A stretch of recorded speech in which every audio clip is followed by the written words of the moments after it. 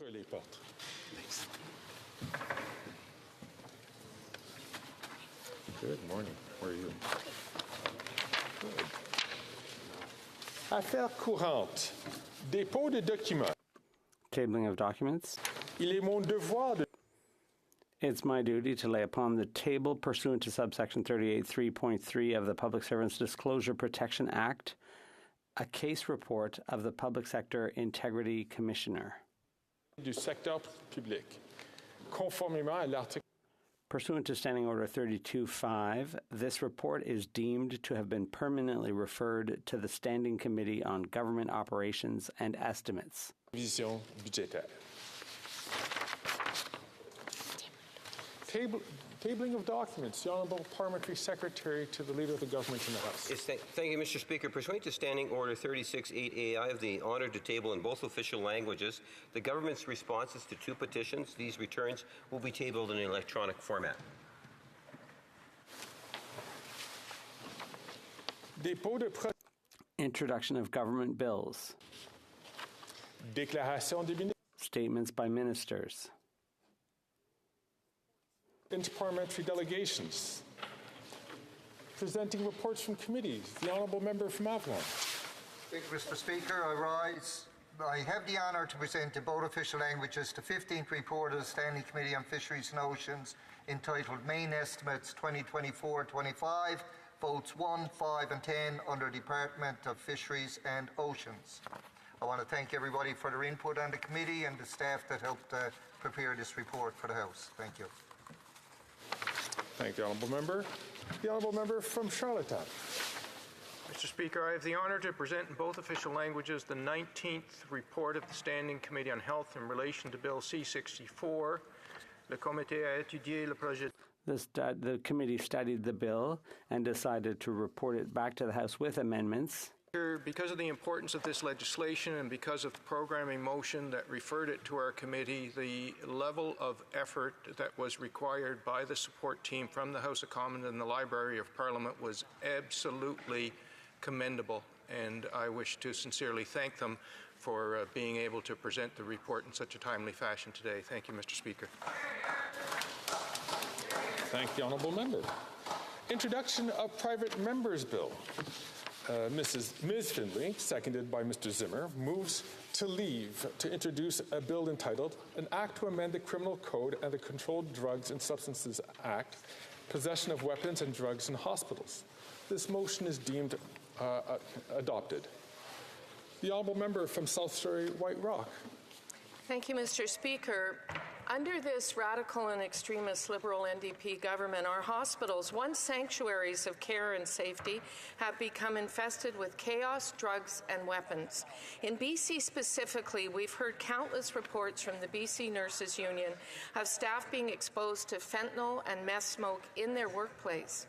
A nurse on Vancouver Island was exposed to hard drug smoke at work. The exposure was so bad, she required emergency care and was told to stop breastfeeding her baby. In April, 5 nurses on one shift all had to be treated in emergency due to fentanyl smoke exposure. This at a time when we have an urgent shortage of nurses, patients waiting for OR time, and cancer patients being sent to Washington State for treatment. This is the reality after 9 years of this NDP Liberal government. Doctors and nurses should feel safe at work. Vulnerable patients should not be concerned about the presence of dangerous weapons while they're receiving care in our hospitals. This is common sense. This is why I am introducing the Safe Hospitals Act. This bill will toughen sentences for criminals who bring weapons into hospitals to ensure the punishment fits the serious crime that it is. This act will also ban ministers of the Crown from granting an exemption to allow open, unsupervised, and unprescribed hard drug use in hospitals. Common sense legislation to protect doctors, nurses, and patients. I look forward to this bill receiving the unanimous support of all parties. It will stop the crime and the chaos. Thank you, Mr. Speaker. Ms. Findlay, seconded by Mr. Zimmer, moves that the bill be now read a first time and be printed. This motion is deemed adopted. First reading of this bill, première lecture de ce projet de loi. When shall this bill be read a second time? At the next sitting of the House. First reading of Senate public bills. Motions.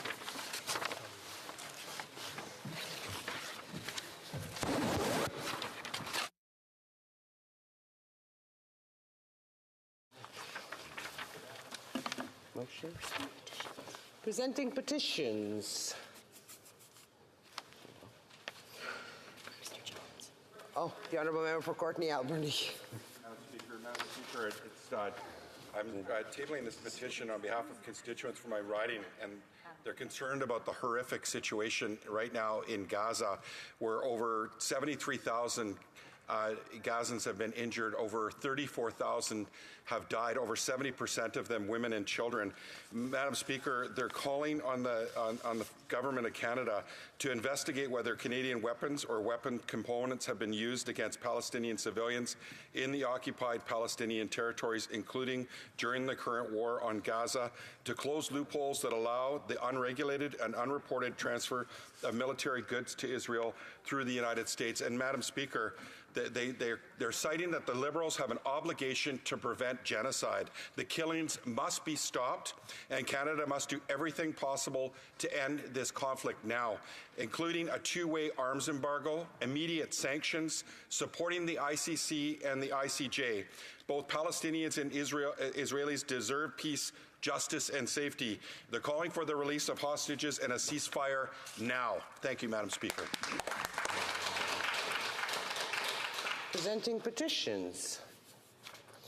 Questions on the other order paper. The Honourable Parliamentary Secretary to the Government House Leader. Thank you. Madam Speaker, I'd ask that all questions be allowed to stand at this time, please. Agreed. Agreed. And so ordered. Yes, orders of the day. Ordre du jour. The Honourable Government House Leader. Madame la Présidente, relativement à Madam Speaker, in relation to the consideration of the question of privilege raised by the member for Grand Prairie Mackenzie, I move, seconded by the President of the Treasury Board, that the debate be not further adjourned.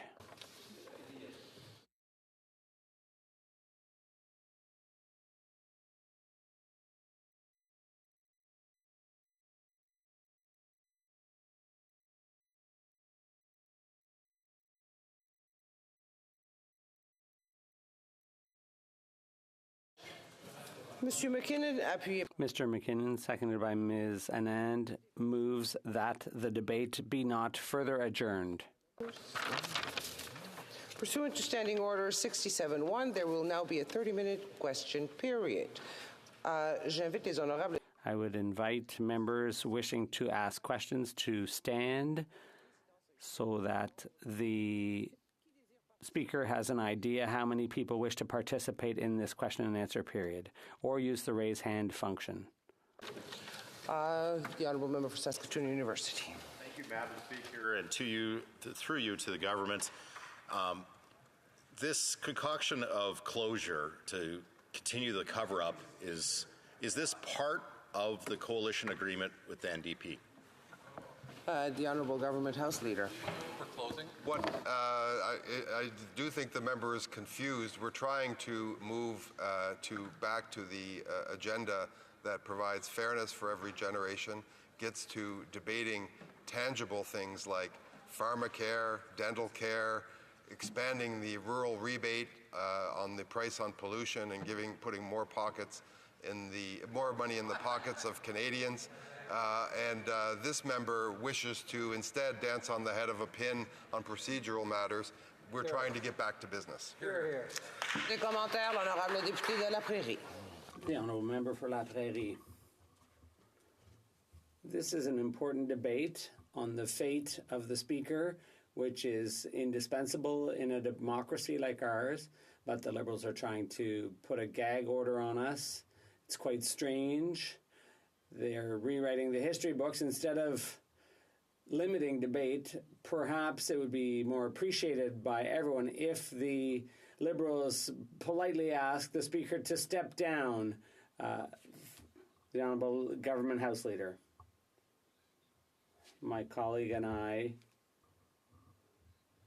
in Quebec, we don't share a riding, but we share a province. And Quebecers who talk to me about this They want government to take action on things that will affect our constituents positively on a daily basis instead of going after the Speaker with procedural motions, with vengeance. They want us to get on with real business. Burnaby. Thank you very much, Madam Speaker. We've had Conservatives viciously attacking the Speaker repeatedly. And we see in what happened in Saskatchewan, this is a Conservative party ruling in Saskatchewan, what they did to the Speaker there. I'm just going to cite for the record, the Speaker in his final statement said that my experience with the Conservative government House Leader included threatening gestures whenever I rule against him in the Assembly. He would start yelling at me and standing up and flashing his suit jacket. As the gestures and behavior became more aggressive, I worried that he might be carrying a handgun. My concerns over his mental stability and his obsession with guns was only confirmed when he heckled after the passing of the motion to devolve all relevant parts of the firearms stock to the province. He twice yelled, open carry next. And it goes on, Madam Speaker. I think what we're seeing taking place in Conservative-held provinces with the Speaker, what we see happening federally is an attempt by Conservatives to try to move aside from the agenda. Why are they doing this? I would ask my colleague. The Honourable Leader of the Government in the House. Well, Madam Speaker, that's a very good question, and I think we've watched with absolute horror some of the events. No one in Canada can imagine that a cabinet minister, a House Leader of all things, would walk into a legislature in this country, threaten the presiding officer, then concoct stories, alibis, and fabrications to cover that up. Get to the relevance of the question at hand, and I understand the honourable member is answering the question, but we would like relevance. Yes. I think I am answering that question, Madam Speaker. The fact is that this culture of guns and violence and threats is something that we never want to see in this Parliament. And while what we see today is a further attempt to intimidate the chair, to the Speaker, to engage in delay and unnecessary political games, the fact is that this culture of intimidating the chair is something that we've seen in other legislatures, and I think Canadians are rightly horrified by it. Kingston and the Adams. Thank you, Madam Speaker. I would like to ask a question specifically about the Conservative tactics here. You know, I find it incredibly rich that Conservatives are attacking our Speaker of the House of Commons for,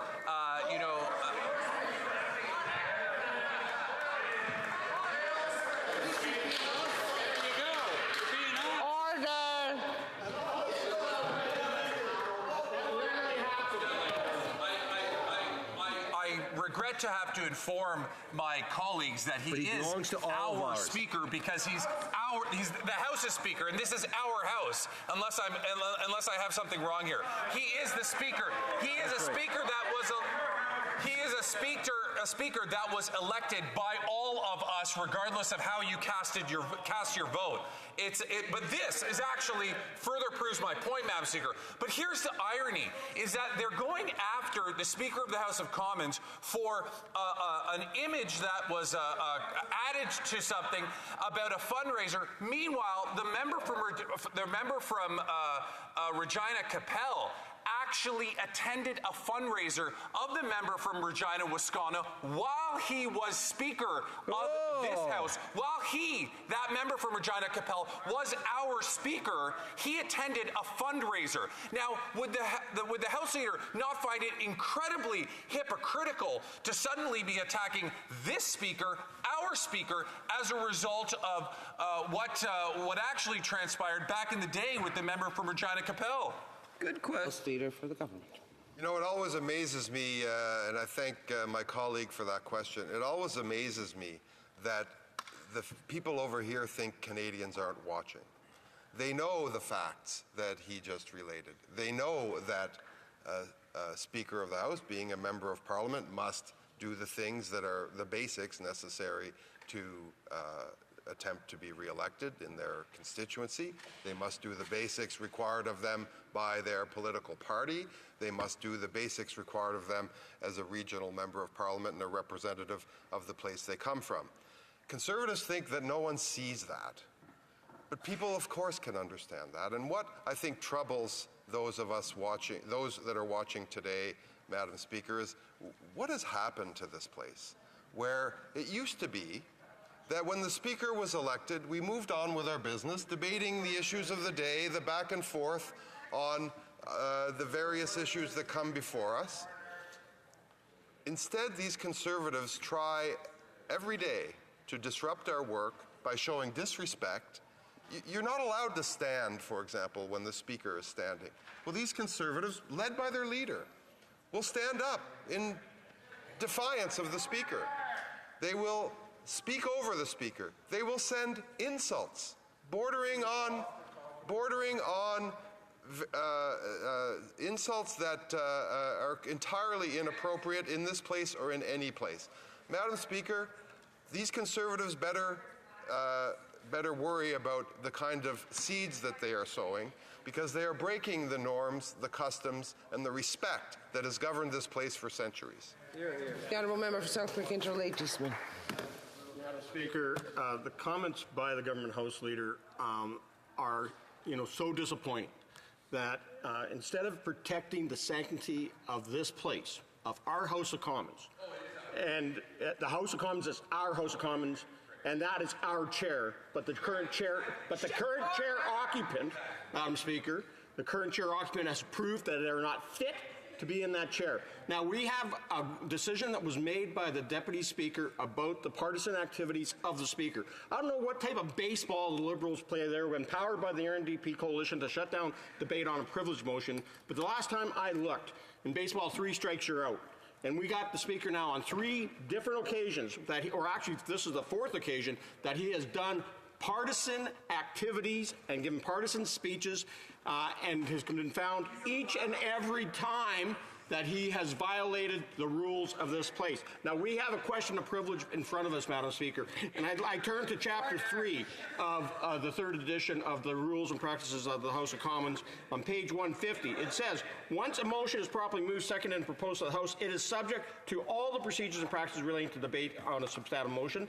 Then the speeches are limited, but the House has considered all of this of the conduct of the member, in this case, the Speaker. Now, once a privilege motion is under debate and has priority over all orders of the day, including government orders and private members' business, and the debate does not interfere with the routine procedure, statement by members, question period, royal assent and deferred to the House, other scheduled private members' business. So we've done our orders of the day, Madam Speaker. But now we have the Liberals, empowered by their NDP coalition partners, shutting down debate and removing closure on a question of privilege that relates to the very confidence that all of us in this House of Commons has in the Speaker. And I can tell you the Speaker should do the honourable thing and resign, and then the House Leader should actually do that instead of forcing us to do it. The Honourable House Leader. That member is an experienced member of this House. That member knows that what we are trying to do is getting back to the business that affects Canadians, that will put benefits and food on the table for Canadians in their daily lives. He represents a riding that would benefit, for example, from the rural rebate getting increased on the price on pollution. That we're going to vote on later today, and we'll see how that member stands up for assisting people in his constituency. The fact is, though, Madam Speaker, that the claims today being made against the Speaker of the House are fake. The claims today being made are entirely conjured in Conservative backrooms. Just like your support for Ukraine. Because they wish to delay and disturb the proceedings of this House. It is that simple, and we are simply trying to get us back on track. La députée de Salaberry-sur-Roi. The member for Salaberry-sur-Roi. Thank you very much, Madam Speaker. Let me tell you what disappoints me with regard to the government House Leader. He is ignoring the question of privilege. Why was the privilege motion moved? Well, because there was a question of privilege. The question of privilege was assessed by the procedure team and the chair's team. The conclusion was that there was something that warranted debate. That is why we have debate. The government House leader likes to blame the Conservatives, saying that they're insisting too hard when it comes to the Speaker. But that is a false argument, because currently we need to debate the privilege motion. There is nothing more important in the House of Commons, in Parliament, than a privilege motion. But the government House leader is trying to move time allocation to reduce debate on the privilege motion. He is able to do so only thanks to the NDP's complicity. Together, they are moving a motion to muzzle Parliament. That is unacceptable, and that's what's at the heart of our debate right now. Does the government House leader not feel that it's unacceptable to question the nature of the privilege motion, which was received and evaluated by the chair's office? It's as though he was, in fact, questioning the chair. The Honourable Government House Leader. The Bloc Québécois knows, House Whip knows full well that we are absolutely following the rules. I'm surprised to hear my colleague's comments, because she knows that this is the umpteenth time that she, her caucus, and the Conservative Party have really insisted on debating the Speaker. They know that we have wasted a full day. We wasted a full day yesterday debating this matter. This matter which has already been addressed countless times. We know what occurred. The Liberal Party of Canada apologized formally to the Speaker. She knows that. What surprises and disappoints me is that the Bloc Québécois is supporting the Conservative Party, which constantly seeks to disrupt and block the work of this House. I wonder what the Bloc Québécois takes issue with in the government's legislation and goals, making her continue in this manner. Thank you, Madam Speaker. I want to ask the government House Leader whether he finds it appropriate that the Speaker of the House of Commons, while in his robes, did a video for a provincial Liberal partisan. I want to know whether or not the government House Leader thinks it's appropriate that the Speaker of the House, while on an official junket to Washington, relived his glory days as a partisan Liberal youth. I want to know from the government House Leader whether he thinks it was appropriate that the Speaker used Liberal talking points to attack the Leader of the Opposition in a fundraising email to Liberal partisans. I want to know whether or not the government House Leader thinks that was appropriate, and whether or not he would see the same problem if a Conservative Speaker had done it, or whether or not there's a double standard here depending on who is in the Speaker's chair. Oh, wow. Government House Leader. Madam Speaker, the great thing about this place is that we will soon be able to all stand up and say what we think is appropriate. That's right. And what we think is appropriate, first, in some of the instances mentioned by the member, the Speaker took responsibility and apologized for that as a new Speaker. In the second instance, or in another of the instances that he mentions, the Liberal Party took full responsibility, made an apology to the Speaker, and a normal Parliament, a Parliament that was collegial, a Parliament that respected the chair and respected the offices, would be satisfied with that. But not this Conservative Party. Not this Conservative Party which stands up in this place every day, devoid of a simple alternative and a simple idea, and simply obstructs, simply tries to prevent this House from moving forward on the issues that will help Canadians today. That's the disappointing part, Madam Speaker. Mr. Burnaby. Merci beaucoup, Madame la Présidente. Thank you, Madam Chair. Madam Speaker, now yesterday we saw a real Conservative show that they put on with their Bloc Québécois allies, aiming to block pharmacare legislation. There's a coalition in Quebec through which 2 million Quebecers asked the Bloc Québécois and Conservatives to pass this legislation. The CSN, the FTQ, and many community organizations in Quebec insist that we need to pass pharmacare. But this debate today will delay important debate on pharmacare. So here's my question. Why are the Bloc Québécois and the Conservative Party insisting so much? Is the member rising on a point of order? The member for Manicouagan? Yes. I take issue with what my colleague said, with the topic of it. The Honourable Member for New Westminster Burnaby. No, my comment is absolutely relevant because today's debate is delaying debate on C-64, which has just been tabled in the House at report stage. So here's my question for my colleague. Is there a link between the Bloc and Conservatives' insistence on blocking C-64 debate and constantly wishing to debate about the Speaker, the Honourable Government House Leader? Yes, of course there's a link. Because do you know what the Bloc Québécois is afraid of? They are afraid of measures which will help Quebecers. They are disappointed in their parliament, but the Government of Canada wants to help Canadians and Quebecers. They know full well that there are thousands of people who come to see me at soccer games, at hockey games, and they say to me, Mr. McKinnon, I'm incredibly happy to be eligible for dental care. They say to me, Mr. McKinnon, I'm a diabetic. Can you tell me what the pharmacare program will do for me?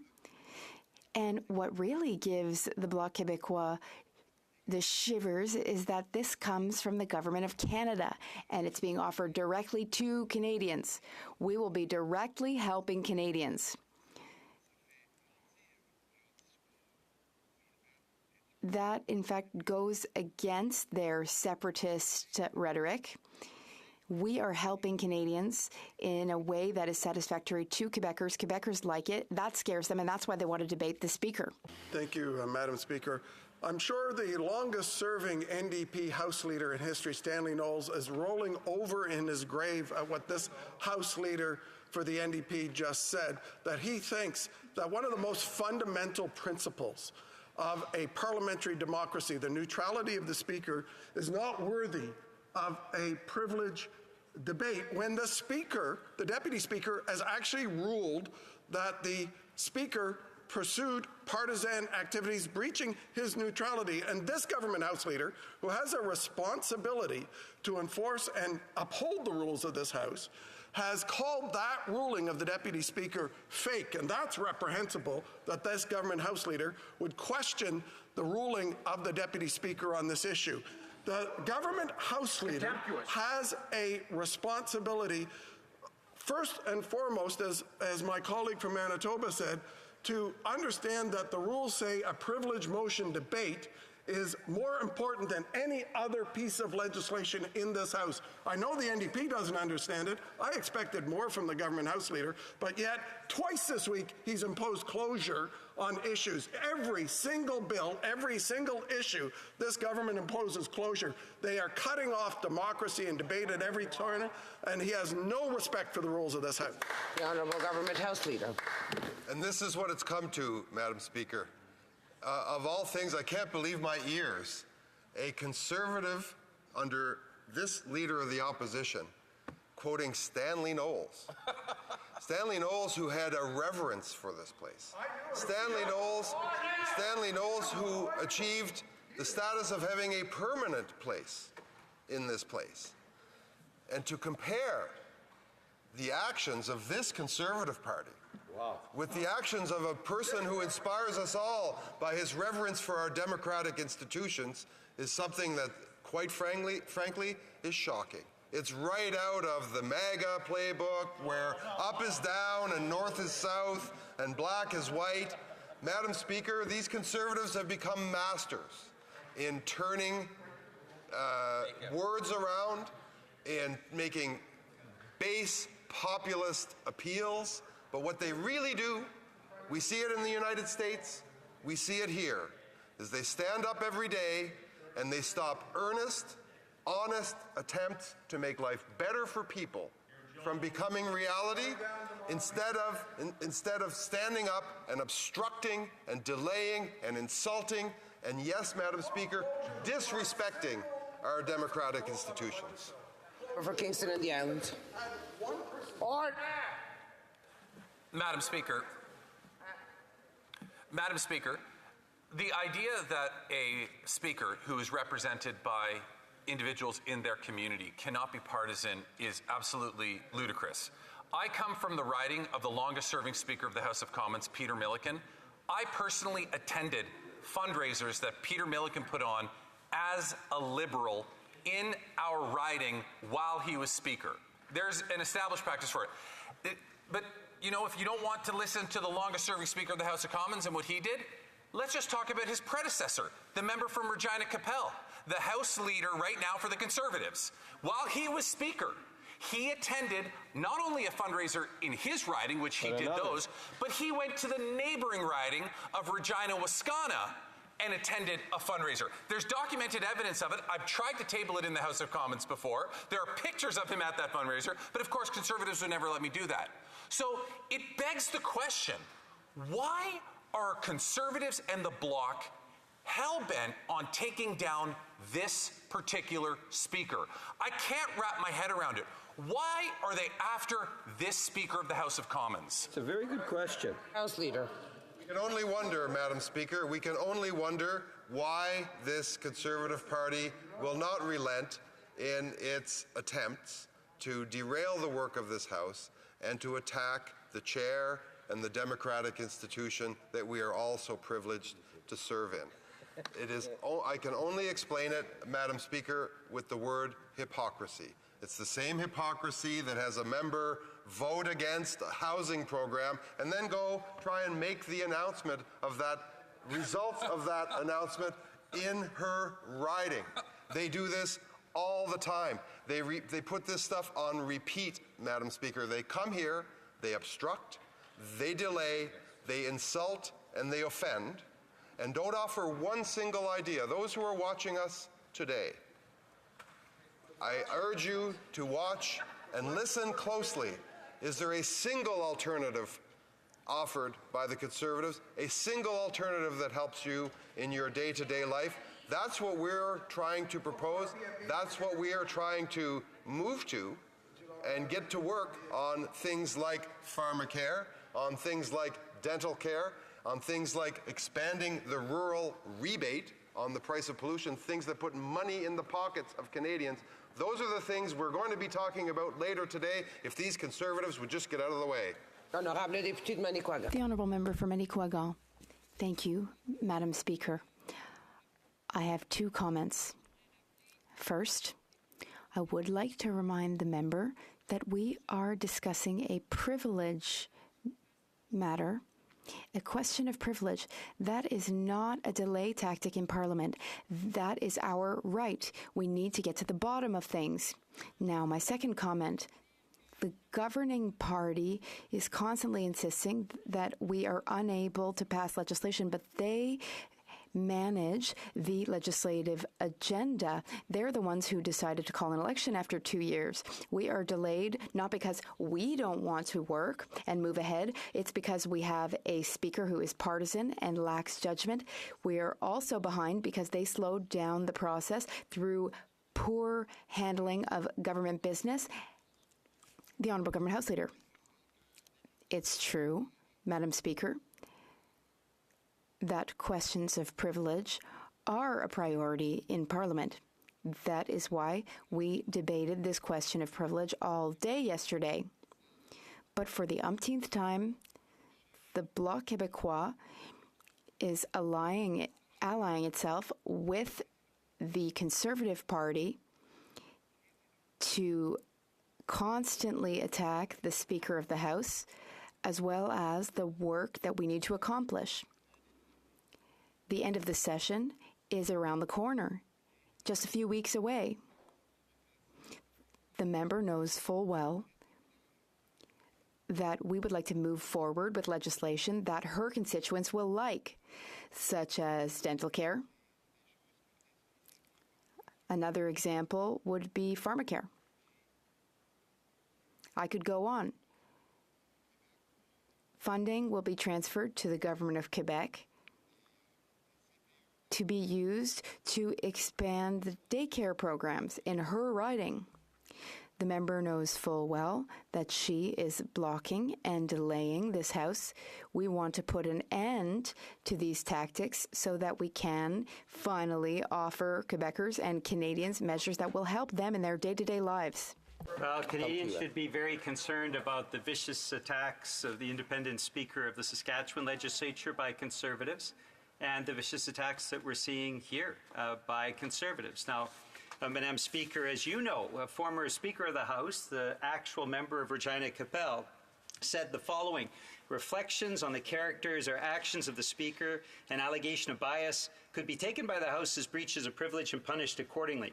And he urged, as the Conservative Speaker at that time, he was Speaker representing all of us in the House of Commons, that members be judicious in the expressions they choose to use. Madam Speaker, we have seen an unparalleled attack on the Speaker in social media by Conservative MPs. In their comments, unbelievable. Something that would surely make Stanley Knowles roll over in his grave, knowing that Conservatives are treating with such disrespect our parliamentary institutions, as they treat with disrespect our independent institutions like the Bank of Canada, the Auditor General, the PBO, and so on. My question to my colleague is simply this: why do Conservatives have so much disrespect for the institutions that govern us and our democracy? Government House Leader. That's a very good question, and we're seeing all over the world in democracies where they are under assault by right-wing parties. Right-wing parties, what they seek to do is to create chaos, to create disorder. And you know what they hope? They hope that those that are watching at home just say, that's not for me. My vote doesn't matter. I have no say in all of this. The fact is, people do have a say. They don't have to listen to this conservative nonsense where it's what's okay for them. What's okay for them back in the day is no longer okay. Respect for institutions must be rigidly enforced when they're in the chair and they're in power, and respect for institutions must not be enforced in any other time. This is the playbook that we're seeing across the world. It's the playbook we're seeing in the United States, and it's a shame that Conservatives are engaging in it here. Crick Interlake Eastman. Madam Speaker, the comments just made by the Government House Leader, the member from Gatineau, are contemptuous at best. What we're debating here right now is closure on a decision made by the Deputy Speaker that the Speaker has a prima facie case of violated the privilege of this House. And just to remind the Government House Leader, the rights accorded to the members of the House to allow them to perform the parliamentary functions unimpeded are referred to as privileges and immunities.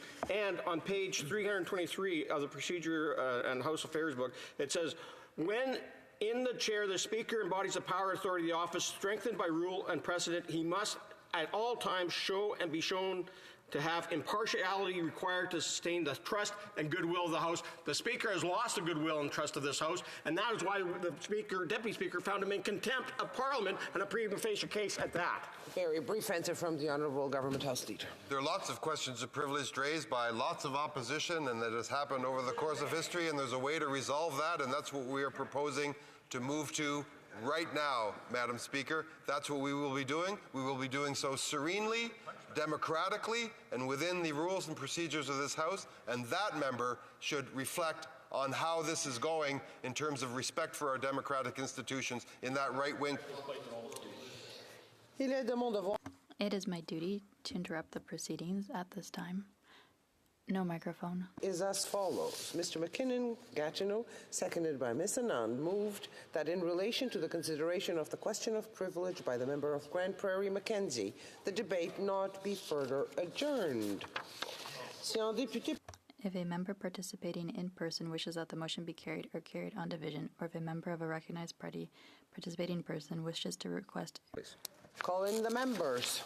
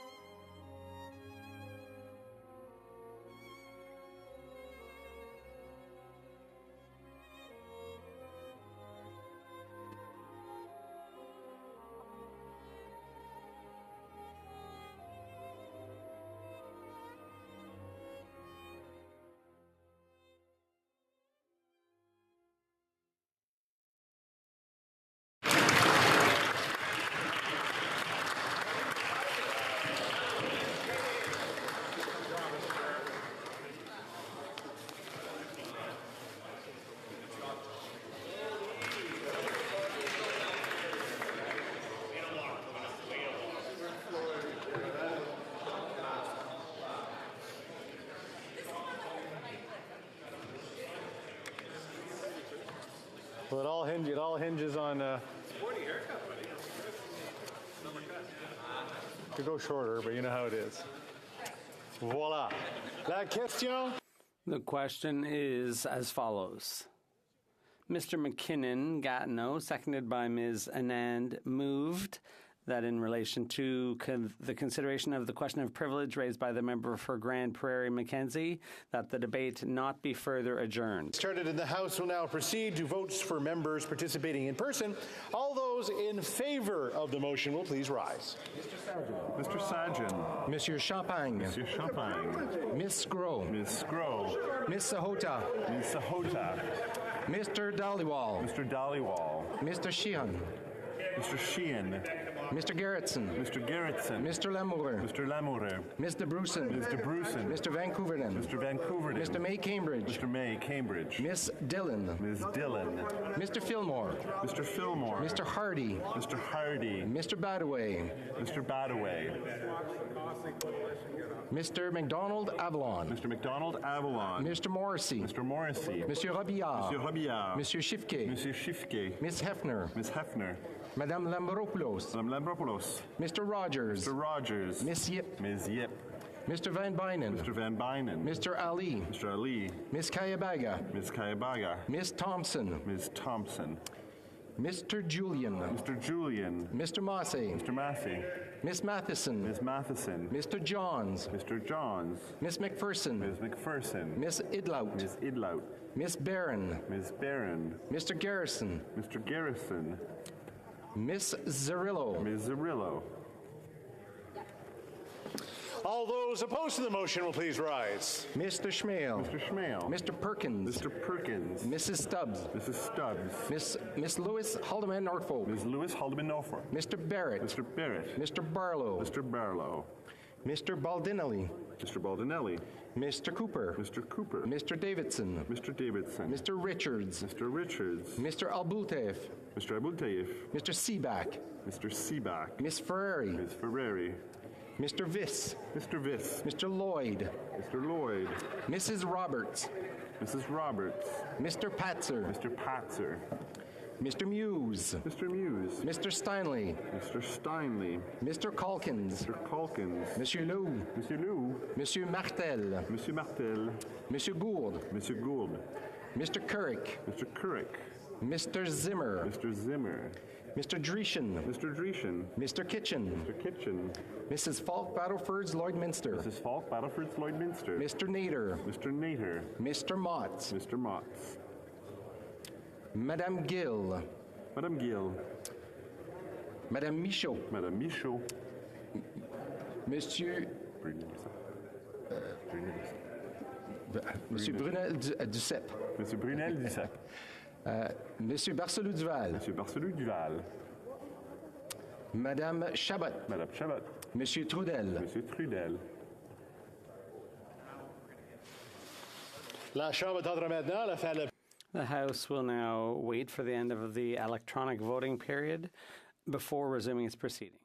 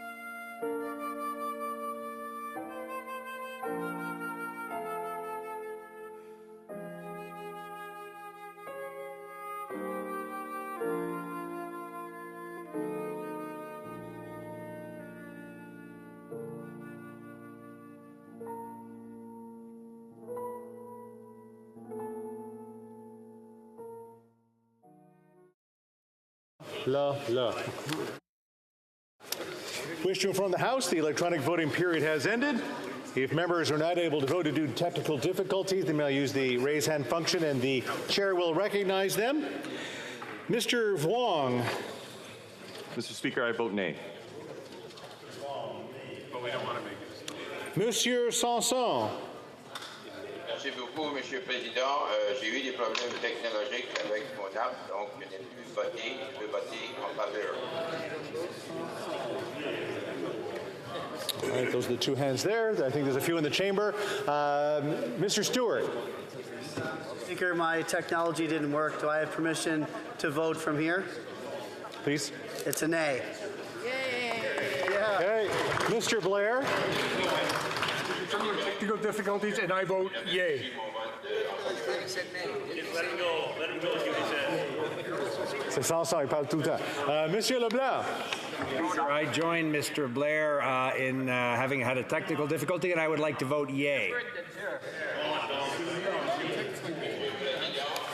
Monsieur Sanson. Est-ce que vous pouvez confirmer que vous avez reçu mon vote yay? Confirmé comme oui.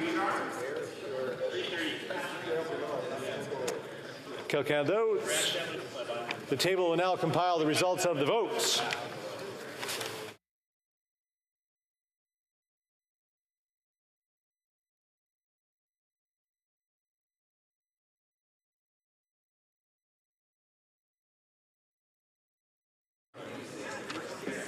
Yeas pour 170, 170. Nays contre 147, 147. I declare the motion is carried.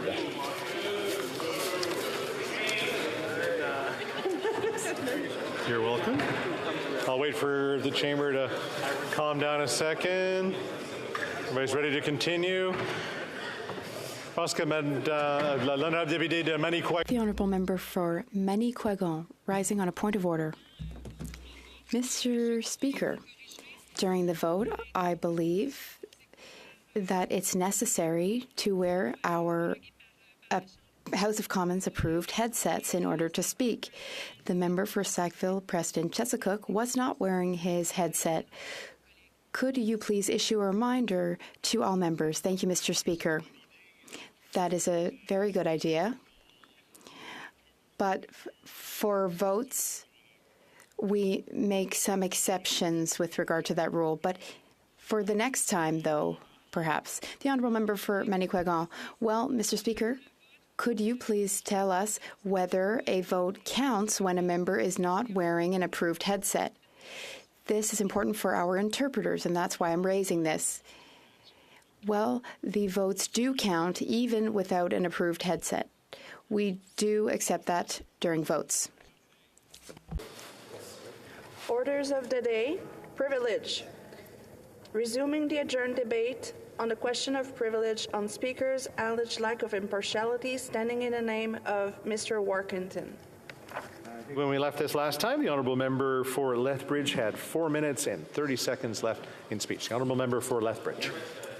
Thank you. Mr. Speaker, today I rise in this place in order to address a question of privilege that has been raised with regards to the Speaker's public display of partisanship. Now, of course, we know that the Speaker of this place occupies a position of trust, and we know that within that position of trust, he is supposed to function in an impartial manner.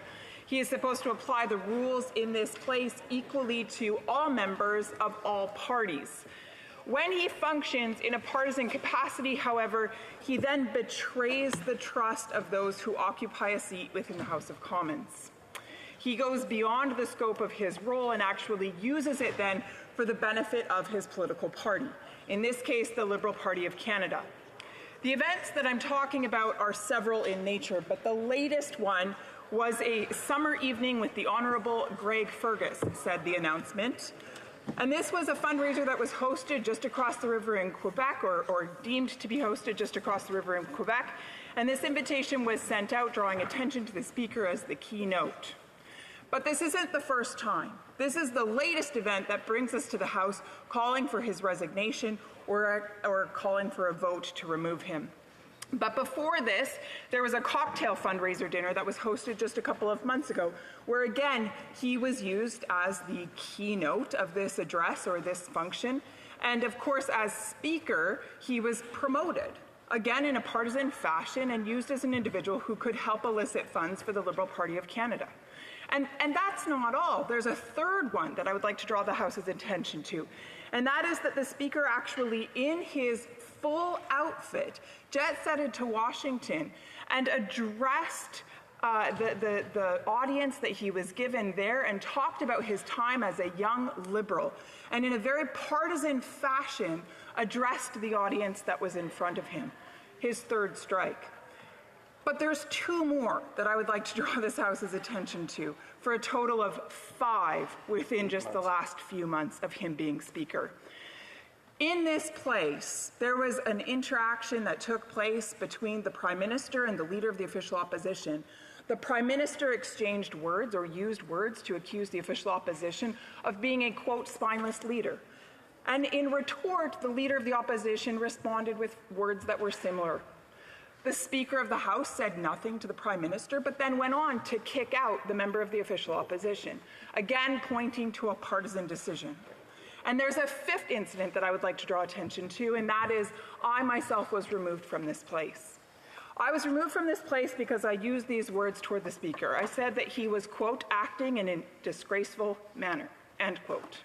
I was asked by the Speaker of the House to withdraw my words, which I rose in my seat and I said, I withdraw. However, the Speaker went on to kick me out of the House, not just for a little while, but actually for the remainder of the day, therefore robbing the constituents of Lethbridge from having a vote in this place. Now, Madam Speaker, it is the practice of this House, and it is in fact according to the standing orders, that should a member stand in her place and withdraw those words, she should be allowed to stay. But the Speaker, functioning in a partisan capacity, removed me. If those blues are looked at, it is very clear that I said I withdraw. It is in the official record of the House. If the audio is listened to, you can hear me say those words, I withdraw. Yeah. It is clear within the audio record of this House. But when it came to the Hansard, which is signed off by the Speaker's office, those words, I withdraw, were conveniently removed. So there is already another question of privilege before this place, which is to say, why were those words removed? Why did the Speaker's office sign off on official Hansard records that remove my withdrawal? Madam Speaker, in this place, the Speaker must function in a trusted capacity. He must respect the members of this place, and he must never be partisan in nature, nor should records ever be officially changed based on what is convenient for him. Madam Speaker, based on his conduct over these 5 incidents, we are asking for his resignation, and if not, then we would like to remove him through a vote. Questions and comments? Questions et commentaires. The Honourable Parliamentary Secretary to the Government House Leader. Yes, Madam Speaker, let there be no doubt that the Conservative Party is just playing a game here. This is the Conservative right mega attacks on the institution itself. And let's be very clear, the Conservatives do have a double standard. When it was a Conservative House Leader that was the Speaker that has a fundraiser, no problem. Not one Conservative stands up. On the issue that we have before us in the last 24 hours, Madam Speaker, it's something in which it had nothing to do with the Speaker. It was the Liberal Party of Canada that formally apologized for doing and publishing what they did.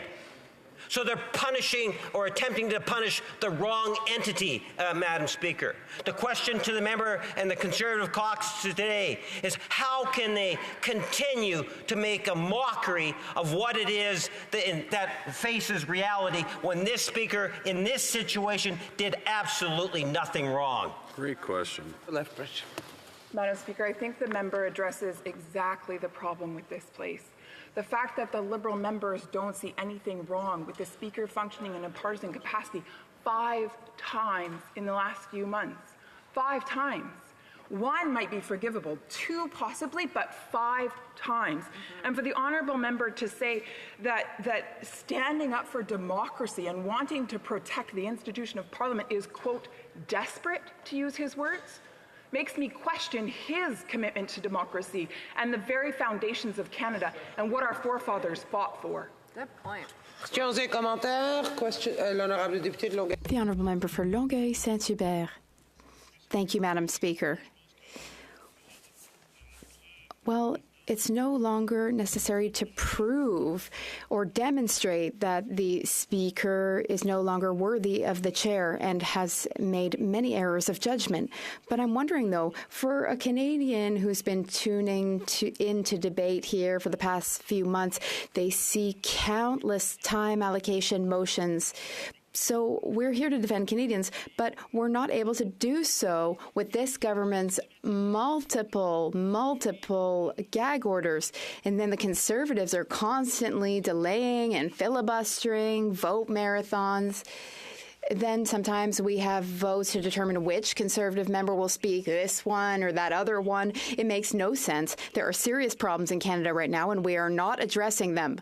So the average citizen, the average Canadian tuning into our debates, how can they maintain confidence in Canadian democracy? I think the bigger question here is how can Canadians maintain confidence when half of that is true and half of that is not? There was a mix of truth and a mistruth there in that statement. In this place, we have a responsibility to hold the government accountable. That is our job as the official opposition. So for us to stand up and move a question of privilege with regards to the Speaker of this place functioning in a highly partisan manner 5 times in the last few months is absolutely not just our prerogative as the official opposition, but it is our duty to the Canadian people. I will make no apologies for that. Questions and comments, the Honourable Member for Courtenay Alberni. Well, Madam Speaker, I think that it is prudent that we hold each other to account here in this House. And right now, what we're seeing from the Conservatives is they're using every tool and tactic to delay getting pharmacare passed, Madam Speaker, so people can get life-saving medication covered. Now, Madam Speaker, well, let's talk about what's going on in my colleague's riding of Lethbridge, where they have an overdose toxic drug death rate that is triple that of what's going on in British Columbia, one of the highest in the country. Instead of being here talking about policies that would help save lives, like recommended by the Deputy Commissioner of the RCMP, who cited, Madam Speaker, that we need more safe consumption sites, not less. But the Law and Order Party refuses to listen to the police. So through you, Madam Speaker, will my colleague meet with the RCMP? Or will she try to open a safe consumption site when... Okay, the Honourable Member knows we try to keep questions relevant to the speeches made by members. The Honourable Member for Lethbridge, if she wants to... Going to blow by him. Again, I would call question of relevance, Speaker. I think you probably should have called that for me, but I'll do the job. The Honourable Member for South Shore St. Margaret's. Thank you, Madam Speaker.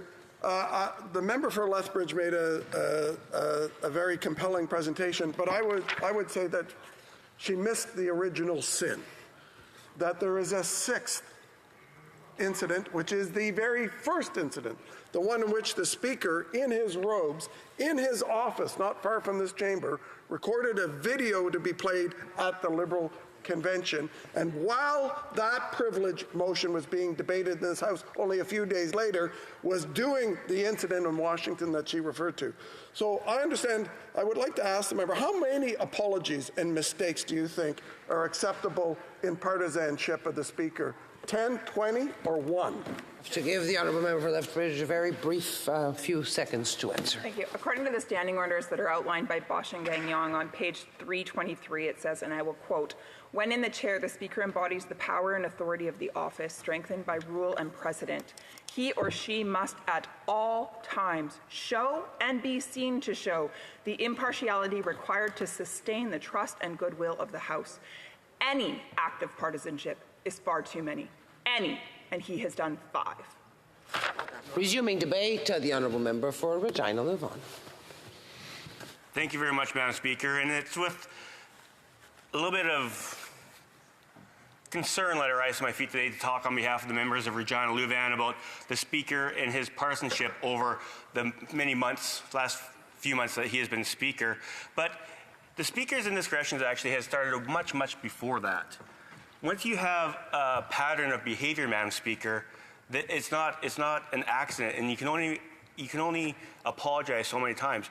Because this can even go back to some of the Speaker's actions when he was a parliamentary secretary for the Prime Minister. And Madam Speaker, I'm happy to stand on my feet today, and I'll also be sharing my time with the member from Selkirk Interlake Eastman, Madam Speaker. But to get back to the serious point at hand, we've also stood in this chamber and given many speeches over the past 3 or 4 years, and some that were very much unprecedented. But they all circle around one thing, and it's the lack of respect for democracy that this NDP Liberal government has. I remember standing in this place during the Freedom Convoy and when they enact the Emergencies Act, Madam Speaker, which was ruled unconstitutional. Once again, it was this NDP Liberal government that has zero respect for then the rights of Canadians, but now for the institution that we stand in right now, Madam Speaker. But this Speaker has shown time and time again that he lacks the judgment to have the honorable role of being Speaker. And that judgment comes from his overt partisanship. We saw it even before, after the 2015 election. We saw a Prime Minister who had a tantrum because a vote wasn't happening. And this is the amazing part. The NDP are holding the Speaker up when he was the one that was the apologizer for the Prime Minister when he elbowed a female NDP member because the vote wasn't happening soon enough. The current Speaker was the one that went to the mic and defended the Prime Minister after elbowing a female NDP member. That is unbelievable that now the NDP are going to be complicit in the vote trying to hold the Speaker and allow him to maintain this role. We also know that this Speaker has been the one that they have used many times for the Prime Minister's, really to speak for the Prime Minister when he's done countless things that were unethical. When he wore blackface, the Speaker then stood up for him as the Parliamentary Secretary, Madam Speaker. His partisanship is well documented going back to when he was with the Liberal Party of Canada. And it is okay, I'm not saying it, it is okay to be a partisan. But if you know that deep down you're that partisan and you put the Liberal Party above all else, you should have never applied for the role of Speaker of the House of Commons, because we know that that role is to maintain decorum and to treat every MP in this House fairly and without prejudice.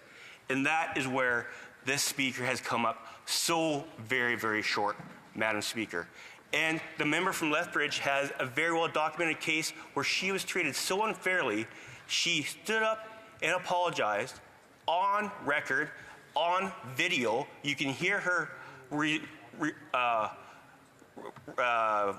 remove her remarks, stand up, apologize, and for the remarks, and he still kicked her out, Madam Speaker. Do you think that's unpartisan? Do you think that's fair? The question I would ask every member in this House is, would he have done that if it was a Liberal or one of his junior partners, an NDP MP? The answer, Madam Speaker, is no, he would not have. He kicked out the official leader of the opposition. I believe one of the first times that has happened in this chamber, Madam Speaker, for very similar remarks to what the Prime Minister made. Do you think that's showing being unpartisan? No, Madam Speaker. And that's the thing that really, this is not a one-time offense. The member from Winnipeg North who's been stood up to be the apologist for the Speaker, Madam Speaker, has time and time again said, oh, it was one time. Oh, it was the Liberal Party's fault. But you can run through Elbowgate, blackface, wearing full Speaker garb and doing a video in the Speaker's office and then sending it to the Liberal Convention of Ontario to congratulate an outgoing leader, Madam Speaker. We have the cocktail fundraiser in Washington where, and this doesn't happen very often, Madam Speaker, but the current Speaker left during session to go on a cocktail tour in Washington, advocating his role here, to talk about how great it is to be a Liberal and how Liberals are the answer to the world's problems. Madam Speaker, how does he think it's appropriate to go on a speaking tour for the Liberal Party of Canada when session's sitting. I don't recall many other speakers taking a holiday when they're supposed to be doing their job here, Madam Speaker. Once again, shows a lack of judgment. And finally, we're talking about the party fundraiser with the fellow MP, which the apologist from Winnipeg North says, well, it's the party's fault. Well, the Liberal Party itself shows a lack of judgment often, but this speaker is right in a close second to how many times he has shown a lack of judgment when it comes to his role as Speaker of the House of Commons. And what I find completely amazing, where I started at the top of my speech saying the NDP are going to prop up this speaker after they elbowed. He was the one who justified the elbowing of a female NDP MP. And they're going to vote to keep this speaker in the position that he's in? Time and time again, this speaker has shown a lack of judgment. And I haven't even got to one of the things that I find most interesting, and one of the reasons why I could have not voted for him as speaker. He had his own ethics violation before he even took the chair as speaker. He is the only speaker in the history of Canada to have an ethics violation and then take on the role of speaker. The lack of judgment from this individual can be chronicled from tip to tail of his career. Yeah. And it is high time that we actually take the right and reasonable course, vote this speaker out, because he has dishonored the chair and put the very foundation of our democracy in jeopardy. I do get emails on this saying people, a few people, mostly friends and family, watch Question Period, and they have said, how does the speaker think the House has any faith left in him, any confidence? And the simple answer is, this House doesn't. The Liberal NDP coalition continues to say it's the Conservatives that are having decorum issues. Well, the Speaker has brought this on. He has continuously flaunted the rules and not applied the rules properly, and the member from Winnipeg North laughs. And I will use the Speaker's very own words when he was first elected Speaker in this chair, and he said, the Speaker should be the referee, not a player in the game. And he actually went on to say, no one goes to a game to watch the ref. And he has made more headlines in news than any speaker I can remember, Madam Speaker. So he has really made this about himself. Yeah. This is all about the speaker and his wanting to make headlines and actually continue to do the PMO's bidding. I have been in this chamber and in the legislative chamber, and I've saw many speakers similar to the member from Winnipeg North. Like, we both served in the legislature, we both served in the House of Commons. I've seen lots of speakers in my time, Madam Speaker. And the interesting thing I find is, by far, I've seen the degradation of decorum in this House. And one thing I've learned in my life, and it's something that holds true, is attitude reflects leadership. And the Speaker is the leader of this House, and that's why some people have taken to the attitude they have, because the Speaker has no business in that chair. He's dishonored that chair, and for that reason, it makes an absolute mockery that the NDP are going to prop up this Speaker as their junior coalition partner, and they're going to stand on their feet and defend a Speaker who defended the Prime Minister elbowing one of their female members. That's the respect the NDP have now for this place in this House of Commons, Madam Speaker. And it is troubling. We've seen continuous decline in this democracy and Canadians' faith in what has gone on here, and it all can be thrown at the foot of this current Speaker. And I know for sure that the Conservatives have lost confidence, the Bloc has lost confidence, some of the Liberals have lost confidence. They may not say it, but behind closed door, Madam Speaker, it is actually unbelievable that they will continue to try and fight for this Speaker when he is dishonored the job and it's time for him to go. He should resign before we have to have the vote.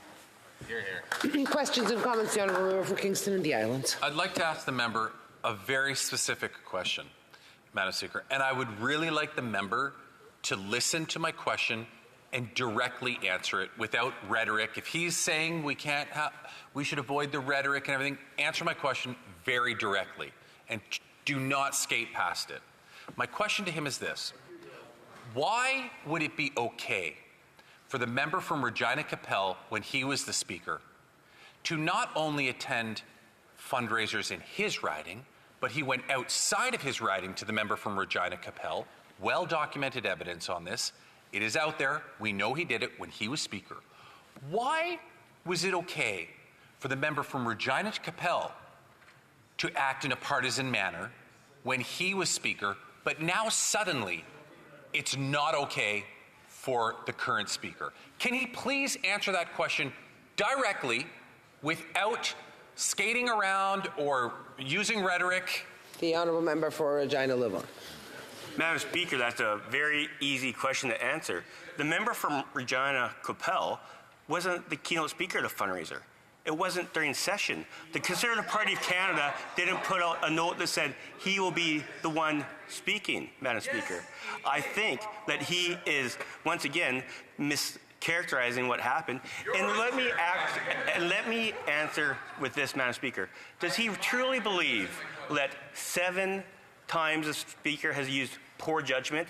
Does he truly believe Canadians have faith that this Speaker should continue in the chair? If he does, I'd love to see him do that and go to his constituents and say, you know what, I voted in favor of the Speaker because he's done a really good job.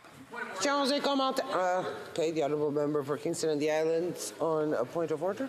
I voted in favor of this Speaker, and I think he's doing a great job. That is not a point of order. That's a point of debate, as the honourable member well knows. Questions and comments, honourable member for Longueuil, Saint-Hubert. Thank you, Madam Speaker. Since we are talking about ethics questions, I'd like to ask a question to my colleague that's a little to the side of the debate we're having today, but it's still important. I'd like to know what he thinks about the Speaker's decision when he kicked out his leader for having called the Prime Minister a wacko, an extremist. Does he agree with the fact that the Speaker needed to expel his leader? Member for Regina Louvain. Repeat it. On va faire une pause sur le temps. We'll take a pause on the time here, on the clock. The Honourable Member for Regina Louvain asks for the Honourable Member to repeat the question, please. Yes, thank you, Madam Speaker. I'll start over. This is a question about ethics. It's important to hear. Debate can go in different directions, but I think there are still some rules that we must follow. There are some expressions we can't use here. The leader of the Conservative Party used terms that are not allowed in the House, and so he was expelled after having said he wouldn't apologize for having said what he said. So as a member, as a parliamentarian, as an elected representative, did he really think that his leader should have been expelled for having called the Prime Minister a wacko and an extremist? The Honourable Member for Regina Louvain. Questions and comments, the Honourable Member for New Westminster Burnaby. Thank you, Madam Speaker. The constant attacks by the Conservatives against the independent Speaker of the House of Commons is mirrored by the constant attacks by Conservatives in Saskatchewan in the legislature. And I wanted to read a text and ask my colleague from Saskatchewan to unequivocally apologize to Canadians. Jeremy Harrison, former member of the Conservative caucus, who is now the House leader for the Conservative Saskatchewan Party, did this to the Speaker, independent Speaker of the Saskatchewan Legislature. This is the Speaker in his final comments just a few days ago. More disturbing is his obsession, the obsession of Jeremy Harrison with guns, and his use of intimidation both verbally and physically. His desire to get permission to carry a handgun in the Legislative Assembly is particularly disturbing. He would start yelling. I have to remind the Honourable Member that we have very short time for questions and comments, and I have to give the Honourable Member an opportunity to answer before the time expires. Does he unequivocally apologize and condemn the actions of the Conservative Saskatchewan Party against the independent Speaker of the Saskatchewan Legislature? Honourable Member for Regina Louvain. What a ridiculous question, actually, Madam Speaker. Why would I apologize for someone else's behavior? Randy Weeks is a friend of mine. I was a colleague with Randy. He served honorably for 25 years, and he made these comments, and I think any intimidation and harassment should be called out. Like the House leader of the NDP who tried to intimidate and harass a staffer because she made a mistake and continued to berate that staffer and wouldn't let that staffer fix a mistake when we had agreement from all our houses. He's one of the biggest bullies in this chamber, Madam Speaker, so he should reflect on that himself. There you go. Shameful. A point of order raised by the Honourable Member for Westminster Burnaby. Yeah, Madam Speaker, the member has enough experience to know that the kind of petty insults need to be withdrawn, and he needs to apologize. Yes, this is debate, but it is also true that there was some insults exchanged here, and calling someone a bully is not parliamentary, and I would invite the Honourable Member to withdraw the comment, if possible.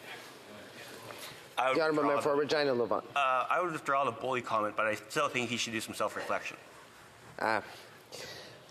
Resuming debate, the Honourable Member for Selkirk Interlake Eastman. Well, thank you, Madam Speaker. And usually I say I'm honored to be able to rise in this place and have this participate in a debate, but I am discouraged and disappointed with the rhetoric, the deflections coming from members of the Liberal caucus, as well as from the NDP, their coalition cover-up partners, on this debate.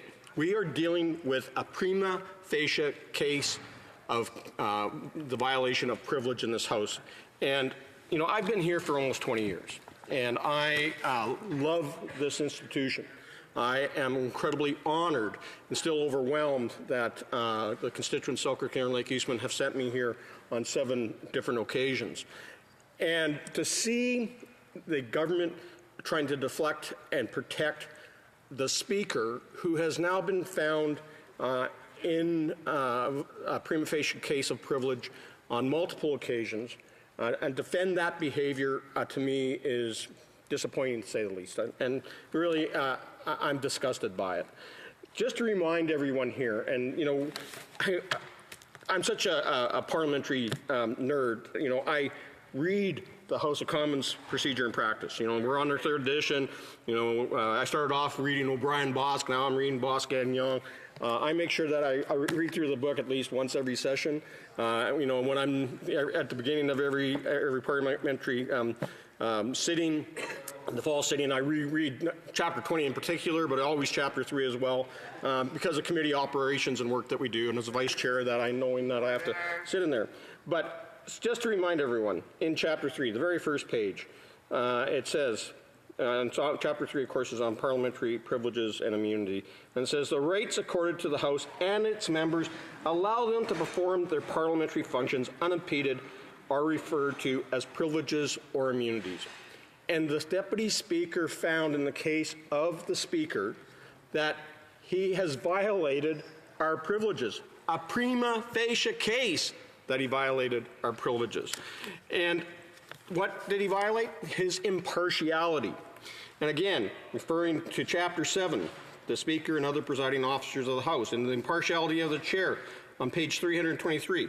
When in the Chair, the Speaker embodies the power and authority of the office strengthened by rule and precedent. He or she must at all times show and he be seen to show the impartiality required to sustain the trust and goodwill of the House.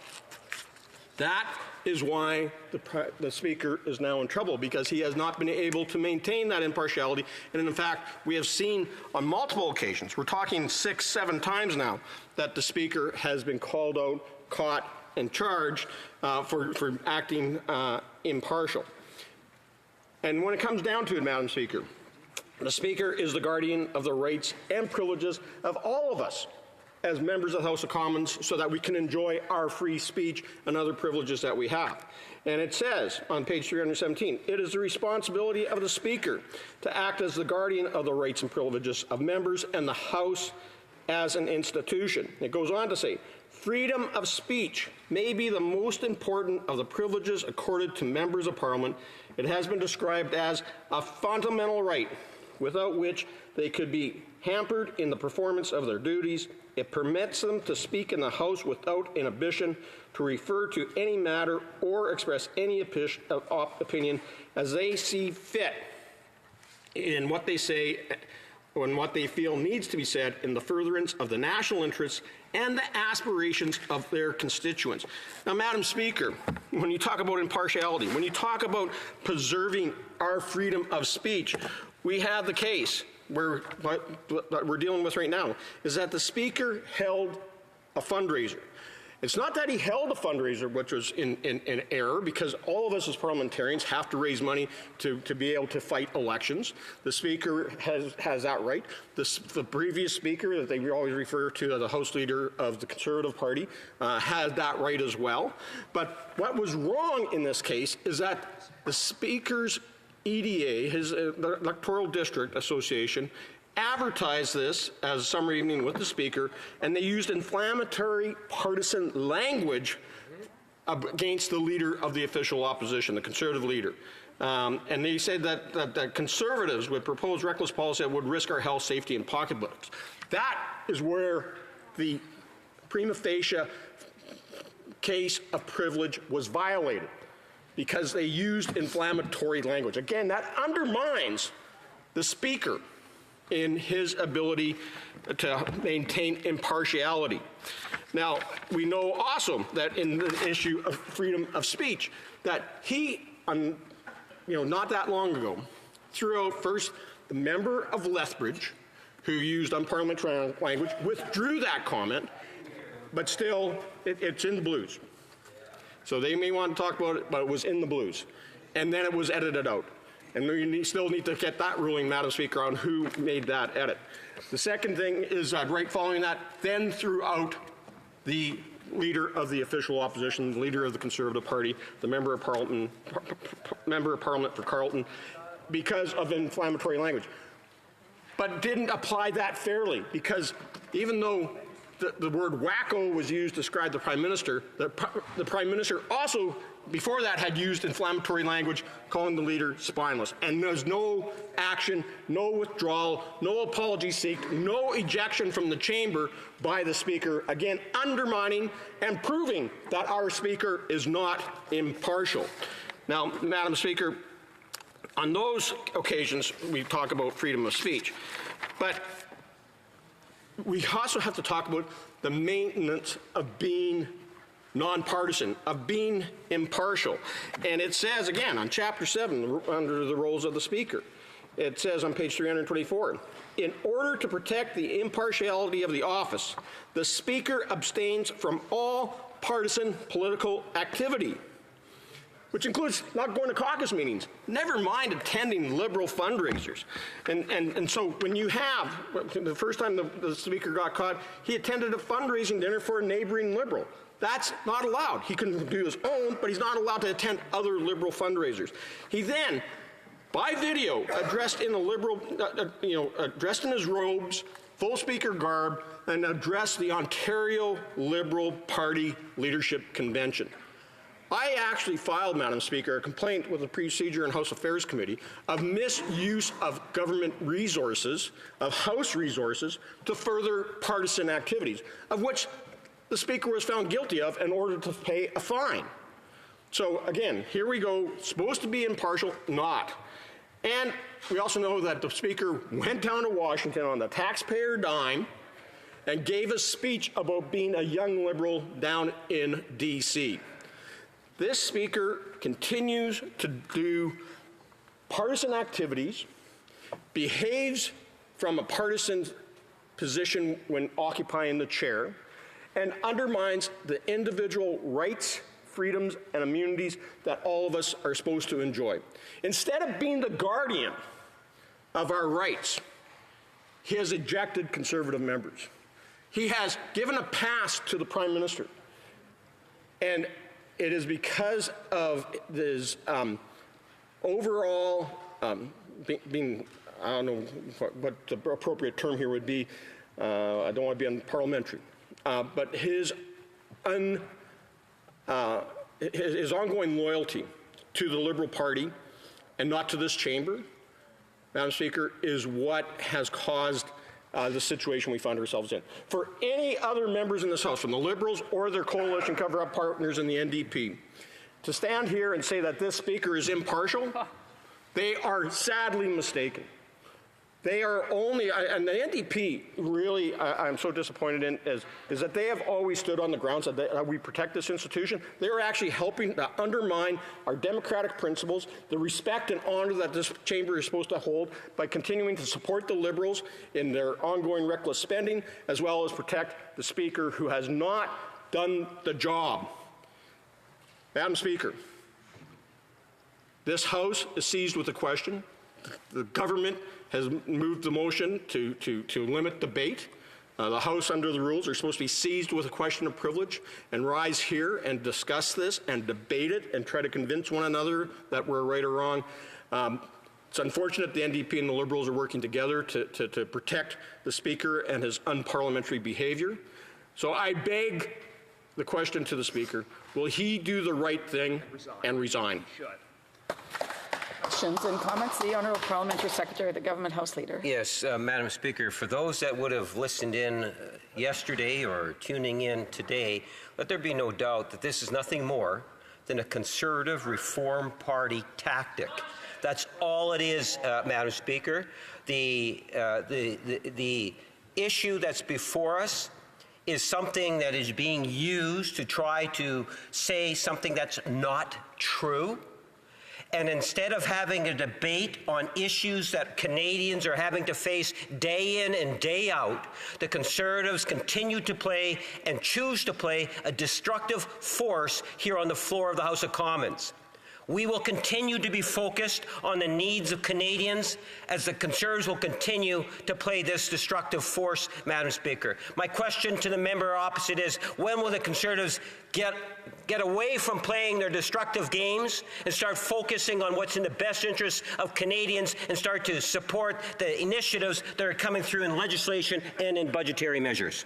Honourable Member St. Albert, the Honourable Member Selkirk Interlake Eastman. No, thank you, Madam Speaker. And a member from Winnipeg North, again, is up here deflecting and misleading, especially his own constituents, on the seriousness of the issue that we're grasped with.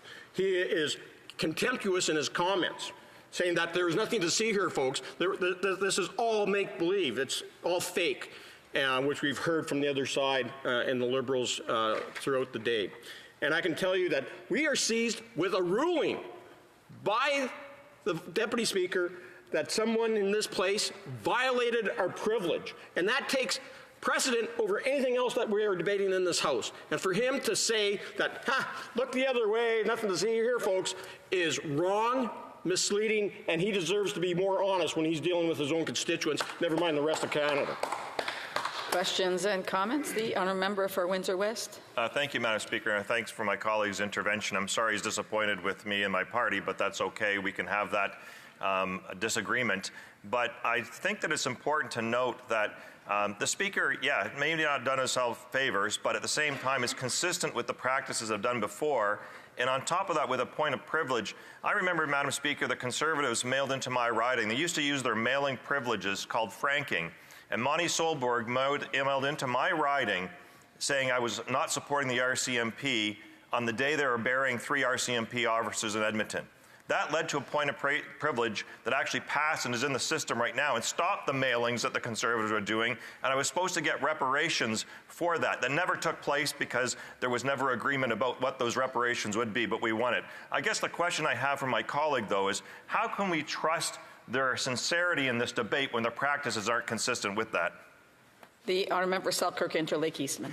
Well, Madam Speaker, if we want to talk about sincerity of actions, the NDP actually promised after the last prima facie case was found against the Speaker's malfeasance, is that they promised that they would ensure that they would never support the Speaker again after his violations of participating in the Liberal Ontario Leadership Convention. And yet, here we are. They said one thing, that they would never support the Speaker again as he continues to violate our privileges in this House. And they're supporting the Liberals and the Speaker in helping cover up this egregious violation of our rights and privileges here in the House of Commons. We have time for a brief question. The Honourable Member for Cypress Hills Grasslands. Well, Madam Speaker, I think that the Speaker learned from the best, because He was the parliamentary secretary to the Prime Minister, and as we know, the Prime Minister has 3 ethics violation reports in his own name, so perhaps he learned it from the Prime Minister, this particular type of behavior. I'm wondering what my colleague has to say about that. Answer from the honourable member for Selkirk Interlake Eastman. I agree with my colleague from Saskatchewan that the Prime Minister himself, as Prime Minister, as well as before when he was in the third party, had numerous violations and called to account for use of unparliamentary language, for breaching privilege in this House, of elbowing an NDP member of Parliament, a female, in trying to push on a vote quicker than what should be taking place. Instead of respecting this place, the Prime Minister has always shown contempt, and that is emulating in our Speaker in the House of Commons, and it has to end now. Resuming debate, the honourable member for St. Albert Edmonton. Thank you, Madam Speaker. Here we are again dealing with, for the second time in less than 6 months, a prima facie question of privilege from a ruling of Mr. Deputy Speaker arising from the partisan conduct of the Speaker of the House. This is truly unprecedented.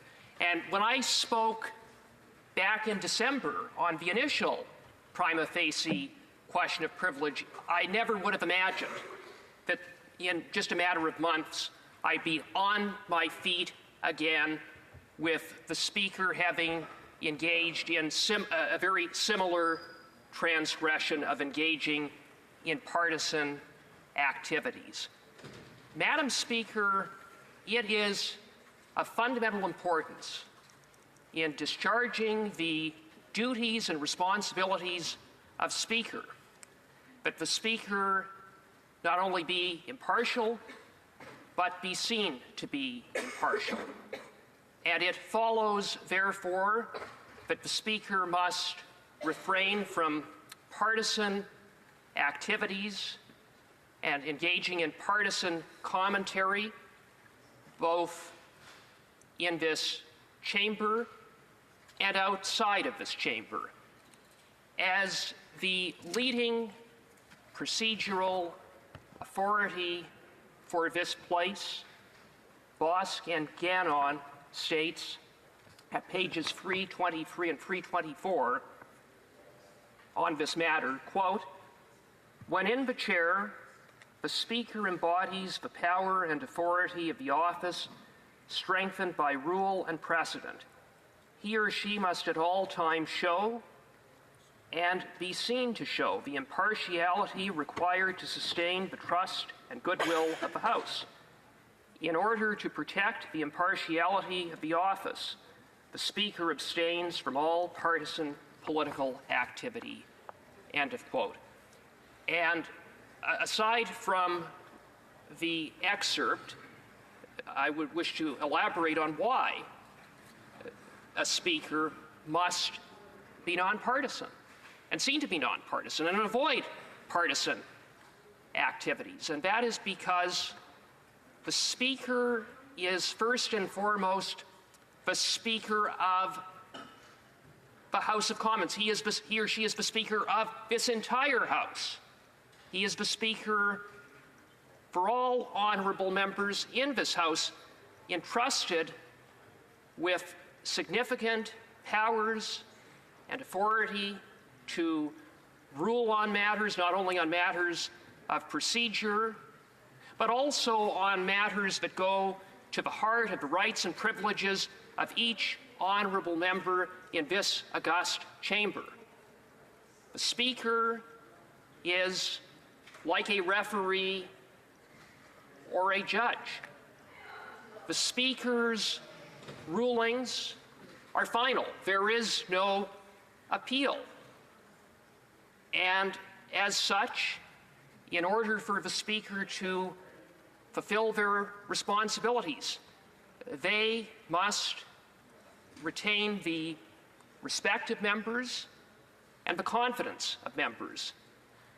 And in order to do so, the Speaker must rise above day-to-day partisanship. Now, I will add a few caveats to that. Each speaker generally has arrived in this place running for a political party. However, when they become the speaker, they are expected to not engage in partisan activity, notwithstanding that they would have had a partisan background, other than that they continue to serve as a Liberal MP or a Conservative MP, but not in sitting in the Conservative or Liberal caucus or any political party's caucus. There is a some limited flexibility for a speaker if they are running for re-election at election time to, of course, run under their party's banner, but even in the context of an election, the speaker, as has been the practice, has generally refrained from making overtly partisan statements or taking partisan positions, and has generally focused in the context of a campaign on local issues and their representation as an individual member of Parliament. Now, with that said, that context about why it is necessary for the Speaker to be nonpartisan and to acknowledge the limited caveats to that exist, as has been the practice, this Speaker has repeatedly failed to fulfill the standard that is expected of the Speaker to refrain from partisanship and partisan activities. This is not the case of one lapse in judgment, a one-off, so to speak, but rather part of a pattern. Indeed, there have been at least 6 incidents in which the Speaker has engaged in partisan activities or made partisan comments in the 8 short months that he has been Speaker. 6 times, Madam Speaker, including 3 times between December 1st and December 5th of 2023. The first incident occurred on December 1st when the Speaker voluntarily gave, he set up an interview with Laura Stone of the Globe and Mail on the topic of the Ontario Liberal leader John Fraser retiring, in which the Speaker heaped praise on the Ontario Liberal leader, a partisan figure, the Liberal leader in Ontario, and referred to the Liberal Party of Ontario as our party. Now, I would say, Madam Speaker, that this at the very least demonstrated a total lack of judgment on the part of the Speaker to set up an interview with a national newspaper reporter to engage in what amounted to partisan commentary praising a partisan political figure in Ontario. But one could say, well, maybe that was just a one-off. That was an error in judgment. But it didn't end there. The very next day, a video was played of the Speaker at the ultra-partisan venue of the Ontario Liberal Party Leadership Convention, providing a partisan message to a partisan political figure, namely the same outgoing Ontario Liberal Party leader, John Fraser. The Speaker's message spoke about his years of activism in the Liberal Party, how he worked hand in hand with John Fraser to help get Dalton McGuinty elected.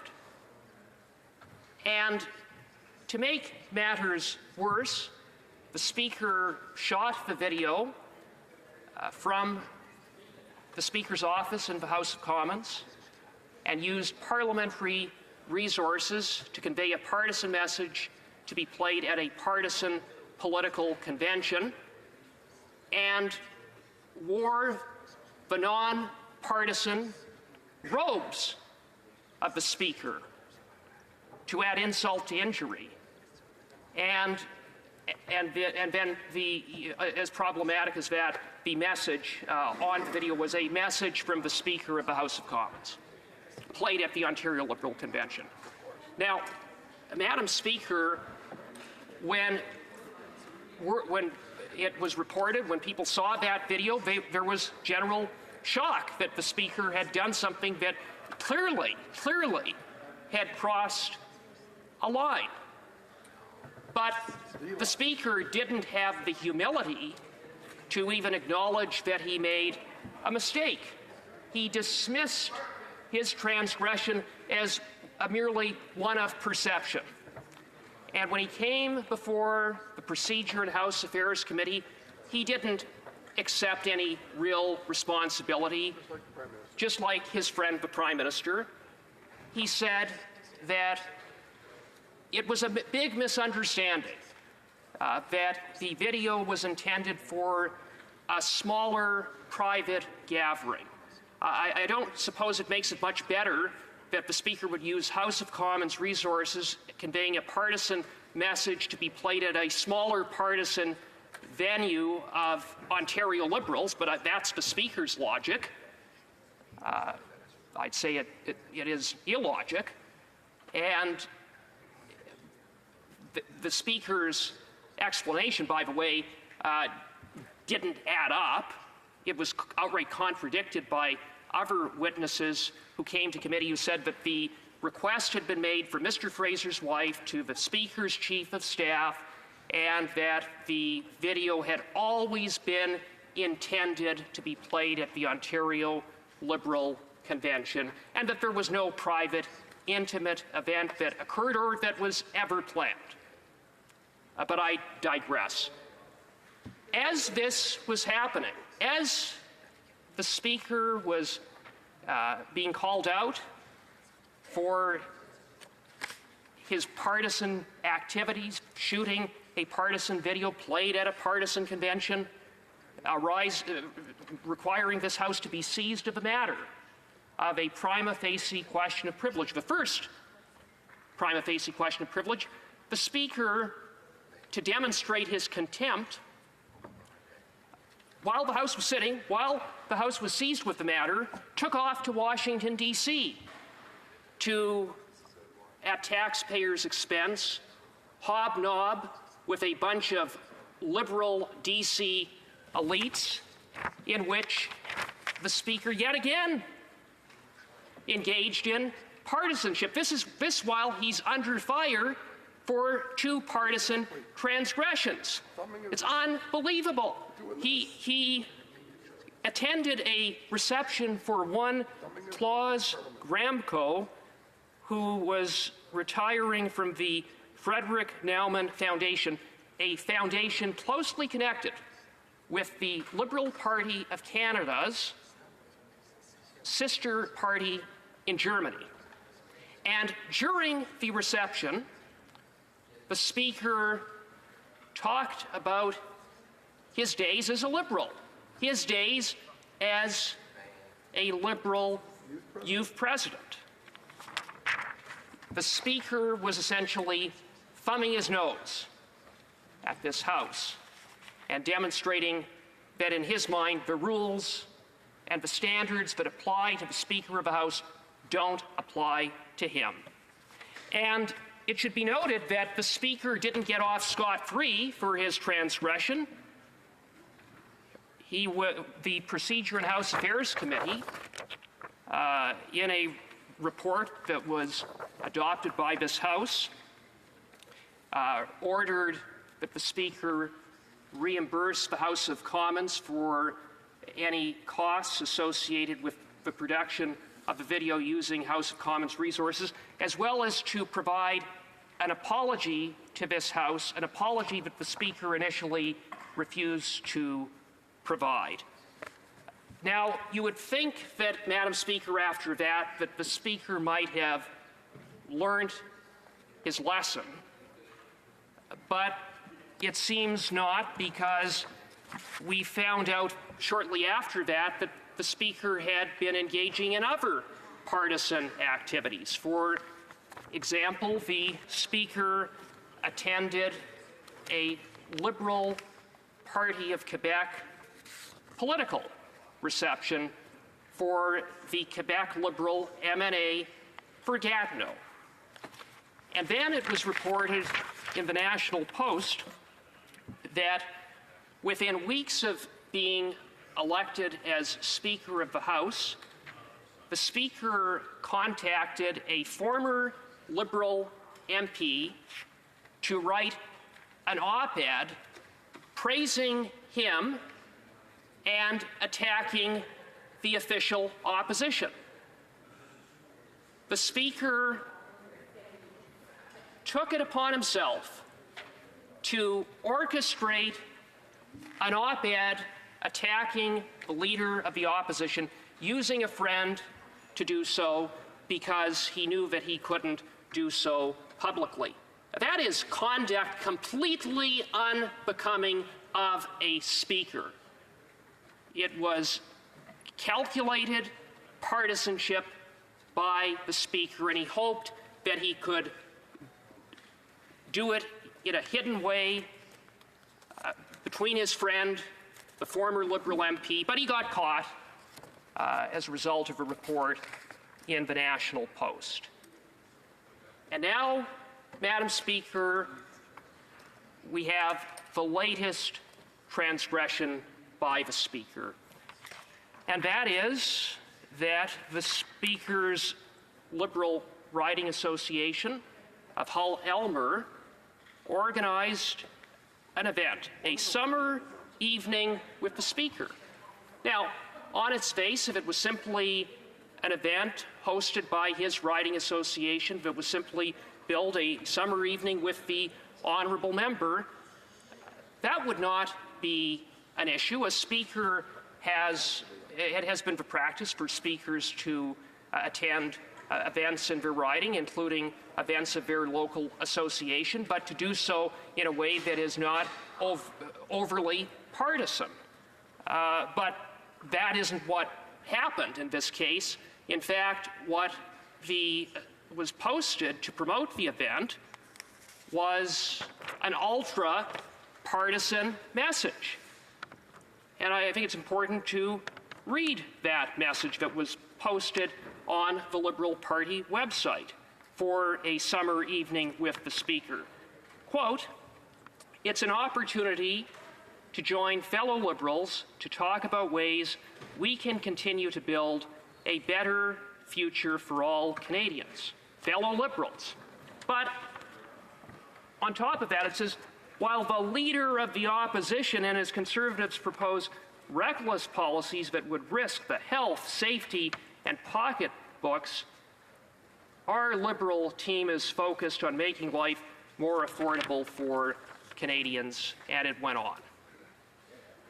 Madam Speaker, that is an overtly partisan message.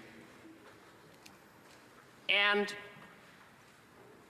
it is not one, not two, not three, not four, but the sixth time that the Speaker has crossed the line. And so it really comes down to this.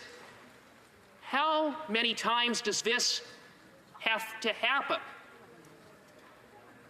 Well, it's happened 6 times in 8 months. Madam Speaker, enough is enough. The Speaker has repeatedly fallen below the standard expected of the Speaker. It is a standard that has been adhered to by his predecessors. And I say respectfully that if he truly did have an appreciation and respect for the high office that he serves in and the authority that it carries over this House, that he would do the honorable thing and resign as Speaker of this House. But seeing, Madam Speaker, that he has not seen fit to do that, it leaves us with no other choice put forward in this motion, and that is to vote non-confidence in the Speaker. He has lost the confidence of the official opposition and the Bloc Québécois, and has demonstrated a repeated pattern of partisanship. And I urge the passage of this motion, but I hope that it doesn't come to that. I hope the Speaker finally does the right thing and resigns. Thank you, Madam Speaker. Questions and comments? The Honourable Government Deputy House Leader. I don't think that the Speaker ever had the confidence of that member, the Conservatives, or the Bloc Québécois, but that's not the issue at hand, Madam Speaker. My question is this. The member spoke at great length about different activities that the Speaker does in his riding. Well, can he explain to me, and I would really appreciate, answering my question directly. This member has an ability to listen clearly to what I'm saying. I would really like an answer to my question and address it without skating off somewhere else. The member from Regina Capel, when he was the Speaker of the House of Commons, not only went to fundraisers in his ridings, he went to a fundraiser in the member from Regina, Wascana, who is next door to him. And there's actually, I'm looking at a Facebook post of it where the member from Regina, Wascana, thanks the member, the honorable member, for attending that event. Can the member please tell me why it's so outrageous now, but it wasn't when the member from Regina Capel did it? The honourable member for St. Albert, Edmonton. Madam Speaker, I believe that the fundraiser that the member for Kingston and the Islands is referring to was one in which the then former Speaker attended, but did not promote on social media, did not make remarks. I don't even believe that he was introduced. And so it's a very, very different set of circumstances. It has to be a point of order. The honourable member for the honourable deputy government house leader. I would seek unanimous consent of the House to table this actual post because the member is incorrect in what he's saying, and it will clarify for him if he accepts this. I ask with that we table this post so the member knows what he's talking about. So first of all, I do want to remind members not to point to items they may have in their hands, but I do want to ask, does the honourable member have unanimous consent? No. No, there's no unanimous consent. I'll allow the order. The honourable member knows that he's not to show any document in the House, that it is a prop, and again, there are a variety of members who... Order. This is the problem that we have, is when several members from different sides continue to not abide by the direction of the chair. So I ask all members to please abide by that, including the honourable member who just spoke. And so I think that, this House could actually run a lot more smoothly if individuals were to respect the decisions that are being made and to respect each other here in the House. On the point of order, but I've already ruled on this one, so if it's on this one, I'm not going to hear it. The honourable member, okay, there we go. The honourable member for St. Albert, Edmonton has 30 seconds to respond to the question that was posed. Again, Madam Speaker, the member for Regina Capel merely attended an event. This is very different than the current Speaker of the House, who posted a overtly partisan message about the Liberal Party and expressly attacked the leader of the opposition. It's just more smoke and mirrors from the member for Kingston and the Islands. Questions and comments? The honourable member, l'honorable députée de Thérèse de Blainville. The honourable member for Thérèse de Blainville. Thank you, Madam Speaker. We are experiencing this once again. The Liberal Party calls what's happening delay and blocking tactics, but I think the most serious blocking and obstruction tactic is what the Speaker has been doing. Some say that the Conservatives and the Bloc do not have confidence in the Speaker, but confidence must be earned and deserved. The Speaker of this House, once again, has shown that he's not worthy of our confidence in him. So here's my question to my colleague. Why is the government still defending the undefendable in this current situation? The Honourable Member for St. Albert Edmonton. Thank you very much, Madam Speaker, and I concur with the member for Therese de Blainville that the Speaker's actions at this point are indefensible, and it is a part of a repeated pattern in which he has exercised a lack of judgment, blinded by his long-standing partisanship. The Speaker is a partisan, pure and simple. He is a partisan Liberal, and he has been unable to separate his partisan positions, his partisan views, from discharging the high office that he holds as the Speaker of this House, and in the circumstances, it's why he needs to resign.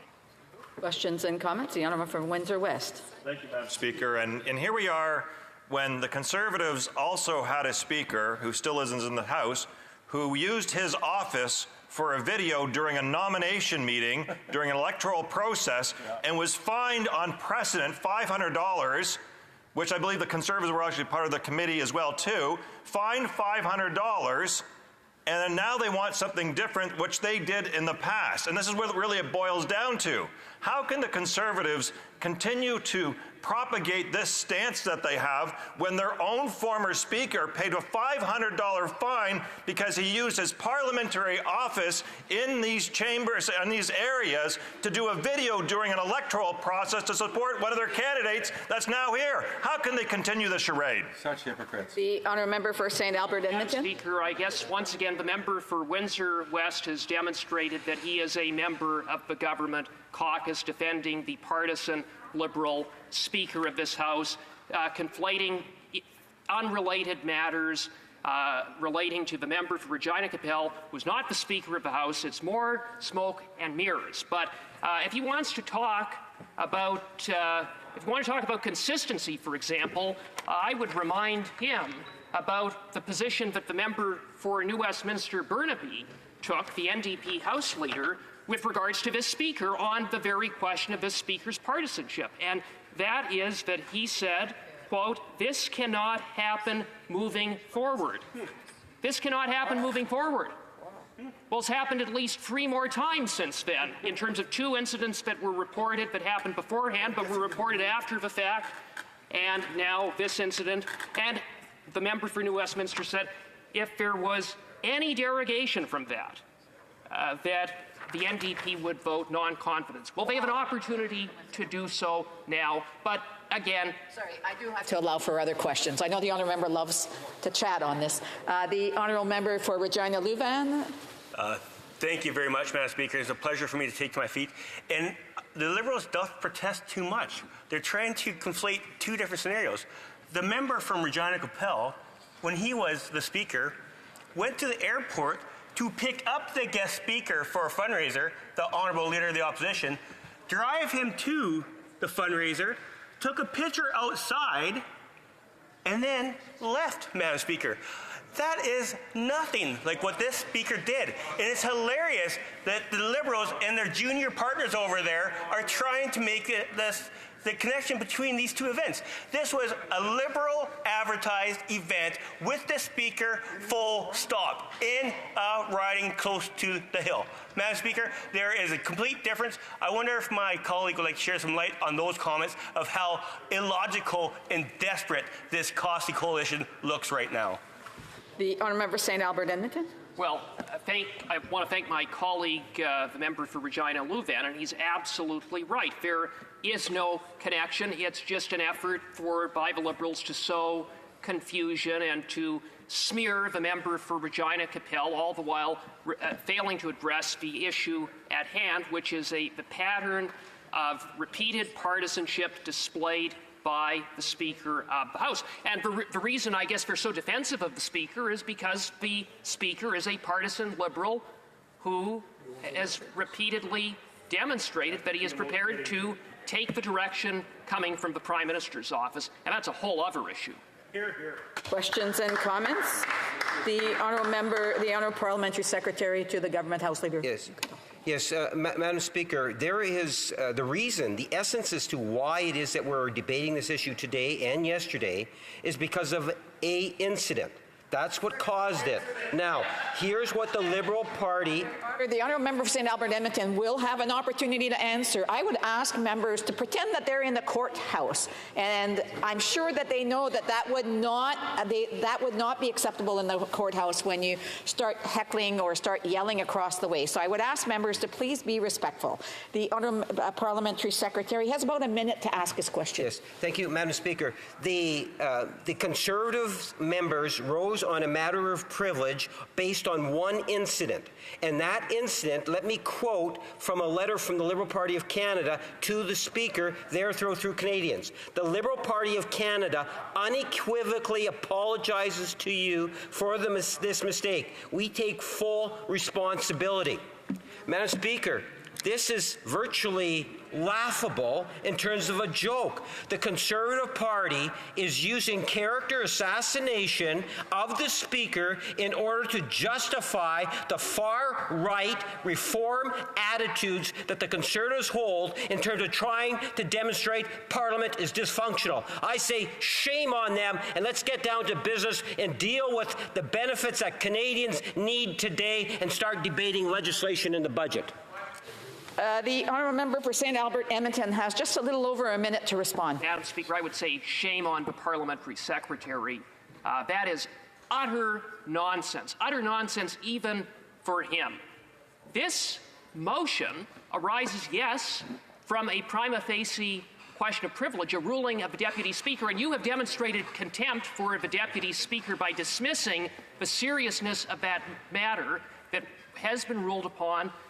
Consequently, the motion has been brought forward, but there is a broader context to the motion, and that is that this is not just one transgression, but part of a pattern of repeated transgressions of partisanship on the Speaker. It's why he needs to resign, and he needs to resign today. Here. Reprise de débat, l'honorable. Resuming debate, the honourable member for Joliette. Thank you, Madam Speaker. First, I would like to inform you that I will be sharing my time with the wonderful, extraordinary member for Beauport-Limoilou, and she told me to mention her in those terms. As you know, the current Speaker of the House has once again engaged in partisan behaviour, this time through his riding association. That led to a question of privilege from the opposition, and the Chair's office approved the request because the office found cause in the question of privilege. Now, what we're debating is not the organisation of a dinner fundraiser in the Speaker's riding, but rather about how it was promoted, this event. The Partisan Association of the Chair published on its website direct attacks on the Conservatives in order to promote the summer evening with the Speaker.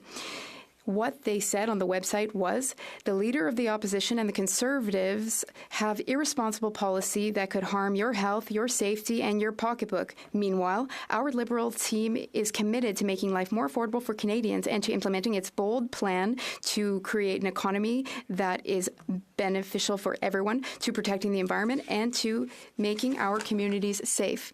Well, we're not at all in agreement with the false claims made by the Liberals in that publication, but that's not what we're debating.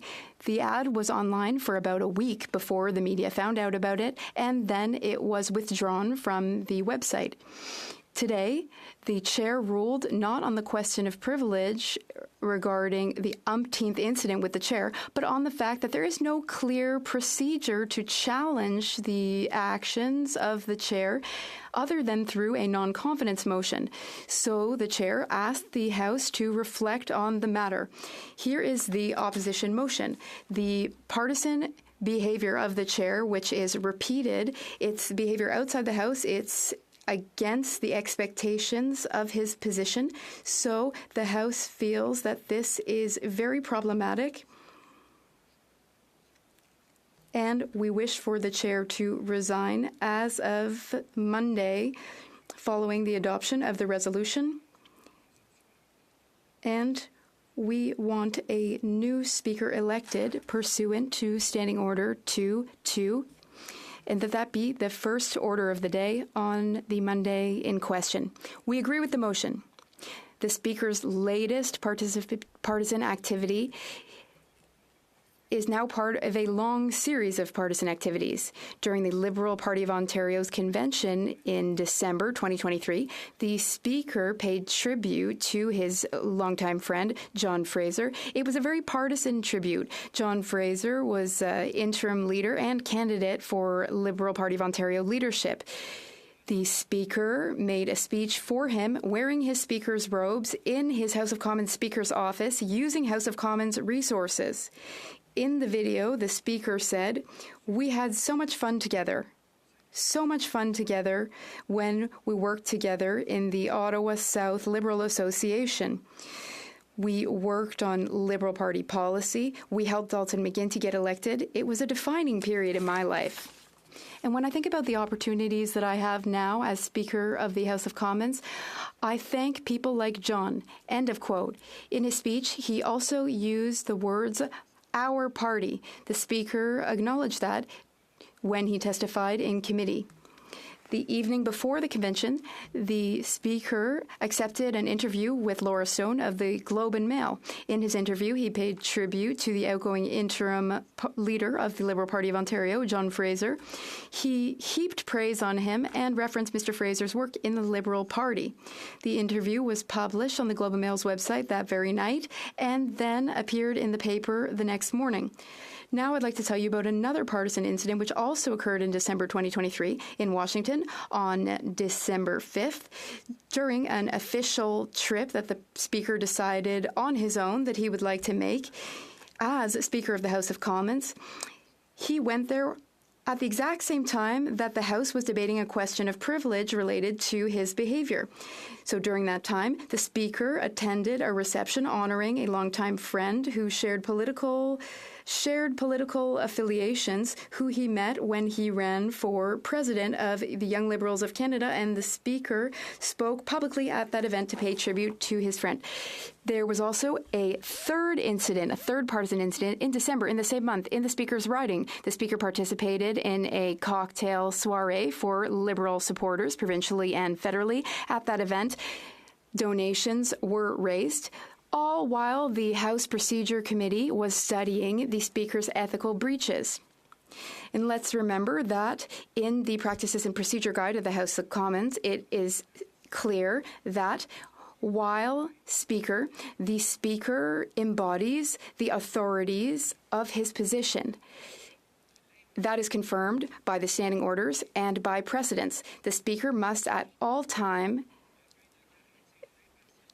very clearly be impartial. That impartiality is necessary in order to maintain the trust and support of the House of Commons. In order to ensure impartiality, the Speaker must refrain from participating in any and all political events. For instance, cannot participate in parliamentary group meetings.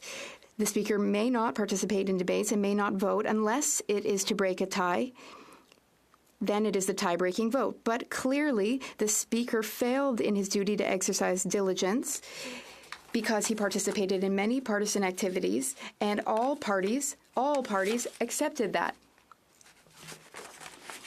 When the Speaker started in his new position, this is in the public record called Participation in an Event for the Interim Leader of the Liberal Leader of Ontario. The Speaker has lacked judgment many times. He recorded a partisan video in his office using House resources. These incidents have occurred since he was elected as Speaker. And he apologized not for having acted in a partisan way, but for the fact that those actions were interpreted as partisan. Éric Jans, he is the main advisor to the Speaker when it comes to procedure, confirmed that as Clerk of the House, he would have advised against recording that video had the speaker asked for his advice. But the speaker did not ask for advice.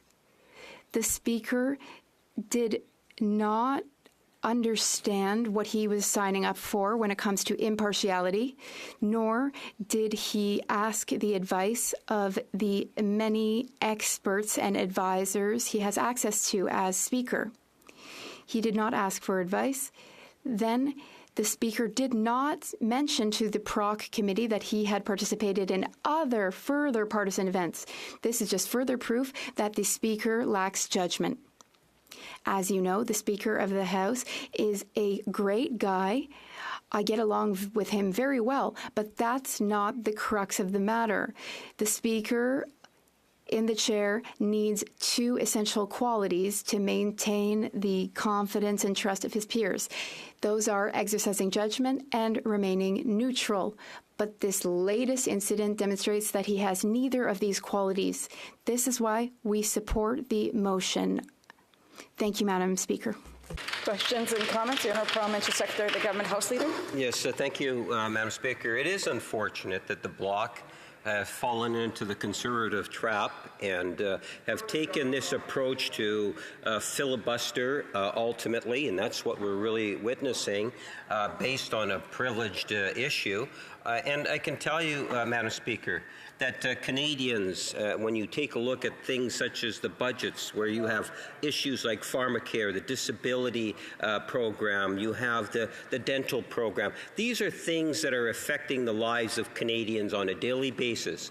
And now you have the Bloc playing games, the unholy alliance between the two of them, Madam Speaker, continuing to push the issue of preventing things from passing from the legislature. My question is why has the Bloc Party gone so far to the right in circumstances such as this to defend the Conservatives? The Honourable Member for Joliette. Thank you, Madam Speaker. First, I don't thank the member for his comment. I find it lacks respect. It must be because the Bloc is doing well in Quebec that when we hear the Liberals were accused of colluding with the Conservatives, and now he says that we're on the far right. And the Conservatives say we're with the Liberals as socialists. So that's what we see here in the House. Exaggerations, caricatures. What I'm trying to do is to do my job correctly and fairly. Now, the Speaker has done another partisan activity after all of the others when he knew he shouldn't. This is being debated here, confidence in the Speaker. He needs to be neutral. He needs to have judgment. That's being debated here. And that takes precedence over what else is being studied because it's the priority. The last time we said, no, he'll learn, he won't do it again. I could respond to other topics, but I see that my time is up. Questions and comments? The Honourable Member for Courtenay Alberni. Thank you, Madam Speaker, and I have a lot of respect for my colleague, and I believe that his intention and his party's intention isn't to just do this as a tactic to block pharmacare from getting help to people that need help, and they're genuinely concerned about the Speaker's office being used for partisan reasons, which is clear that we call on the Liberal Party to apologize for, the breaking the rules and what they did there, Madam Speaker. But, Madam Speaker, when we look at the Conservatives, their track record, and we could see the member from Regina Campbell, who got a $500 fine for using his office for partisan reasons. When he was Speaker, he used his office as a home base for a barbecue that he had that was partisan. I mean, Madam Speaker, the amount of violations the Conservatives have done, and then they're here as hypocrites, Madam Speaker, when they're calling out the Speaker of the day on issues of relevance, Madam Speaker, when we know what their real intention is to block pharmacare, block help to people that need medicine that they rely on, Madam Speaker. So maybe my colleague can comment about the intentions of the Conservatives, the true intentions. The Honourable Member for Joliette. Thank you, Madam Speaker. Let's set the record straight. I made a speech here not to block pharmacare. Personally, I would like for every person to have access to the medication they need. That's very important. We want that to go forward. We seriously criticize the way it's done without consulting Quebec, not lining up with the program that already exists, working in silos. I'm speaking today not to slow down the passage of that at all. On the contrary, there's a fundamental issue. It is the partiality of the Speaker. Does he have the confidence he needs in the House? Even though I get along very well with him, we've seen that he's not able to be neutral and to show good judgment in choosing his activities. That is serious.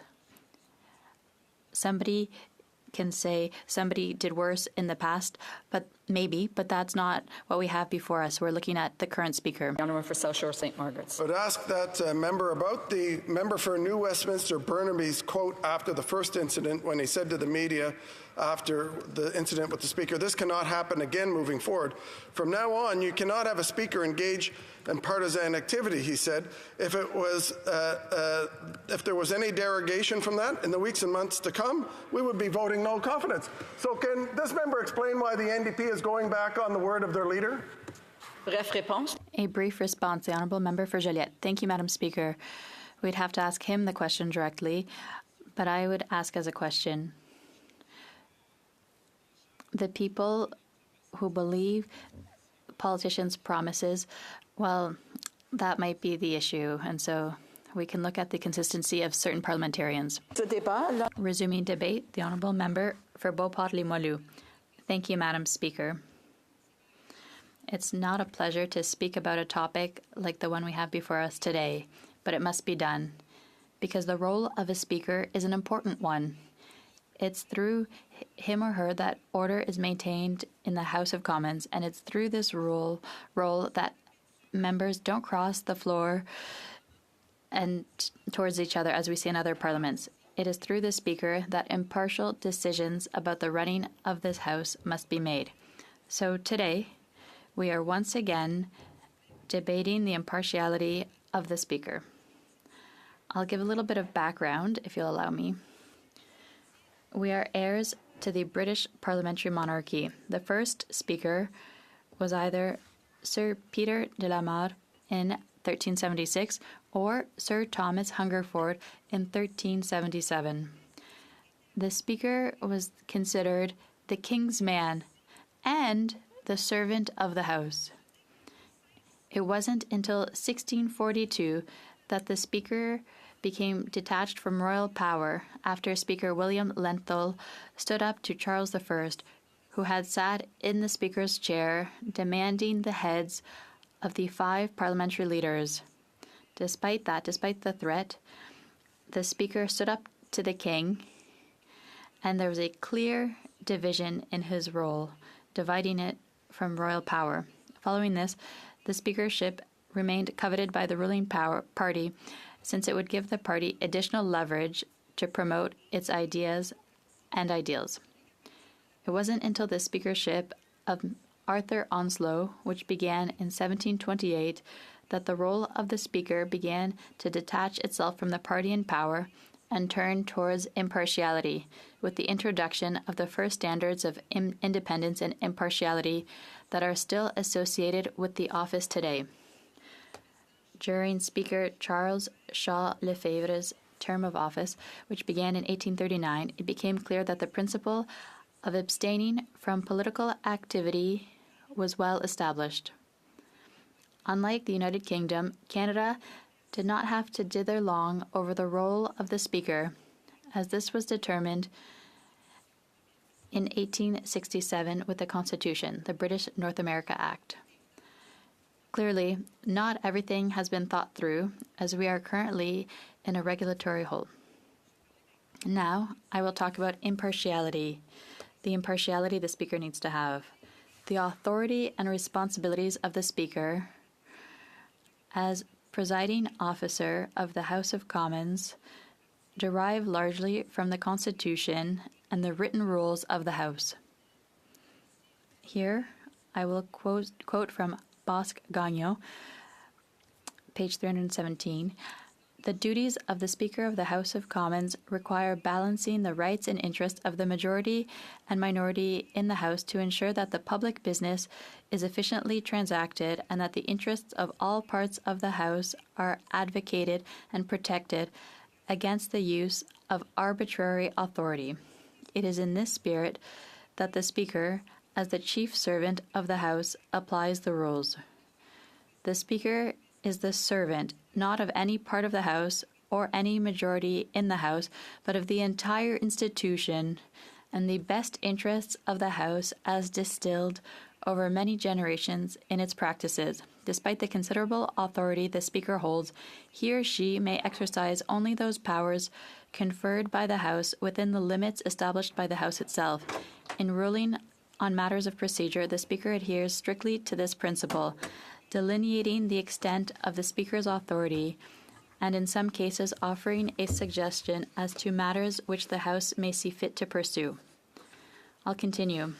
Still from Bosc-Gagnon, page 323. When in the chair, the Speaker embodies the power and authority of the office, strengthened by rule and precedent.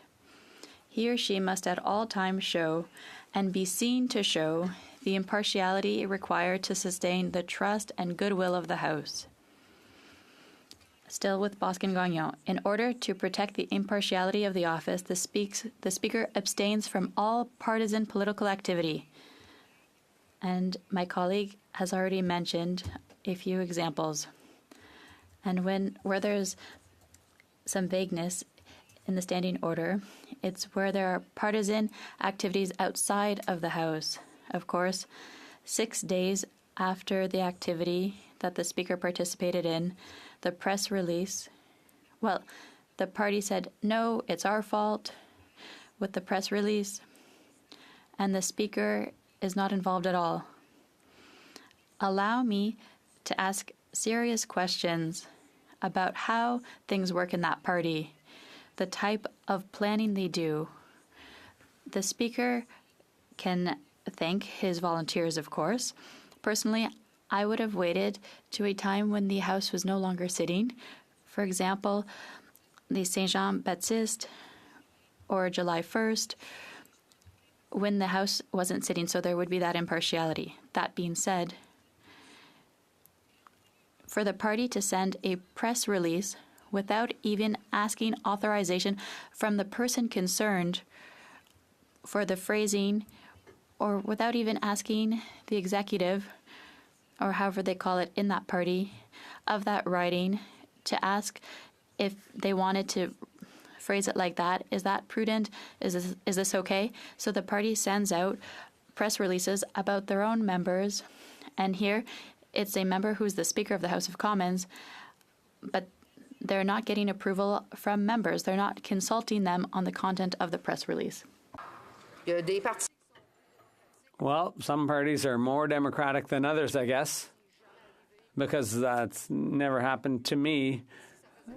And if I didn't like the contents of any kind of communication, it would get changed. And I think that's the same for all of the members of my party. So maybe that's there's room for improvement, obviously, among the Liberals.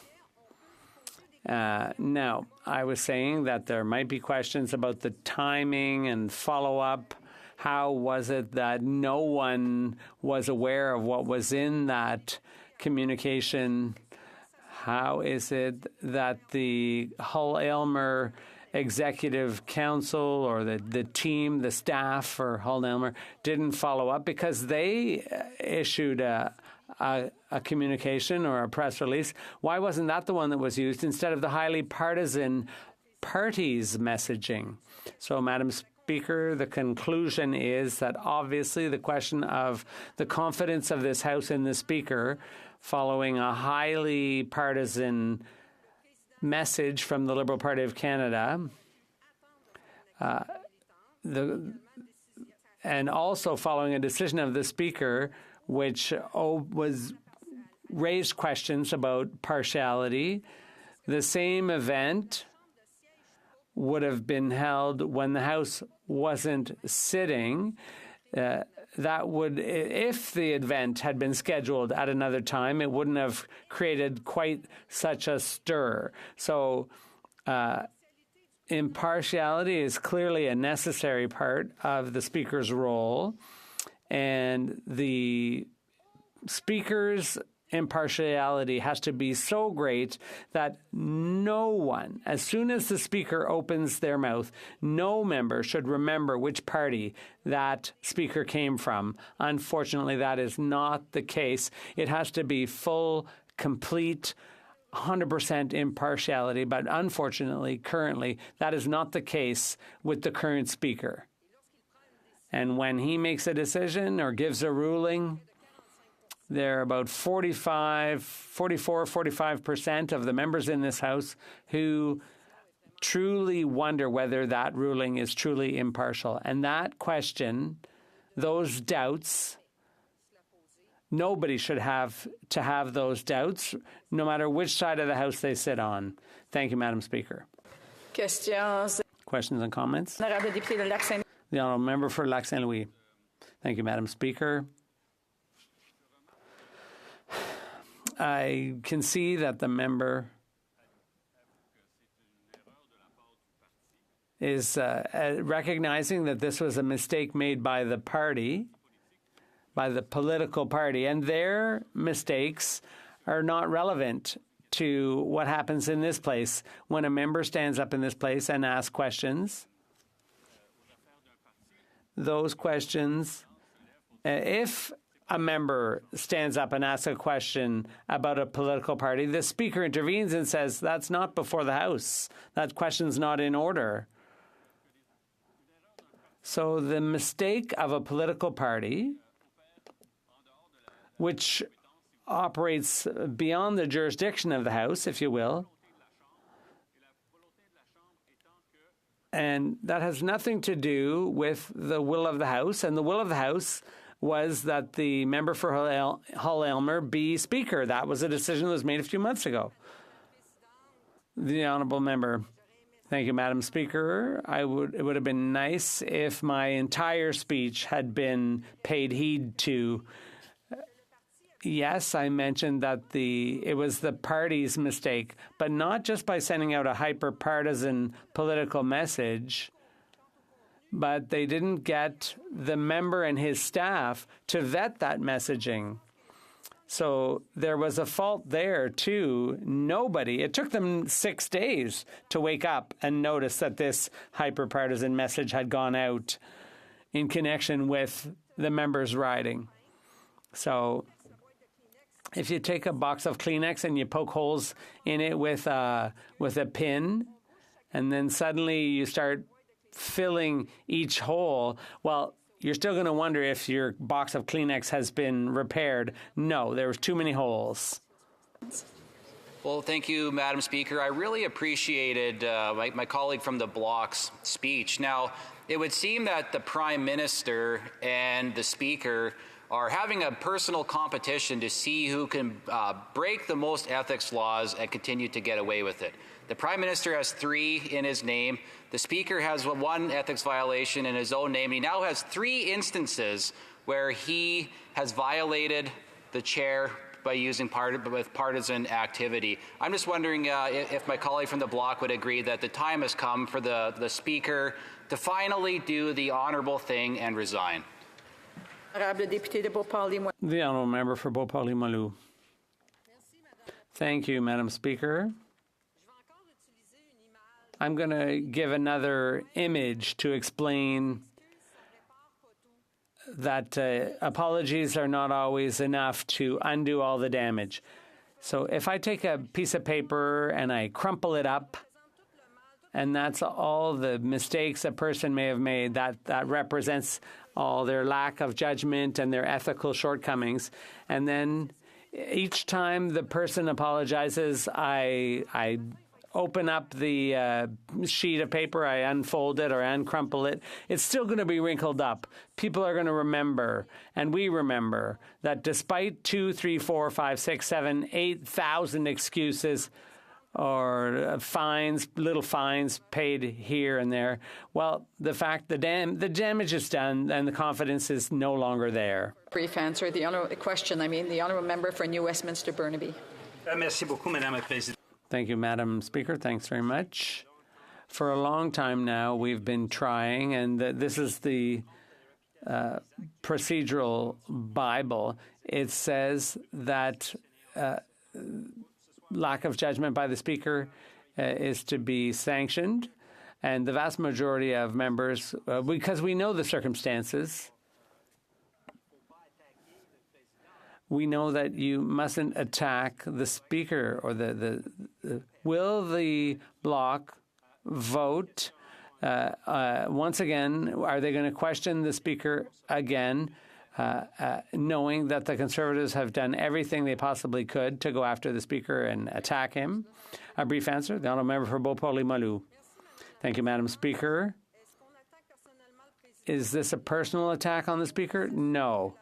We want to make sure that the role is performed impartially, neutrally, and we don't want to have to wonder or have doubts every time the Speaker makes a ruling, whether it's impartial or neutral. There are no personal attacks happening here. I really like the member for Hull-Aylmer, but it's not going so well for him in this role. So we're not working with the Conservatives. We're respecting our own values and decorum. Have a nice day. The honourable member for New West Burnaby. Madam Speaker, it is my sad duty to rise in the House with another Conservative blocking motion.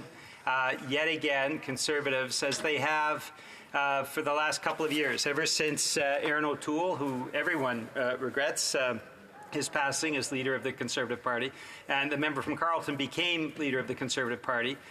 The Conservatives have brought chaos to this House of Commons and constant delays. And we saw this, Madam Speaker, with the issue of dental care that the NDP provoked the government to put into place. So far, Madam Speaker, 100,000 seniors in the first 3 weeks of the program were able to access dental services, in many cases for the first time in their lives, many of them in Conservative ridings.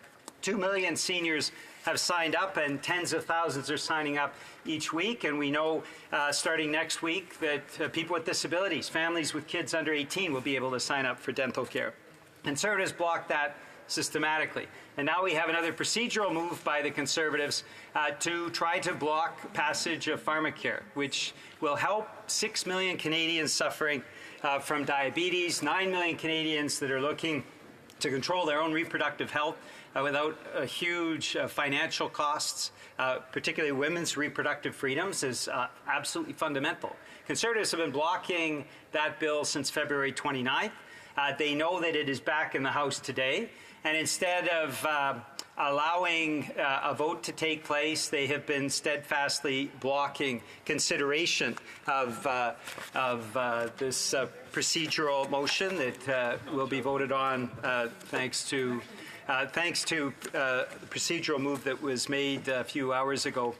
Will be voted on tonight, and we'll finally be able to move on to issues that are of real concern, like putting in place pharmacare for 6 million Canadians with diabetes and ensuring that 9 million Canadians have access to contraception. This is fundamentally important, Madam Speaker. Also, the affordable housing that the NDP, the member from Burnaby South and the entire NDP caucus, has pushed the government to put into place. So we will start to see the construction of affordable housing after a dismal 2 decades, first under the Conservatives, where we know we saw housing prices double, food bank lineups double, and tragically, the Liberals did the same thing, keeping in place many of the Harper regime policies that have had such a profound detrimental impact on Canadians. And I just point out the infamous Harper tax haven treaties that cost Canadians $30 billion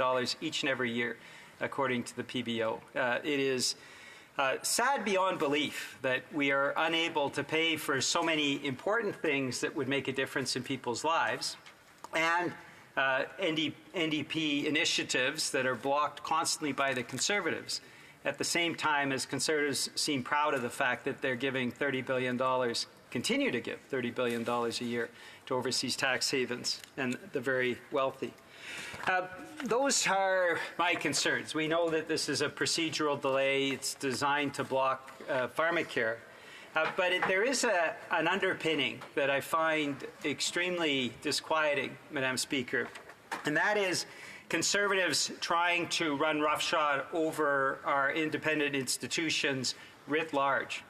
Madam Speaker, what happened in the Saskatchewan legislature over the last few months is absolutely despicable. No Conservative has apologized. No Conservative has stepped forward and said what happened. Our former colleague, our former member of the Conservative caucus that went into Saskatchewan as a member of the Saskatchewan, the Conservative Saskatchewan Party, the House leader, has been intimidating the independent speaker of the Saskatchewan legislature. Not a single Conservative has stepped up and said that is unacceptable. Not a single one.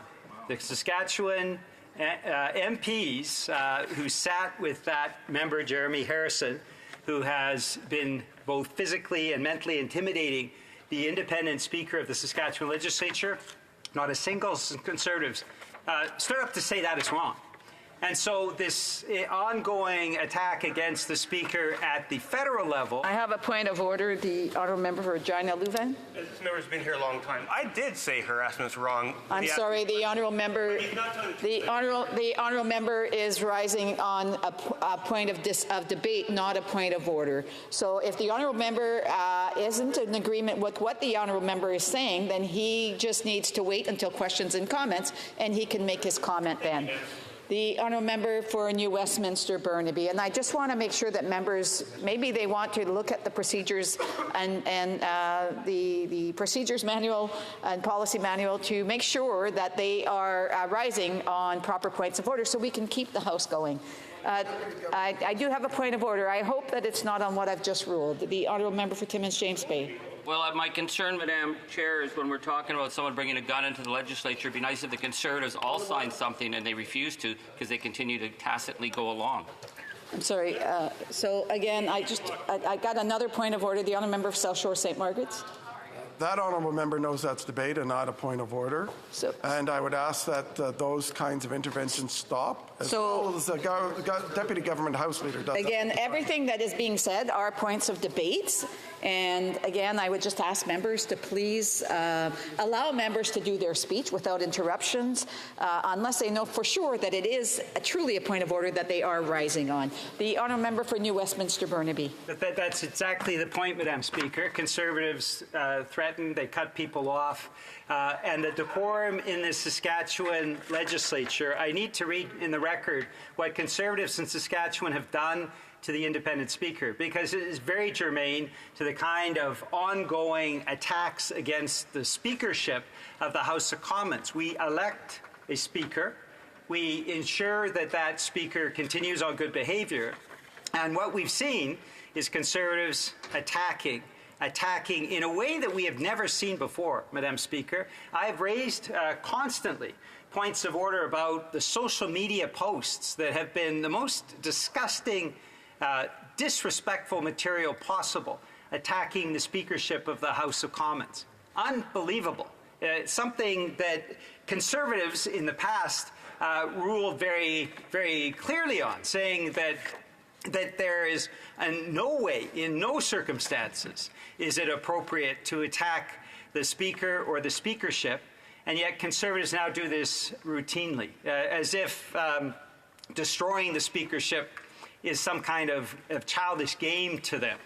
And what happened just a few days ago in Saskatchewan is indicative of that lack of respect for our institutions that we see routinely now from the member from Carleton and the entire Conservative caucus. No members speak up. Only the member from Richmond, Arthabaska, actually had the courage to stand up and say what is happening in the Conservative Party is unacceptable, and he now sits as an independent. And thankfully, at least one Conservative was willing to do that. Other members of the Conservative Party, Conservative caucus, that I know have strong misgivings about what Conservatives are doing now in this House and the attacks that they are levying against all of our institutions, whether it's the Bank of Canada, whether it's the Parliamentary Budgetary Officer, the Auditor General, the Speakership of the House of Commons. There are Conservatives that have profound misgivings, but they are not voicing them. And I would ask, through you, Madam Speaker, to the Conservative caucus to reflect on what the member for Carleton has done and the kinds of attacks that the Conservative Party and Conservative members are levying against our parliamentary institutions, our democratic institutions, our independent institutions, and speak out. It's fine to convey misgivings privately. It takes courage to speak up publicly, and I would encourage them to speak up publicly. Because what happened in Saskatchewan, what is happening here, we will be able to get through with a vote this evening, this procedural game that Conservatives are playing to block pharmacare. But what happened in Saskatchewan is even more distasteful, and I will read now in the record the comments by the independent Speaker of the Saskatchewan Legislature directing his comments towards the attacks of the Conservative Saskatchewan Party, including from members, ex-members of the Conservative caucus. He talks about the obsession in Saskatchewan of the government House Leader, former member Jeremy Harrison, former member of the Conservative caucus. What's more disturbing is his obsession with guns and his use of intimidation, both verbally and physically. His desire to get permission to carry a handgun in the Legislative Assembly is particularly disturbing. Another incident reported by a former special constable was when the government House Leader, Jeremy Harrison, flaunted the rules concerning weapons when he brought a hunting rifle into the Legislative building. He owns many weapons, including a .22-3 AR-style four-shot clip lightweight, which looks like an assault weapon. Weapons like these can be easily converted to more than 4 shots. As I stated before, my experience with the government House Leader includes threatening gestures whenever I rule against him in the Assembly. He will start yelling at me and standing up and flashing his suit jacket. As the gestures and behavior became more aggressive, I worried that he might be carrying a handgun. My concerns over his mental stability and his obsession with guns was only confirmed. Un appel au règlement. L'honorable député de Longueuil. Point of order. The honourable member for Longueuil-Saint-Hubert. Madam Speaker, I don't understand where my colleague is going with his speech. He's talking about the legislature of Saskatchewan. I don't understand what's happening. I don't think it's relevant. We're talking about the Speaker of this House of Commons. The honourable member for Longueuil knows full well that we are allowed to bring up many things during our speeches. But of course, the discussion should be generally based on the matter at hand, the motion before the House. I'm sure that the honourable member will eventually establish the relevance. The honourable member for New Westminster Burnaby. Here's the quote before I was so rudely interrupted. My concerns over his mental stability and his obsession with guns was only confirmed when he heckled after the passing of the motion to devolve all relevant parts of the Firearms Act to the province. He twice yelled, open carry next. Madam Speaker, the attacks against the Speaker of the Saskatchewan Legislature by the Conservative Saskatchewan Party is very similar to the attacks we are seeing now against the Speakership of the House of Commons. This is not something that is innocuous or innocent. It is something that needs to be taken under consideration. I have repeatedly rose in the House talking about the incessant attacks that we're seeing on social media from the Conservative Party against the Speakership of the House of Commons. And I will give credit where credit is due. The Bloc Québécois, despite the fact that they continue to raise procedural blockages to the House of Commons, they have not attacked the Speakership of the House of Commons openly on social media. Why? Because it contravenes the rules of our House. The rules of our House as set by the member from Regina Capel, the former Speaker of the House of Commons, now the House Leader for the Conservative Party. And what he said is reflections on the character or actions of the Speaker. An allegation of bias, for example, could be taken by the House as breaches of privilege and punished accordingly. And the Speaker at that time, in this ruling that dates back to 2014, says that I urge all members to be judicious in the expressions they choose to use. That was the Conservatives when they're in power, saying that there is no transgression against attacking the speakership of the House of Commons.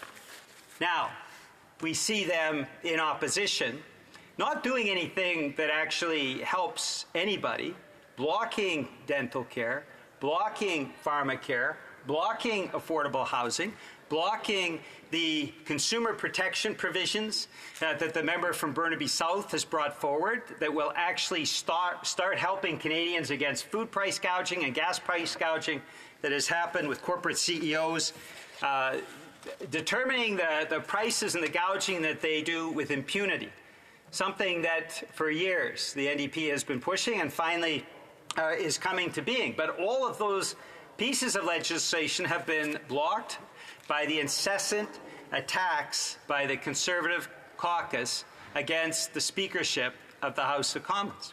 And they would have loved to have spent the next 3 weeks debating this rather than getting pharmacare in place that would help 6 million Canadians who have diabetes, and I'll come back to that in a moment, 9 million Canadians, Canadian women who want their full reproductive rights and freedoms and want to have access to contraception.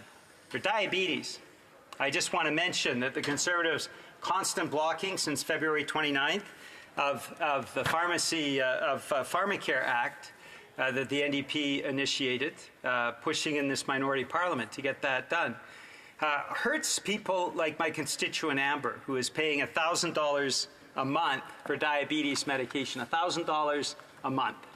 She's paying that out of pocket, and she's struggling because of the lack of affordable housing, because of the Harper government's refusal to build affordable housing, and this government's reluctance until the NDP forced them to finally budget that. All of the other provisions that actually help Canadians, the Conservatives have blocked. But what we're seeing, Madam Speaker, is systematically an attack not only on the speakership of the House of Commons, but also on all of our institutions. Now, you will say, Madam Speaker, and you'd be right, that the NDP and NDP MPs are the worker bees of Parliament. We get things done for people.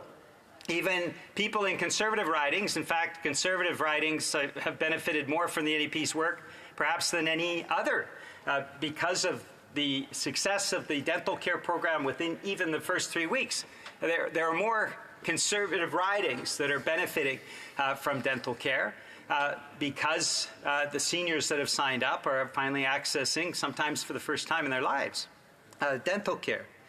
So we are the worker bees, but we're also the adults in the House of Commons, Madam Speaker. Now, we saw this when last fall the former Speaker made a choice that, to our minds, simply compelled for that Speaker to step down. And you'll recall, Madam Speaker, no other party was calling for the Speaker's resignation. We put it forward with dignity. We did not criticize the Speaker. We did not attack the Speaker. In fact, the former Speaker, we thought, had done a decent job. But we believed that given the magnitude of what unfolded last fall, that it necessitated the Speaker resigning. We clearly communicated that. Eventually, other parties agreed with us, and the Speaker did resign. We went through a process that took a couple of weeks, and we elected a new Speaker. And the new Speaker made a number of errors initially that forced this House to consider that, refer it to PROC. PROC then referred it back to the House, and we voted on that. There was a number of sanctions. There were some solutions that were put into place. And since then, we have not seen the kind of behavior that would necessitate any kind of motion like this. Quite the contrary. The Speaker has stood up. The Speaker has maintained decorum. But Conservatives have not liked that. And the fact that the member from Carleton was called to order when he refused, we used a atrociously unparliamentary, disrespectful term, refused to withdraw it, attacking another member of this House, refused to withdraw it, and was asked to withdraw for the day. that happens, Madam Speaker, and we've seen that happen with other members of Parliament. They accept their consequences of their action. When we use unparliamentary terms, we have to ensure that we are willing to undergo the consequences that come from that. It's a question of basic personal responsibility. I know that's alien to members of at least one party in this House, basic personal responsibility, but when you make an error like that, you have to be willing to accept the consequences. Except the member from Carleton didn't accept the consequences. He renewed his attacks on the Speaker. And now in a situation where the Liberal Party of Canada was clearly at fault, where they were clearly disrespectful to the speakership by posting something without the knowledge or the authorization of the Speaker, instead of attacking the Liberal Party of Canada, which is what the Conservatives should have done, I mean, they love to attack. Why not attack the author of the error? It was only the NDP that called on the Liberal Party of Canada to fully apologize to the speakership, which is, I think, ultimately, thankfully, what the Liberal Party did. They should have apologized right away. They did not. But pressure from the NDP meant that the Liberal Party of Canada apologized. That should have closed it. That should have ended this. We should not be spending days talking through this procedural delay when at the same time we have pharmacare pending. And the sooner pharmacare is approved, the sooner the benefits can go to people like my constituent Amber. Amber, who's paying $1,000 every month. And I know Conservatives don't seem to care about that. But for her, and for 6 million Canadians like her, those costs are enormous. They struggle every single month.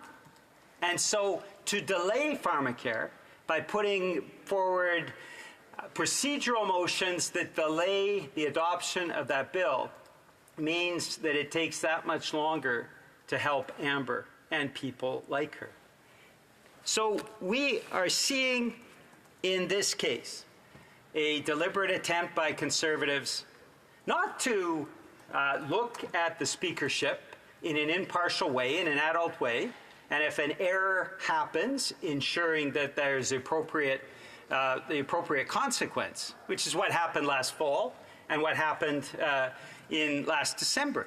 No, they now want to invent and push and expose anything they feel that they can, attack the independent speakership of the House of Commons, and in a very real way, diminish our parliamentary institutions.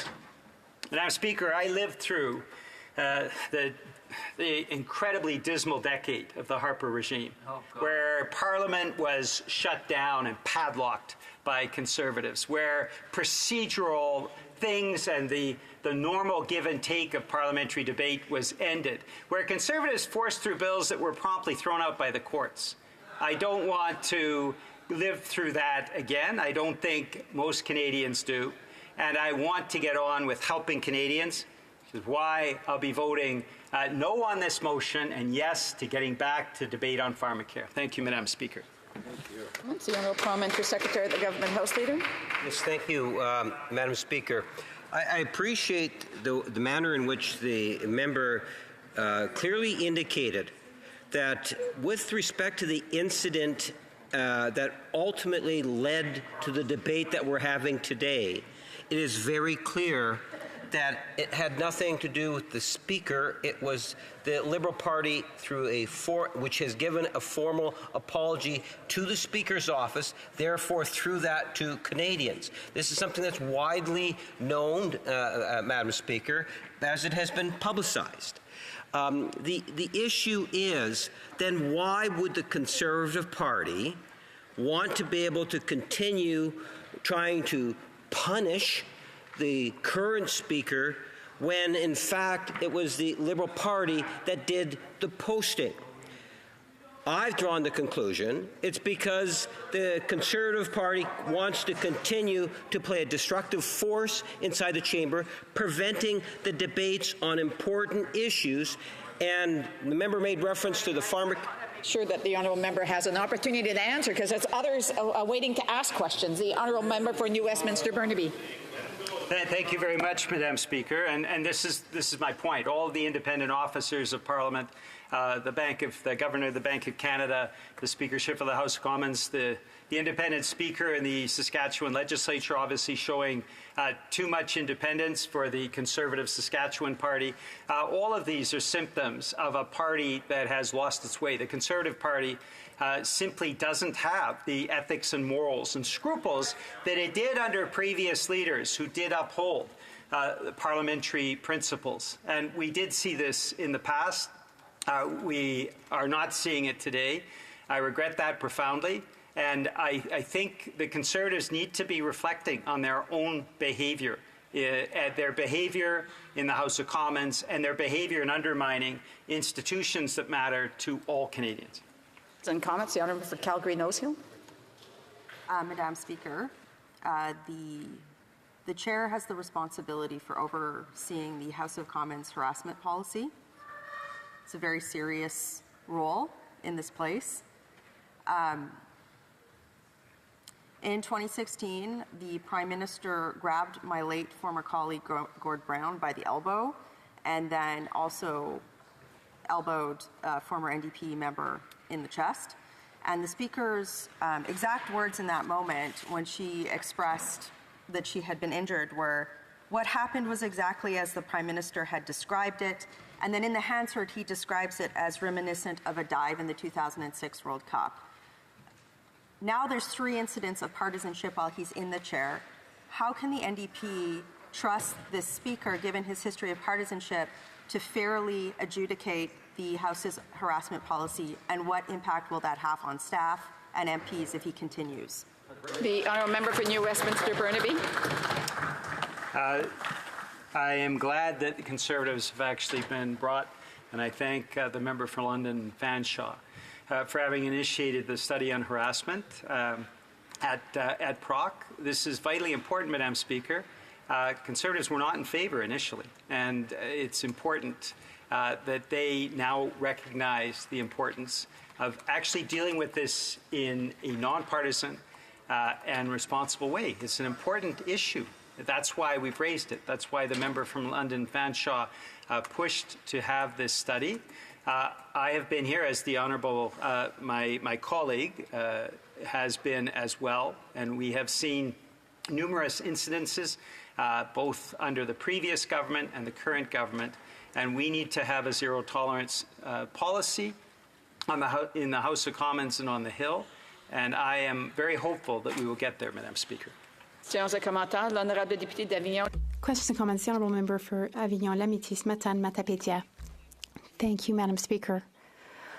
I have great respect for my colleague, but when it comes to these incidents with the Speaker, well, the NDP leader said that he had confidence in the Speaker, but that now there may be a new line which should not be breached. But we have breached the line a few times, but the NDP says that they still have confidence in the Speaker. So the NDP, how much further are they willing to move the line that we shouldn't cross? The Honourable Member for New Westminster Burnaby. I have a great deal of respect for my colleague too, but she is saying it's basically misinformation, and I can't accept that. In this circumstance, it was the Liberal Party of Canada which committed a mistake and which disrespected the chair and also all members. That is why we demanded that the Liberal Party of Canada apologize. They did so. That is not the responsibility of the chair. The Bloc Québécois, in fact, should draw a line that is less partisan and more related to the facts. And the fact is that since the month of December, the line has not been crossed. The Bloc Québécois should admit that. Courtney Alberni. My colleague Madam Speaker, my colleague spoke just recently about the fact that the Conservatives are blocking. They're blocking not just here in the House, they're blocking a committee. They don't want to see pharmacare advance, Madam Speaker. And not only are they blocking pharmacare, but they're blocking things that need to get through Health Committee, that need to get through this House. Conservatives say they're standing up for the Canadian Health Food Association regarding natural health products, for example. Madam Speaker, these are issues that need to be looked at when it comes to regulatory changes. We just had Gavin Ma and Matt Breach meet with me, both business owners, Madam Speaker, and they talked about the impact of those regulatory changes that might impact their businesses. Through you, Madam Speaker, to my colleague, can you speak about how this blocking impacts everything here in this place, and especially supporting small businesses that are trying to continue to support their constituents and their customers? Thank you.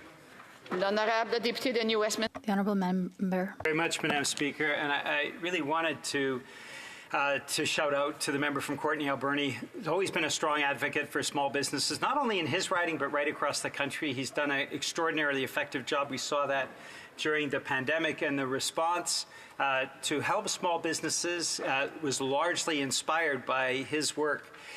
He has also played a pivotal role in fighting back against the toxic drug crisis that has killed people across this country.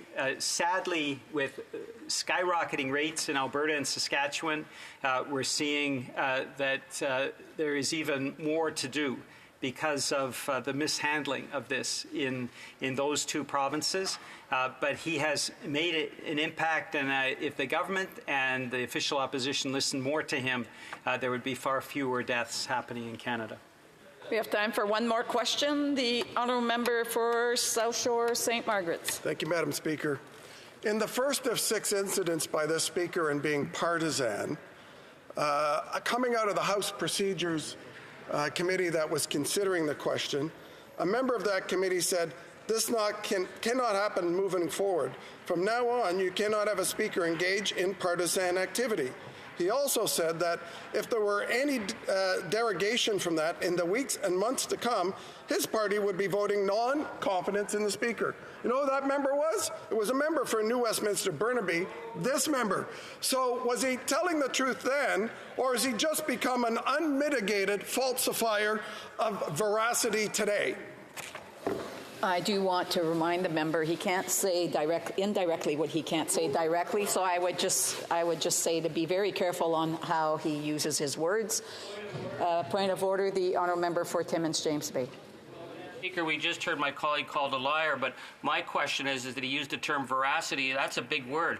I think he should withdraw it because it's probably beyond the capacity of the Conservatives. I want to remind the member that I've already ruled on this here. I've already advised the honourable member, so the honourable member for New Westminster Burnaby has 1 minute to respond. Yeah, I'm saddened by this member's falsehoods. He is misleading the House. That is very true, Madam Speaker. Since the month of December. I just want to remind members, the honourable member just said something indirectly that he shouldn't say directly, and again, I think it's on both sides, so I would ask members to please stay away from that word. The honourable member for New Westminster Burnaby. And that shows the insults and how Conservatives are handling this. Shows ultimately what their real goal is. The reality is, we have, and I said this in response to my Bloc colleague who was giving the same disinformation, that we have one incident that turns out was the Liberal Party of Canada's fault. They have apologized. They never should have done that. They were disrespectful to the Speaker. They were disrespectful to this House of Commons. They were disrespectful to Parliament, and they have apologized. The Conservatives are using this as a pretext to hold up other legislation in the House, and I find that untenable. That member has thousands of people that are benefiting from what the NDP has done in his riding, both dental care and pharmacare, and rather than trying to pretend that they're not trying to block this legislation, they should just come clean with Canadians. I have another point of order. The honourable member for Timmins James Bay. Speaker, just in terms of what is parliamentary acceptable and what's not, the term falsehood is used regularly because it's a description of a condition. A false. Oh, Madam Speaker, you can't just say, well, because they did something and we did something. There's a difference between someone calling someone a falsifier, which is a synonym for liar, and saying that something's a falsehood. A falsehood is a parliamentary term, and I think the Speaker needs to look. I appreciate the definition that the honourable member is providing. Again, when they're directed directly at the members, this is where it crosses the line. So I already had put this aside, and let's hope that we can continue to put it aside. And again, I want to remind members to be careful on how they use their words here in the House. Reprise de débat. Resuming debate, the honourable member for Lévis-Lotbinière. Thank you, Madam Speaker. It's an honour to rise today. I'll be sharing my time with the member for Cypress Hill Grasslands. Madam Speaker, it's a speakership scandal. Today, for thousands of people, it's a sad day for democracy and for the confidence of all Canadians in this House. This happens too often that the Liberals have been ethically lacking since 2015. Especially for major roles like Prime Minister of Canada or being Speaker of the House of Commons in the case before us today. As you know, the role of Speaker must be impartial and exemplary and non-partisan. The Speaker, the member for Hull-Aylmer, has a hard time separating the two roles, or at least failed to grasp, despite his previous mistakes, that it was inappropriate to have Liberal partisanship mixed with the high office he should have seen as a great opportunity in his political career, but which he immediately took for granted. Except that this time, Madam Speaker, it's different, because he's been found guilty of not living up to his role. This is the third time in the space of a few months that the Speaker has failed in his responsibility to be nonpartisan. Allow me to remind you of the facts. In recent months, the Speaker spoke at a fundraising cocktail party for a Liberal neighbour. He has addressed the Ontario Liberal Party Leadership Convention in his Speaker's robes, and he flew to Washington at Canadian taxpayers' expense to give a speech about his days as a member of the Young Liberals of Canada. Madam Speaker, I don't know if this is due to a once hopeless position, but these actions are not worthy of the role of Speaker. We can tip our hat. Excuse me, I am not on the right page. This being said, Madam Speaker, I'd like to note the former Speaker in this House who had to leave. We can't call into question the reason he left, but we can congratulate him on his courage for stepping down with humility, recognizing his mistakes and acting accordingly, understanding that our institutions, our democratic institutions, must be preserved. The role must always be more important than partisan ambitions. The current Speaker has shown many times his inability to remain neutral, and also his disdain for the neutrality of his role. Excuses are not enough, and sometimes seem to be a desperate attempt to preserve his opportunity to be Speaker of the House. We believe that there should be a chronological reminder of the events to refresh our memories. The Speaker had a fine for participating in a fundraising cocktail. Using his role as Speaker in a partisan context should have been cause for dismissal, but the Liberals thought it was worth buying the peace. And then he went beyond his role as Speaker by expelling the member for Carleton, the leader of the official opposition, in a clearly partisan way, for the use of words now accepted by all after verification. Now we see that the Speaker of the House is taking part in a clearly partisan evening where there was anti-conservative promotional materials. I understand that the Speaker is still attached to his role as member for Hull Aylmer. I myself am very attached to constituency work, which must be done for the benefit of all constituents, even those who didn't vote for us. I agree that some of this is also partisan work. However, the role of Speaker is too important to the unity of the House and to Canadian unity to be subject to these divisive dynamics, which in this case have been carried to a very unhealthy degree. The fact that the position of Speaker of the House has been used for partisan purposes leaves a bitter taste that cannot be compared or contrasted with the work of any other member. The numerous events, particularly the most recent, are pure provocation, an arrogance that undermines public confidence in our institutions, and cynicism about politics in general. As elected representatives, our primary vocation is to serve and represent our fellow citizens. This comes with a certain number of privileges, but also responsibilities. A set of rules holds us accountable to the people, but also to this House, which represents them. Madam Speaker, this is the responsibility we are talking about today for the future of Canada. The reasons behind the Speaker's failure to resign remain unclear. They may be ego-driven, visceral partisanship, or political pressure from his caucus or party. However, whatever they may be, I once again call for the resignation of the Speaker in the interests of the public and the proper conduct of the vital work that lies ahead in this place. It's a matter of common sense, and I salute our colleagues from the Bloc Québécois who, for once, are coming to the same conclusion we are. Madam Speaker, this Speaker has shown that he has no intention of remaining impartial. We've known for months that the Speaker has no intention of doing his job properly or fairly. So, Madam Speaker, we're asking the NDP to stand up for Canadians. We're going to have to make a decision because it seems that the Speaker of the House won't have the humility to do so, and for this Prime Minister, there doesn't seem to be a problem. It's up to all of us to keep the House impartial and nonpartisan, and I'm counting on you to put an end to this Speaker's scandal. Thank you, Madam Speaker. Questions and comments? The Honourable Parliamentary Secretary, the Government House Leader.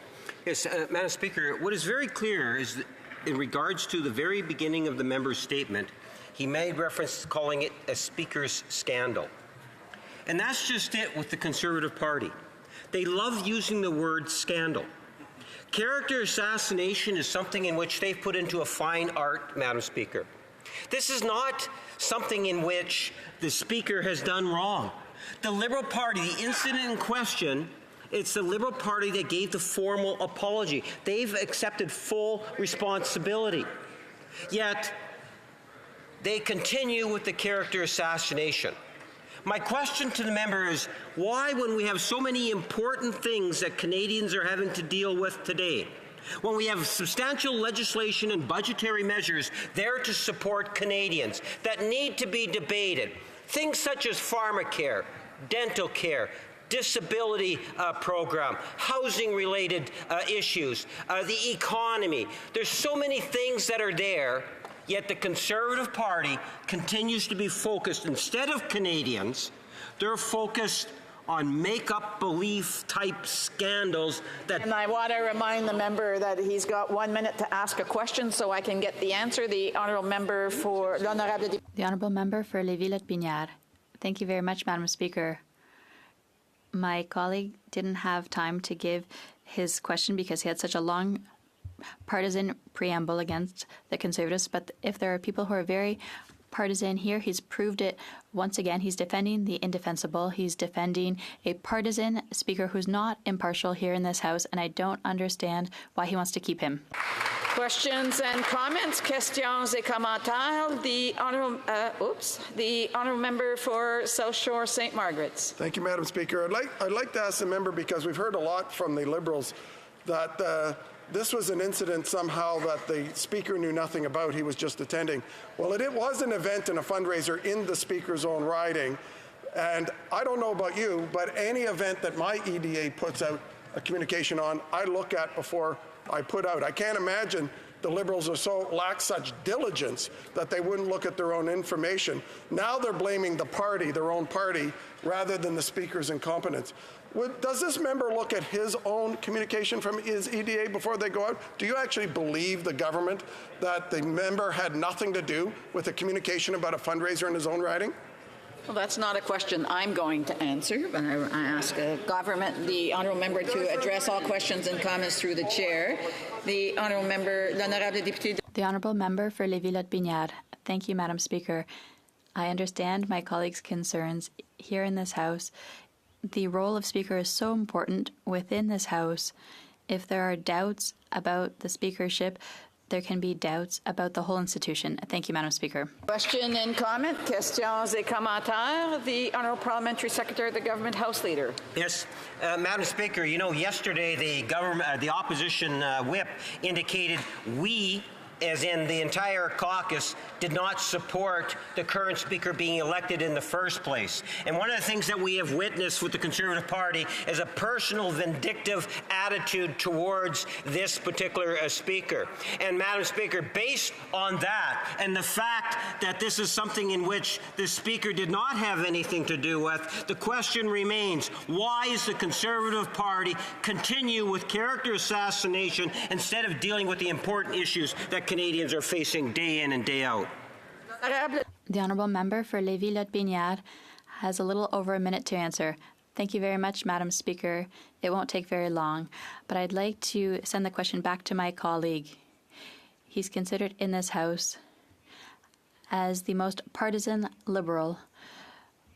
With all of the speeches he's made here in this House, all of the interventions he's had here, Madam Speaker, can the Liberals impartially vote to have an impartial Speaker here in this House? Thank you, Madam Speaker. Resuming debate, I'll also let the honourable member know that I'll unfortunately have to interrupt him, but he'll be able to continue after QP with this. The honourable member for Cypress Hills Grasslands, debate. Thank you very much, Madam Speaker. It's always an honor to be able to stand and speak on behalf of the great people of Southwest Saskatchewan. And over the weekend, I had the great opportunity to spend some time at the Ball Diamonds. You know, baseball season is in full swing in Saskatchewan, and when a lot of people at the Ball Diamonds, they come up to me, they're paying attention to what's happening in the news, what's happening here in Ottawa, and they're like, what is going on with the Speaker in the House of Commons? They're seeing what's happening now. And the reason why they're paying so much attention to this is it's not the first time. It's not the second time. This is the third time that the Speaker has engaged in partisan behavior.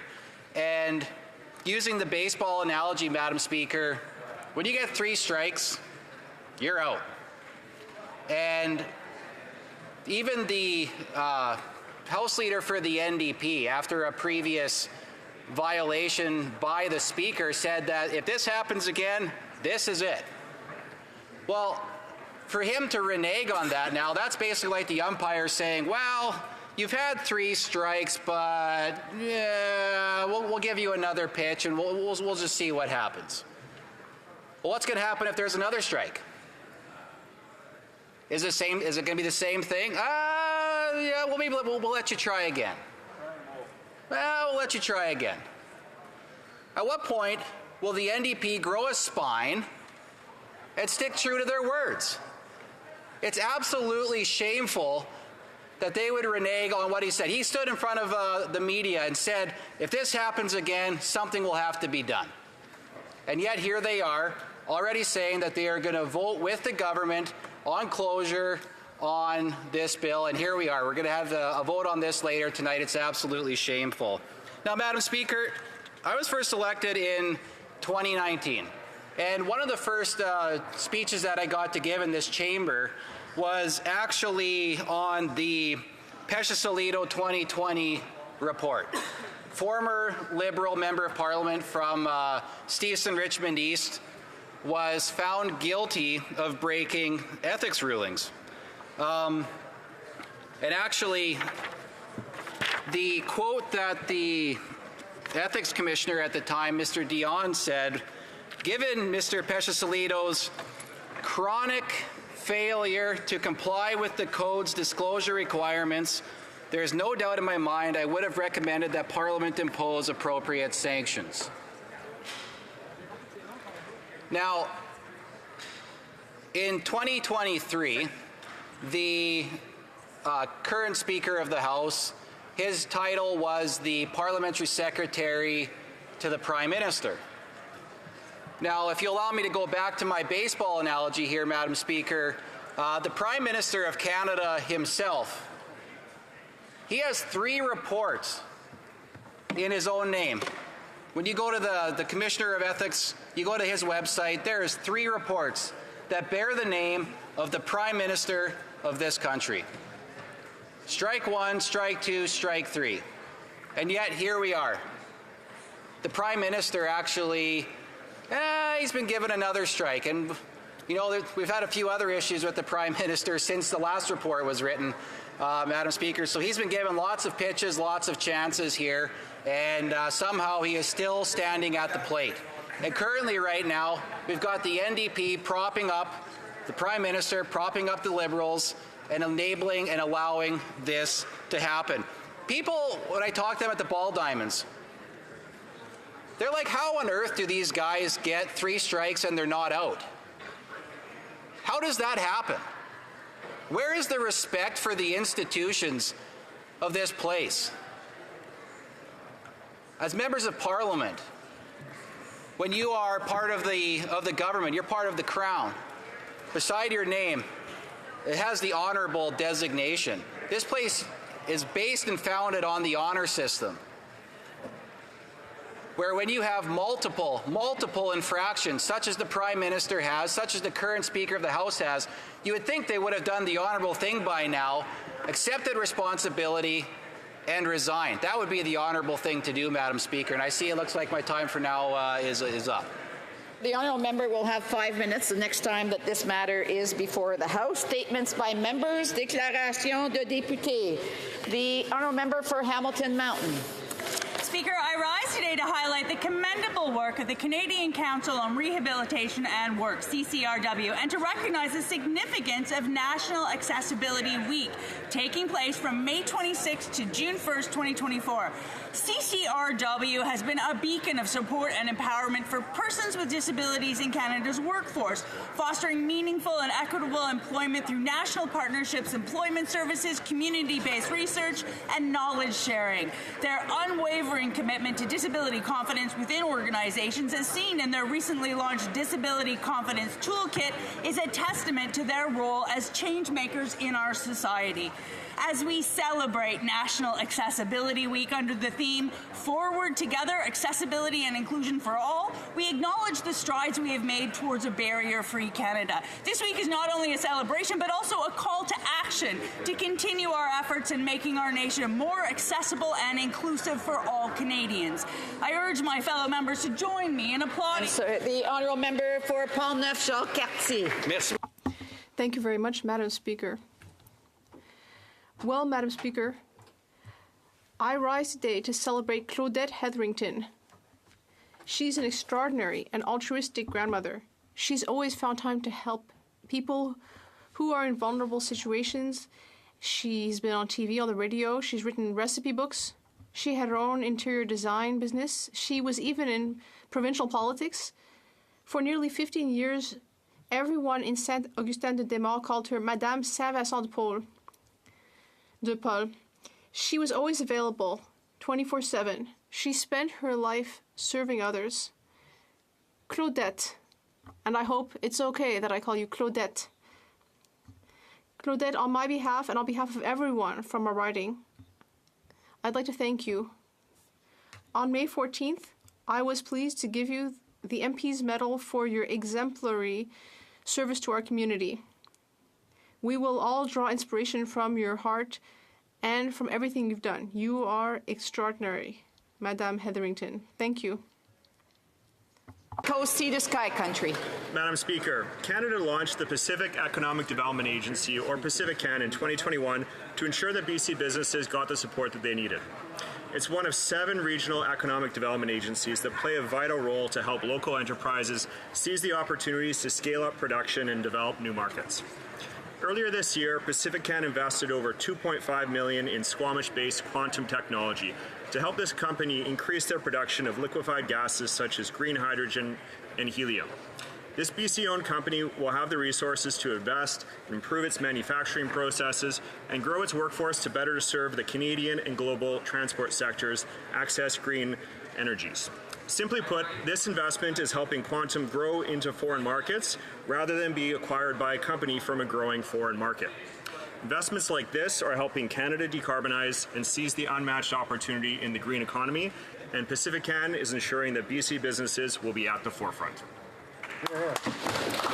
L'honorable député de Manicouagan. The Honourable Member for Manicouagan. Mr. Speaker, I rise to pay tribute to one of our greats, Uchimau Alexander Mackenzie, who left this world on May 11th. The North Coast is mourning this man who left behind an extraordinary legacy. He founded Schefferville's airport firm as well as the Sioux-Wet'en Railway, the first Indigenous-held railway in Quebec. He also created the Chakapesh Institute, which was a steward of the Inuiamun language and the Inuit culture. I could have pushed you into the crowd if you would have moved on. So just kept on walking. Je vais demander au député, s'il vous plaît, de garder la silence. La députée de Manicouagan puisse continuer ses commentaires. Je vais inviter la députée de recommencer au début.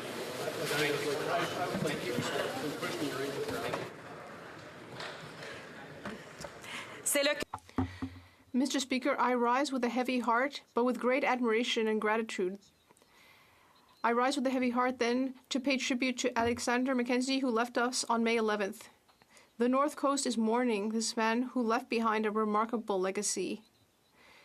He founded Schefferville's airport company as well as the Sioux-Wet'en Railroad, the first Indigenous-held railway in Quebec. He also created the Chakapesh Institute, which was a steward of the Inuiamun language and Inuit culture. He was formerly chief of the Matamikush Lake John community. He was recognized in 2023 when he became a member of the National Order of Quebec. On behalf of the Bloc Québécois, I wish to offer very sincere condolences to his loved ones and the entire Innu Nation. Thank you for everything you've done for the Innu Nation, and thank you for continuing to make your voice heard from the beyond.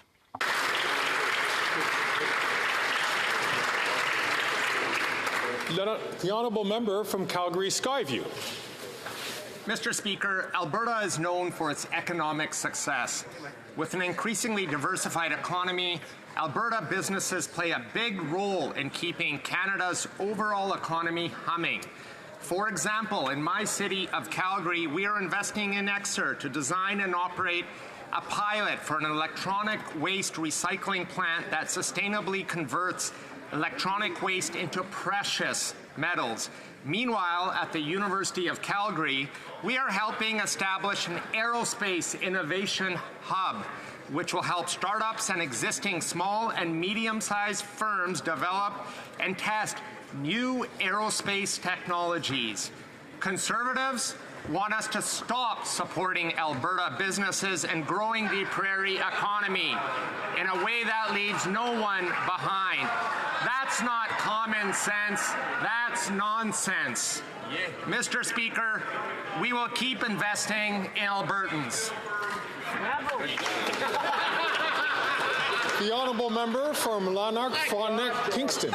Mr. Speaker, the cheapest, easiest way to save human lives is by installing and making available automated external defibrillators, or AEDs, and building the skills in the community that will make it possible for neighbors and family to use them quickly and efficiently. This was the conclusion reported in March by an all-party parliamentary group in the United Kingdom.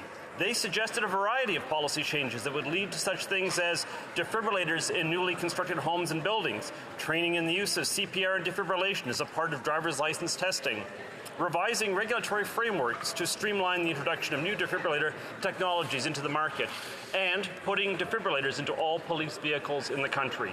Canada would profitably benefit from the establishment of a similar all-party parliamentary group with a similar mandate.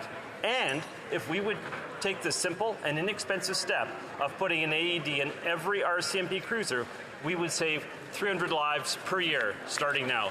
Mr. Speaker, what are we waiting for?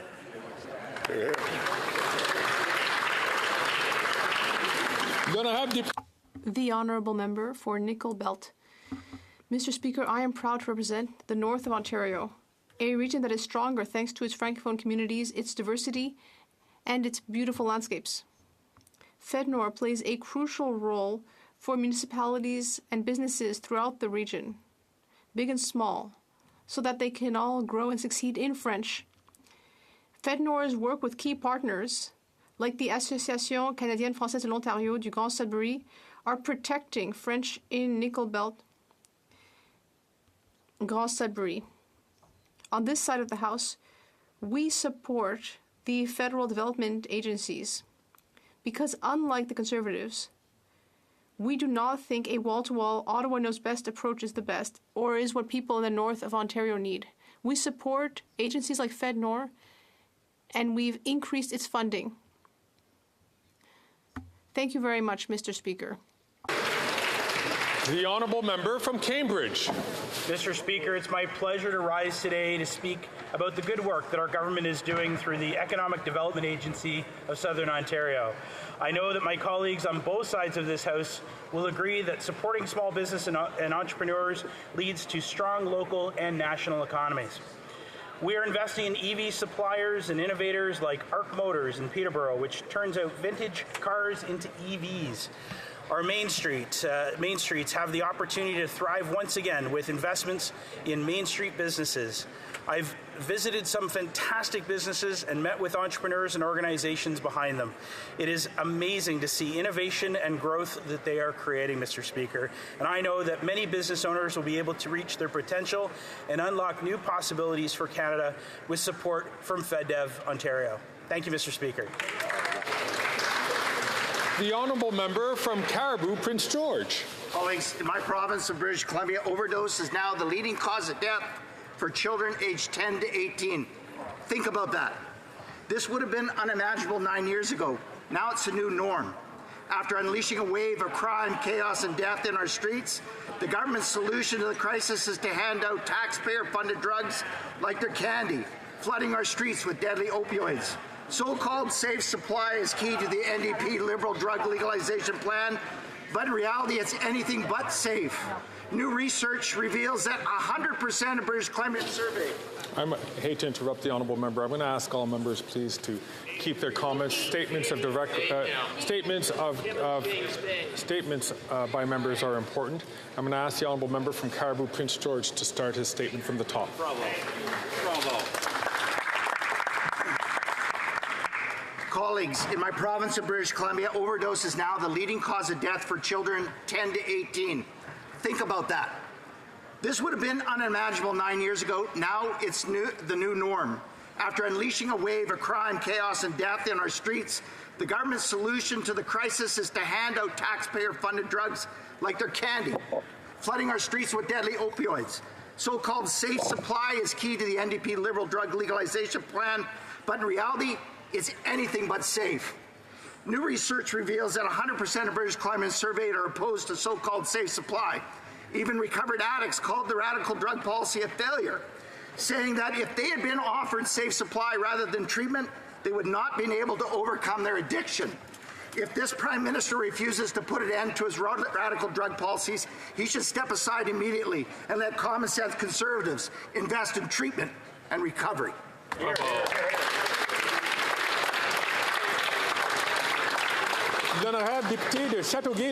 The Honourable Member for Châteauguay-Lacolle. Thank you, Mr. Speaker. Our government is investing in Quebec businesses through the Canada Economic Development for Quebec Regions Agency. Some examples. In Lévis-Lobinière, $101 million for J.L. Leclerc et Fils.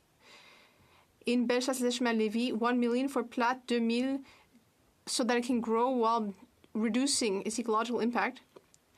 In my colleague for Mégantic-Les Rats riding, $2 million to help Fruits d'Or to increase their production of cranberries and blueberries in Quebec, or 1.5 million in Chicoutimi-Le-Fjord for Diffusion Saguenay for a new immersive show. The Conservatives want our economic development agencies to be a thing of the past. My Conservative colleagues from Quebec should be honest with businesses in the regions and tell them that they will be cutting investment. The honourable member from Brantford-Brant. After 9 years, this NDP Liberal government is simply not worth the cost. The NDP leader blames everyone but himself, yet blindly supports the Prime Minister's inflationary deficits and policies that have driven up food prices for families. Canadians deserve to know the truth. Since he started holding hands with the Liberals in 2022, food prices have risen to a 40-year high. Perhaps it's because his brother's company is Metro's top lobbyist. Or is it because he voted to hike carbon taxes on families, farmers, and food? Either way, the NDP leader has sold out hungry families for his pension and power. Instead of selling out Canadians, common sense Conservatives will cut taxes, resulting in lower food prices and a stronger economy for all. Not just for those who drive a BMW or wear a Rolex. It's time for real Conservative leadership that puts families first.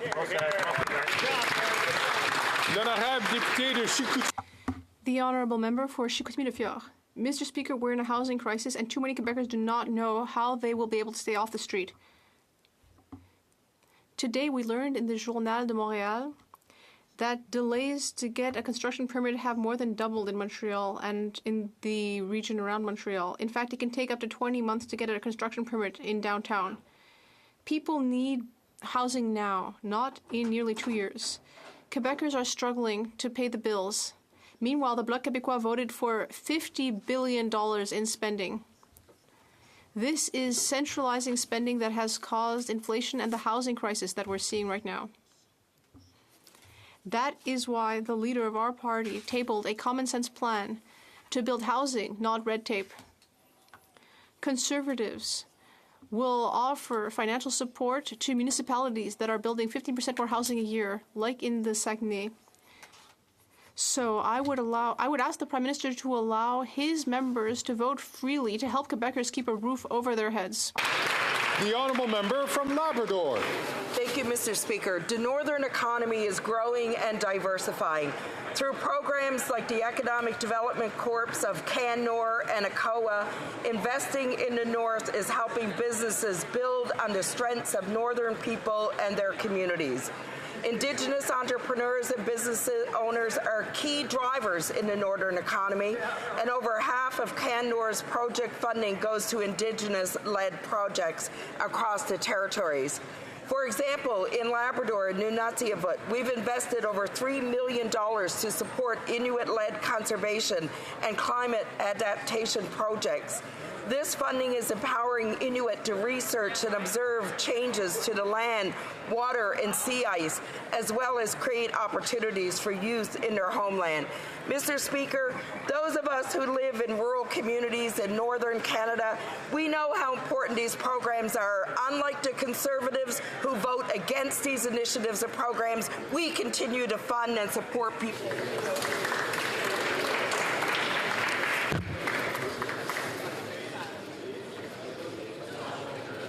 The honourable member from Victoria. Today I want to recognize two disability rights champions in my community. Lemby Buchanan has worked for over 20 years to ensure that people living with severe mental health challenges receive the support they deserve. She's helped improve the application form for the disability tax credit to include thousands of people who were previously left behind. Joanne Neubauer passed away this year. She worked tirelessly for nearly 50 years to establish national policies and programs that emphasize justice and self-determination. As the founder for the Action Committee of Persons with Disabilities, Joanne lived her life with true compassion. May her legacy inspire us all to continue this important work.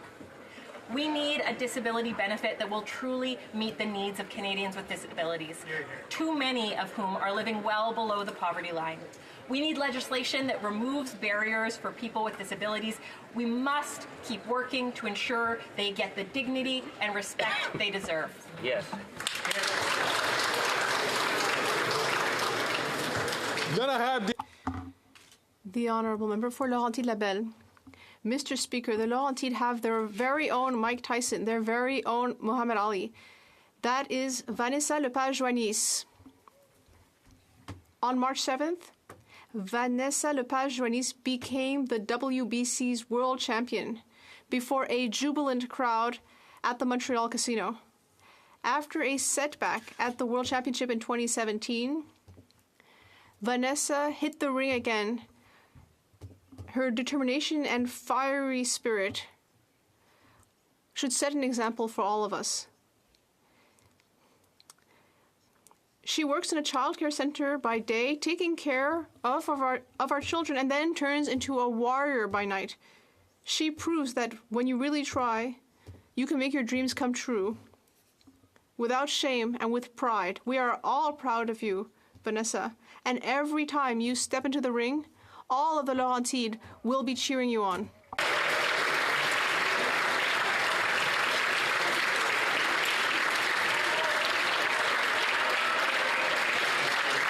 the honourable member from Peterborough-Kawartha. There is no chance the housing minister will reach his housing target promises. That is a direct quote from Richard Lyle, president of the Residential Construction Council of Ontario. He testified yesterday in the Human Resources Committee and went on to say, "We are staring into a pit. What we are saying is that when cranes are coming down, they are not going back up." After 9 years of this Liberal NDP Prime Minister, housing costs have doubled, and yesterday's testimony from housing experts confirmed what Conservatives have been saying. The first-time home buyer is pretty much extinct, said Lyle. He said, "We effectively tax housing like alcohol and tobacco. It's like a sin tax. It doesn't make sense." Clearly, there is no chance that Prime Minister can or will help Canadians. It is time for common-sense Conservative policies where development fees are not the highest in the continent, and we restore the dream of home ownership. Well done. The honourable member from Ottawa West Nepean. Mr. Speaker, this week marks the 25th anniversary of the arrival of the Kosovo refugees who fled the brutal conflict there in 1999. Today, the Canada-Kosovo Parliamentary Friendship Group welcomed a delegation from Kosovo to celebrate the occasion. 25 years after their arrival, we celebrate the invaluable contributions of Kosovo Canadians to our society. They are contributing as doctors, as business owners, members of the Canadian Armed Forces, music and cultural leaders, scientists, and so much more. The generosity of those Canadians who welcomed and helped them has been returned many times over. This anniversary serves as a reminder of our shared humanity and our duty of compassion toward those seeking refuge. On this day, we will commit to continue supporting all those fleeing war and oppression. And we commit to honoring the stories of courage and resilience that can inspire us to be a more welcoming and inclusive society. Thank you. Questions orales, oral questions. The Honourable Leader Donahad. The Honourable Leader of the Opposition. Incompetence. The incompetence of this Prime Minister and the Liberal Mayor of Montreal is blocking construction and has led to a tripling of rent prices in Montreal. And we learnt, even worse today in La Presse, that it is a major hindrance. In 2019, obtaining permits, the time taken to obtain a permit has more than doubled. And the Prime Minister continues to spend $95 million for municipalities and mayors that are hindering construction. Why? The Right Honourable Prime Minister. Mr. Speaker, the Conservative leader's hypocrisy is clear. Let us talk about their proposal with regards to housing. And the Conservative leader has been ignoring debate on it for months. Their plan will not build enough rapid housing. It doesn't count enough cities and adds red tape. The Conservative leader would be ready to rip up 179 agreements for housing and reimpose GST on the construction of apartments. It's this lack of ambition in housing that have placed us in this situation. The Honourable Leader of the Opposition, all the Prime Minister has said is false. When I was the Minister for Housing, we built 200,000 new housing units in Montreal. Average rent was $700 a month. $700 a month, Mr. Speaker. Now it's $2,000 a month. And the time one has to wait for a building permit has more than doubled. Why is the Prime Minister not following my common sense plan by giving money to the municipalities who are actually accelerating housing? The Right Honourable Prime Minister. What we see, Mr. Speaker, is that the Conservative leader is exploiting the fears of Canadians. When the Conservative leader was Minister for Housing, he withdrew from cooperative buildings. No new apartments were built, and initiatives were eviscerated for affordable housing. Today, his proposal for housing is insufficient. The leader of the Conservatives only has slogans and no actual concrete solutions. The Honourable Leader of the Opposition. Because of the incompetence of this Prime Minister and Liberal City Hall in Toronto, rent there has more than doubled over the last 9 years. What's worse is that the Prime Minister's so-called Housing Accelerator Fund has given $500 million to Toronto, and only months later, the politicians in that city hiked up home building taxes by 20%. Wow. Now 30% of all home building costs is government taxes alone. Why does the Prime Minister keep sending our money to build bureaucracies that block homes? The Right Honourable Prime Minister. Speaker, we see the Conservative leader's hypocrisy on full display. Let's talk about their housing proposal, which the Conservative leader has been delaying debate on for months because he knows it's not ambitious enough. His proposal won't build homes fast enough, doesn't reach enough cities, and creates unnecessary bureaucracy. The Conservative leader would also rip up the 179 housing accelerator agreements and put the GST back on apartment construction. His clear lack of ambition on housing is partly how we ended up here in the first place. Hear, hear. That's right. Honourable Leader of the Opposition. When I was housing minister and we built 200,000 homes in 1 year, the rent was only $900 and mortgage payments were half of what they are today. Fast forward to present, the Prime Minister has given $500 million to Toronto City Hall to jack up new taxes on home building. No wonder that when the President of the Residential Construction Council of Ontario, Richard Lyle, was asked whether the Prime Minister would keep his promise for 3.9 million new homes by the end of the decade, he said, and I quote, "No chance." Mr. Speaker, why doesn't he stop funding bureaucracy so that we can get out of the way and build homes? The Right Honourable Prime Minister. It is shameful, again, that the Conservative leader continues to exploit the very real anxieties of Canadians. When the Conservative leader was housing minister, let's talk about his record. He withdrew the government from cooperative housing. He supported the construction of 0 new apartments, and he gutted affordable housing initiatives and created new bureaucracies. His housing proposal today continues to fall short. The Conservative leader is simply all slogans and no answers. The Honourable Leader of the Opposition. My common sense plan to build the homes would reward municipalities that speed up permits and punish the politicians that get in the way. His approach has not only doubled housing costs, but he's built up Toronto City Hall with monstrous financial transfers so that they can block construction. Mr. Speaker, there have been 50 new tent encampments added in the City of Toronto in 6 weeks. There are 250 tent cities in Toronto alone. Is that his plan to block homes and put up tents? The Right Honourable Prime Minister.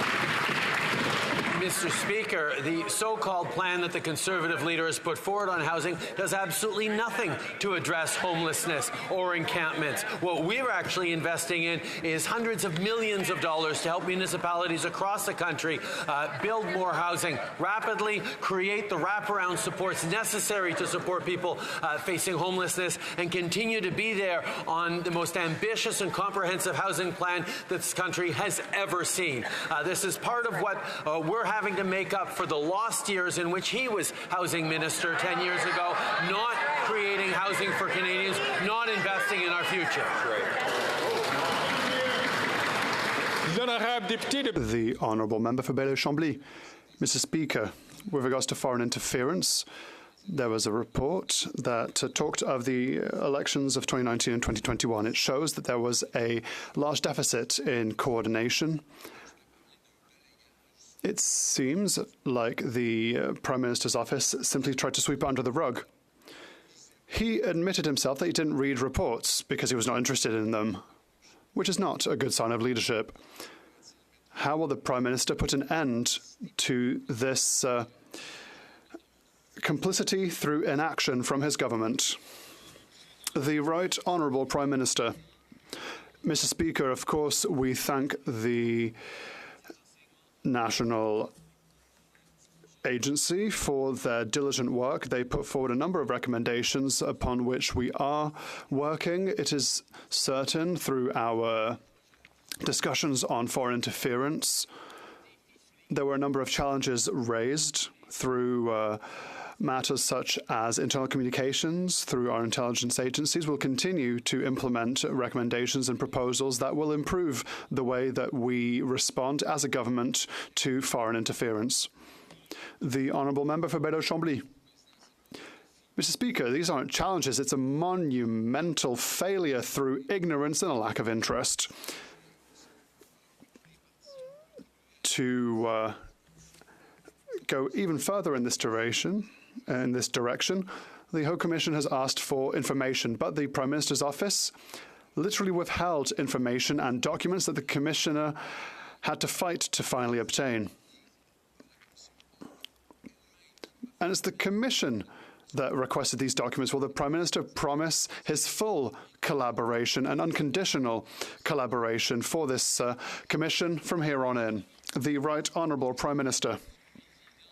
Mr. Speaker, as government, we shared with various investigative commissions more cabinet confidence than any government in the history of our country. We know how important it is to show Canadians that they can trust our public service structures in our intelligence bodies and in our government to counter foreign interference, and that is the reason for which we have shown ourselves to be transparent and open with the Commissioner, with all commissions. In fact, we will continue to show the work that we are doing as a government. The Honourable Member from Burnaby South. The hospital in Moose Factory was built nearly 70 years ago. The wood roof is caving in. There are no elevators. Patients and staff deserve better. For 2 decades, the community of James Bay has been pushing the federal government to build a new hospital. The Liberals promised funding, but in the last budget, there wasn't a single cent for the hospital. The province and Winnebago Area Health Authority are ready to go. Will the Prime Minister finally fund the new James Bay Hospital, yes or no? The Right Honourable Prime Minister. Mr. Speaker, over the past years, we have made historic investments in First Nations and Indigenous healthcare right across the country. We recognize there is more to do. We're going to continue to be there as partners to Indigenous communities, to provincial health authorities, to making sure those investments show up for vulnerable Canadians from coast to coast to coast. We know how much more there is to do on the path to reconciliation, but we are there to be a partner every step of the way, and we'll continue to work to respond to the important needs of First Nations communities around healthcare. The Honourable Member for Burnaby South. Gives promise to the community and needs to build that hospital. Yeah. The Transport Collective. Public transit in Montreal is in crisis. Experts are clear. It's running out of money. And the longer this crisis lasts, the greater number of people will lose their public transit, and this government is doing absolutely nothing. The Liberals are abandoning Montrealers. What's the point of having Liberal MPs in Montreal if none of them are fighting for their city? The Right Honourable Prime Minister. Mr. Speaker, rubbish. We have been here to invest in transit more than any previous government. And as a proud member from Montreal, our actions for the Blue Line, for the REM, our actions to continue investing in transit in Montreal, like is the case in Quebec City and throughout the country, will continue. We have implemented an infrastructure program to invest in a permanent and sustainable and recurrent way for decades to come in transit, and we'll continue to be here for Montreal, for Montrealers, for Quebecers and all Canadians when it comes to transit. The honourable member from Kelowna Lake Country. Mr. Speaker, after 9 years of this NDP Liberal government, Canada's housing crisis is only getting worse. The Liberals claim in Budget 2024 that they're going to build 3.87 million homes by 2031, and that would mean a new home completed every 57 seconds every day. At the Housing Committee, I asked Richard Lyle, a home building expert, if this was realistic, and he said, not a chance. The Prime Minister is not worth the cost of housing. Will this Prime Minister stop funding photo ops and start building the homes that Canadians desperately need? The Honourable Minister for Housing, Infrastructure and Communities. Mr. Speaker, with the recent housing plan, we've set out to build the number of homes that's actually required to solve the housing crisis. With respect, Mr. Speaker, it's disappointing in the extreme that the Conservatives won't even set a goal that will solve the problem. What's more interesting, Mr. Speaker, is the member who posed the question actually had her community benefit with a $31.5 million investment to build more homes in Kelowna. She's advocating that that money is taken away from her city and be replaced by a program for which Kelowna is ineligible. Most MPs advocate for investments in their community. It's disappointing my colleagues doing the opposite. The honourable member from Kelowna Lake Country. Well, Mr. Speaker, it was announced just this morning that, in fact, housing starts are down in my community and also across the country. Wow. And in 2015, people could actually afford a home. 9 years of this NDP Liberal government has only brought us a housing crisis. And the head of the Residential Construction Council of Ontario said that construction is down there, and we are seeing this across the entire country. He said high financing costs and development charges means home builders are sitting at home instead of building homes. So since this Prime Minister has no meaningful plan, will the Liberals vote for our housing bill put forward by the Conservative opposition leader to build the homes, not bureaucracy? The Honourable Minister for Housing, Infrastructure and Communities. Mr. Speaker, if she argues that housing starts in her community are down, why is her solution to cut funding for housing in her community? It's endemic to the Conservative approach. When you actually look at the plan that they put forward, it includes a tax hike on new apartment construction. It includes cuts to the programs that fund affordable housing, cuts to the programs that fund cities to build housing, cuts to the programs that allow young people to get into the market for the first time. The cuts are so extreme, even Conservative premiers are crying out, threatening to call snap elections in order to avoid the prospect of Conservative cuts. Cuts will not build homes. Hear, hear.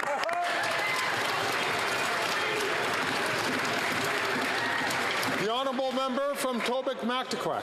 After 9 years of this NDP Liberal government, Canadians are hungry and homeless. Yesterday it was confirmed at committee what Conservatives have been saying all along, that this housing minister will never meet his targets. In St. John, New Brunswick, the lack of housing options are leaving a family in a leaky, moldy apartment, and the father of four, Corey Hamilton, is worried about the health and safety of his family. 10 new people a week are going homeless in Halifax in the minister's own backyard. When will they stop funding photo ops and start building homes Canadians desperately need? The Honourable Deputy Prime Minister and Minister of Finance. Mr. Speaker, even Conservative premiers recognize the damage these cost-cutting austerity Conservatives would wreak on our country. The only thing these Conservatives know how to do is cut, cut, cut. That's right. They want to cut the First Home Savings Account that has allowed more than 750,000 young Canadians to save up for their first home. Right. They want to cut support for infrastructure that is allowing municipalities to build homes. They want to tear Canada down, Mr. Speaker, but we won't let them. Hear, hear. The honourable member from Tobique-Mattaquin.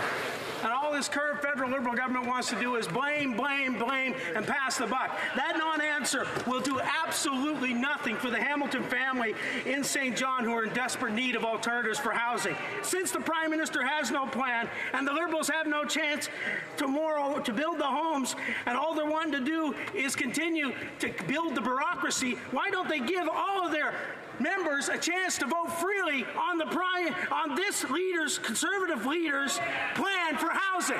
Let's do that tomorrow, a free vote.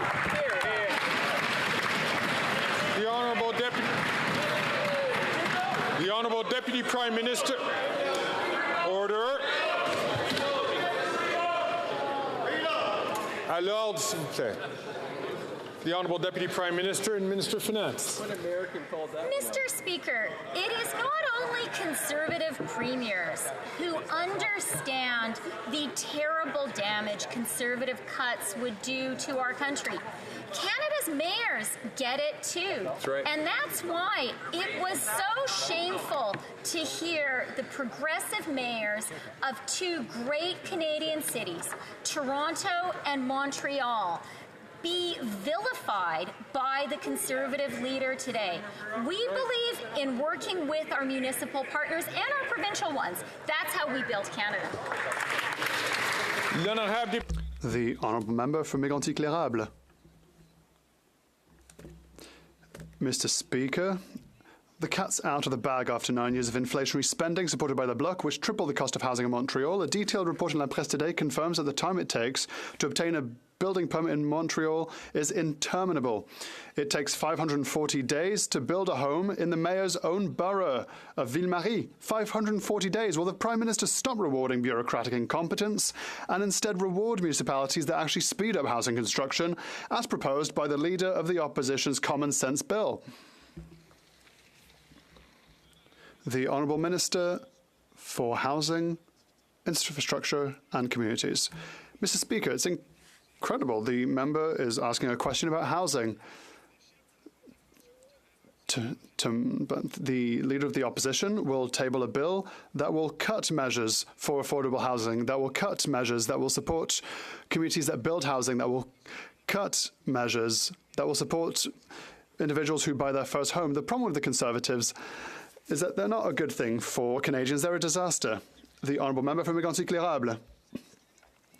You know what happens with this housing minister's measures? After 9 years, more and more Quebecers are living in tents in Montreal because of this minister's and the Prime Minister's incompetence. Will the Prime Minister accept our common sense plan for Canada and Quebec to sign a common sense agreement to encourage housing construction in Montreal?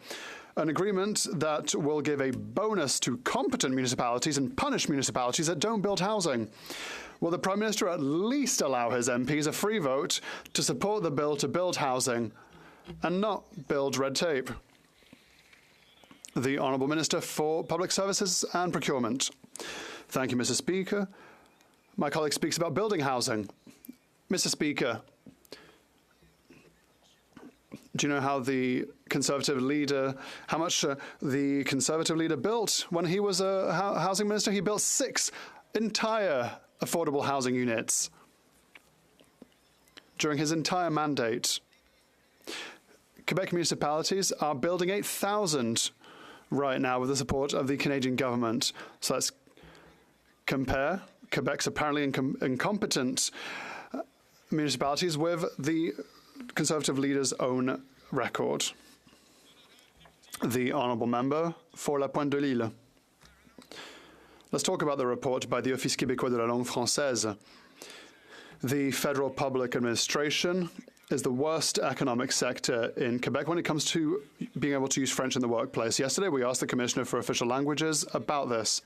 He reminded us that complaints about the language of work have not gone down this year. They've actually gone up. It's in the Gatineau-Ottawa region that the number of complaints are the highest, at the very heart of the federal apparatus. When will the Liberals stop their federal administration from becoming an Anglicization machine? The Honourable President of the Treasury Board. Thank you, Mr. Speaker. That's simply not true. We know that that it's through a bilingual public service that we'll be able to serve Canadians. Canadians can obtain service in the official language of their choice. That is a fundamental aspect of our public service, and so we will continue to protect and promote French, and we are determined to promote a working environment that is conducive to the use of French and English, Mr. Speaker. The Honourable Member for La Pointe de l'Île. If the federal government is Quebec's worst employer when it comes to being able to use French, it's because of a lack of liberal political will. With the reform of the Official Languages Act, the Liberals were supposed to impose a regulatory framework to force equality between French and English in federal institutions. Well, we're still waiting, Mr. Speaker. To quote the Commissioner for Official Languages yesterday, we need renewed commitment, and that starts with leadership from federal ministers. So when will we see a regulatory framework and actual leadership from ministers? The Honourable President of the Treasury Board. Mr. Speaker, I've also spoken with the Commissioner, and I've spoken to him and to all stakeholders in our government and in our country. As President of the Treasury Board, I have made commitments in the implementation of Parts 4, 5, 6 of the OLA as regards to the federal public service. It's a very important work. As I said, we are determined to continuing the use of French and English in the federal public workplace. The Honourable Member for Trois-Rivières. Mr. Speaker, we'll take no lessons from the Liberals. The Liberals are far too easy to identify. They keep saying we have to protect French, yet the federal government is the worst employer in Quebec when it comes to French in the workplace. Are they tightening the screws on their own administration to put a stop to this? No. Are they regulating to force equality between English and French in federal institutions? No. Do they set an example by insisting on mastery of French in their own appointments, like for the Governor-General? No. The worst examples come from the top. Does the government agree that we need to actually have a healthy head of country and healthy head of government? The Honourable President of the Treasury Board. Mr. Speaker, look at me. I'm an Anglophone, but I speak French. What's he talking about? I can speak French in this House of Commons, and I can speak French with all public servants, in French and in English, and I will continue to try and implement Parts 4, 5, and 6 of the Official Languages Act. And that is my responsibility and our priority, Mr. Speaker.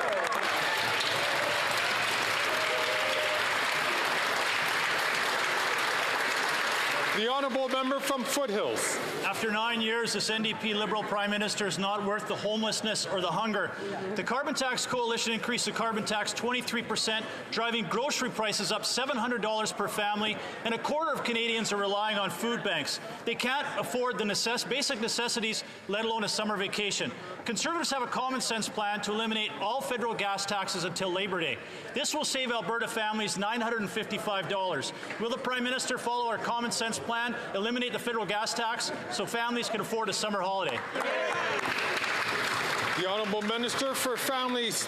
Mr. Speaker, I find this question very disingenuous. We will take no lessons from the Conservatives when it comes to food bank usage, when they refuse and they vote against providing food to hungry kids at school. The Honourable Member from Foothills. Out of touch is a Liberal NDP government that listens to bankers and bondholders that benefit from Liberal inflation. I'm listening to my constituents like Lisa, who showed me her carbon tax rebate. It was $15. What a joke. It's not a joke for Foothills families who pay $3,000 a year in carbon taxes, have nothing left for food or homes, let alone a summer vacation. The Parliamentary Budget Officer is clear. Canadians pay more in the carbon tax than they get back in a rebate.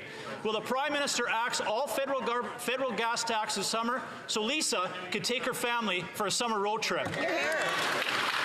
The Honourable Deputy Prime Minister and Minister of Finance. Mr. Speaker, The Conservatives are the party of austerity. That's right. The only thing they know how to do is cut, cut, cut. And so it is no surprise that they want to cut the carbon rebates that leave 8 out of 10 Canadian families better off. And you know what else they want to cut? They want to cut the National School Food Program. They want to cut early learning and child care. Yep. They want to cut dental care that already 2 million Canadians are benefiting from. Right. They want to tear Canada down, but we won't let them. Hear, hear. The honourable member from Lambton Kent Middlesex. After 9 years, this NDP Liberal Prime Minister is not worth the hunger and homelessness. Alan and Willa, seniors from Melbourne who've worked their whole lives, have told me that they can't even afford a small vacation because everything is too expensive. Conservatives are calling on the government to axe the tax this summer, saving Ontario families nearly $600 to help pay for food and housing and maybe a small family vacation. So will the Prime Minister adopt our common sense plan to axe the tax on gas this summer so Canadians can afford a summer road trip? Hear, hear. The Honourable Minister for Natural Resources and Energy.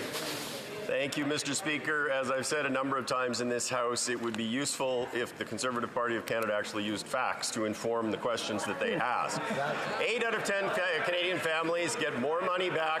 300 Canadian economists have said so. The Parliamentary Budget Officer has said so. It actually works in reverse to income, so it's people who actually live on the most modest income that get the most money back, and it's part of fixing the climate crisis that threatens the future of our children.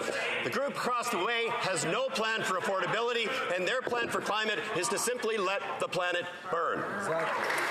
The honourable member from Lambton Kent Middlesex.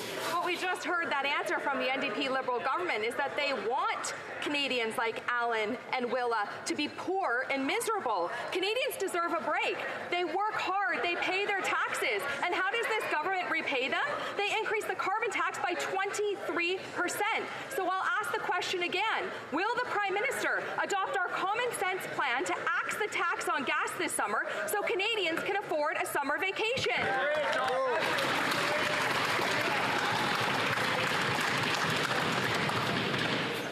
During the honourable member's question, there was a lot of discussion going on, nothing too radical. I'd ask members please to keep their voices down so that we could all hear the questions and hear the answer. The Honourable Deputy Prime Minister and Minister of Finance.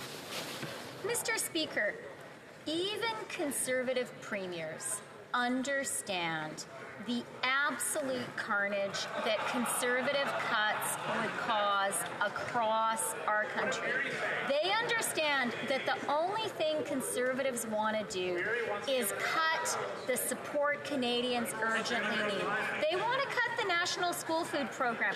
400,000 kids are going to benefit from that. They want to cut dental care. 2 million Canadians already benefiting from it. And of course, they want to cut early learning and child care. We won't let them do any of that. The honourable member from Port Moody, Coquitlam. Flight attendants, who are predominantly women, work on average 35 hours a month unpaid. No worker should have to do their job without a paycheck. But the Liberals and the Conservatives have let the big airline CEOs get away with it. The Liberals have even given these airlines millions in handouts. And recently, the Liberals told flight attendants that they should simply file complaints with those same CEOs who are ripping them off. Why are the Liberals putting the burden on workers instead of holding profitable CEOs to account? Yeah. The Honourable Minister of Labour. Members are aware Canadian Airlines are private sector companies. The government does not regulate wages in companies aside from setting a minimum wage. Employers must pay their workers no less than the minimum wage for all hours of work performed, which is protected under the Canada Labour Code. This is an issue we take very seriously, and we are monitoring it closely. Thank you, Mr. Speaker. The honourable member from Skeena, Bulkley Valley. Mr. Speaker, people with disabilities are still waiting for this government to protect their dignity and their safety when they travel with Canadian Airlines. We've heard story after story about people being injured, mobility aids being broken or lost. And the Liberals' response? They held a summit where there was yet again more talk and very little action. The only announcement from the summit was the airlines earnestly promising to do better in the future. The minister can do more. then simply ask politely. He can lay down the law and set proper rules. Why does he refuse to? The Honourable Parliamentary Secretary. Mr. Speaker, our government is firm in supporting persons with disabilities, be they traveling from point A to point B, by air, by land, by sea, by all means of transport. And that's why we held a disability summit, gathering together the airlines industry and persons with disabilities to sharpen our pencils to make sure that persons with disabilities can travel with dignity. We are doing this work. We're making sure that Canadians can travel in a dignified fashion. Thank you, Mr. Speaker. Good answer. The Honourable Member from Halifax West. We have an abundance of talent in Atlantic Canada's colleges and universities. The cutting-edge research and innovation produced in my region strengthens Canada's competitive advantage and drives growth in key industries like manufacturing, clean energy, and ocean sustainability. Can the minister responsible for ACOA tell the House what our government is doing to support researchers and entrepreneurs fueling East Coast innovation? Good question. The Honourable Minister of Regional Economic Development in ACOA. Mr. Speaker, Atlantic Canada is just full of bright thinkers and doers. And at ACOA, the past few years, we've invested $30 million in Springboard Atlantic to get ideas from the classroom to the boardroom. Springboard has turned that funding into $500 million in partnerships. We know ACOA investments bring long-term benefits to our communities. And yet, the member from New Brunswick Southwest wrote in the National Post that ACOA and the other regional economic development agencies should be shut down. I wonder, do the other 7 Atlantic Conservatives agree with them? Will they stand up for our region and support the work of ACOA? Let's hope they have a backbone. We do, Mr. Speaker.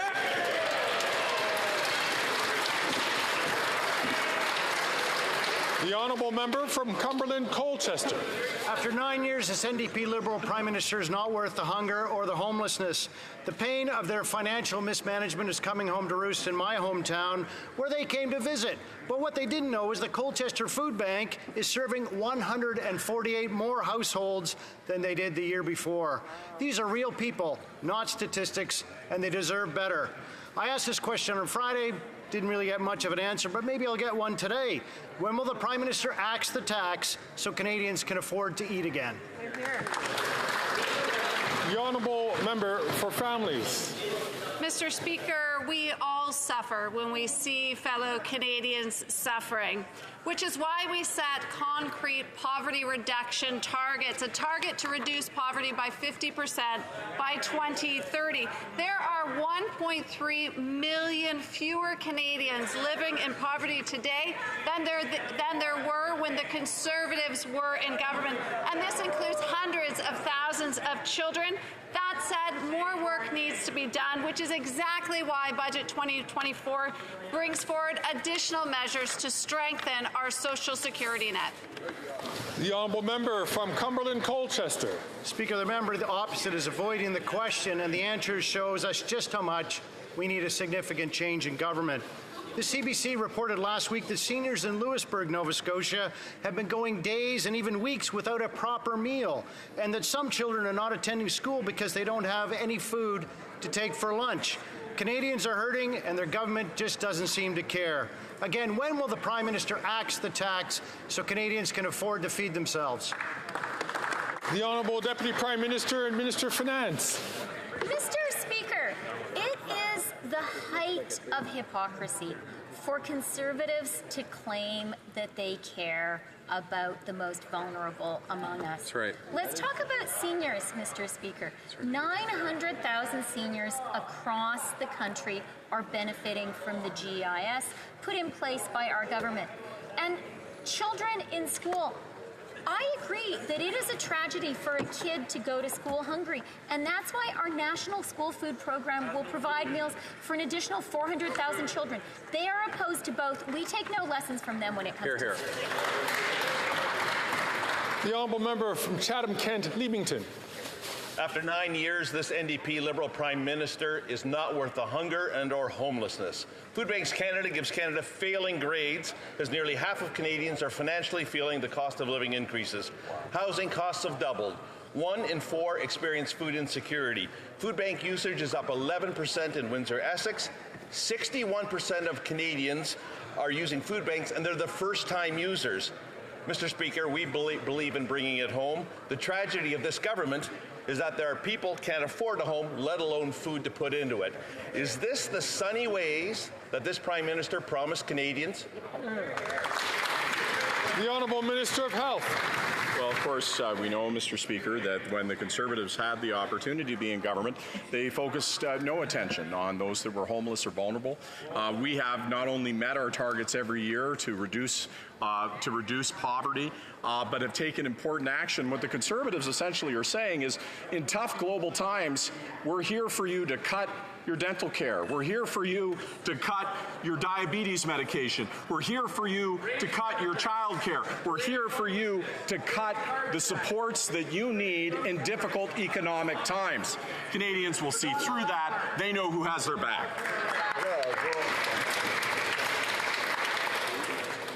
The Honourable Member from Moose Jaw Lake Centre, Lanigan.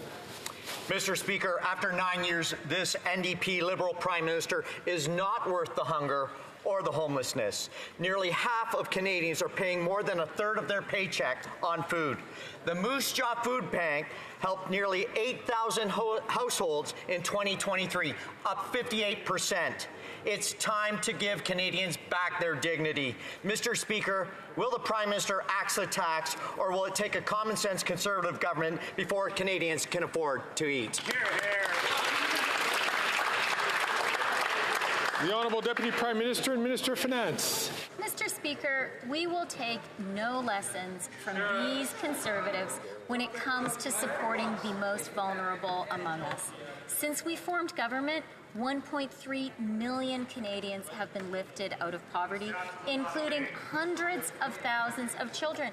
But we recognize these are very challenging times in Canada and around the world. And that is why we are so glad to be putting in place a national school food program. 400,000 kids will get meals because of it. How can the Conservatives vote against that? You know how? Because they only believe in cuts and austerity. That's right. The Honourable Member for Lac-Saint-Jean. Mr. Speaker, yesterday, the Minister of Immigration was asked about the distribution of asylum seekers. He replied that we were confusing reception capacity with willingness to receive. I'd like to remind him that Quebec has opened the equivalent of more than 50 schools with reception classes for refugee children this year. Now, that's willingness. In the meantime, Ottawa is not spreading out asylum seekers or reimbursing the costs, and we see families sleeping outside for lack of accommodation. This is a problem of will. When is the minister going to solve his resolve issue and take action? The Honourable Minister of Immigration. First, I'd like to underscore the participation of the Bloc in terms of immigration. We're wondering why they haven't increased their capacity for several years, and the responsibility is shared between Quebec and Canada. That's what we've announced for weeks we're going to do, and we're going to see results, but this is a positive development in our relationship. The Honourable Member for Lac-Saint-Jean. With such comments, it's easy to understand why Ottawa has been sleeping on the issue of asylum seekers for months. If the minister still thinks that it's a question of will and not of capacity, he really hasn't understood a thing. Meanwhile, there are people lining up at food banks. There are people with no place to stay. There are schools that were already short of resources and now don't know what to do today. When is the minister going to understand that there are people who are at the end of the rope and that there are people who can't take it anymore because the actions of his government? The Honourable Minister of Immigration, Refugees and Citizenship. Mr. Speaker, I think that Quebecers and Canadians would agree with me by saying that $5.2 billion transferred to Quebec under the Canada-Quebec agreement is action. We're always ready to do more. It's also very clear that Canada, like many other countries, is facing an irregular migration issue, but we can meet up to this challenge with our provinces and territories as partners. From Fort McMurray, Cold Lake. After 9 9 years, it is clear NDP Liberal extremist drug policies have been a complete failure. Something everybody seems to understand except this NDP Liberal government. 100% of people recently polled were opposed to these dangerous drug policies that are flooding our streets with potent drugs. I quote, all believe this was a step in the wrong direction. What will it take for this Prime Minister to cancel his deadly and dangerous taxpayer-funded drug trafficking experiment? The Honourable Minister for Mental Health and Addictions. Mr. Speaker, the member well knows that first and foremost, diversion is illegal in this country of any narcotics. Doesn't matter what they're for, ADHD, methamphetamines, or anything else of the sort. When it comes to prescribed alternatives, Mr. Speaker, it is one tool of many to combat the overdose crisis in this country, to save lives, Mr. Speaker. They choose an either-or in a war on drugs policy that will leave people dead in the streets rather than getting them to health care. Shame on them, Mr. Speaker. The Honourable Member from Fort McMurray, Cold Lake. After 9 years of this NDP Liberal government, the only thing that's dropped in price has been the price of hydromorphone, which, by the way, the street price has gone from $20 a pill to $2 a pill under their watch because of the diversion they have allowed. Police sounded the alarm, sharing that 50% of hydromorphone that they've seized has been from diverted taxpayer-funded drug trafficking schemes, flooding the streets with potent drugs and fueling new addiction. So the question is simple: when will they put an end to this dangerous program? The Honourable Minister for Mental Health and Addictions. Mr. Speaker, I will say it again. Diversion is illegal in this country. And not only that, Mr. Speaker, Conservatives are trying to portray the fiction of our streets rather than the reality. The RCMP made it explicitly clear of what is happening with regards to diversion, and the numbers you're quoting are simply not fact. The facts are this: data shows that there's no increase of hydromorphone in the past decade from drug seizures across Canada. Mr. Speaker, we are talking about saving lives. Where are they? The Honourable Member for Charlesbourg, Haut-Saint-Charles. We have learned in the Journal de Montréal that there are people using drugs in the streets near an elementary school in the Saint-Henri district of Montreal.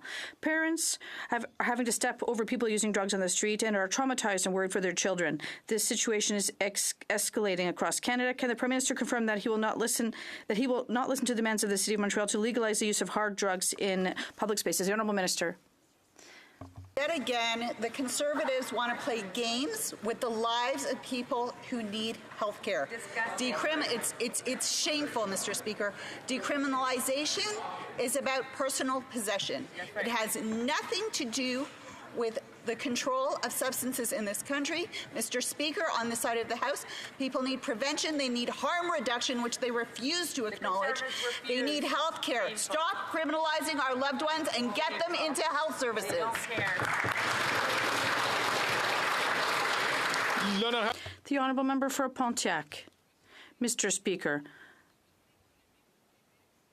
development agencies in Quebec are very important in Quebec, and they contribute to growth, productivity, and innovation of our Quebec businesses. And that is why I'm somewhat upset with my Conservative colleagues from New Brunswick. They're saying that these agencies hamper local economies.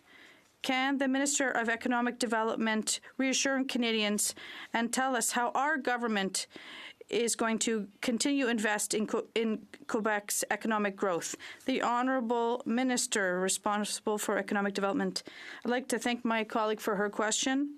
I'm very concerned to know that Conservatives in Quebec are telling their colleagues from New Brunswick that they want to get rid of these regional development agencies. For every dollar invested, it's $4 investment that is generated.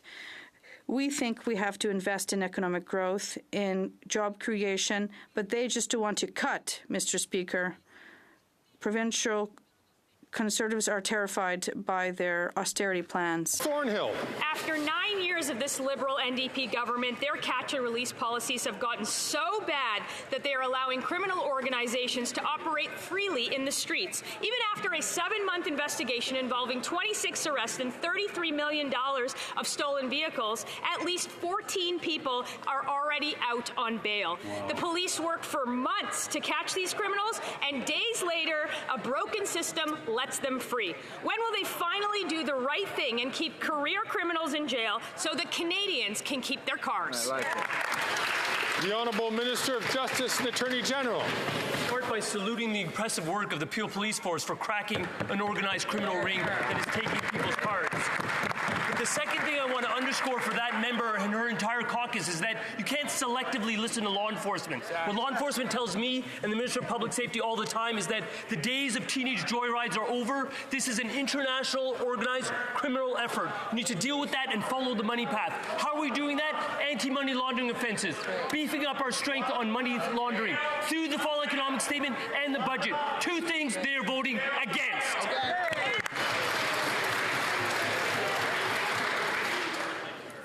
The Honourable Member from Thornhill. Speaker, it's that minister's policy that is working against the Peel Police. And this is coming from a guy that in his ministry had 3 cars stolen in 3 years. The evidence is right on his doorstep. The Liberal catch and release policies are not working. After 9 years of this NDP Liberal Prime Minister, the GTA doesn't stand for Greater Toronto Area. It stands for Grand Theft Auto. 40 cars stolen a day in Toronto, 20 in Peel. How many more is it going to take for him to do something about it?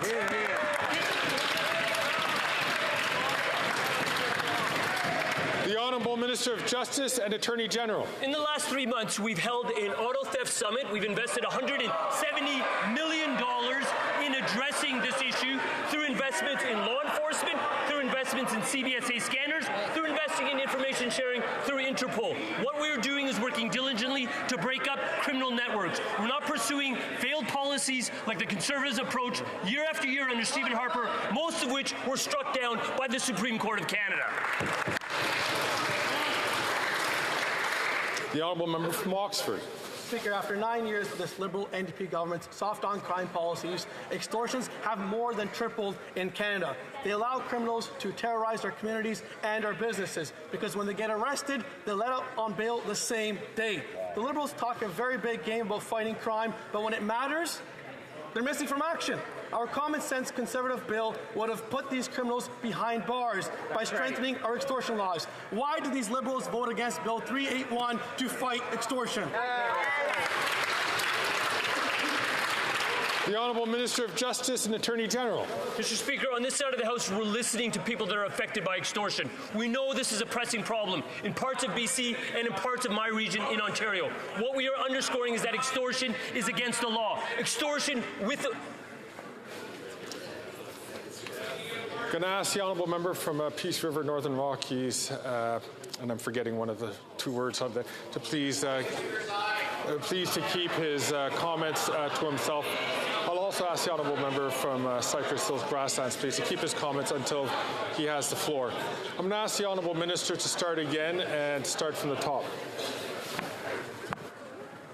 Mr. Speaker, we are listening constantly to communities that are being affected by extortion, particularly South Asians in the BC region and in the GTA. And what we hear from them is that they need supports. We are providing those supports through aggressive responses under the criminal code. Extortion is against the law. Extortion with a weapon attracts a very significant penalty under Canadian criminal law. What we also understand from them is that organized criminality, including foreign interference and organized criminality, is behind these extortion attempts. That's why bills like C-70 will make an important difference. So will the budget measures on money laundering and cracking down on organized crime.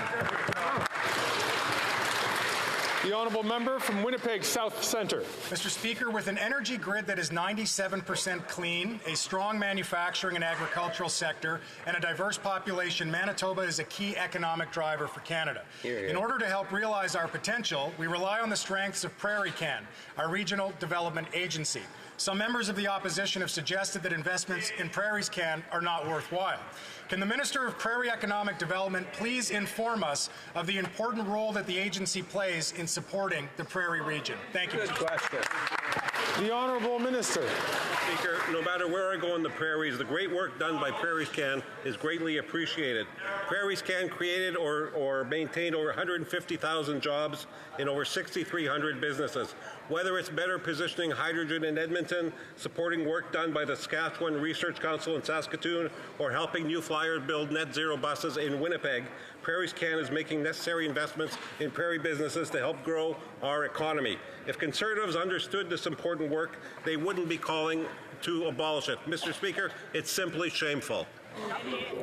The Honourable Member from Vancouver East. Successive Liberal and Conservative governments have heavily relied on migrant workers to support Canada's economy. They are often underpaid and racialized. They can easily fall through the cracks, leaving them undocumented through no fault of their own. They live here and contribute to our communities, and they pay their taxes. Yet without permanent status, they're often subject to exploitation and abuse. The Liberals say they want to regularize them since 2021, but empty words won't protect workers. Will the Prime Minister implement a broad, uncapped program to regularize undocumented workers so that their basic human rights are protected? Yes. The Honourable Minister for Immigration, Refugees and... Thank you, Mr. Speaker.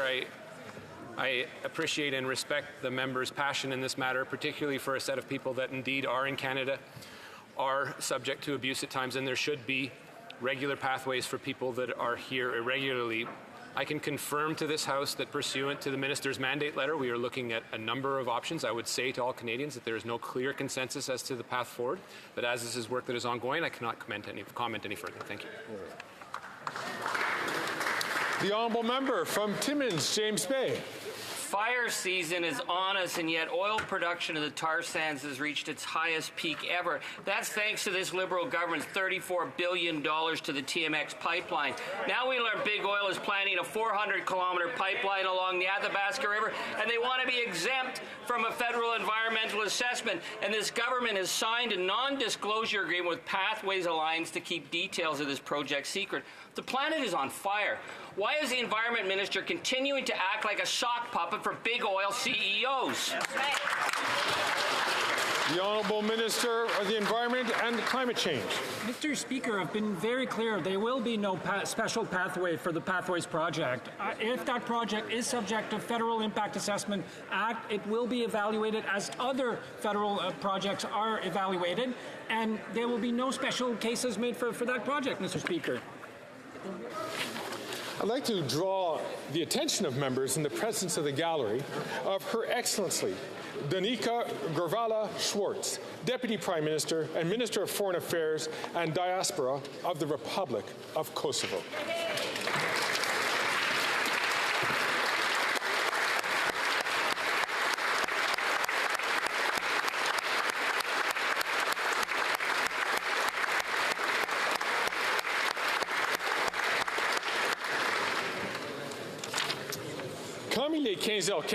It being 3:15 p.m., the House will now proceed to the taking of the deferred recorded division on the amendment of Mr. Caputo to the motion at third reading stage of Bill C-59. Call in the members.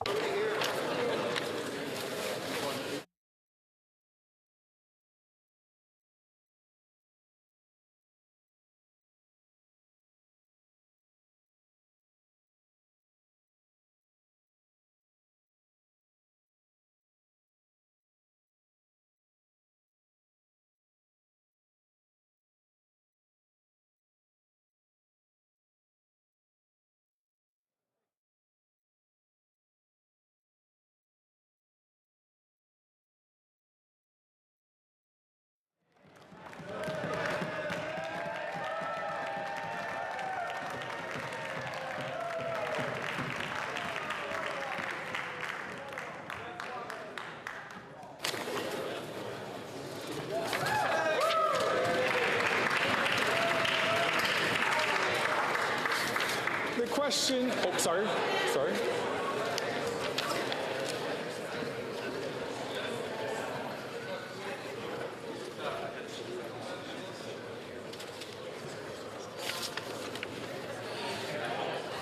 Mrs. Freeland. She doesn't have to be here. The question is as follows. Ms. Freeland, seconded by Ms. Haidu, move that Bill C-59, an act to implement certain provisions of the Fall Economic Statement tabled in Parliament on November 21st, 2023, and certain provisions of the budget tabled in Parliament on March 28th, 2023, be now read a third time and do pass. Mr. Caputo, appuyé par Mr. Mr. Caputo, seconded by Mr. Macaulay Edmonton West, moved the following amendment. That the motion be amended by deleting all the words... Shall I dispense? No. That the motion be amended by deleting all the words after the word that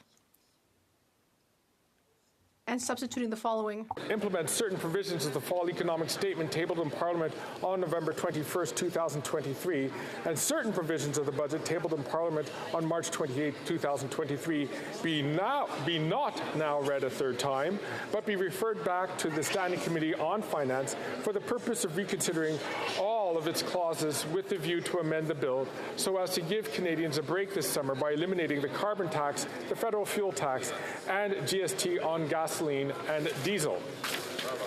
La période de 10 minutes pour les députés votant par... The 10-minute period for members voting electronically has started, and the House will now proceed to the vote for members participating in person. Personne. Que tous ceux... All those in favor of the amendment will please rise. Mr. Schmale. Mr. Schmale. Mr. Bazan. Mr. Bazan. Mr. Kimmich. Mr. Kimmich. Mr. Perkins. Mr. Perkins. Monsieur Deltel. Monsieur Deltel. Mrs. Stubbs. Mrs. Stubbs. Monsieur Paulus. Monsieur Paulus. Miss Landsman. Miss Landsman. Mr. Ellis. Mr. Ellis. Mr. Kelly. Mr. Kelly. Mr. Baldinelli. Mr. Baldinelli. Mr. Cooper. Mr. Cooper. Mr. Holbach. Mr. Holbach. Mr. Small. Mr. Small. Mr. Richards. Mr. Richards. Monsieur Bertol. Monsieur Bertol. Mr. Albuteyev. Mr. Albuteyev. Mrs. Kuzi. Mrs. Kuzi. Mr. Seaback. Mr. Seaback. Miss Ferrari. Miss Ferrari. Mrs. Block. Mrs. Block. Mr. Stewart. Mr. Stewart. Mr. Viss. Mr. Viss. Mr. Doherty. Mr. Doherty. Mr. Macaulay Edmonton West. Mr. Macaulay Edmonton West. Mrs. Goodridge. Mrs. Goodridge. Mr. Lawrence. Mr. Lawrence. Monsieur Godin. Monsieur Godin. Madame Vien. Madame Vien. Mr. Morant. Mr. Morant. Mr. Tucker. Mr. Tucker. Mr. Canna. Mr. Canna. Mrs. Cramp-Nyman. Mrs. Cramp-Nyman. Mrs. Roberts. Mrs. Roberts. Mr. Patzer. Mr. Patzer. Mr. Muse. Mr. Muse. Mr. Redekop. Mr. Redekop. Mr. Van Popta. Mr. Van Popta. Mr. Waugh. Mr. Waugh. Mr. Steinley. Mr. Steinley. Mr. Calkins. Mr. Calkins. Monsieur Lou. Monsieur Lou. Monsieur Généreux. Monsieur Généreux. Mr. Lobb. Mr. Lobb. Mr. Mazer. Mr. Mazer. Monsieur Martel. Monsieur Martel. Monsieur Gould. Monsieur Gould. Mr. Kirk. Mr. Kirk. Mr. Epp. Mr. Epp. Mr. Zimmer. Mr. Zimmer. Mr. Dreeshen. Mr. Dreeshen. Mr. Kitchen. Mr. Kitchen. Mr. Tolney. Mr. Tolney. Mrs. Wagenthal. Mrs. Wagenthal. Mrs. Falk Battleford's Lloydminster. Mrs. Falk Battleford Lloydminster. Mr. Bragdon. Mr. Bragdon. Mr. Dalton. Mr. Dalton. Mr. Nader. Mr. Nader. Mr. McLean. Mr. McLean. Mr. Weber. Mr. Weber. Mr. McGuire. Mr. McGuire. Mr. Shields. Mr. Shields. Mr. Mott. Mr. Mott. Mr. Williamson. Mr. Williamson. Mr. Arnold. Mr. Arnold. Mr. Leslie. Mr. Leslie. Mr. Majumdar. Mr. Majumdar. Mr. Giovanni. Mr. Giovanni.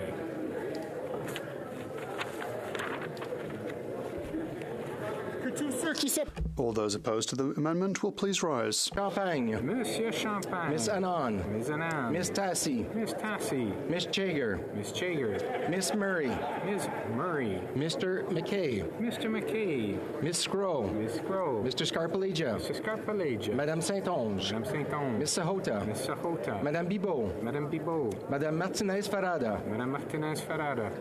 Miss Jazik. Miss Jazik. Mrs. Romanado. Mrs. Romanado. Miss Jones. Miss Jones. Mr. Lamoureux. Mr. Lamoureux. Madame Fortier. Madame Fortier. Mr. Baptiste. Mr. Baptiste. Mr. Kuzmarchuk. Mr. Kuzmarchuk. Mr. May Cambridge. Mr. May Cambridge. Miss Dillon. Miss Dillon. Mr. Assassi. Mr. Assassi. Mr. Fillmore. Mr. Fillmore. Mr. Fonseca. Mr. Fonseca. Mr. Hardy. Mr. Hardy. Mr. Yacono. Mr. Yacono. Mr. Sousa. Mr. Sousa. Mr. Duguid. Mr. Duguid. Mrs. Atwin. Mrs. Atwin. Mr. Housefather. Mr. Housefather. Miss Vandenbeld. Ms. Vandenbeld. Monsieur Sanson. Monsieur Sanson. Monsieur Serré. Monsieur Serré. Mr. Fisher. Mr. Fisher. Mr. Long. Mr. Long. Mr. Longfield. Mr. Longfield. Mr. McDonald Avalon. Mr. McDonald Avalon. Monsieur Robillard. Monsieur Robillard. Madame Shanahan. Madame Shanahan. Mr. Chang. Mr. Chang. Mr. Sorbera. Mr. Sorbera. Mr. Rogers. Mr. Rogers. Miss Yip. Ms. Yip. Mr. Lewis Kitchener-Conestoga. Mr. Lewis Kitchener-Conestoga. Mr. Baines. Mr. Baines. Miss Bradford. Miss Bradford. Madame Châtel. Madame Châtel. Madame Diab. Madame Diab. Mr. Meow. Mr. Meow. Miss Thompson. Miss Thompson. Mr. Carr. Mr. Carr. Monsieur Simard. Monsieur Simard. Madame de Bellefeuille. Madame de Bellefeuille. Madame Larouche. Madame Larouche. Monsieur Plamondon. Monsieur Plamondon. Monsieur Champoux. Monsieur Champoux. Monsieur Lemire. Monsieur Lemire. Madame Sinclair-Desgagnés. Madame Sinclair-Desgagnés. Madame Desbiens. Madame Desbiens. Madame Bérubé. Madame Bérubé. Mr. Julian. Mr. Julian. Mr. Massey. Oh, Mr. Massey. Did you call it Julian? Yeah. Miss Matheson. Miss Matheson.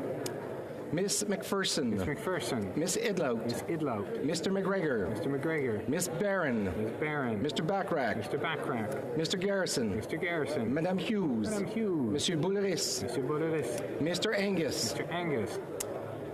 Miss Collins Victoria. Miss Collins Victoria. Miss Zarillo. Miss Zarillo. Mr. Morris. Mr. Morris.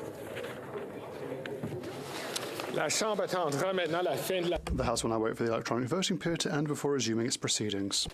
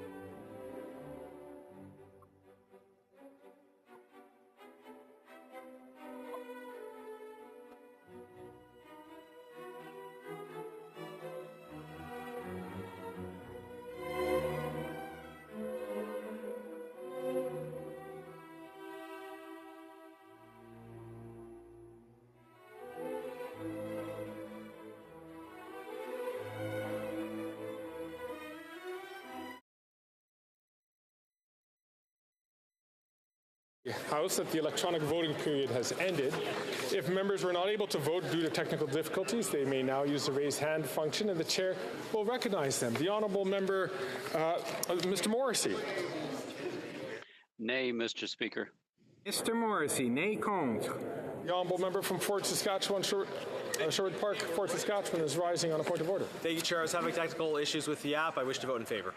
Mr. Janice, yea pour. The table will now compile the results of the vote. Yeas pour 116, 116. Nays contre 202, 202. Je déclare l'amendement. I declare the amendment defeated. The question is on the main motion. The question is as follows. Madame Freeland, appuyée par Madame...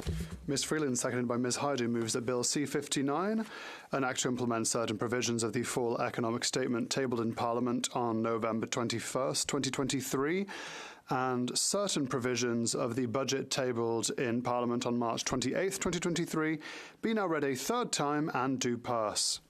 Pursuant to Standing Order 69.1, the question is on clauses 1 to 136, 138 to 143, 168 to 196, 209 to 216, and 278 to 317 regarding measures appearing in the 2023 budget.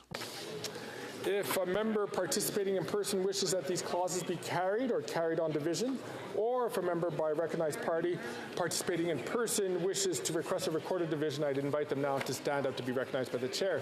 The Honourable Parliamentary Secretary. Special recorded vote, Mr. Speaker. I therefore declare clauses 1 to 130... Sorry.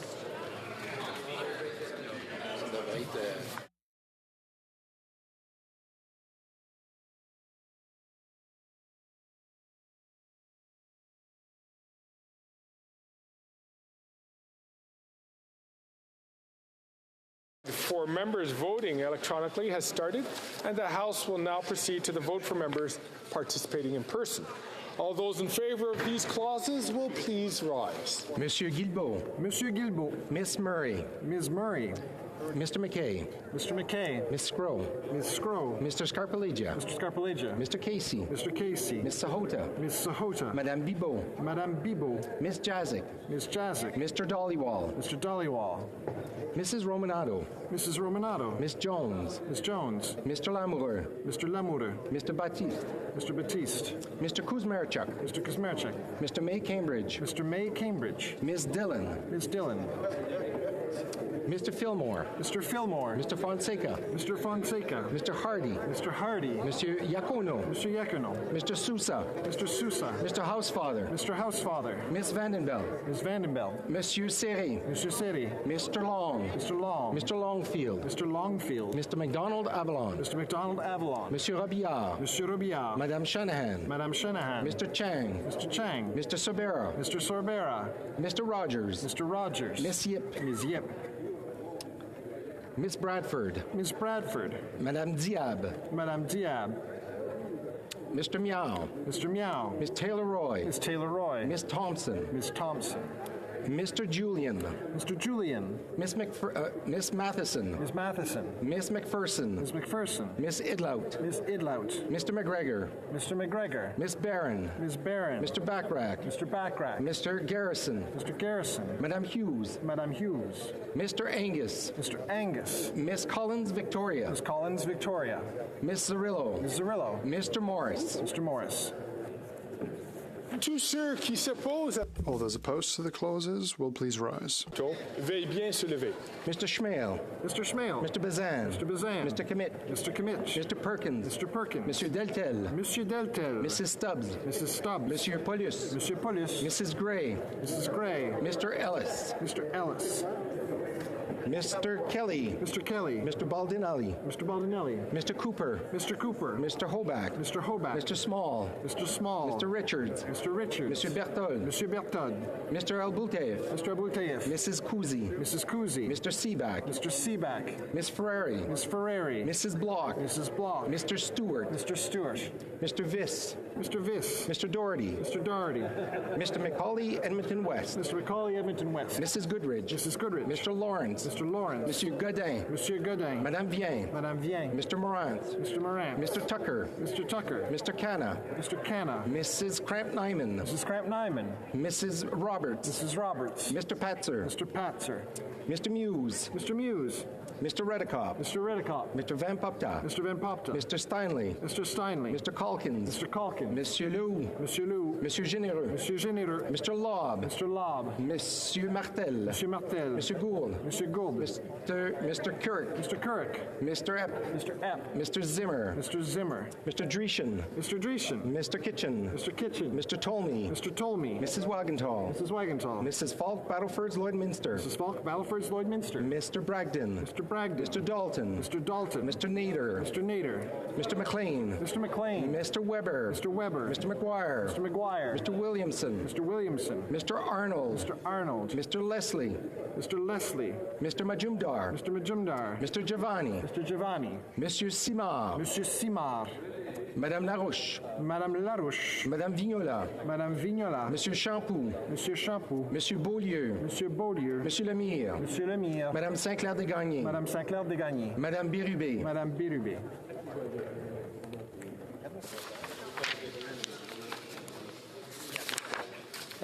The House will now wait for the electronic voting period to end before resuming its proceedings.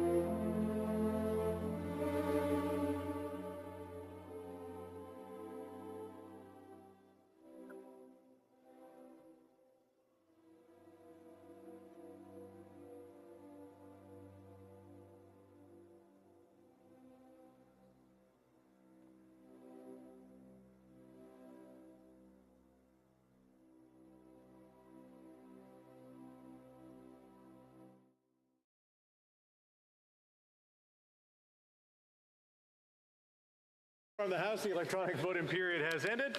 If members are not able to vote due to technical difficulties, we'll use the raise hand function and the chair will recognize them. Mr. Morrissey. Yes. Mr. Morrissey, yay, pour. Mr. Sheehan. Yay.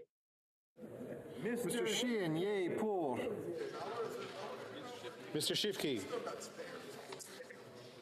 Like to vote in favor, Mr. Speaker. Mr. Schiffke, yay, pour. Anybody else in the chamber? There we go. The table will now compile the results of the vote.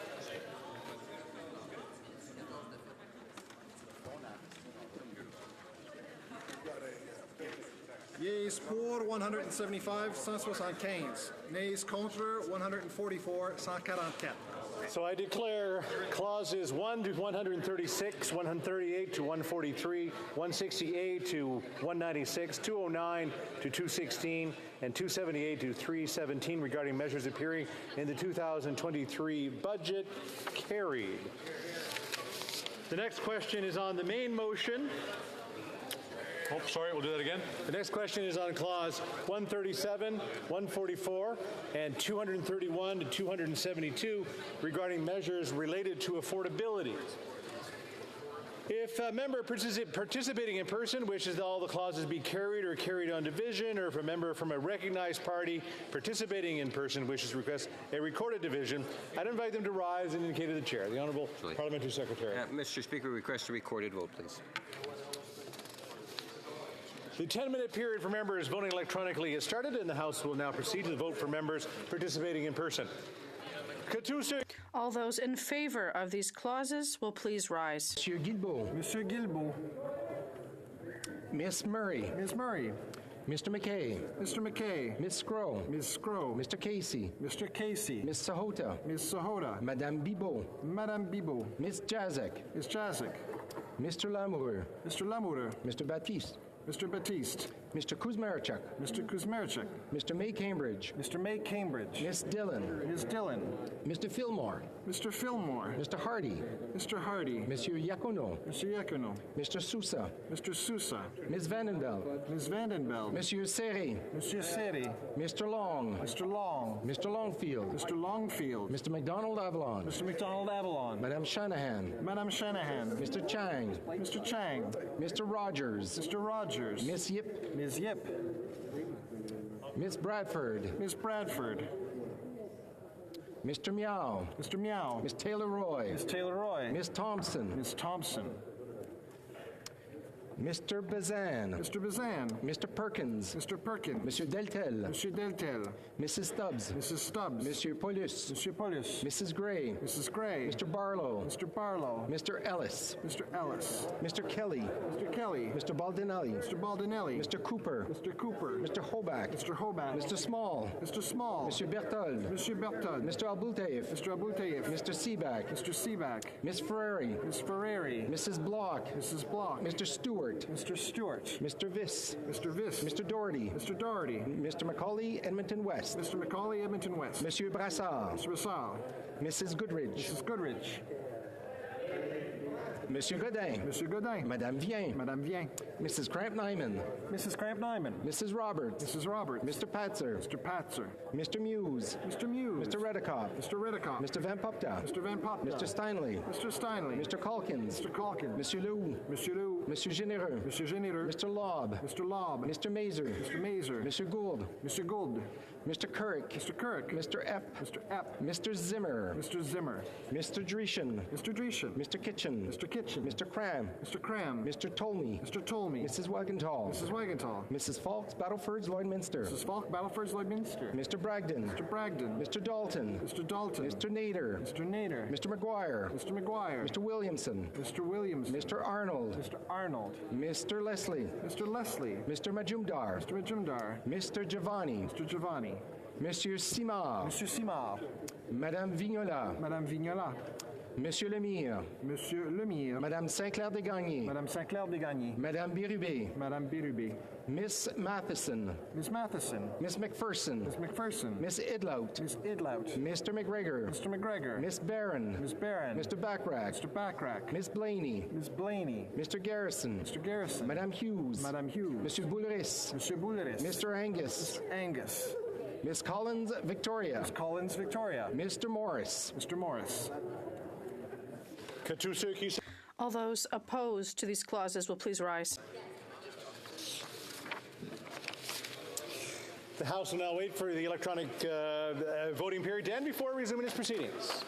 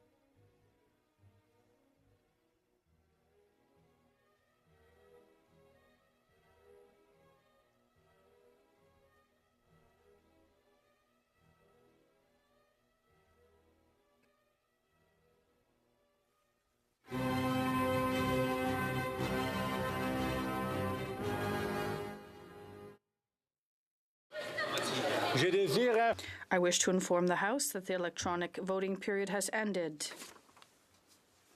If members were not able to vote due to technical difficulties, they may now use the raise hand function and the chair will recognize them. Mr. Soroka. Everything's telling me I voted yay, but I just want confirmation because 3 times it wouldn't accept my picture. Okay, the honourable member did vote yay.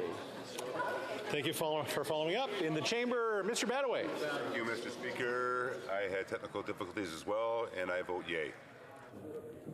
Good. Anybody else with challenges? L'honorable député de Jonquière. Simplement vous indiquer, monsieur.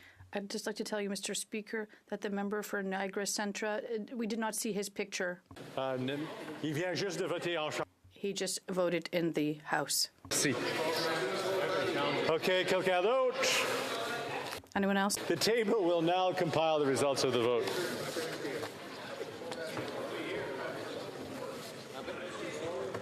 Yeas pour 316, 316. Nays contre, nil. Aucun. I declare clauses 137, 144, and 231 to 272 regarding measures related to affordability carried. The next question is on clauses 197 to 208 and 342 to 365 regarding amendments to the Canada Labour Code. If a member participating in person wishes the clauses to be carried or carried on division, or if a member of a recognized party participating in person wishes to request a recorded division, I'd invite them to rise and indicate to the chair. The Honourable Deputy, or the Honourable Whip for government. Thank you, Mr. Speaker. Yes, we would request a recorded division. The 10-minute voting period for members voting electronically has started, and the House will now proceed to the vote for members participating in person. In favor of these clauses, will please rise. Mr. Guilbeault. Mr. Guilbeault. Miss Murray. Ms. Murray. Mr. McKay. Mr. McKay. Ms. Groh. Ms. Groh. Mr. Casey. Mr. Casey. Ms. Sahota. Ms. Sahota. Ms. Jazek. Ms. Jazek. Mrs. Romanado. Mrs. Romanado. Mr. Lamoureux. Mr. Lamoureux. Mr. Baptiste. Mr. Baptiste. Mr. Kuzmerchuk. Mr. Kuzmerchuk. Mr. May Cambridge. Mr. May Cambridge. Mr. Fillmore. Mr. Fillmore. Mr. Hardy. Mr. Hardy. Mr. Yacono. Mr. Yacono. Mr. Sousa. Mr. Sousa. Mrs. Atwin. Mrs. Atwin. Mr. Sarai. Mr. Sarai. Ms. Vandenbeld. Ms. Vandenbeld. Mr. Seri. Mr. Seri. Mr. Long. Mr. Long. Mr. Longfield. Mr. Longfield. Mr. McDonald Avalon. Mr. McDonald Avalon. Monsieur Robillard. Monsieur Robillard. Madame Shanahan. Madame Shanahan. Ms. Yip. Ms. Yip. Ms. Bradford. Ms. Bradford. Mr. Meow. Mr. Meow. Ms. Taylor-Roy. Ms. Taylor-Roy. Mr. Carr. Mr. Carr. Mr. Bazan. Mr. Bazan. Mr. Perkins. Mr. Perkins. Mr. Deltel. Mr. Deltel. Mrs. Stubbs. Mrs. Stubbs. Mrs. Gray. Mrs. Gray. Mr. Ellis. Mr. Ellis. Mr. Kelly. Mr. Kelly. Mr. Baldinelli. Mr. Baldinelli. Mr. Cooper. Mr. Cooper. Mr. Hoback. Mr. Hoback. Mr. Small. Mr. Small. Mr. Berthold. Monsieur Berthold. Mr. Abultaïf. Mr. Abultaïf. Miss Ferrari. Ms. Ferrari. Mrs. Block. Mrs. Block. Mr. Stewart. Mr. Stewart. Mr. Viss. Mr. Viss. Mr. Doherty. Mr. Doherty. Mr. Macaulay, Edmonton West. Mr. Macaulay, Edmonton West. Mr. Brassard. Mr. Brassard. Mrs. Goodrich. Mrs. Goodridge. Mr. Godin. Monsieur Godin. Madame Vien. Madame Vien. Mrs. Roberts. Mrs. Roberts. Mr. Patzer. Mr. Patzer. Mr. Muse. Mr. Muse. Mr. Redicott. Mr. Redicott. Mr. Van Popta. Mr. Van Popta. Mr. Steinley. Mr. Steinley. Mr. Calkins. Mr. Calkins. Monsieur Leroux. Monsieur Leroux. Monsieur Généreux. Monsieur Généreux. Mr. Lobb. Mr. Lobb. Mr. Major. Mr. Major. Mr. Martel. Mr. Martel. Mr. Gould. Monsieur Gould. Mr. Zimmer. Mr. Zimmer. Mr. Dreeshen. Mr. Dreeshen. Mr. Kitchen. Mr. Kitchen. Mr. Cram. Mr. Cram. Mr. Tolby. Mr. Tolmy. Mrs. Wagenthal. Mrs. Wagenthal. Mrs. Falk. Battlefords Lloydminster. Mrs. Falk. Battlefords Lloydminster. Mr. Bragdon. Mr. Bragdon. Mr. Dalton. Mr. Dalton. Mr. Nader. Mr. Nader. Mr. Williamson. Mr. Williamson. Mr. Arnold. Mr. Arnold. Monsieur Simard. Monsieur Simard. Madame Larouche, Madame Larouche, Madame Vignola, Madame Vignola, Monsieur Beaulieu, Monsieur Beaulieu, Monsieur Lemire, Monsieur Lemire, Madame Sinclair-Desgagnés, Madame Sinclair-Desgagnés, Madame Bérubé, Madame Bérubé, Miss McPherson, Ms. McPherson, Miss Idlout, Ms. Idlout, back to Miss Matheson, Ms. Matheson, Mr. McGregor, Mr. McGregor, Miss Barron, Ms. Barron, Mr. Backrack, Mr. Backrack, Miss Blaney, Ms. Blaney, Mr. Garrison, Mr. Garrison, Madame Hughes, Madame Hughes, Monsieur Boulris, Monsieur Boulris, Miss Collins Victoria. Ms. Collins Victoria. To two Syracuse opposed. All those opposed to these clauses will please rise. The House will now wait for the electronic voting period to end before resuming its proceedings.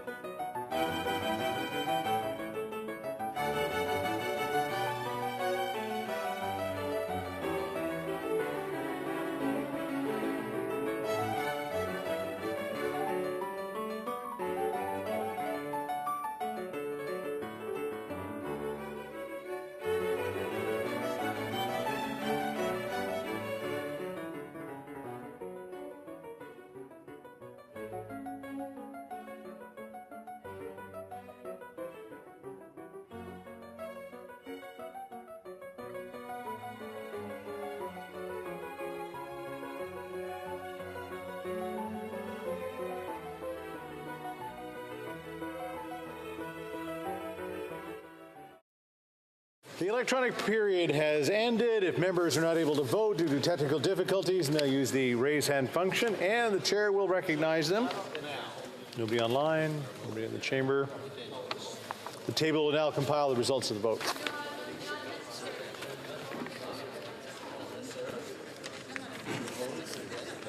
Yeas pour 317, 317.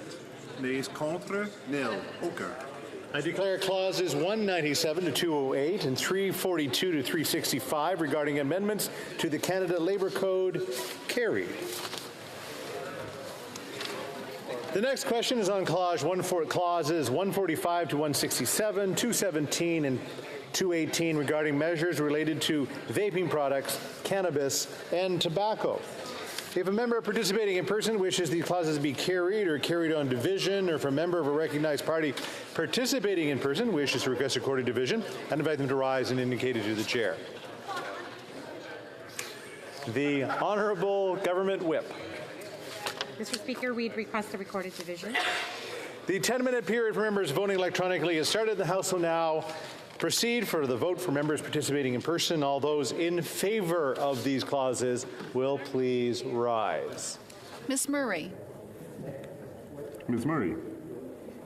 Mr. McKay. Mr. McKay. Ms. Groh. Ms. Groh. Mr. Casey. Mr. Casey. Ms. Sahota. Ms. Sahota. Ms. Jazik. Ms. Jazik. Mrs. Romanato. Mrs. Romanato. Mr. Lamour. Mr. Lamoureux.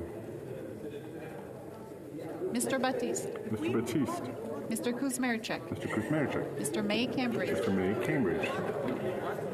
Mr. Fillmore. Mr. Fillmore. Mr. Hardy. Mr. Hardy. Mr. Yacono. Mr. Yacono. Mrs. Atwin. Mrs. Atwin. Mr. Sarai. Mr. Sarai. Ms. Vandenbeld. Ms. Vandenbeld. Mr. Long. Mr. Long.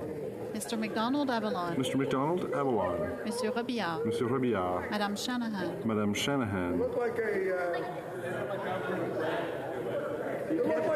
Ms. Yip. Ms. Yip. Ms. Bradford. Ms. Bradford. Madame Ziab. Madame Ziab. Mr. Meow. Mr. Meow. Ms. Taylor Roy. Ms. Taylor Roy. Mr. Bazan. Mr. Bazan. Mr. Perkins. Mr. Perkins. Mr. Deltel. Mr. Deltel. Mrs. Stubbs. Mrs. Stubbs. Mrs. Gray. Mrs. Gray. Mr. Ellis. Mr. Ellis. Mr. Kelly. Mr. Kelly. Mr. Baldinelli. Mr. Baldinelli. Mr. Cooper. Mr. Cooper. Mr. Hobart. Mr. Hobart. Mr. Berthold. Monsieur Berthold. Mr. Abultayev. Mr. Abultayev. Ms. Ferrari. Ms. Ferrari. Mr. Viss. Mr. Viss. Mr. Macaulay, Edmonton West. Mr. Macaulay, Edmonton West. Mr. Brassard. Mr. Brassard. Mrs. Goodrich. Mrs. Goodrich. Monsieur Godin. Monsieur Godin. Madame Vien. Madame Vien. Mrs. Roberts. Mrs. Roberts. Mr. Patzer. Mr. Patzer. Mr. Muse. Mr. Muse. Mr. Redicott. Mr. Redicott. Mr. Van Popta. Mr. Van Popta. Mr. Culkins. Mr. Culkins. Monsieur Leroux. Monsieur Leroux. Monsieur Généreux. Monsieur Généreux. Mr. Lobb. Mr. Lobb. Mr. Major. Mr. Major. Monsieur Gould. Monsieur Gould. Mr. Epp. Mr. Epp. Mr. Zimmer. Mr. Zimmer. Mr. Dreeshen. Mr. Dreeshen. Mr. Cram. Mr. Cram. Mr. Tolmie. Mr. Tolmie. Mr. Bragdon. Mr. Bragdon. Mr. Dalton. Mr. Dalton. Mr. Williamson. Mr. Williamson. Mr. Arnold. Mr. Arnold. Mr. Giovanni. Mr. Giovanni. Monsieur Simard. Monsieur Simard. Madame de Bellefeuille. Madame de Bellefeuille. Madame Larouche. Madame Larouche. Madame Vignola. Madame Vignola. Monsieur Beaulieu. Monsieur Beaulieu. Monsieur Lemire. Monsieur Lemire. Madame Sinclair de Gagné. Madame Sinclair de Gagné. Madame Bérubé. Madame Bérubé. Mr. Julian. Mr. Julian. Miss Matheson. Ms. Matheson. Miss McPherson. Ms. McPherson. Miss Idlout. Ms. Idlout. Miss Barron. Ms. Barron. Mr. Backrack. Mr. Backrack. Miss Blaney. Ms. Blaney. Mr. Garrison. Mr. Garrison. Madame Hughes. Madame Hughes. Monsieur Boulris. Mr. Boulris. Mr. Angus. Mr. Angus. Miss Collins Victoria. Ms. Collins Victoria. Miss Zarillo. Ms. Zarillo.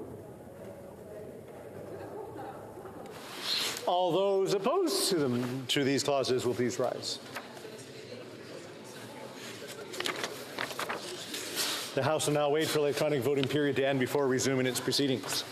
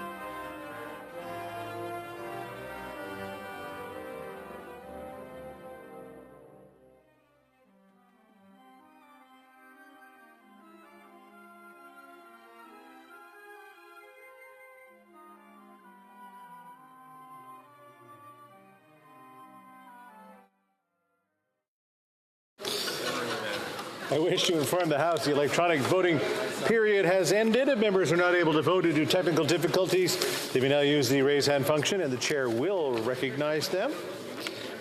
Personne en ligne, quelqu'un en chat. No one online? Anyone in the House? The table will now compile the results of the vote. Yeas pour 318, 318. Nays contre, 0, aucun. I declare clauses 145 to 167, 217, and 218 regarding measures related to vaping products, cannabis, and tobacco carried. The next question is on clauses 219 to 230 of the bill. See Deputy. If a member participating in person wishes that these clauses be carried or carried on division, or if a member of a recognised party participating in person wishes to request a recorded division, I would invite them to rise and indicate it to the chair.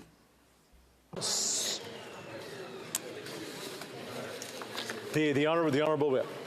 Thank you, Mr. Speaker. We request a recorded vote. La période de 10 minutes pour les. The 10-minute period for members voting electronically has started, and the House will now proceed to the vote for members participating in person. All those in favour of these clauses will please rise. Miss Murray. Ms. Murray. Mr. McKay. Mr. McKay. Ms. Groh. Ms. Groh. Mr. Casey. Mr. Casey. Ms. Sahota. Ms. Sahota. Ms. Jazek. Ms. Jazek. Mrs. Romanado. Mrs. Romanado. Madame Fortier. Madame Fortier. Mr. Kuzmerchek. Mr. Kuzmerchuk. Mr. May Cambridge. Mr. May Cambridge. Mr. Fillmore. Mr. Fillmore. Mr. Hardy. Mr. Hardy. Monsieur Yacono. Monsieur Yakano. Mr. Duguid. Mr. Duguid. Mrs. Atwin. Mrs. Atwin. Mr. Sarai. Mr. Sarai. Ms. Vandenbeld. Ms. Vandenbeld. Mr. Long. Mr. Long. Mr. Longfield. Mr. Longfield. Mr. McDonald Avalon. Mr. McDonald Avalon. Monsieur Robillard. Monsieur Robillard. Ms. Yip. Ms. Yip. Ms. Bradford. Ms. Bradford. Madame Diab. Madame Diab. Mr. Meow. Mr. Meow. Ms. Taylor-Roy. Ms. Taylor-Roy. Mr. Carr. Mr. Carr. Monsieur Simard. Mr. Bazan. Mr. Bazan. Mrs. Stubbs. Mrs. Stubbs. Mrs. Gray. Mrs. Gray. Mr. Kelly. Mr. Kelly. Mr. Baldinelli. Mr. Baldinelli. Mr. Cooper. Mr. Cooper. Mr. Berthold. Monsieur Berthold. Mr. Aboultaïf. Mr. Aboultaïf. Miss Ferrari. Miss Ferrari. Mr. Viss. Mr. Viss. Mr. McCauley Edmonton West. Mr. McCauley Edmonton West. Mr. Brassard. Mr. Brassard. Mrs. Goodridge. Mrs. Goodridge. Monsieur Godin. Monsieur Godin. Madame Vien. Madame Vien. Mrs. Roberts. Mrs. Roberts. Mr. Patzer. Mr. Patzer. Mr. Muse. Mr. Muse. Mr. Redicott. Mr. Redicott. Mr. Van Papta. Mr. Van Papta. Mr. Calkins. Mr. Calkins. Monsieur Leroux. Monsieur Leroux. Monsieur Généreux. Monsieur Généreux. Mr. Lobb. Mr. Lobb. Mr. Major. Mr. Major. Monsieur Gould. Monsieur Gould. Mr. Epp. Mr. Epp. Mr. Zimmer. Mr. Zimmer. Mr. Dreeshen. Mr. Dreeshen. Mr. Tolmie. Mr. Tolmie. Mr. Bragdon. Mr. Bragdon. Mr. Dalton. Mr. Dalton. Mr. McGuire. Mr. McGuire. Mr. Williamson. Mr. Williamson. Mr. Arnold. Mr. Arnold. Mr. Giovanni. Mr. Giovanni. Monsieur Simard. Monsieur Simard. Madame de Bellefeuille. Madame de Bellefeuille. Madame Larouche. Madame Larouche. Madame Vignola. Madame Vignola. Monsieur Beaulieu. Monsieur Beaulieu. Madame Sinclair Desgagnés. Madame Sinclair Desgagnés. Madame Bérubé. Madame Bérubé. Mr. Julian. Mr. Julian. Miss Matheson. Miss Matheson. Miss McPherson. Miss McPherson. Miss Idlout. Miss Idlout. Miss Barron. Miss Barron. Mr. Backrack. Mr. Backrack. Miss Blaney. Miss Blaney. Mr. Garrison. Mr. Garrison. Madame Hughes. Madame Hughes. Monsieur Boulris. Monsieur Boulris. Mr. Angus. Mr. Angus. Miss Collins Victoria. Miss Collins Victoria. Miss Zarillo. Ms. Zarillo.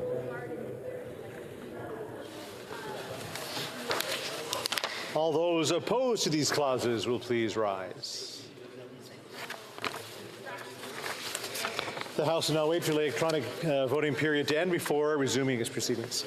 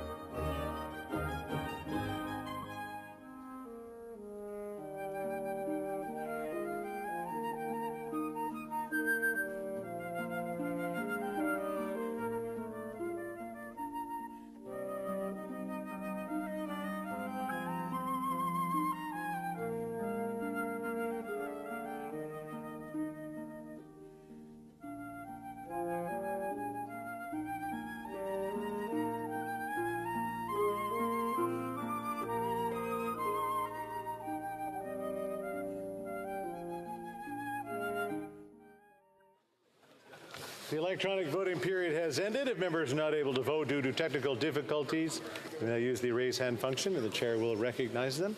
Madame Chabot. Thank you, Mr. Speaker. I was unable to vote because of technical difficulties. I would like to vote yay. Yay pour. Quelqu'un d'autre avec des problèmes? Anyone else with technical issues? Personne. The table will now compile the results of the vote. Yeas pour 318, 318. Nays contre, 0, aucun. Je déclare les articles. I declare clauses 219 to 230 carried. La prochaine question. The next question is on clauses 273 to 277 of the bill.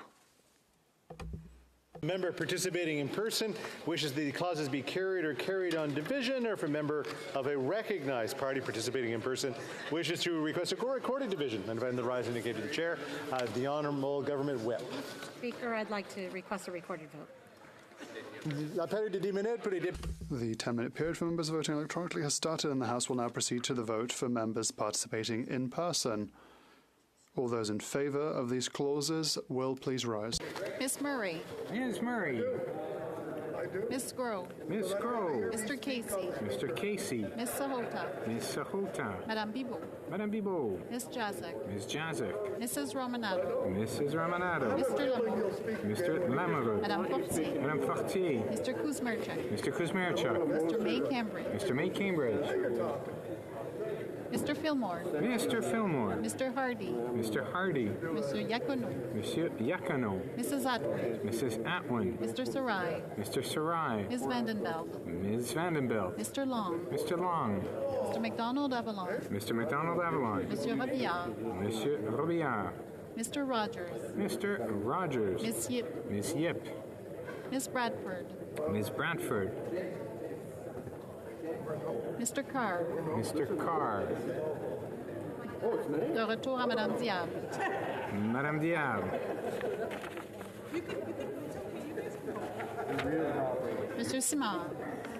Monsieur Simard. Madame de Bellefeuille. Madame de Bellefeuille. Madame Larouche. Madame Larouche. Madame Vignola. Madame Vignola. Monsieur Beaulieu.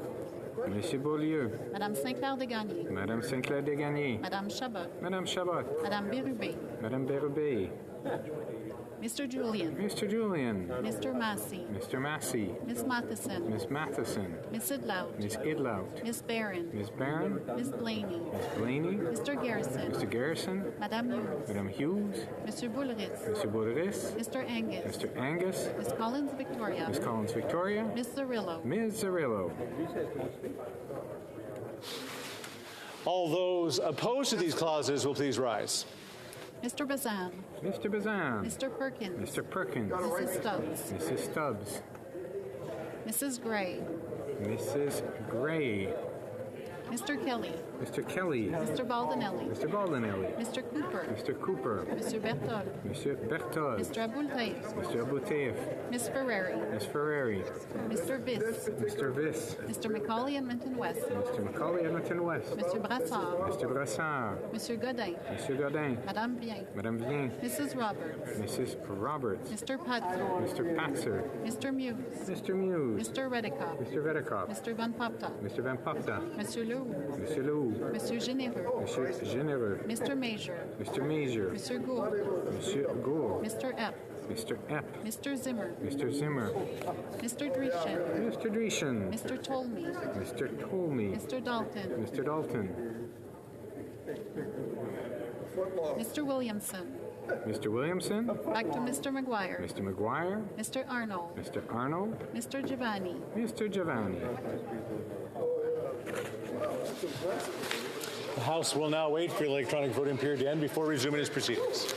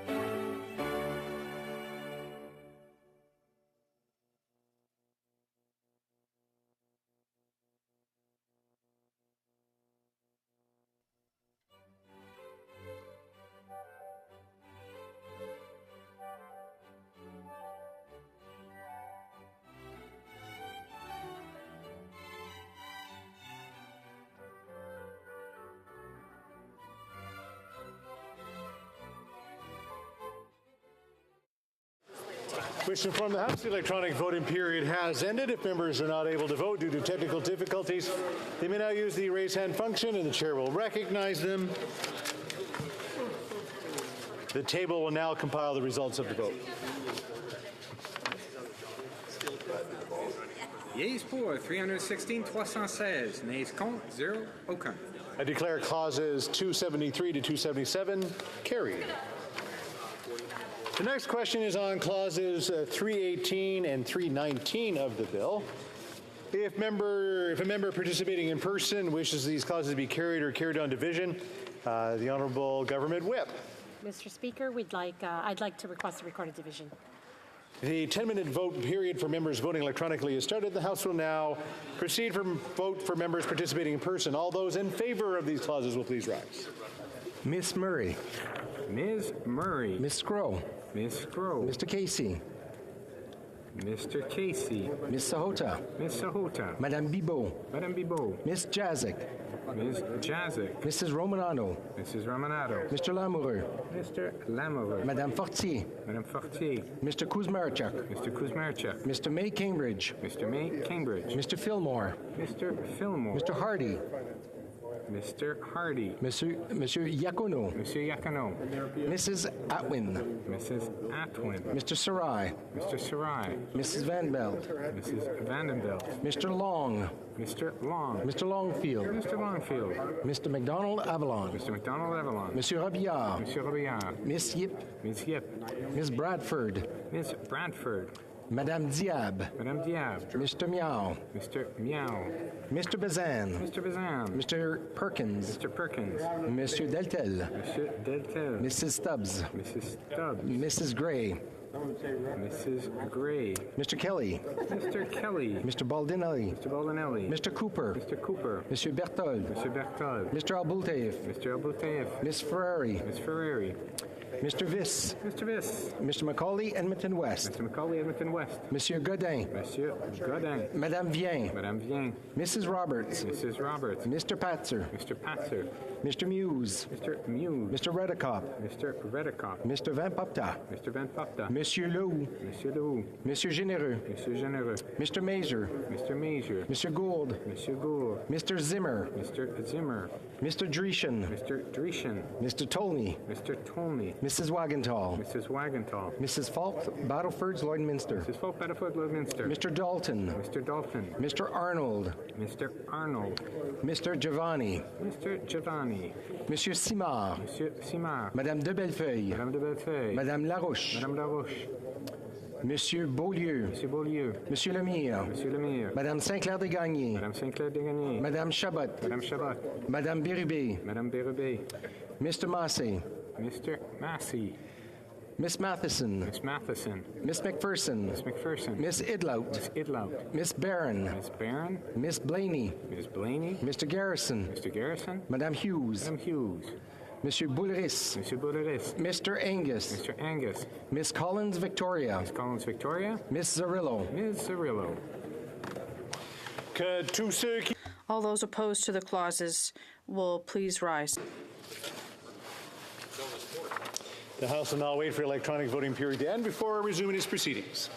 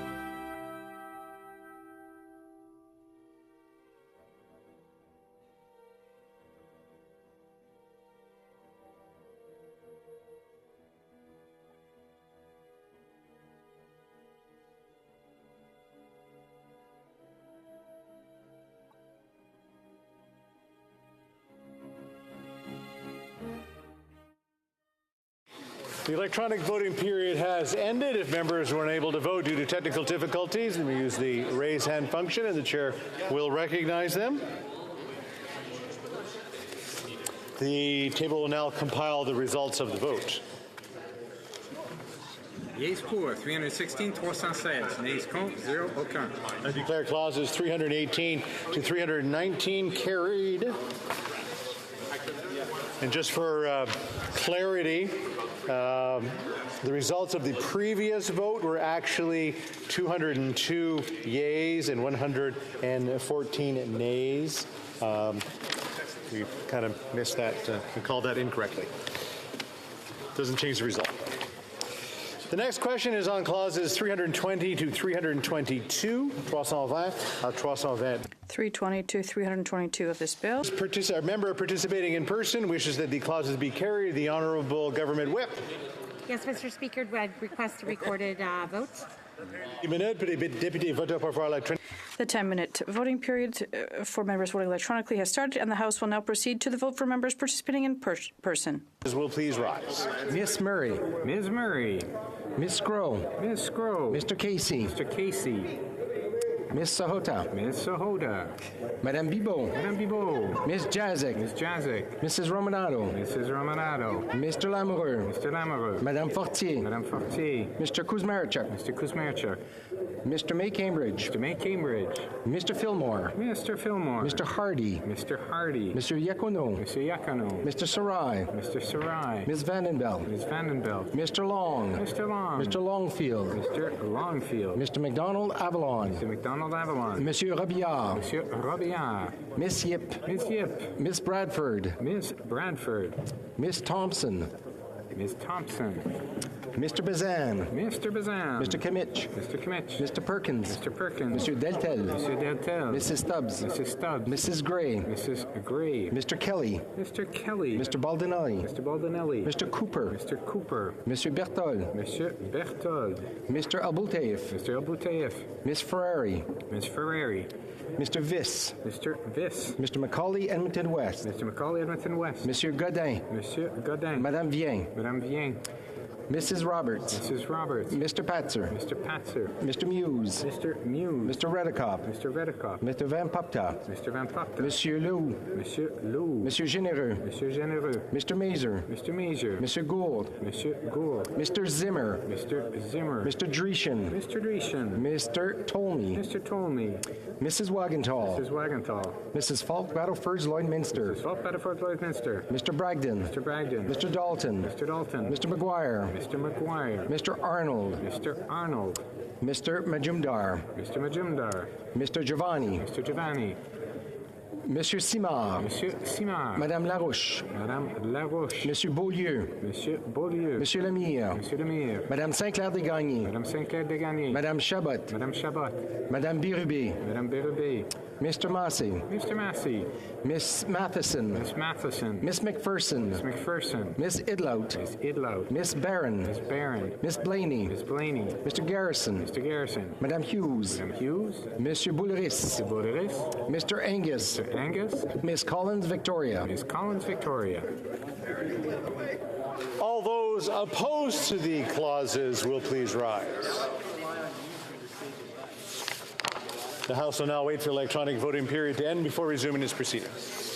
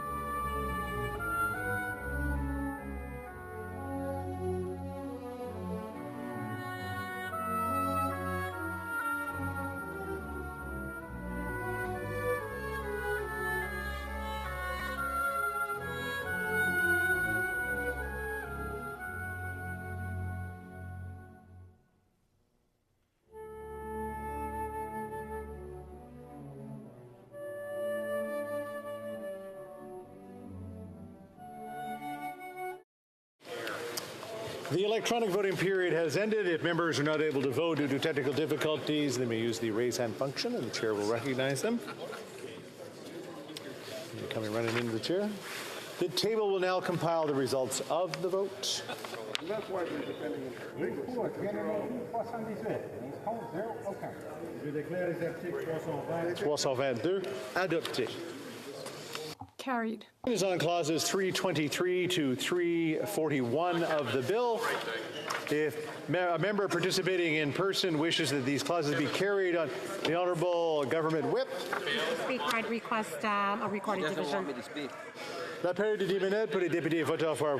The 10-minute period for members voting electronically has started, and the House will now proceed to the vote for members participating in person. All those in favor of these clauses will please rise. Miss Murray. Ms. Murray. Miss Scroll. Miss Scroll. Mr. Casey. Mr. Casey. Miss Sahota. Miss Sahota. Madame Bibeau. Madame Bibeau. Miss Jazik. Miss Jazik. Mrs. Romanado. Mrs. Romanado. Mr. Lamoureux. Mr. Lamoureux. Madame Fortier. Madame Fortier. Mr. Kuzmarchuk. Mr. Kuzmarchuk. Mr. May Cambridge. Mr. May Cambridge. Mr. Fillmore. Mr. Fillmore. Mr. Hardy. Mr. Hardy. Mr. Yacono. Monsieur Yacono. Mr. Sarai. Mr. Sarai. Ms. Vandenbeld. Ms. Vandenbeld. Mr. Long. Mr. Long. Mr. Longfield. Mr. Longfield. Mr. McDonald Avalon. Mr. McDonald Avalon. Monsieur Robillard. Monsieur Robillard. Miss Yip. Ms. Yip. Miss Bradford. Ms. Bradford. Miss Thompson. Ms. Thompson. Mr. Carr. Mr. Carr. Mr. Massey. Mr. Massey. Miss Matheson. Miss Matheson. Miss McPherson. Miss McPherson. Miss Idlow. Miss Idlow. Miss Barron. Miss Barron. Miss Blaney. Miss Blaney. Mr. Garrison. Mr. Garrison. Madame Hughes. Madame Hughes. Monsieur Boulris. Monsieur Boulris. Mr. Angus. Mr. Angus. Miss Collins Victoria. Miss Collins Victoria. Que tous ceux qui s'opposent. All of those opposed to these clauses will please rise. Mr. Bazan. Mr. Kimmich. Mr. Kimmich. Mr. Perkins. Mr. Perkins. Monsieur Deltel. Monsieur Deltel. Mrs. Stubbs. Mrs. Stubbs. Mrs. Gray. Mrs. Gray. Mr. Kelly. Mr. Kelly. Mr. Baldinelli. Mr. Baldinelli. Mr. Cooper. Mr. Cooper. Monsieur Berthold. Monsieur Berthold. Back to Mr. Small. Mr. Small. Mr. Abultaif. Mr. Abultaif. Miss Ferrari. Miss Ferrari. Mr. Viss. Mr. Viss. Mr. Macaulay, Edmonton West. Mr. Macaulay, Edmonton West. Monsieur Godin. Monsieur Godin. Madame Vien. Madame Vien. Mrs. Roberts. Mrs. Roberts. Mr. Patzer. Mr. Patzer. Mr. Muse. Mr. Muse. Mr. Redekop. Mr. Redekop. Mr. Van Popta. Mr. Van Popta. Monsieur Lou. Monsieur Lou. Monsieur Généreux. Monsieur Généreux. Mr. Mazer. Mr. Mazer. Monsieur Gould. Monsieur Gould. Mr. Zimmer. Mr. Zimmer. Mr. Dreeshen. Mr. Dreeshen. Mr. Cram. Mr. Cram. Mr. Tolmie. Mr. Tolmie. Mrs. Wagenthal. Mrs. Wagenthal. Mrs. Falk Battlefords Lloydminster. Mrs. Falk Battlefords Lloydminster. Mr. Bragdon. Mr. Bragdon. Mr. Dalton. Mr. Dalton. Mr. McGuire. Mr. McGuire. Mr. Arnold. Mr. Arnold. Mr. Majumdar. Mr. Majumdar. Mr. Giovanni. Mr. Giovanni. Monsieur Simard. Monsieur Simard. Madame Larouche. Madame Larouche. Monsieur Beaulieu. Monsieur Beaulieu. Monsieur Lemire. Monsieur Lemire. Madame Sinclair Desgagnés. Madame Sinclair Desgagnés. Madame Chabot. Madame Chabot. Madame Bérubé. Madame Bérubé. The House will now wait for the electronic voting period to end before resuming its proceedings.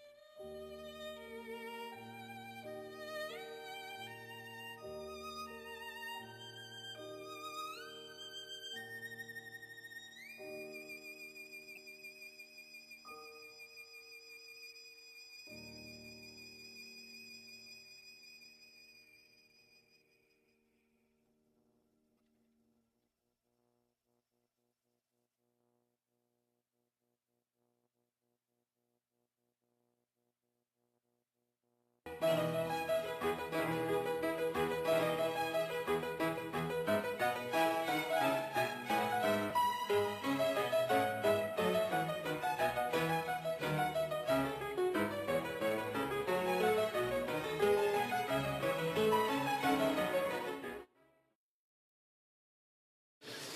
I have a wish to inform the House the electronic voting period has ended. If members are unable to vote due to technical difficulties, they may use the raise hand function. The chair will recognize them. Personne là. The table will now compile the results of the vote. Yeas pour 175, 175. Nays contre 144, 144. I declare clauses 323 to 341 carried. The House has agreed to the entirety of Bill C-59, an act to implement certain provisions of the Fall Economic Statement tabled in Parliament on November 21st, 2023, and certain provisions of the budget tabled in Parliament on March 28, 2023, at third reading stage. Third reading of this bill, troisième lecture de ce projet de loi. Orders of the day. Ordre du jour, privilège, reprise du débat. Resuming debate on the motion with regards to the lack of impartiality. The honourable member for Cypress Hills Grasslands had 5 minutes remaining in his speech, and then, of course, questions and comments after that. The honourable member for Cypress Hills Grasslands. Well, thank you very much, Mr. Speaker. Now, before question period, I was just getting into the relationship between the Speaker of the House and the Prime Minister. Now, it's worth noting that in 2023, the Speaker was the Parliamentary Secretary to the Prime Minister. And as I was saying, the Prime Minister himself has 3 ethics reports written in his own name. And I was alluding to, it seems, and I asked a question of one of the bloc members earlier, that it sure seems like there's a contest or a competition between the Prime Minister and the Speaker. Not you, but the Speaker we're talking about here today, Mr. Chair, but there seems to be a contest between the two of them to see how many ethics violations or how many breaches of trust they can have and get away with it. And the NDP continues to prop them up, even despite it piling up. Now, let's take a look here. Since 2015, there have been no less than 10 Liberal ministers and parliamentary secretaries who have been found guilty of violating and breaking ethics laws of this institution, and also, on top of that, a PMO staffer. Now, there's also multiple members of the existing cabinet who are still sitting that have these ethics violations. Now, one of them happens to be the Minister of Democratic Institutions and Public Safety. One happens to be the International Trade Minister. One happens to be the Minister of Sport. So we seem to have a chronic problem within cabinet, which is what the ethics commissioner said of Joe Pescisolito, former Liberal member from Steveston, Richmond East, that there was a chronic issue. Now, back in 2023, when the ethics commissioner specifically wrote about the member for Hull Aylmer, CBC, of all people, had a interesting article, and in it, the ethics commissioner was quoted saying, after 8 years of serving in senior government positions, the member should have been aware of the rules or should have sought advice. And this is his full quote. "I am quite concerned that someone with the breadth of experience of the member would fail to recognize the possibility of a contravention." And he goes further to say, as a parliamentary secretary since 2015, having served on standing committees of access to information, privacy and ethics, and the Standing Committee on Procedure and House Affairs, he should have been very well versed on the functioning of both regimes and importance of consulting the office. I am quite concerned that someone with a breadth of experience would fail to recognize the possibility of a contravention. So those are pretty damning words from the ethics commissioner. Now, so what did the member for Hull Aylmer, now the Speaker of the House, what did he have to say at the time? Well, he said, quote, "I will redouble my efforts to be more diligent in the future to ensure my obligations under the Act are fully met. End quote.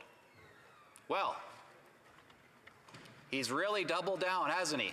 In fact, he's tripled down. Yeah. 3 more violations. That's right. Not so much ethics violations per se, but these are serious lapses of ethics by the Speaker. We have the video, a partisan video for a Liberal fundraiser that we've talked about in this House already, where he was wearing his Speaker gowns and gave in the Speaker office here and gave us a speech and a video remark. Then he went to Washington, not just as the Member of Parliament for Hull-Aymer, but as the Speaker of the House to talk to young Liberals in Washington. There's another one. That's number 2. Now, what should be strike number 3, you're out, is this new one that we're debating again here today, where the Liberal Party of Canada had it on their website, an invitation to have a fine evening with the Speaker of the House of Commons, and then they used his name, which I can't do. But now, if the Conservative Party of Canada was going to use my name on a fundraiser, they're going to ask me about it. They're going to coordinate with me about it. They're going to check with my schedule to see, does it work for you to be able to come and do this event? And of course, I'll have to say, yes, I can, or no, I can't. The fact that it got this far tells us that he said, yes, absolutely, let's do it. That alone should have been the first thing that came to his mind. I just want to finish quickly, Mr. Speaker, with one more baseball reference. Angel Hernandez is an umpire in Major League Baseball, has been for over 30 years, widely regarded as one of the worst umpires in Major League history. He has finally retired. It's time that the Speaker of the House of Commons follow the example of Angel Hernandez and resign. Yeah. Questions and comments? The Honourable Parliamentary Secretary to the Government House Leader. Yes, thank you, Mr. Speaker. It's really quite unfortunate that the Conservatives have chosen this particular issue to incorporate as a part of their theme to whether it's character assassination or it's filibustering and trying to portray the false image that the Parliament in Ottawa is dysfunctional. And my question to the member is, why does he believe that he should be attempting to censor the Speaker when it was the Liberal Party of Canada that has taken full responsibility of the issue that's in question that has caused it to be here? That means the Liberal Party is the one that should be punished as opposed to the Speaker. The Honourable Member for Cypress Hills Grasslands. Well, maybe they should both be punished, Mr. Speaker, because as I said in my speech, the only way the Speaker's name can actually end up on an invitation with a specific date, time, and location is if he approved it. That's the only way that could happen. Absolutely. It's been a complete nightmare and disaster ever since he took this chair. 3 lapses, 3 partisan, very deliberate partisan incidences have happened under his watch. The only character assassination that's gone on has been the assassination of the character of this House, this chamber that the Speaker is supposed to preside over. He has been an absolute failure. He should do the honourable thing and resign. Yeah. Questions and comments? The Honourable Member for Abitibi-Témiscamingue. Thank you, Mr. Speaker. I would like to react to my colleague's speech and share my disappointment. I understood where he was coming from. He started a metaphor saying what happens after 3 strikes. After 3 strikes, you're out. And so I hoped that perhaps this was because I love baseball, so I thought it was a good sign. But then he finished by talking about baseball. And I thought, great, he's talking about another baseball reference, but he didn't use the metaphor that needed to be used. So that's my disappointment. I have a question for him, Mr. Speaker. What happens after 3 strikes? Simple question. Grasslands. I want to thank the member for his question. You know what? Absolutely. Strike 3, you're out. That's what needs to happen. I hope that all parties will vote to remove the Speaker. It needs to happen. As I said before question period, it seems like we'll give him another pitch. We'll let him have strike 4. Maybe we'll let him have strike 5. No, strike 3, you're out. Time to resign, or let's vote him out. Yeah! Question et commentaire. L'honorable député New Westminster Burnaby. Thank you very much, Mr. Speaker. This kind of juvenile torch and pitchfork attempt to undermine the office of the Speaker and to undermine Parliament is something I find very disturbing. We have seen just recently the same thing happening with the Conservative Saskatchewan Party in Saskatchewan, the independent Speaker of the Saskatchewan Legislature, who has said that he was both verbally and physically intimidated by the Conservative Saskatchewan Party House Leader, who's a former member of the Conservative Caucus, Jeremy Harrison, saying that the desire of this man to get permission to carry a handgun in the Legislative Assembly is particularly disturbing, and my concerns over his mental stability and his obsession with guns has been confirmed. This is from the Speaker, the independent Speaker of the Saskatchewan Legislature. Not a single member of Parliament from Saskatchewan, from the Conservative Caucus, has spoken up to denounce that intimidation, to denounce the threats, and I would like a member of the Saskatchewan Conservative Caucus to stand up and apologize and denounce the actions taking place by the Conservative Saskatchewan Party in the Saskatchewan Legislature. Honourable member for Cypress Hills Grasslands. Well, I mean, I don't know where this member thinks we're standing. We're standing in Ottawa in the federal parliament, not the Saskatchewan legislature. 2 points on that. This fall, there's going to be an election in Saskatchewan at the provincial level. Maybe that member should put his name on the ballot if he's so concerned about what's happening in Saskatchewan and see how the people of Saskatchewan like him. And second of all, he used a very, very important term, independent. The Speaker and the Saskatchewan legislator actually operated independently. The Speaker of this chamber, from the Liberal caucus, 3 times, propped up by that member right there, continues to violate this chamber as a partisan hack. The Speaker needs to resign. Shame on him for supporting him. Yeah! Reprise du débat, l'honorable député. The Honourable Member for Manicouagan. Thank you, Mr. Speaker. First of all, I would like to inform that I'll be sharing my time with the Honourable Member for Thornhill. First and foremost, I would like to share all the respect that I have as a colleague for another colleague, an affable, warm and cordial individual, the member for Hull Aylmer, who is also currently the Speaker of the House. I wanted to make the distinction, Mr. Speaker, because it's not the member himself who is on the hot seat, but his incarnation of the role of Speaker. And I feel that a number of people have already mentioned today. My speech is going to be about speakership. I want to talk about this distinction, which seems to be misunderstood by a number of members of the government.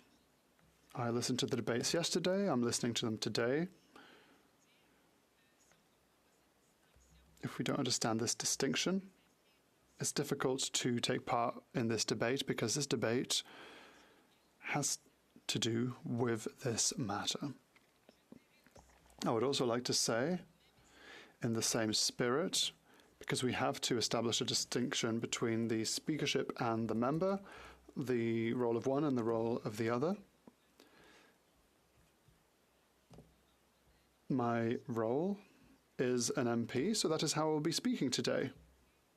I would like to invite members of the government, of the Liberal Party, to reflect on the fact that they should not protect one of theirs.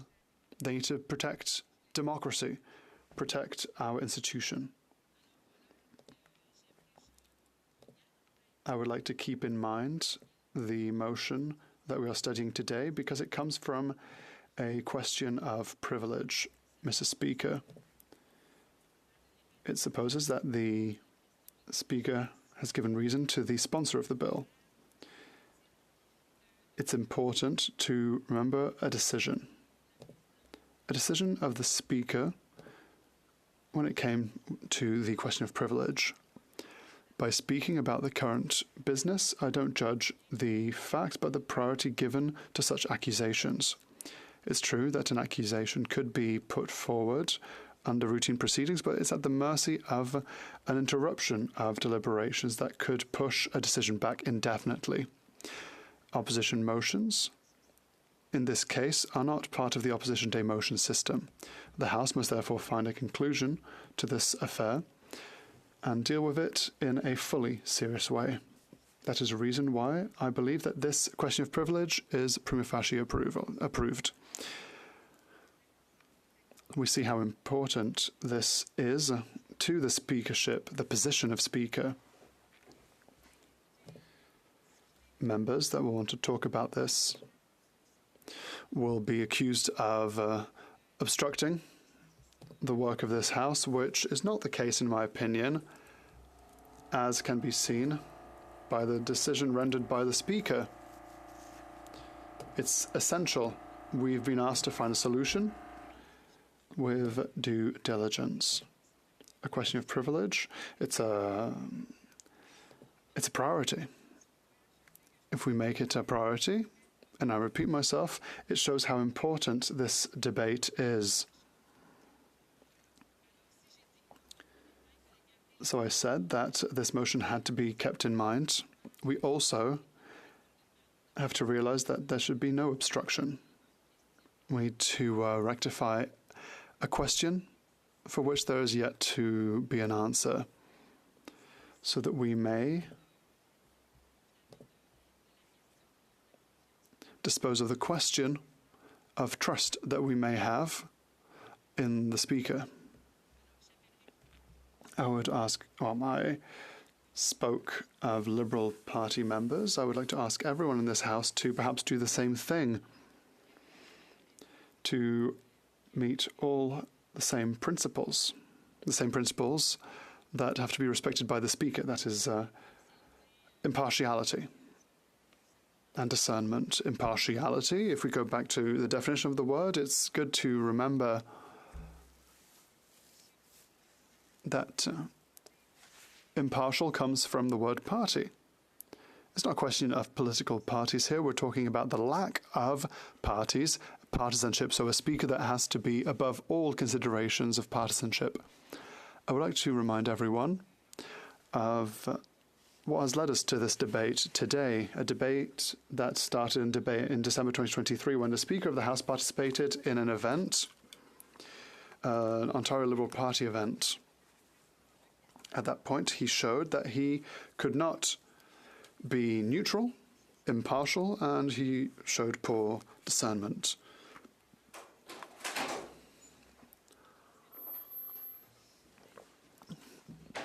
He gave a speech in the garb of the Speaker, noting that he was Speaker of the House. He also produced a video in his office of Speaker, using, therefore, the resources of this chamber. I'm just using this example, even though there are many others. The member of Hull Aylmer clearly showed us that through his actions he did not understand what it takes to be Speaker of this House. When he was reproached of his actions, he didn't accept that they were unacceptable. He had no regrets, even if these actions were tangible, and he resisted any other interpretation. He only regretted the fact that the video was published widely and broadcast. He doesn't regret his actions, he regrets how people interpreted his actions. He also sees no partisanship in his actions. He doesn't mention other similar behavior, partisan behavior, that he carried out when he was Speaker. He refused to accept his mistake, and so he doesn't seem to understand the obligations of his position. It also shows his incapacity to understand this, whether it's in good faith or not. He doesn't seek absolution from this. He doesn't apologize. He doesn't understand, and he has not changed his behavior. There are several isolated cases, of course, but it shows what he did in Washington shows there's a lack of impartiality. It's May, Madam Speaker, but he has shown examples of this since the month of December. Legitimacy of this position hinges on confidence, and there has been a lack of confidence. And as my colleague said yesterday, confidence has led to mistrust. And more than half of the House has asked the Speaker to resign. He is refusing to learn from his mistake, and he has lost the confidence of the House and has not won it back. He is hampering the work of this House, the work of Quebecers and Canadians, and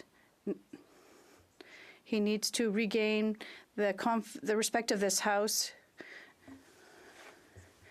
He needs to resign. Madam Speaker, if I may, before the question and comment period, I would like to ask for unanimous consent of this House with respect to the following.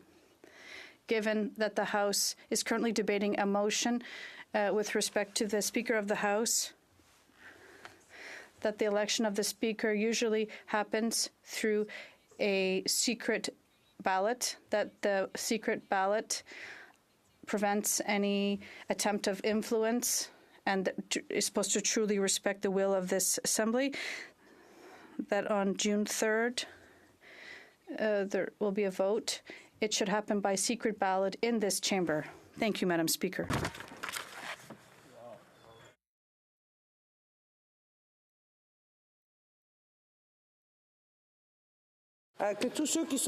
All those opposed to the honourable member moving this motion, please say nay.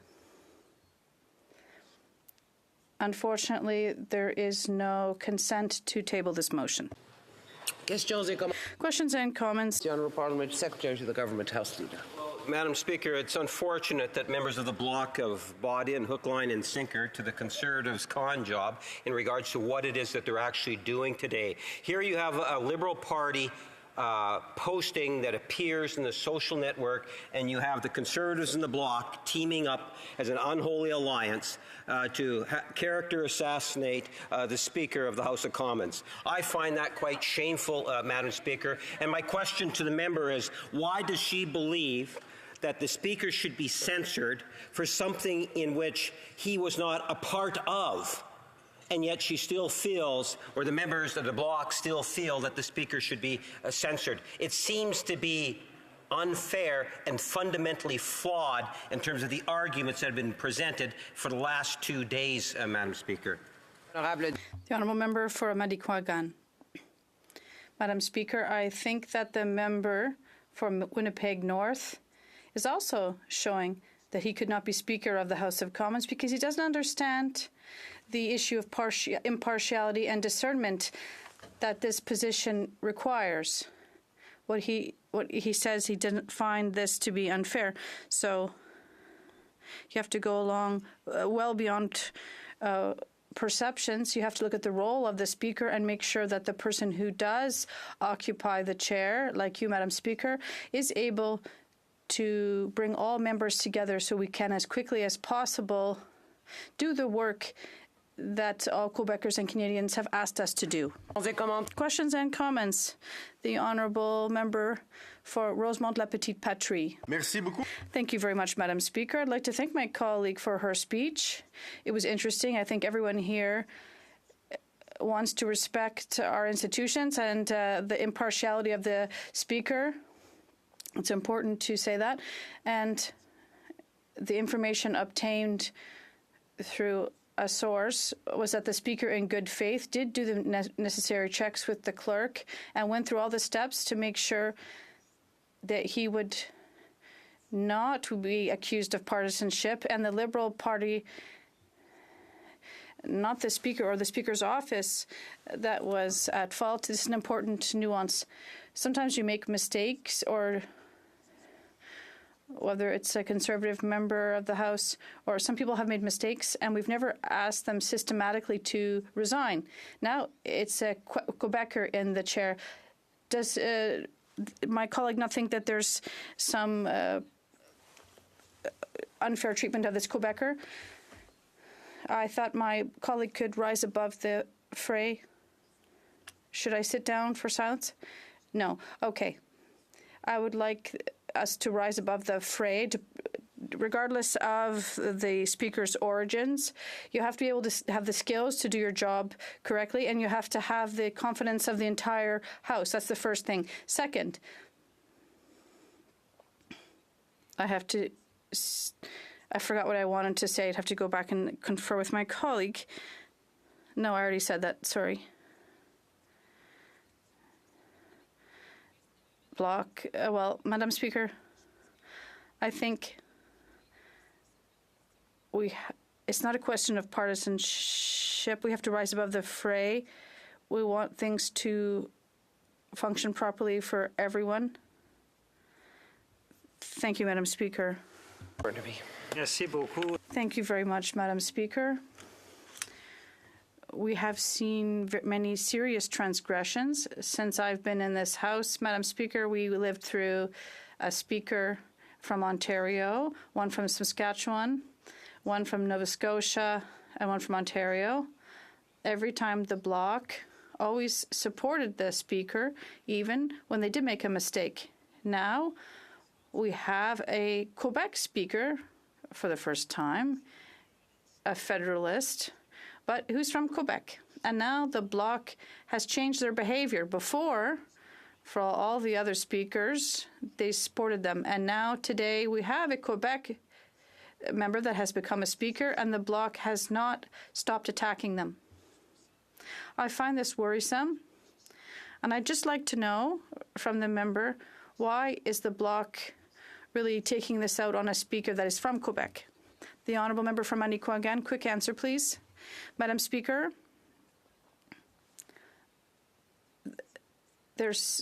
he is not rising above the fray.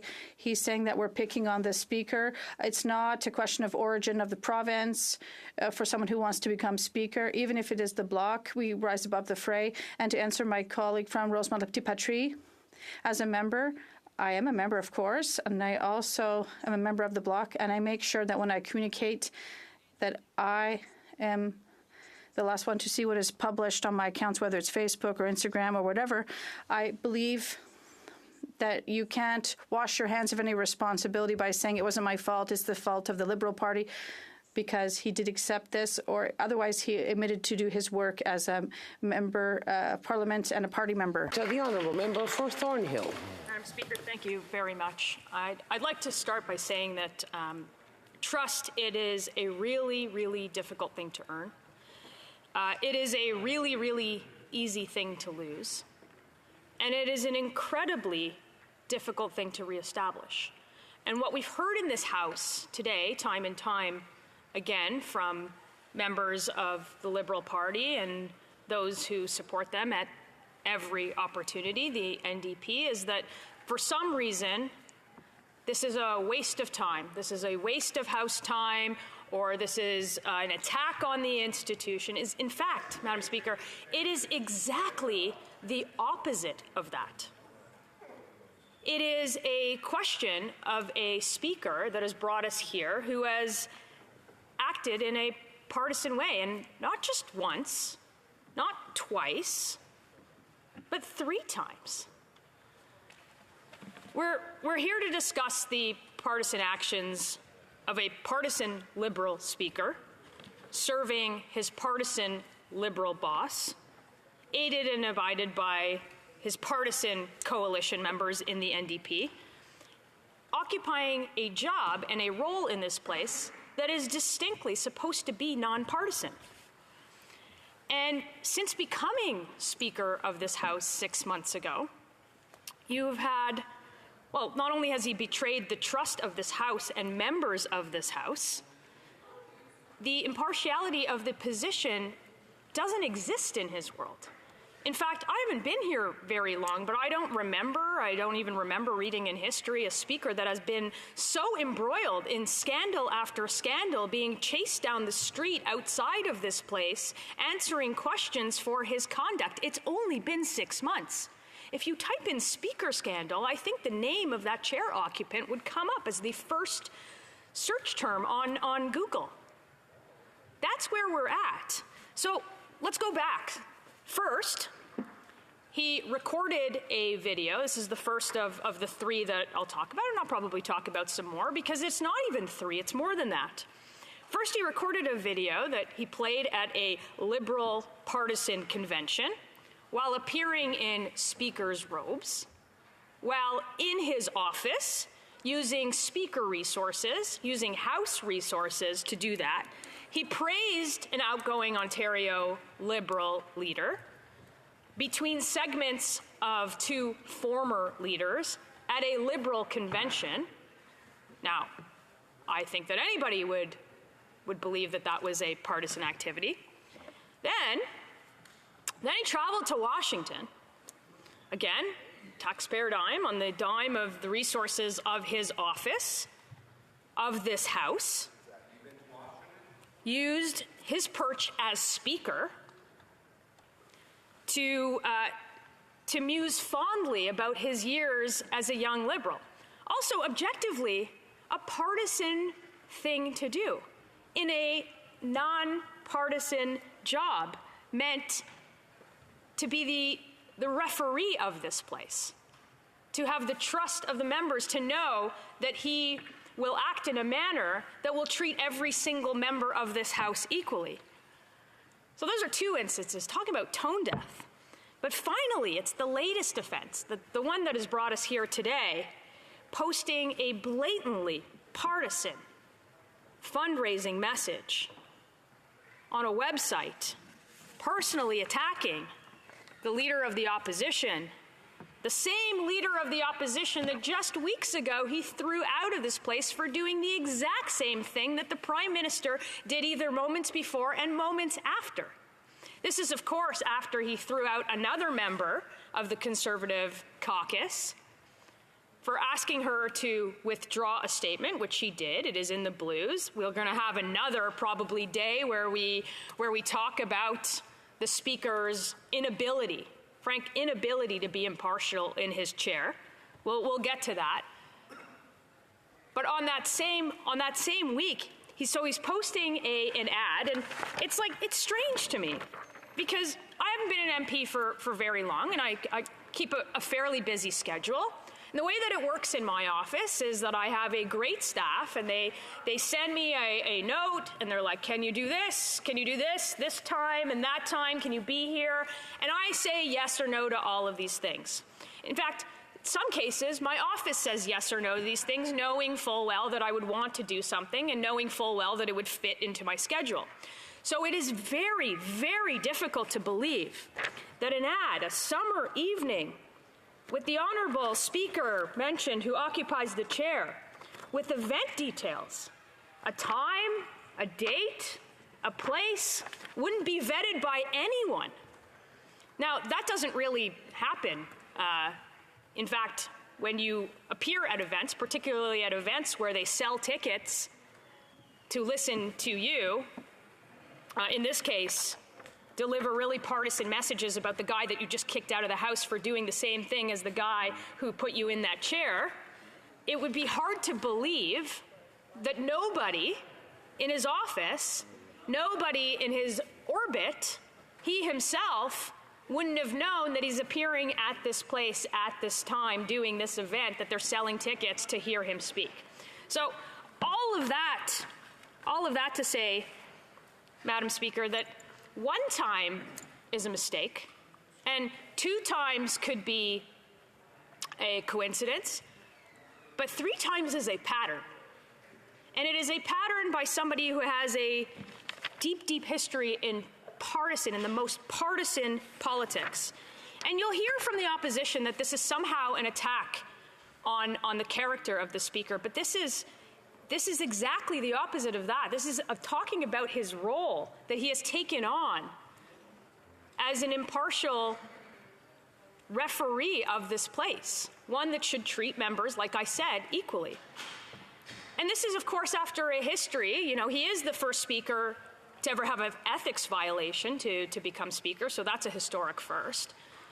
But it doesn't take very much. I wasn't here at the time to go online and see how he reacted to an incident that happened in this place, where the Prime Minister himself elbowed an MP in the chest. He was the first one on his feet to defend that action, to say that that MP's story or version of events was experienced differently or was an overreaction. In fact, when he was asked that today, at the very time that we are talking about this in the House by my colleague and friend from Calgary Nose Hill, he actually denied getting up in his seat, rising to his feet, defending the Prime Minister with an alternative version of events that he put forward, talking about an exaggeration. He actually said at committee today that he didn't say that.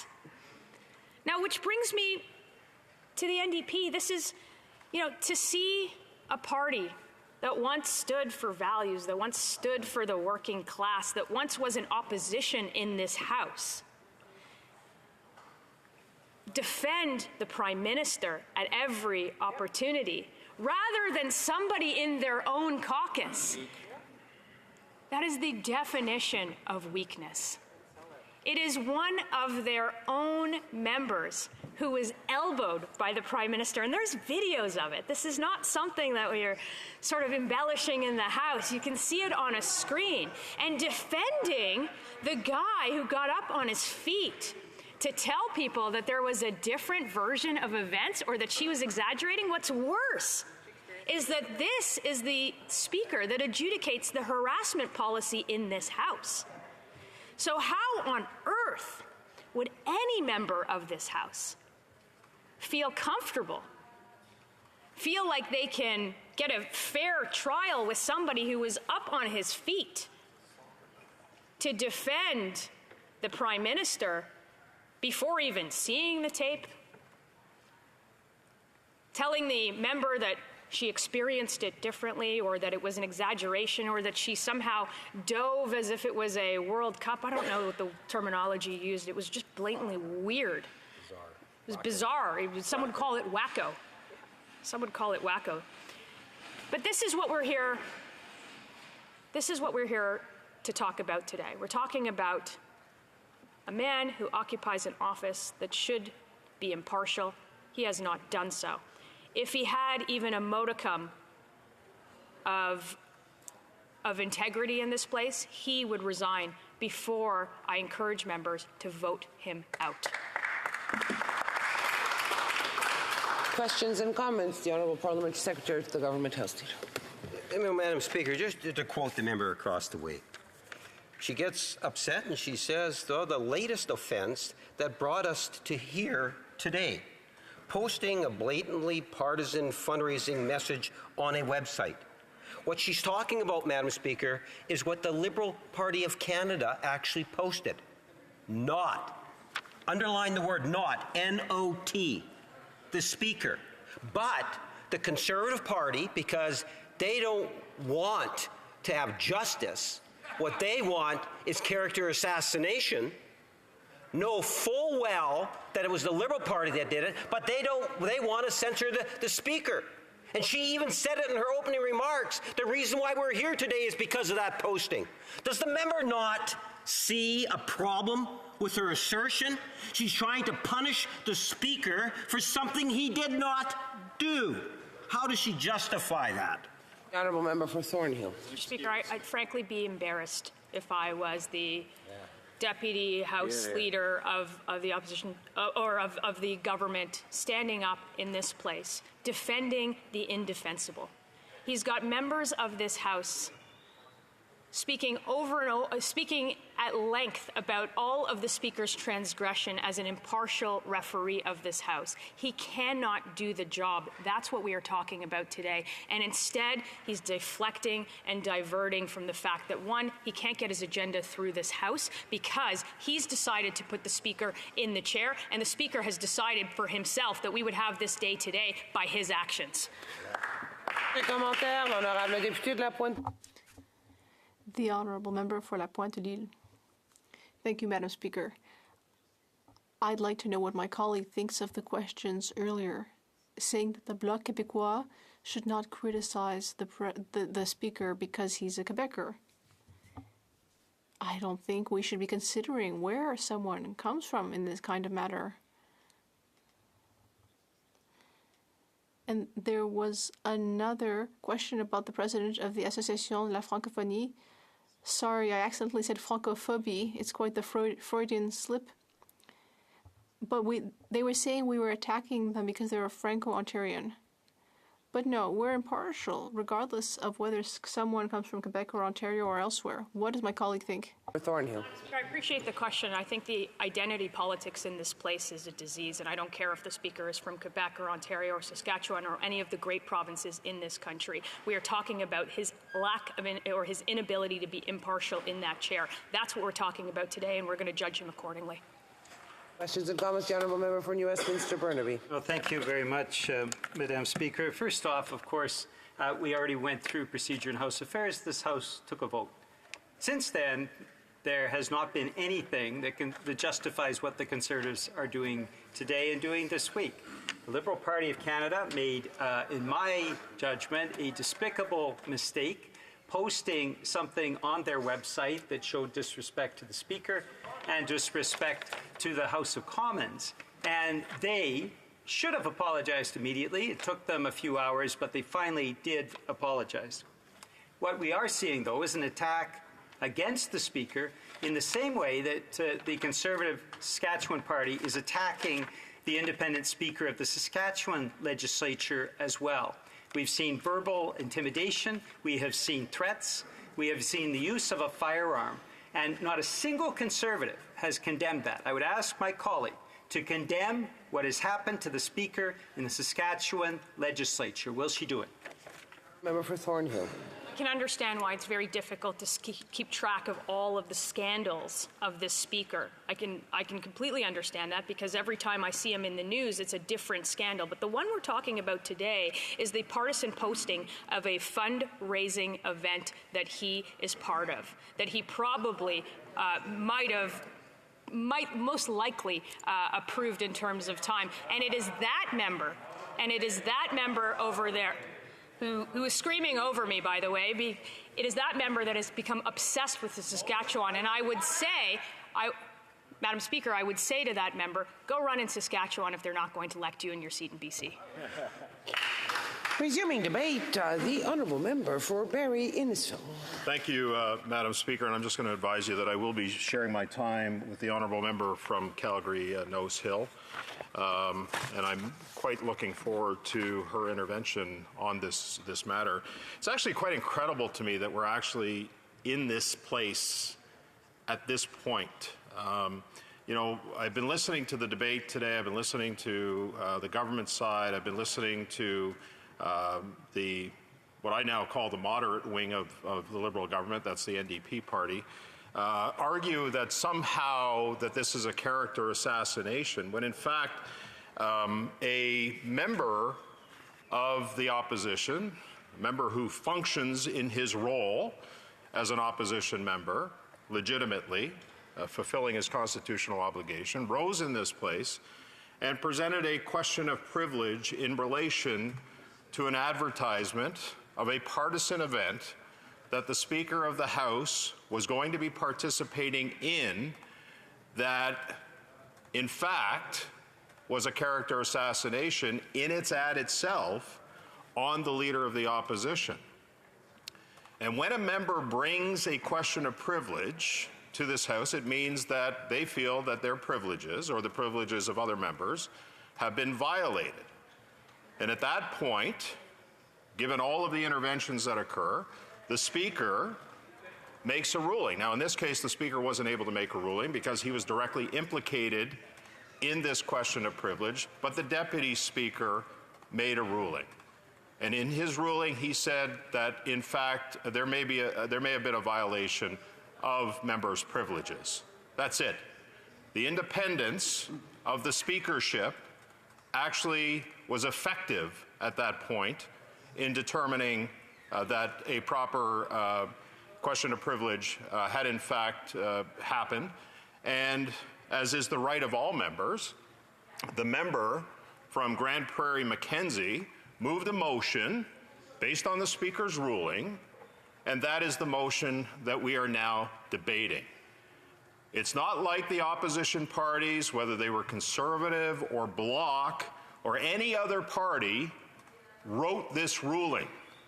This was a ruling of the independent Deputy Speaker after the Speaker recused himself. And that's what we're dealing with today. We're not dealing with a character assassination. We're dealing with a question of character, to be frank. And that question of character relates to the ability of the Speaker to act in an independent, nonpartisan manner, acting as a referee with respect for all members and their privileges. That's, in fact, what we're dealing with today. Because we're dealing with it not just on one occasion, we've been dealing with it on two other occasions in the short period that this Speaker was appointed by this House as the Speaker.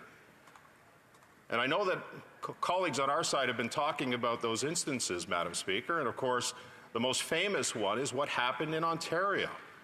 It was shortly after the Speaker was appointed that he felt compelled in his Speaker's robe, using resources of the Speaker's position, to do a video to the Ontario Liberal Party convention.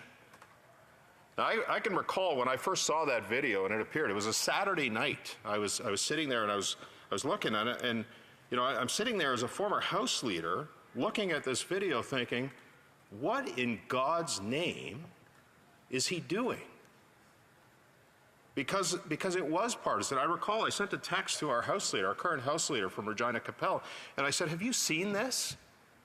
How can he have such bad judgment, poor judgment, that he would do a video like that to the Ontario Liberal Convention? And of course, that was the first time that the question of privilege came up.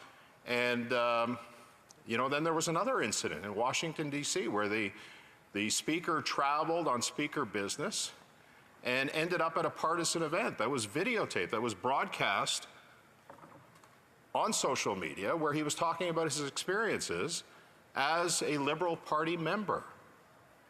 And then, of course, the latest incident with the fundraiser, talking about the Speaker being in appearance at this fundraiser, but within this notice of a fundraiser, there was a partisan attack on the Leader of the Opposition. So it doesn't just call into question the Speaker's ability to be nonpartisan, it calls into question in many ways his judgment. And I think that is the fundamental issue that we're dealing with today. It didn't just happen once, nor twice, it's happened 3 times at this point, Madam Speaker. And I think the ability of the opposition to function in its constitutional obligation and not have confidence in the Speaker, I think that is the root of what this question is all about. You know, when the Speaker was elected, he made a promise to this chamber and to its members that he would act in a nonpartisan way, that he would not get in the way of debate, that he would be the referee, which is his role. And yet we've seen time and time again, not just in the case of these 3 incidents, we've seen rulings and judgments, not the least of which was removing the Leader of the Opposition out of this House during question period. something that I had not seen in the 9 years that I had been here, Madam Speaker, and I know many members who I've spoke to, some with a long history in this place, and some with knowledge of history, had not seen anything like that occur before. And I can tell you, Madam Speaker, I was here that day when that happened, and I was watching the Speaker, and I believe that somebody was going to be leaving that chamber that day. We had started off on a Monday. It had been a pretty raucous question period, but I know that that Speaker had at his left hand the notice of removal. Somebody was going to leave here that day. I'm convinced of that, and it just happened. We actually had two members that left. One was the member from Lethbridge, and then that was quickly followed up by the Leader of the Opposition. So the challenge right now is trust. Trust in the ability of the Speaker to conduct himself in this nonpartisan way, and impartiality as well, Madam Speaker. That really is what this is all about. And again, this prima facie case of privilege that the member from Grand Prairie Mackenzie brought up is what we're dealing with today. Not something that was written by the opposition, not something that was initiated by the opposition. It's something that was initiated by the Speaker of the House, and at least somebody in his office. Because I can tell you, Madam Speaker, I do a lot of events. We all do a lot of events. And there is a vetting process that goes on for any event that I attend by my staff to make sure that I'm, A, not using House of Commons resources, but B, that those events that I'm attending are in fact proper events. So there's no convincing me that someone in the Speaker's office or the Speaker himself didn't know what was on that invitation. And finally, what I'd like to finish off with, Madam Speaker, is what I perceive as a decline in our democracy. I see an erosion of respect for our institutions. The fact that the Liberal and the NDP party are standing up in this place and defending the actions of the Speaker as they seemingly are, and they've been doing it since this debate started yesterday, I think speaks to a lack of respect for this institution. Madam Speaker, if anyone had any honor or any integrity at all, and they saw the chaos that this is creating, and the fact that their decision and their lack of judgment and their lack of being impartial and nonpartisan is causing such disruption in this place, it speaks to this decline in our democracy. It speaks to the lack of respect in our institutions. And I said this the first time that the Speaker conducted himself in this way, and that is that he did have to resign. When he made that video to the Ontario Liberal Leadership Convention, I believe that was the appropriate time for him to resign. And now we've got two other instances where the Speaker has shown this lack of judgment, lack of impartiality. And so there's no other option as far as I'm concerned. Almost half this House believes that the Speaker has acted in a way that is unbecoming of his role as Speaker, and that he does, in fact, need to resign. And I do appreciate what the Bloc tried to do before, and that is to bring a unanimous consent motion to have a secret ballot when this vote occurs, because I believe that there are still people within the Liberal Party, and perhaps some within the NDP, who conduct themselves with honor, and that they see the actions of the Speaker and how it's causing a lack of respect for this place. And I believe that if a secret ballot was to be held, Madam Speaker, that those members, some of those members, not the ones who are going to stand up as they ask their questions, would actually want to see the Speaker removed, as the motion states. Thank you, Madam Speaker. Questions and comments? The Honourable Parliamentary Secretary for the Government House Leader. Thank you. Madam Speaker, the Deputy Leader just spoke, and she said, and it's not a direct quote, but it's pretty darn close because I had to make note as she was saying it, and it'll show it tomorrow when answered. She said, in regards to this partisan posting, her conclusions were, in regards to the Speaker, that he probably might have, most likely, approved of it. Now, We know that we have a third party that has said that they were fully responsible for it and have actually apologized for it. And then we have the deputy leader of the Conservative Party saying, well, maybe the Speaker is, well, he probably might have, most likely, have approved of it. But that's what the Conservative Party is basing their evidence on in terms of saying that the Speaker has got to go. I think there's a lot more truth to what it is that the member just finished saying. This is a personal thing. He said that the Speaker should have resigned long ago, Madam Speaker. And I'm wondering if the member can provide some more clarification on his statement that he doesn't even believe the Speaker should have been given the one chance. The Honourable Member for Barrie Innisfil. The Speaker, in that first instance, in his robes, using Speaker resources, shortly after he was pronounced as the Speaker, engaged in a partisan message to a partisan party convention, the Liberal Party convention. Madam Speaker, there have been people in this place who have resigned and been forced to resign and did the right thing by resigning for much lesser grievances than that. And so, yes, I do believe the Speaker should have resigned in that first instance. Now we've had additional instances, 2 more, in fact, of partisan activity by the Speaker. That, to me, speaks more to his character, his lack of judgment, and his inability to act in a partisan manner while sitting in that chair. Thank you, Madam Speaker. Questions et commentaires, l'honorable député de chef. Thank you very much, Madam Speaker. I know this is a time for questions and comments, and I'm going to go with a comment because it's hard to know what kind of question to ask in this 3-ring circus that is degrading for the institution we represent. To my colleague, perhaps his leader would not have been expelled from the House if he had spoken in a respectful way that was worthy of the institution we represent. And to my Liberal colleagues, you're defending the indefensible. Politics 101. I cannot believe we're here today. As my colleague for Abitibi-Témiscamingue said, 3 strikes and you're out. And there was a Bloc Québécois motion trying to be the grown-ups in the room, coming forward with a democratic proposal for a secret ballot, which is extremely democratic. And yet people from the NDP were yelling, no, no, no. Madam Speaker, it's degrading for the institution that we represent. That is what I have to say. The Honourable Member for Barrie Innisfil. Merci, Madame la Présidente. Thank you, Madam Speaker. It's not surprising that I agree with a number of things that my colleague said, especially that a secret ballot is a good idea. I agree with that.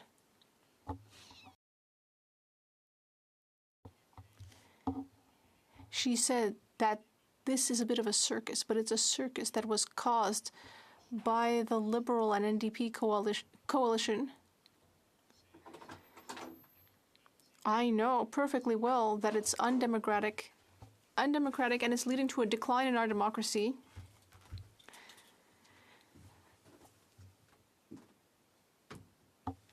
Speaker, to be quite frank. Thank you. Questions et commentaires, l'honorable député de Rosemont-la-Petite-Patrie. The Honourable Member for Rosemont-la-Petite-Patrie. Thank you, Madam Speaker. In his speech, my colleague for the Conservative Party spoke a great deal about respecting institutions and parliamentarians' work and everything we do here, but we also need to respect parliamentary business. Currently, the Health Committee is carrying out an important review of the opioid crisis. And yet, during question period, the leader of the opposition made vicious accusations about this crisis where people are dying. And yet, meanwhile, the Health Committee is in Montreal meeting experts on the topic. And you know how many Conservative MPs even bother to come? 0. They don't care about what's happening on the ground. That shows a flagrant lack of respect for our institutions. The Honourable Member for Barrie Innisfil, a brief answer, please. Moins de 5 secondes. Well, in just 5 seconds. Respect for this institution, and if he had any respect for our democracy, he would cut off this unholy alliance and coalition that he has with the Liberals and allow Canadians to call an election so that we can get back to some sense of normalcy in this country. Thank you. Resuming debate, the Honourable Member for Calgary Nose Hill. Thank you, Madam Speaker. This place, the House of Commons, is the seat, arguably, of democracy in Canada. One of the seats, one of the most important seats. And arguably, it's also the only thing that prevents Canadians from settling their disagreements through violent conflict. Our tradition in here of solving our problems through discourse is it's what makes Canada Canada. And what makes this place is the Speaker's role, and it's the Speaker's charge under our standing orders and under our traditions to maintain impartiality. That has not happened. I want to try to implore some of my colleagues from other political parties to think about why the Speaker needs to go in concrete terms with regard to each of the Speaker's 3 roles. Before I do that, I want to briefly comment on the Deputy Leader of the Opposition's point that was made about trust. The current occupant of the Speaker's chair had a big trust deficit to overcome with the House because historically, we've never had someone, Parliament has never had someone who had a government appointment take on the role of Speaker in that same Parliament. And not only did they have a minor government appointment, they had the most partisan, he had the most partisan appointment of all. Parliamentary Secretary to the Prime Minister. That's like the Prime Minister's defense guy on any topic. So there was a trust deficit to overcome.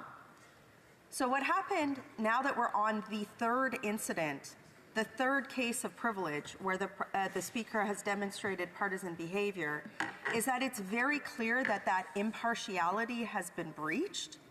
And now it's not just about this place, it's about Canadians' faith in this place being able to fairly and neutrally function as a voice, a place where their voices can be heard.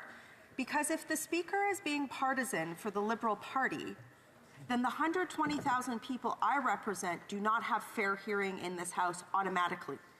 And that is why I implore to the Speaker, we can respect each other as partisans for our ability to be partisans, but the Speaker, I implore him to resign on his own accord because his legacy is now having breached that impartiality to the point where any decision he makes, any ruling that he makes, is going to be viewed through that lens. And that degrades Canadian democracy.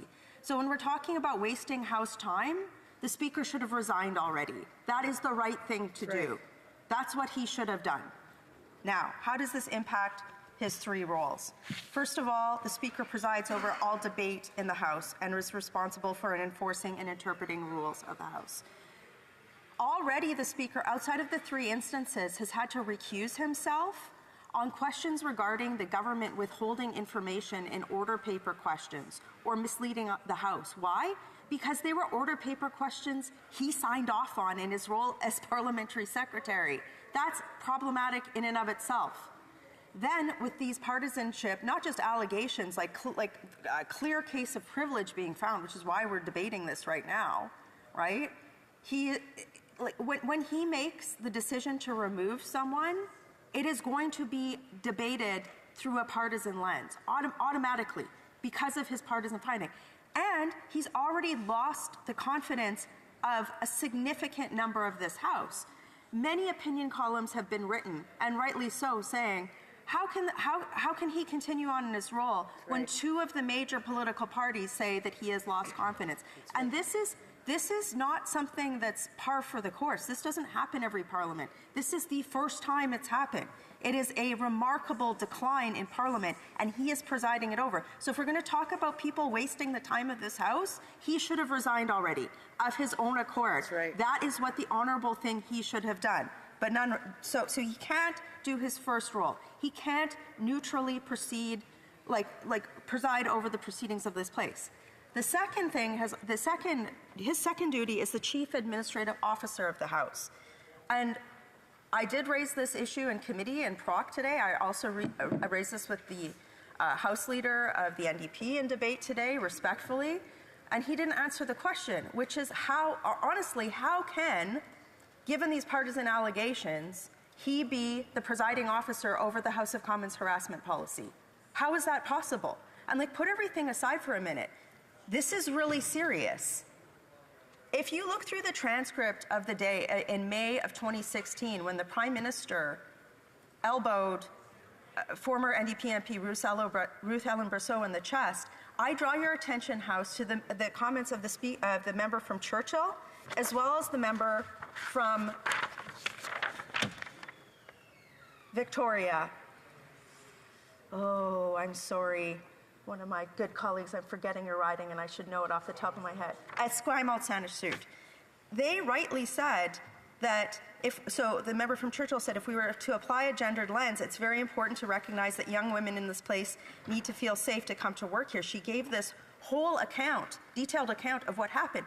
And the speaker, you know what he did? He jumped up right after the member from Churchill spoke these words and said, no, if anyone wants to exaggerate the situation and make this into something that it's not, make it reminiscent of a dive in the 2006 World Cup, perhaps we can go on. I think it might be exaggerated. So he was not only denigrating Ruth Ellen Brosseau, but he was also denigrating the account of harassment from the member from Churchill. And then he goes on to say, what happened was exactly as the Prime Minister had described it. So these two women had experienced it differently. Now, put partisanship aside for a second. We're being asked in this place to suspend our disbelief that the Speaker can somehow magically go from that to being the neutral arbiter of the House of Commons harassment policy. And now he has 3 strikes of partisanship against him. How is any staff member, how do we know that vexatious complaints aren't going to be made? How do I know that I couldn't go there and have that leaked to the Liberal whip and have it go to the media? He's effectively put a chill on anybody wanting to talk about harassment in this place, and yet the NDP are propping him up. Why? I'm not saying this, again, this boggles my mind. And it's wrong. It's fundamentally wrong. The last thing is that the Speaker is the representative or spokespersons for the House in relationships or authorities outside of Parliament. And yet you had the Speaker in his robes talking about being a young Liberal in this capacity in Washington, D.C. His international relation is now a spokesperson for the Liberal Party. Come on. He just needs to resign. That makes everything easier. Then he doesn't have to put the NDP supply in confidence. I have no idea what's going in that caucus right now. It boggles my mind. I have no idea how they are supporting him. It really, I boggles my mind. A supply and confidence agreement with the government should not cover an agreement to cover up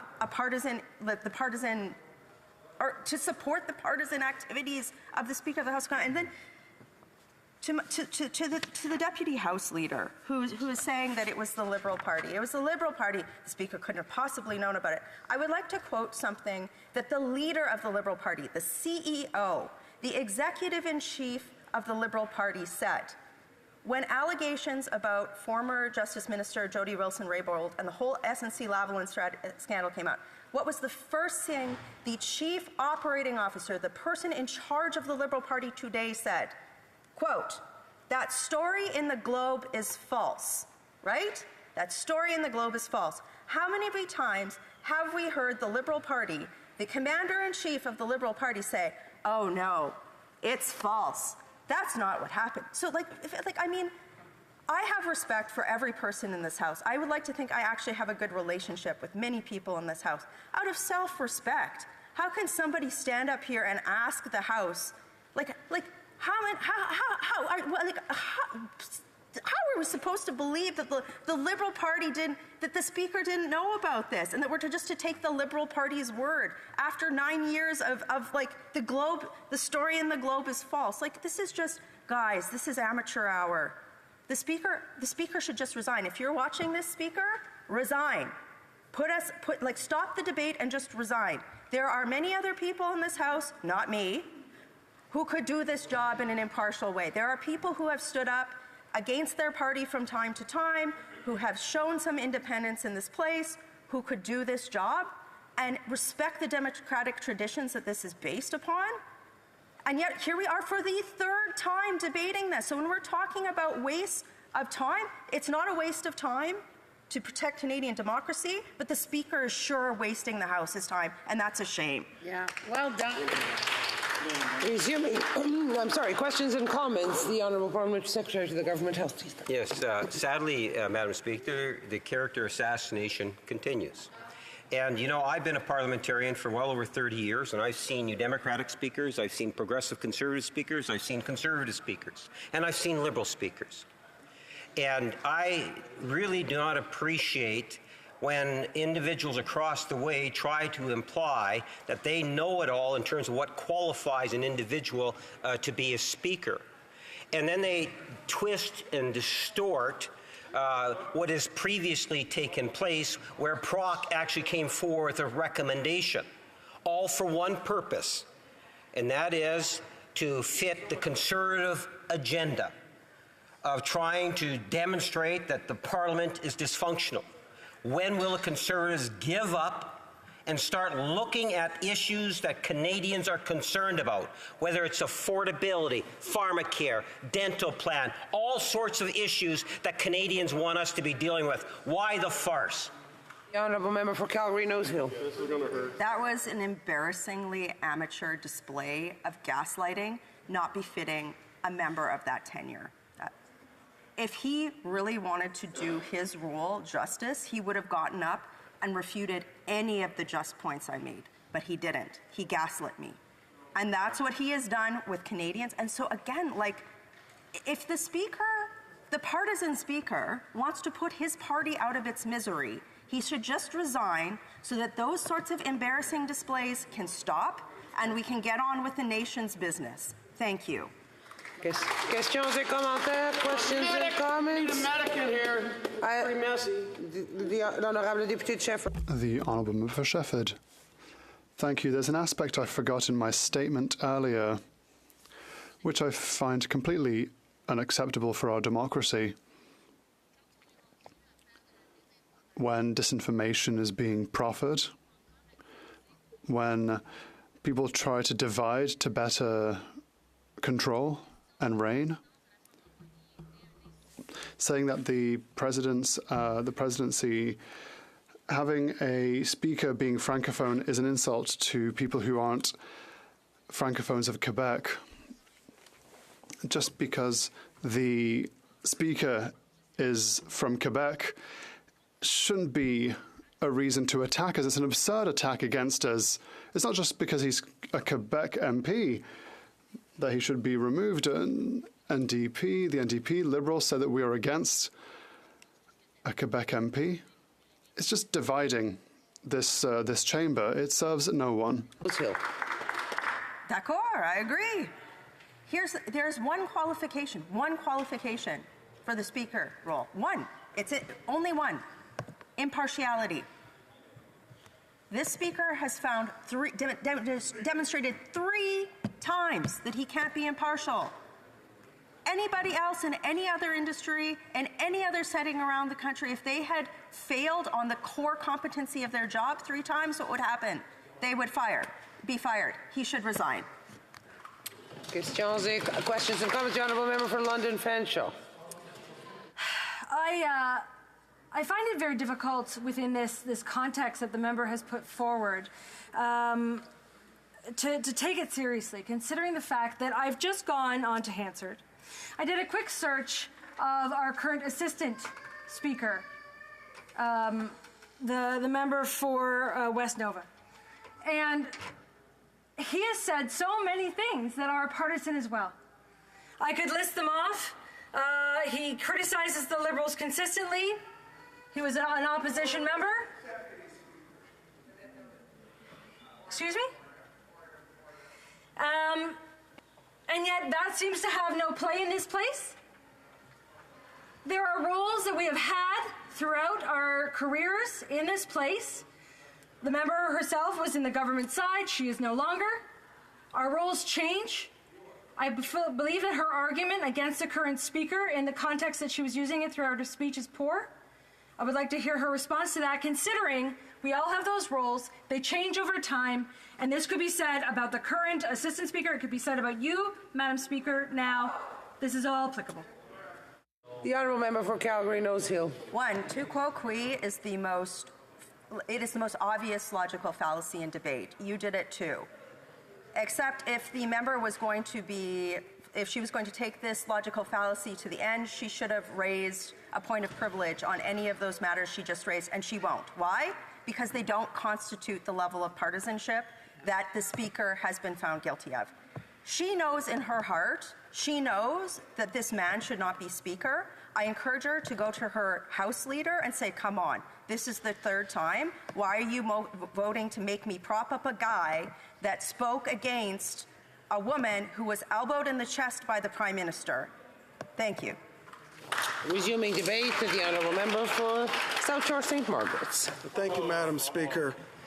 I'm rising today, as are other members, to deal with a very serious motion, which is the issue of the privilege motion brought by and ruling by the Deputy Speaker by the member for Grande Prairie Mackenzie about yet another incident of the Speaker pursuing partisan elements to his personal or previous life as a partisan MP, well as the neutral Speaker. And I think it's important to note for us at the beginning to understand, why is it that the Speaker is neutral, and where does that come from? Well, it actually is a very ancient parliamentary tradition. And, you know, the Bosque and Gagnon manual, the great book that we use on page 312 has a very instructive history, if you don't know your history, about why the Speaker is neutral. Now, I should mention, Madam Speaker, that I'm splitting my time with the member from Calgary Rocky Ridge. I had a note there, but I've got another one. I wanted to take the 20 minutes. I'm sure you all wanted to hear me for 20 minutes. But on page 312, you know, the first speakers were appointed in the 1300s in the mother of all parliaments, and they were essentially an agent of the king or the crown until about 100 years later. And as the book notes on page 312, the crown influence over the Speaker came to an end in 1642 when King Charles I, accompanied by an armed escort, crossed the bar of the House and sat in the Speaker's chair and demanded the surrender of 5 parliamentary leaders on a charge of treason. Falling to his knees, Speaker William Lenthal replied with these now famous words, which have since defined the Speaker's role in relation to the House and the Crown. And the Speaker then say, "May it please your Majesty, I have neither eyes to see nor tongue to speak in this place. But as the House is pleased to direct me, whose servant I am here, and I humbly beg your Majesty's pardon that I cannot give any other answer than that this to what your Majesty is pleased to demand of me." And so the historic element of that is the Speaker no longer became the servant of the Crown. The Crown is the government. This Speaker has operated lately in his partisan breaches in the last 6 to 8 months. Many of them, I would say 6, but we started in October, shortly after he became Speaker, with a breach, as we've talked about, of filming a video not far from here in his office, used at the Ontario Liberal Party convention, extolling the virtues of the outgoing leader, a total abuse of the neutrality of the Speaker. And I would add that again in Bosque and Gagnon on page 323, it says, "When in the chair, the Speaker embodies the power and authority of the office, strengthened by the rule and precedent. He or she must at all times show and be seen to show the impartiality required to sustain the trust and the goodwill of the House." Not only must he live by the letter of the law, the Speaker, he has to be seen to be lived by the letter of the law on neutrality. Doing a video in the Speaker's office, in his Speaker's robes, using House of Commons resources was a clear breach. He was found in that breach by the Procedures Committee of the House. and fined. Yes, he profusely apologized to the House. So apparently, in the past, that would have resulted in a Speaker having resigned, but we accepted, the House accepted a fine. However, two of the parties, the real official opposition, the Bloc and the Conservatives, because the NDP are in a coalition, so they jump when the Liberals ask, on the issue of seriousness that this is, voted with the government to keep the Speaker in place. And the British still maintain this neutrality. And UK Parliament, it says, sorry, I'll have to get my glasses for this one, the political impartiality of the Speaker is one of the office's most important features and most emulated or aspired to outside the UK once elected. The Speaker severs all ties with his or her former party and is in all aspects of the job a completely non-partisan figure. Well, that is not the process that our Speaker has been following in the breach. And the breach that we're talking about today, of course, is we know that he put out a very partisan invitation to an event in the riding of Hull-Aylmer, which coincidentally happens to be the Speaker's own riding. So the government members would have us believe that the Speaker had nothing to do with the invitation to an event in his own riding. I don't know about you, but I always review anything my EDA sends out in my riding. I wouldn't let them put it out. It's irresponsible for me to put them out, especially to an event like that. So let's just read what the Speaker said in his advertising.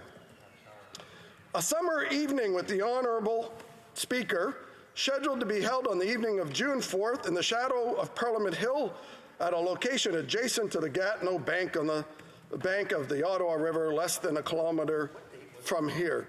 The promotional material of the event used was very partisan, inflammatory language concerning the Conservative Party and the leader of the official opposition. I'll just read a little bit of it for you. It said, "Join us for an event in your community. You don't want to miss it. It's an opportunity to join fellow Liberals to talk about ways which we can continue to build a better future for all Canadians, because a better future starts with you." But it goes on to say, while the leader of the opposition and its Conservatives propose reckless policies that would risk the health, safety, and pocketbooks of our Liberal team, because of course it's all about the pocketbooks of the Liberal team, is focused on making life more affordable to Canadians and moving forward to keep our bold plan to grow the economy.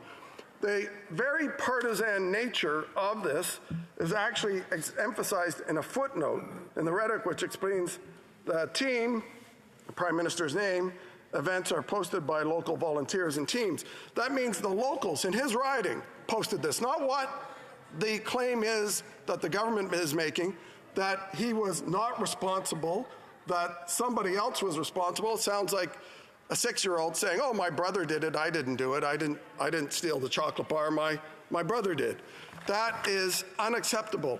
And the reason this is important is because he has to protect, the Speaker has to protect the interest of the opposition in challenging the Crown. The Speaker is not a mouthpiece for the Crown. The Speaker is the protector of the rights of our democracy in this place, in this chamber. And it used to be that the NDP, not so long ago, actually agreed with that. And I will quote, if you can bear with me for a minute, from the member from New Westminster Burnaby, the NDP House Leader, who said after the first incident, when it was at the Procedures and House Committee, "This cannot happen moving forward.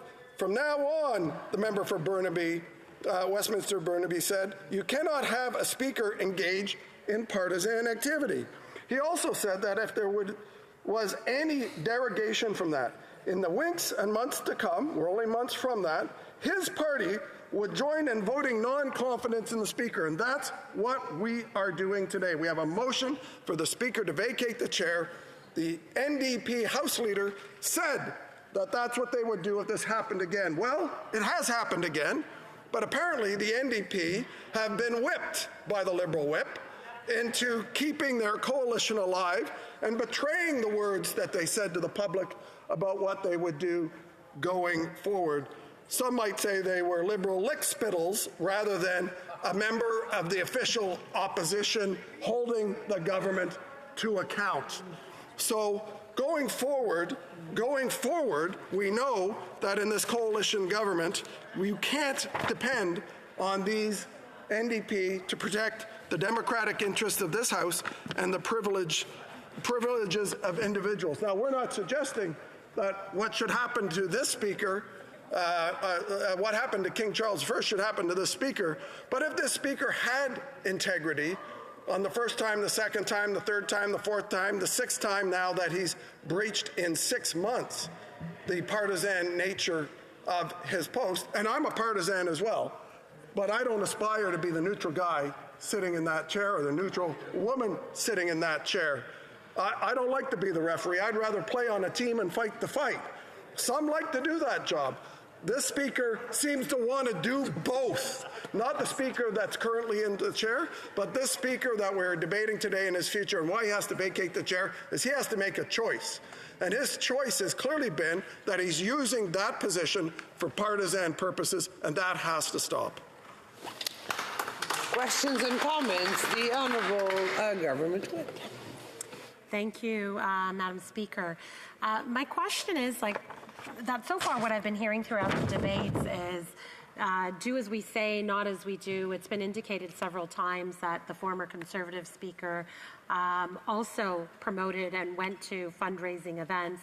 Now, it has been cleared up in this case that the fundraising event invitation did not go out from the Speaker or from the Speaker's office. And so what would the member have to say about that? I find it quite hypocritical that the previous Conservative Speaker attended fundraisers, promoted fundraisers on his social media, yet the Conservatives have wasted almost 2 days in this House talking about this matter when we could be talking about affordability. The Honourable Member for South Shore St. Margaret. I know the government finds democracy a bother, and by the way, this was an opposition day, so there hasn't been any government business lost. But in response to the question, the member for Regina Capel, who was Speaker at a time, was not promoting an event. That was actually by another member of our caucus from Saskatchewan who posted the picture that has been talked about a few times, where the Speaker picked up another member of our caucus, drove him to the event, and a picture was taken outside of the event by that member and posted. And somehow the Liberals are trying to compare that to the language used by the invitation sent out. The language used by the invitation sent out by this Speaker taking shots at the leader of the official opposition in the Conservative Party. I'll dare anyone on that side to find anything near comparable where the previous Speaker from Regina Capel had done any comments publicly against the Liberals or the opposition members while he was Speaker. And I would point out to my NDP friend earlier, the quotes that she is looking at, she should look at the dates. They are from prior to when he was appointed. To give other questions, Honourable. The Honourable Member for Timiskaming. Thank you, Madam Speaker. I'd like to thank my colleague for his speech. The Honourable Member for Abitibi-Timiskaming. Thank you, Madam Speaker. I'd like to thank my colleague from South Shore for his speech, during which he talked about partisanship. He's saying we should have to rise above partisanship. He mentioned this in the debate. But I'd like to hear what he has to say about something else that we expect of a Speaker, because their role is essentially to pass judgment about what is not going well in the House, to judge. Does he believe that the current Speaker did show judgment? And is this a quality that should be essential, in addition to impartiality, of course, that he mentioned to be Speaker of the House of Commons? Thank you, Madam Speaker. South Shore St. Margaret. I thank my friend for the question. I think obviously judgment is a key part of any role in the House, and the judgment in this case, when you're Speaker, has to be the judgment to say, no, No, I won't go to a partisan event. No, my role does not allow for that. In fact, in the past, there have been speakers who have actually left their party and sat as independents when they became speaker. So that's a choice this speaker has to make in judgment, and he showed that his judgment errs on the side of partisanship, not on the side of being neutral, and that's why he has to vacate the chair. Questions et commentaires? Questions and comments? The Honourable Member for King Vaughan. Madam Speaker, my friend from South Shore, St. Margaret's, has been involved in politics for a long time, and that's, I know you're older, but that's not what I mean. You're very experienced, so I look to you for that. It has to speak through the chair, so yes, thank you. Madam Chair, anyway. I insult him through the chair, I will. I'm wondering if he can tell the House, in his experience, has he ever seen a speaker as partisan as this one? Also, I'm wondering if he can share his opinion on why this NDP Liberal government is so desperate to defend their clearly very partisan friend that is the Speaker now.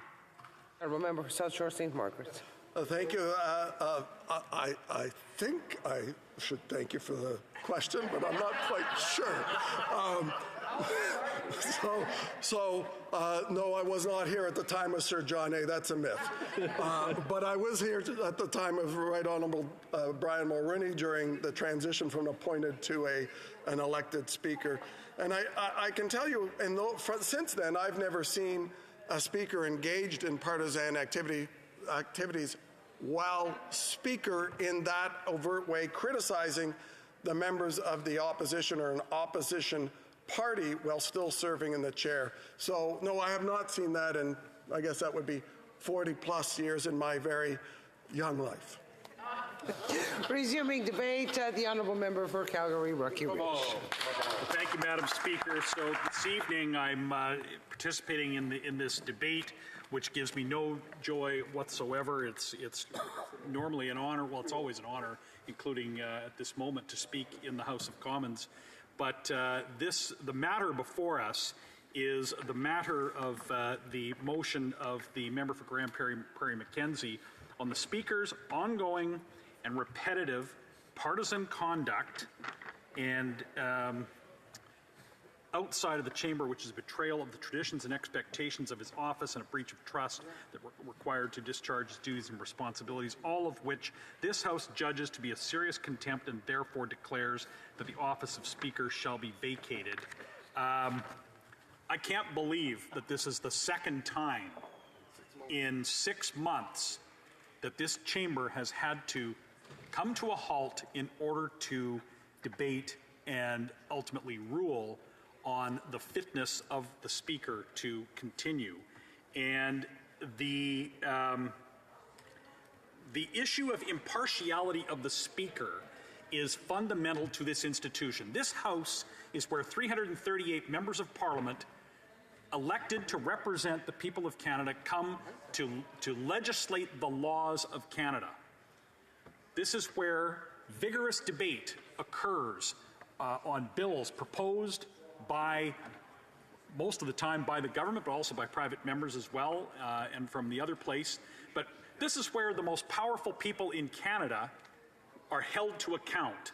This is where the votes in this place determine whether or not the continuation of the government, and this is where on a day-to-day basis the most powerful people in Canada come to face an opposition, and it's where their ideas have to be tested. When bills are brought into this place, the process of debate, it's designed to be adversarial. It's designed to be partisan. If the government is going to propose a bill to change the laws of Canada and impose law on Canada, it has to be tested by an opposition. And the only way that the democratic privileges of Canadians can be protected is through an impartial Speaker whose impartiality is absolutely beyond reproach. And yet here we are for the second time in 6 months debating whether or not that is the case with the current Speaker. So I bring you to, Madam Speaker, to the latest issue and question of the impartiality of the Speaker, wherein the Speaker's Liberal Electoral District Association advertised a summer evening with the Honourable Speaker and talked about joining fellow Liberals, joining with the Honourable Speaker to discuss issues. I won't repeat or read the portion of this invitation that got onto a very aggressive attack on the Leader of the Opposition and the Conservative Party. So, Madam Speaker, anybody could read this invitation and see that this was an absolutely unpardonable departure from the norm of impartiality from the Speaker.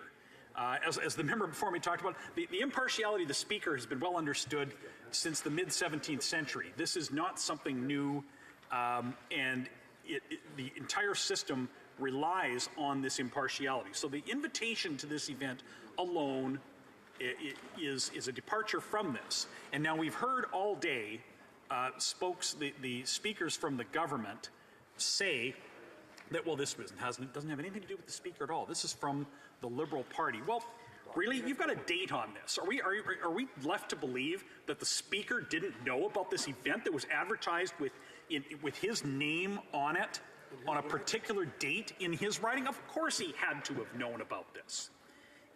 But this may even be actually beside the point. Once one is elected Speaker, wouldn't one of the very first things that any newly elected Speaker do, would it not be to sit down with the officials of your electoral district association for your party and tell them, you can't advertise fundraising with my name. You can't do it. Everybody knows this. It's so simple. Especially after 5 times. And there's just no excuse for it. The Liberal Party may want to claim responsibility for this to deflect from the Speaker, but there's no reasonable person that would buy that the date in question hadn't been communicated with the Speaker. Really, the EDA is going to have a fundraiser, not check first to see and put the Speaker's name on it to advertise it without checking to see if he's going to be there and attend and available? Of course they must have done that. And the fact that this happened is well, it's why we're here today. But even if we could say, well, this was a mistake, this was a one-off, this was something that just a mistake, somebody didn't know better. The problem is this Speaker has such a history of these types of events that he no longer gets the benefit of the doubt. You don't get the benefit of the doubt when the House has already gone through a protracted question of privilege over his filming of a video in his Speaker's robes in his Speaker's office to be played at a Liberal Party convention. You don't get the benefit of the doubt when this has already happened. When the debate on that earlier question was underway, the Speaker was in Washington attending another event where he waxed nostalgic about his history of Liberal activism in a celebrity crowd of international Liberals. I mean, I even actually want to set that aside for a minute and say, what was the Speaker doing in Washington that week? That was a sitting week of the House of Commons. If you're the Speaker of the House of Commons, there is no other business that is more important than a meeting of the House of Commons.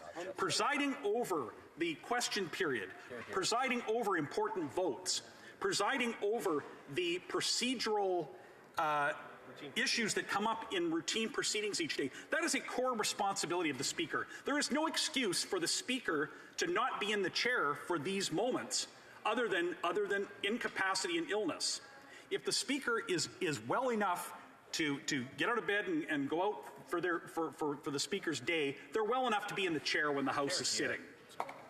We've seen this over and over again, actually. We've seen travel. We've seen the Speaker vacating the chair I'm told probably for diplomatic functions or meetings in the lounge. There's no excuse for these things. The speaker ran on a platform to be speaker, saying that nobody pays to see the ref. It's all about the players. But under this speaker, it's been about the speaker, and that is just as offensive as the constant partisanship. We have other examples of his partisanship. He attended an event for the member of the Liberal member of the National Assembly in his riding. He got a former Liberal MP to write an op-ed to prop up his own standing and attack the Conservatives. Again, this partisan attack. I mean, the speaker's job is not to care what the press gallery thinks, or what the school kids in the gallery think, or what anybody out there thinks of their conduct. The speaker's role is to protect the privileges of members of this House of Commons. That's what the speaker's role is. It's about protecting the members. It's about ensuring that all of the people that elect the 338 members of this House of Commons have the tools and ability to hold the government to account, to express their democratic will. That's the role of the speaker. Not hanging out with diplomats, not flying off to Washington, not any of these other things. But, this even takes us to, and in the speaker's role of having to protect members' privileges, we're still waiting for a ruling. 4 weeks ago, a question of privilege was raised over the alteration of Hansard, and the speaker still hasn't ruled on it. So it's about time that we had a speaker that will uphold the privileges of members of the House of Commons in an impartial fashion. Thank you, Madam Speaker. Great. Questions and comments? Questions et commentaires? The Honourable Government House Leader. The Parliamentary Secretary to the Government House Leader. Yes, thank you, Madam Speaker. We know why it is that we're actually here today, because of the Conservatives' persistence on playing a shameful game of character assassination. And let me tell the member, when he recognizes that the issue is because of something that was posted on the media, on a social media, a website, and you have a third party saying, we are the ones that did it, and apologizing to the Speaker's office for doing it and taking full responsibility. Then when I posed the question to the Deputy Leader, her response to that question is, why should the Speaker be held blamed? Well, her response in essence is that he probably might have, most likely, have approved of it. Does the member have anything of substance to say that the Speaker was aware of it? The Honourable Member for Calgary Rocky Ridge. Well, he might have listened to my speech, because I addressed this in my speech extensively, but I will say that when you have got as many, if you've already got the same history that this Speaker has had, you don't get the benefit of the doubt at this point. At this point, it's over. Great answer. Questions et commentaires, questions and comments. The Honourable Member for New Westminster Burnaby. Thank you, Madam Speaker. I've always known the member to be a fair person. I've enjoyed working with him. He, I know, believes in due process, and we have a situation where the Liberal Party of Canada screwed up and has apologized now for disrespecting both the Speaker and Parliament. I am concerned, and I know in his heart of hearts he's concerned about the ongoing attacks on the Speaker given that. And we have seen as well, Madam Speaker, the attacks by the Conservative Saskatchewan Party in the Saskatchewan legislature going after an independent speaker. We've seen violence, we've seen intimidation, we've seen both verbal and physical aggressive intimidation of the Speaker of the Saskatchewan Legislature by the House Leader, one of his colleagues, Jeremy Harrison, former MP from the Conservative Party. Will he condemn unequivocally those actions in the Saskatchewan Legislature directed at the Speaker? Honourable Member for Calgary Rocky Ridge. Madam Speaker, I'm here to talk about the motion at hand, and this member had said the last time we debated the partisanship of the Speaker that if there were any further transgressions of impartiality, particularly involving Liberal and partisan action, that he would vote for removal of the Speaker. So I call on him to remember his words from that last December and vote accordingly. He would never be a hypocrite. Questions and comments? The honourable member for... I am terribly sorry. Saskatoon West, thank you. Actually, Madam Speaker, Saskatoon Grasswood. Here's the issue. I think I want to first of all thank my colleague from Calgary. Here's the issue we're going to have in the hour. It's not a secret vote. We're going to stand up, vote yay or nay on the removal, and guess who's going to sit watching at home on our vote? It will be the Speaker. Okay? So let's see what the Speaker does when he comes back, because we all know the NDP has supported this Liberal government. We tried today to remove, suspecting with the vote, Madam Speaker, that we are going to be unsuccessful tonight on dumping the Speaker. So what happens when we come back, when the Speaker acknowledges every one of us standing up to vote nay to get rid of him or yay to get rid of him on his partisan shots that he has taken the last 6 months, when he sits at home tonight watching what we vote? The honourable member for Calgary Rocky Ridge. Well, Madam Speaker, the member quite rightly points out through his question that the Speaker's position is untenable. This can't go on, and it would be best for him to resign before this vote occurs. Resuming debate, the honourable member for Calgary Shepherd. Thank you, Madam Speaker. So off the top, just so it's not a surprise to not you, Chair Occupant, but to the Speaker, I have lost confidence in the Speaker. I lost confidence in him much before, and I know I'm supposed to split my time, but I usually look around to see if the member is in the chamber immediately, and he's behind me now, so I will split my time. I was hoping to get the whole 20 minutes, but I will split my time with the member for Stormont Dundas, South Glengarry. He's deserving of the time. I'm sure he'll make fine points with it too. So I do want the Speaker to know, actually the Speaker knows this because I heckle him on a semi-regular basis, that I've lost confidence in him, and that I don't believe he's doing a great job, and that he has given ample opportunity for members of this House to not believe that he is able to conduct himself in a way that takes the Speaker's position and rises above the fray of the House. He said on the very first day or second day that he was like a new car and that he was hoping to avoid having dents in it. At this point, this thing is now in the scrapyard. It's done. There's nothing more to do. There's no way to fix this vehicle and give it second life once more. There's been 3 events. Other members have talked about it. There was him providing a provincial politician with a very partisan going away video in the Speaker's robes at a partisan convention. There was, as the member for Calgary Rocky Ridge spoke, he said he went to Washington, D.C. during a sitting week of the House in order to wax and wane about Liberal dogma. And now we have this latest issue of an email that was sent out inviting people in Hall Aylmer and his writing to an event where the Speaker was going to be at. And as other members, like the member, my seatmate, the member for South Shore St. Margaret said, it is impossible not to believe that the Speaker wouldn't have known. It's just impossible. All of us tell our EDAs, I review every email a constituent gets from my office, I review it. If it goes under my name, I see it automatically. It doesn't matter if it's EDA fundraiser sent by my EDA off the partisan emails we have. Nothing leaves my office without me seeing it. Those emails, I look at those once my volunteers have set them up. I refuse to believe that the Speaker did not know. And he can decline to take fault for it. If he wants to do that, that's fine. In ethics, there are 2 things that matter: actual conflicts of interest and the perception of a conflict of interest. The same thing applies here. The perception of partisanship should be sufficient for any Speaker to say the following to themselves: I am not important.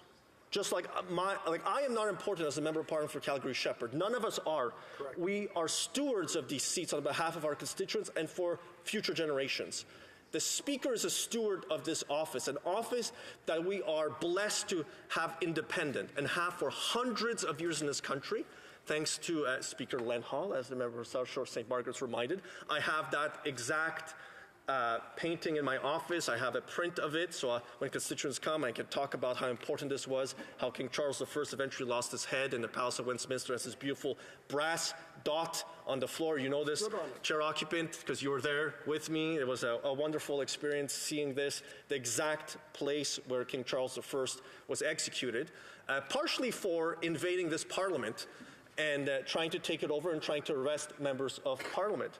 So that the speaker, any speaker, has to be reminded that it's not just about the pretty paintings they have in the speaker's hallway that you get when you walk around with the mace and the procession and the robes and all these clerks and analysts who help you do your job.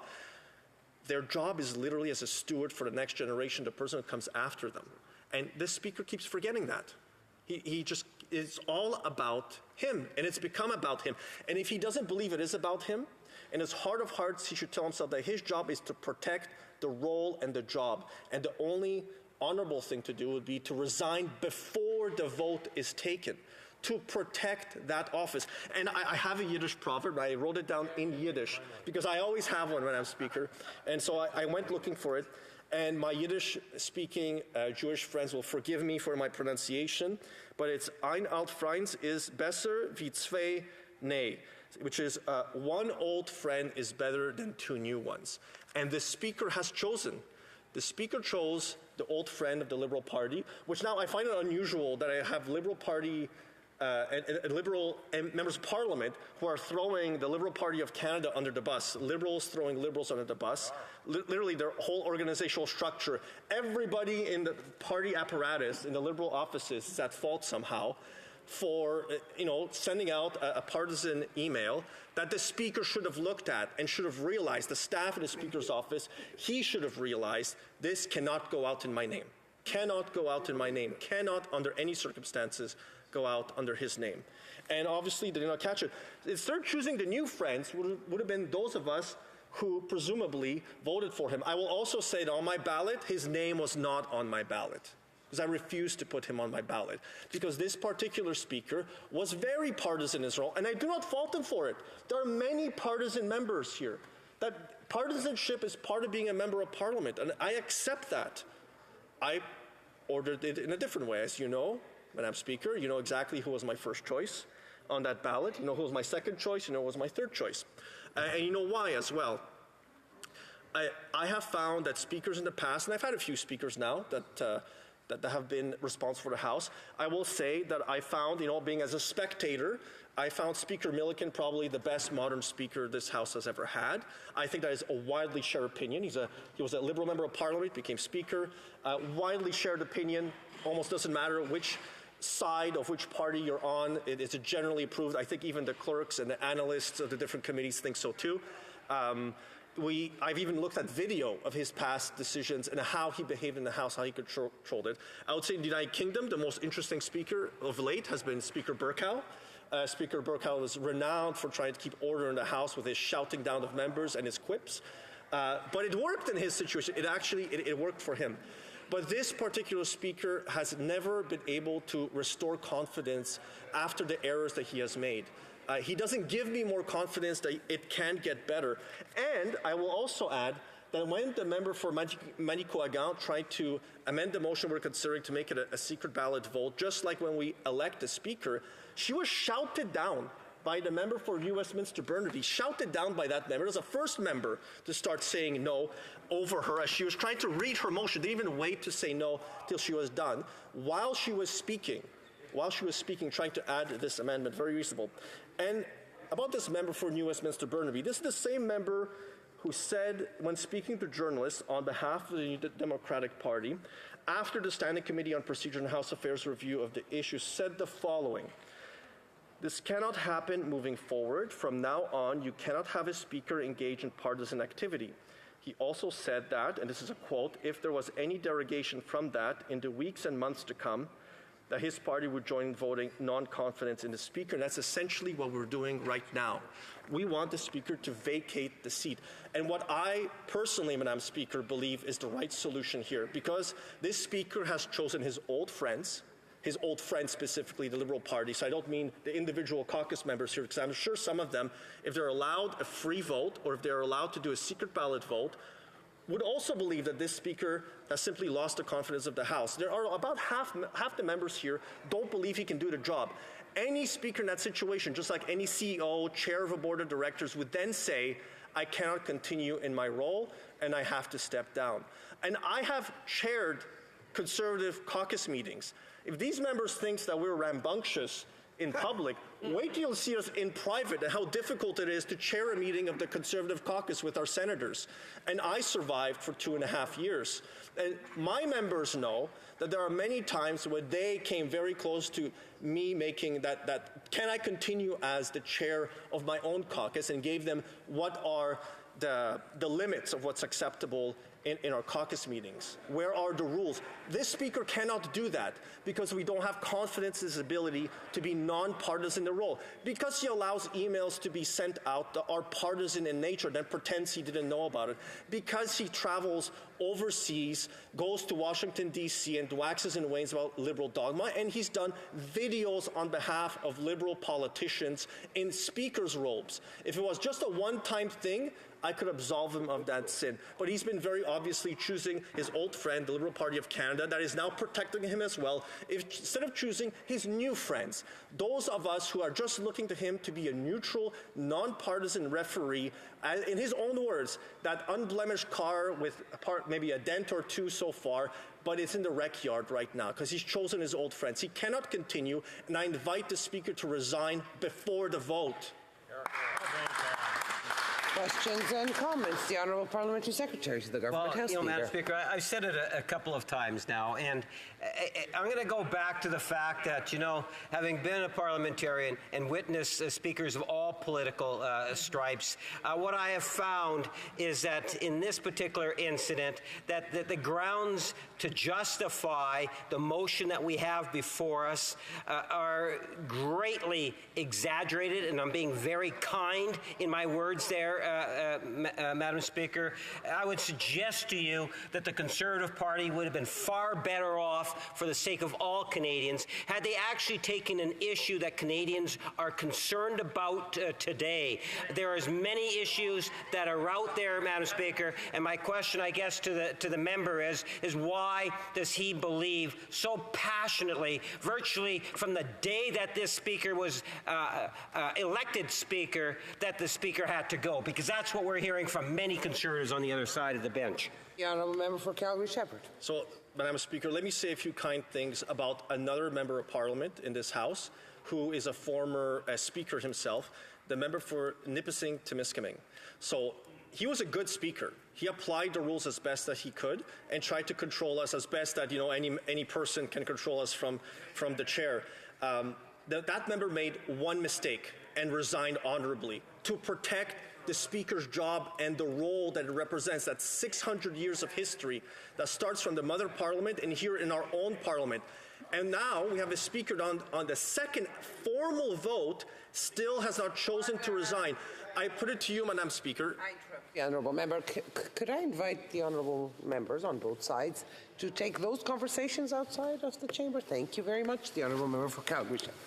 So to continue, Madam Speaker, I would say that the member for Nipissing-Temiskaming honorably stepped down to protect the speakership, the Speaker's office, for being further attacked, for further losing the confidence of members of Parliament. And he made one mistake.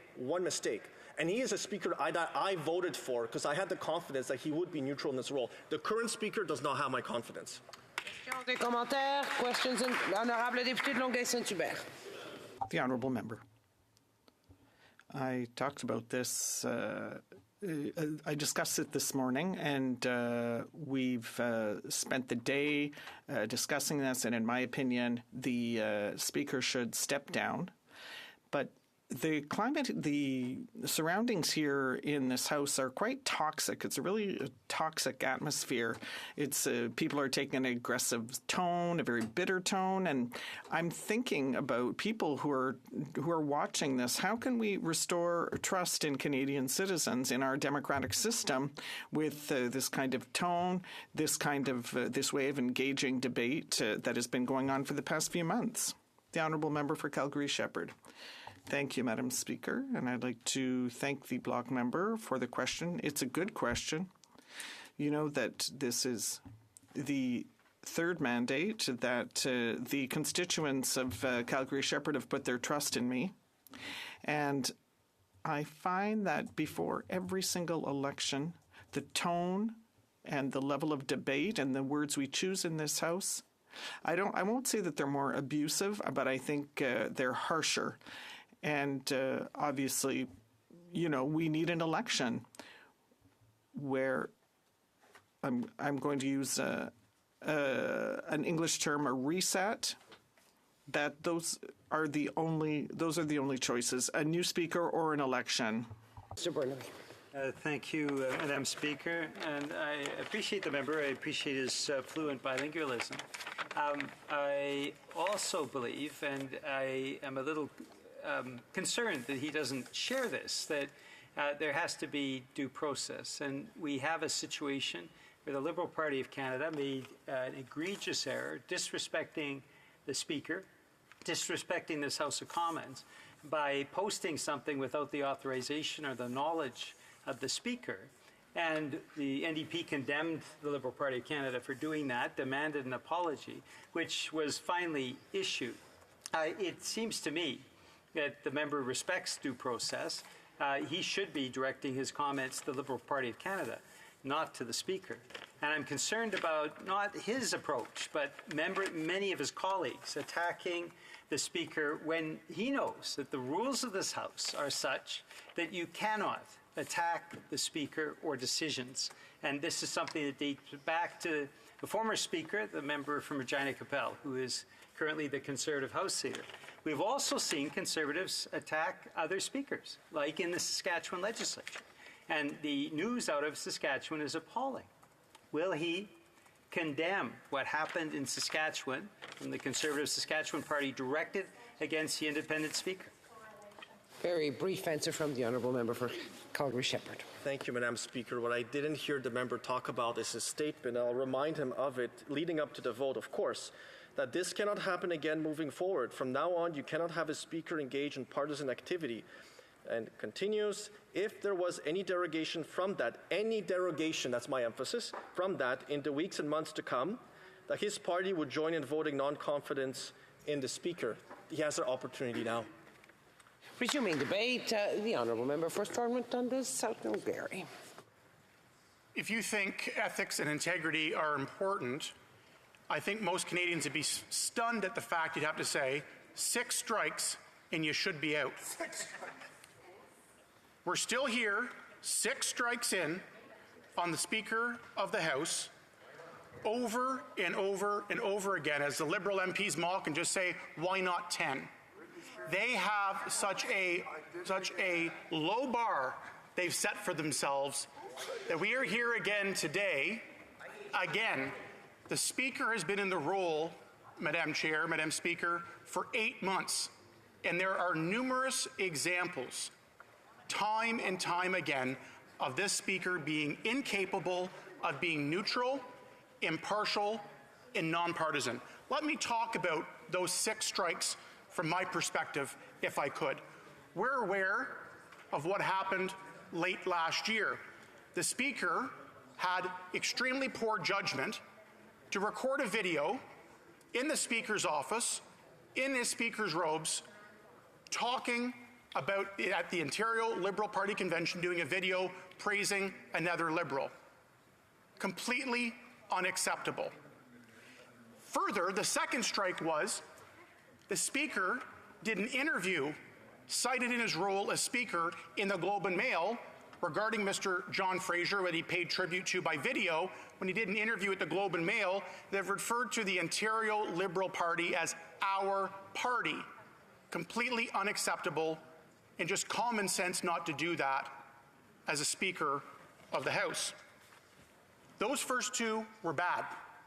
If that wasn't bad enough right in that time frame, the Speaker decided, when the House was sitting, nearly unheard of for the Speaker of the House of Commons to leave the country even when the House is sitting, let alone under a cloud of scandal and calls for his resignation, debate about his future, takes a trip to Washington, D.C.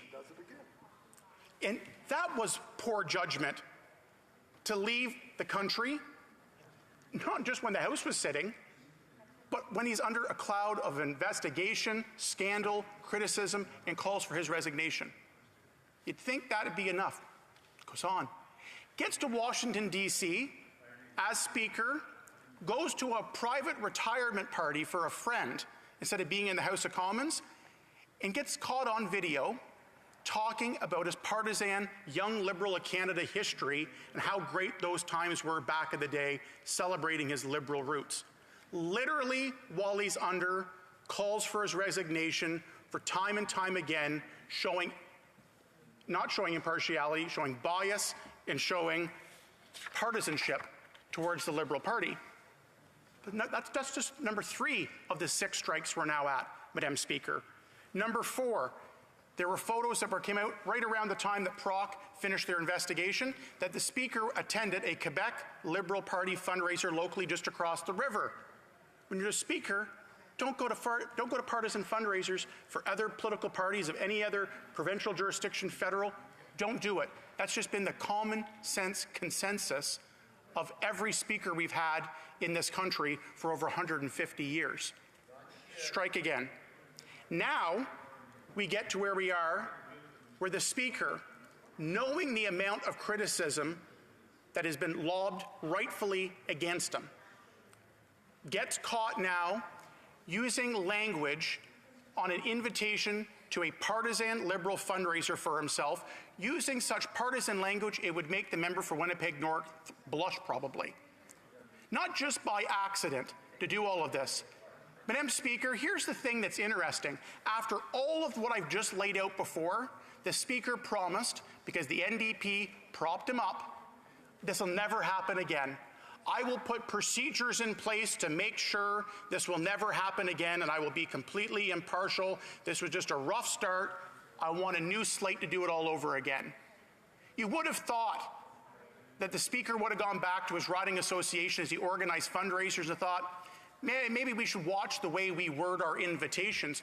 I'm not one to give free political advice to anybody on the other side of the aisle, particularly when it comes to fundraising. Nobody forced the Speaker to have that fundraiser. But he promised to have procedures in place that would never happen again. He could have simply mailed a letter out from the president of his riding association and say, our Speaker is busy being the Speaker and should be nonpartisan, so I'm John Smith, the president of the Hull-Aylmer Liberal Association, donate $100 to help out our local candidate in the next election. Free advice that wouldn't have got him in trouble. Nope. Goes and puts an event, and here we are again, time and time again. That was strike number 5, Madam Speaker, and I'm not done yet. 6th strike was today. I'm a member of the House and Procedural Affairs Committee.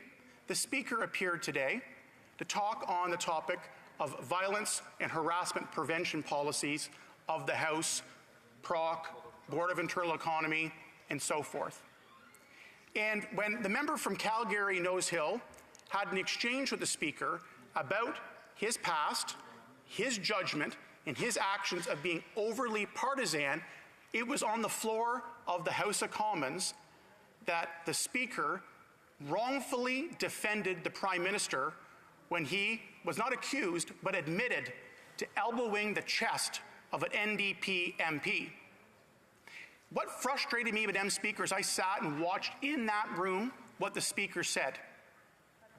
In response to the member from Calgary Nose Hill calling out and saying the Speaker questioned her integrity and her events of the story, literally mocked her on the floor of the House of Commons minutes later and suggested she took a dive reminiscent of something in the World Cup. He was called out for it. In the committee today, anybody can go and watch the exchange. He said, quote, I can tell you that I never questioned Ruth Ellen Berceau's accounting of the situation, unquote.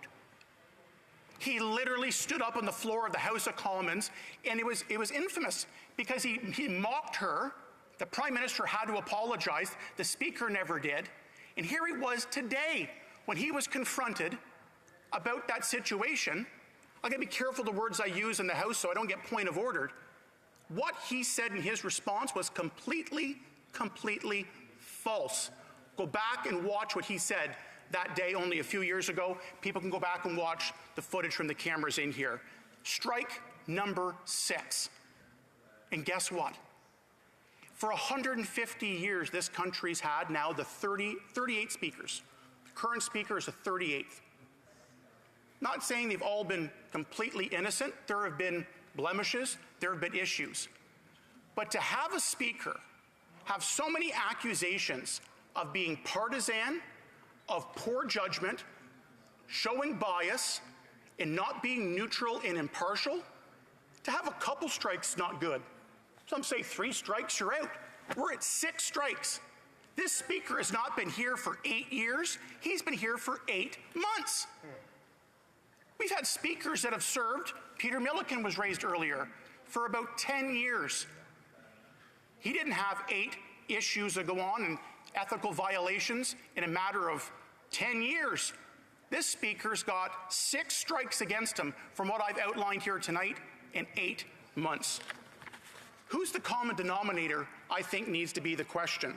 We've gone through, we've had Liberal MPs go on to be Speaker before with success in being able to balance. And I'm not one, when the Speaker ran for the chair, there's the tradition that you get drug in by the Prime Minister and the Leader of the Opposition. Dragged to the chair is that tradition.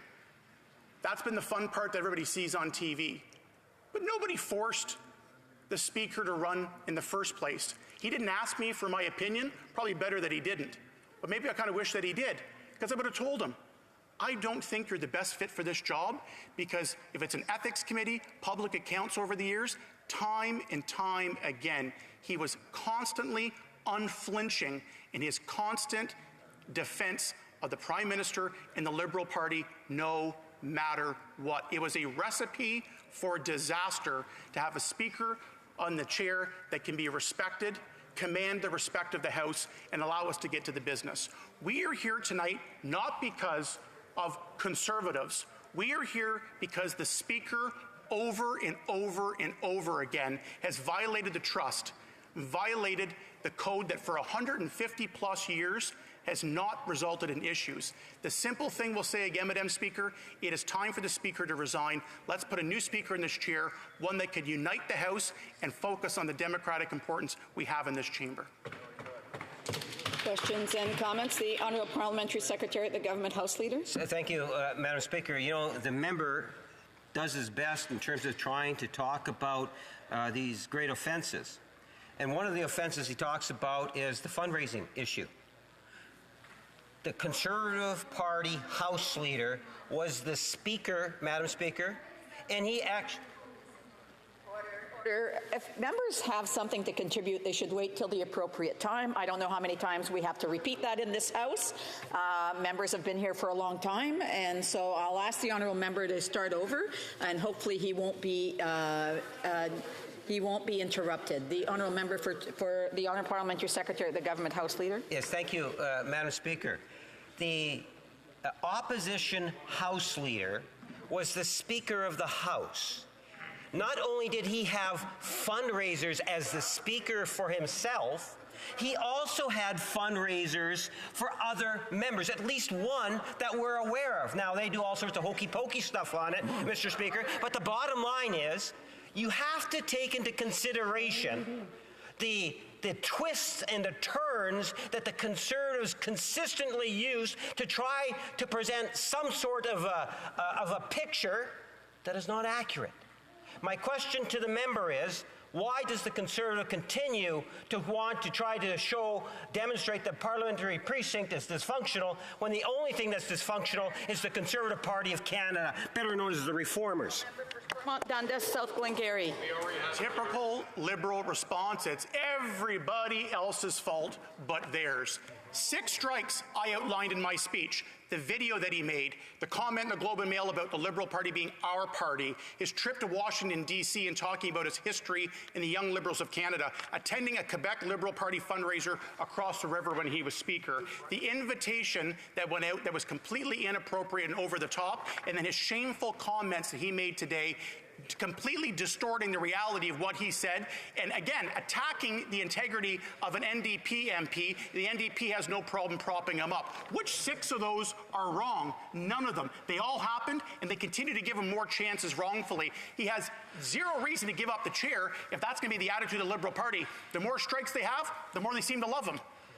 Questions and comments? The Honourable Member for New Westminster Burnaby. Thanks very much, Madam Speaker, and I appreciate when that member speaks, but to say that we're going to blame the Speaker for something that was a fault committed by the Liberal Party of Canada, I absolutely cannot agree with that. It was a post that was done in complete disrespect. Once again, order. I want to remind members that I know that whoever is going to be answering the question is very capable of doing so. That individual won't need any help. And I would just, again, remind members, if they have questions and comments, to please wait till the appropriate time. Otherwise, you know, it's using up some of the time that those members may want to ask a question and won't be able to be recognized. The Honourable Member for New Westminster Burnaby. Thank you very much, Madam Speaker. The Liberal Party of Canada showed disrespect to the Speaker. The Liberal Party of Canada showed disrespect to the institution of Parliament. And so for the Conservatives to point the finger at the Speaker when the Speaker did not authorize and had no knowledge of what the Liberal Party was posting on its website is passing strange. It's a denial of due process. Now, of course, we know that this debate is holding up an important debate that the NDP has initiated around pharmacare. And for that member in his riding, there's about 18,000 people in his riding that will benefit from the pharmacare provisions that help people with diabetes. About 25,000 people in his riding will be helped by the provisions around contraception. And the Conservatives seem to want to prolong this debate rather than simply allowing that debate on pharmacare to take place. Will the member recognize that due process means, now that we know the facts, that the Conservatives... So I've been trying to give the Honourable Member a signal. I do want to allow the Honourable Member to respond. The Honourable Member for Stormont Dundas, South Glengarry. I would argue I feel like I have a pretty good pulse on the thoughts of people in Stormont, Dundas, South Glengarry. I think there's about 100,000 people that want to have an election so Canadians decide on all the issues that the NDP keep talking about, and more importantly, the NDP constantly propping the Liberals up. The member that just spoke, the House Leader for the NDP, was at the PROC meetings when we made the report on the first set of ethical violations and poor judgments of the Speaker. They said, we will make sure that this never happens again, and if he does anything further, he's going to have to resign. Here he does it? Oh, it doesn't count. It does count. The Speaker knew. Was he going to randomly just show up at this fundraiser by accident the night that it happened? No, the Speaker knew he was going to be at a fundraiser for his riding. He was going to be speaking at it. It was his choice to host all of this, and he should have, knowing the history only months ago, he should have had better control and processes to make sure this didn't happen. Poor judgment, shouldn't have done it, and the NDP got to stop propping him up and just giving him free rein to keep committing these multiple ethics violations. Here, here. Resuming debate, the Honourable for Saskatoon University. Thank you, Madam Speaker. It's an honor to take my place here and follow the great speaker that we heard earlier. And I was shocked when he outlined the 6 strikes. Not 1 strike, not 2 strikes, not 3, 4, 5, 6 strikes. And mind you that there's a 7th one with the doctoring of Hansard that hasn't been ruled on for weeks by the Liberal Speaker. Madam Speaker, we need a new Speaker. My remarks will be through you, but they're really directed to the power that is holding in this place, which is the NDP. We have an agent of the Crown being our Speaker, and I'm most concerned about the orange portion of that crown. The orange portion used to stand for the common man, for the common person in this place. And they have fallen so far from that position. The green carpet in this place is to represent that common people that the NDP used to represent. And those people have been, well, ignored by the NDP. Forgotten. Some would say forgotten. But it is an interesting exercise to consider the NDP's position. With all these violations, but the most recent violation, not the one that we're talking about today, but the last one is the most telling, is because that allegation that this NDP government, or this is an NDP Liberal government, but this NDP party referenced that that was it. That, you know what, this speaker messes up one more time and there's going to be hell to pay. And guess what? He messed up. We're here. We have yet to hear the ruling on the Hansard cover-up that is going on right now. So we're looking at 7 violations and maybe more within 8 months, and you have confidence in this speaker? Needs to address all questions and comments through the chair, and so I hope that he'll abide by that. The honourable member for Saskatoon University. Point of order, the honourable member for New Westminster Burnaby. You're quite right to point this out, Madam Speaker. This is exactly how the Saskatchewan Party has treated... Sorry, I'm sorry. That's not a point of order. This is a point of debate. Again, I want to remind members to please wait until it's time for questions and comments to add any additional. And I would ask members to please not contribute, or if they want to have conversations, to please take it out. The honourable member for Saskatoon University. Thank you, Madam Speaker, and through you to the members in the chamber. It is the disrespect that the NDP caucus shows for this place that is most stunning that you will not look at the facts that have been laid out. Over 6 violations, and the proposal is just, you know what, we're just going to let it go. Oh, it's the party. Well, Madam Speaker, there's a lot of things that we put our names to in here. And like many of speakers, members have pointed out, there's nothing that goes out from your office that you're not accountable for.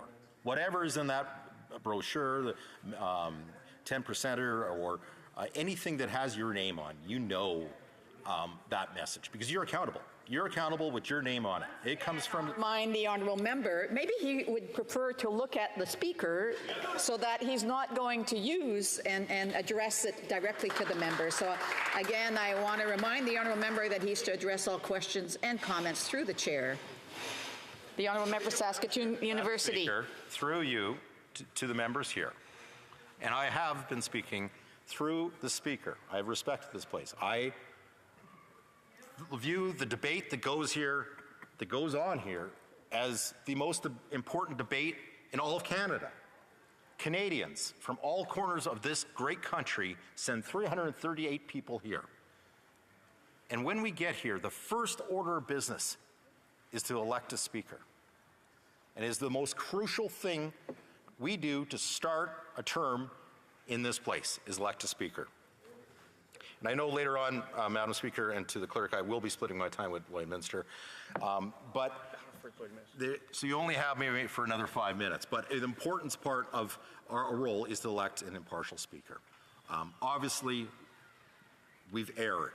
This speaker has blind spots that are too large to paper over. The last time we had a violation of this magnitude, it was talked about procedure, and it was going to go through this lens, and we're going to have this person informed of. But you know what? You know, there's another group.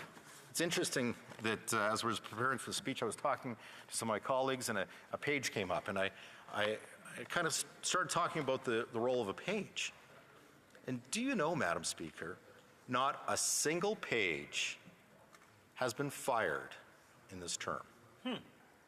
Even though On the first day of Page School, so the pages for the people watching at home are the people that help us. So they bring over important documents, they let us know if the guest is here, they make sure that they facilitate the debate. And an important role is for them to be impartial. So the first thing they learn in Page School is you have to be impartial. You can't post on social media.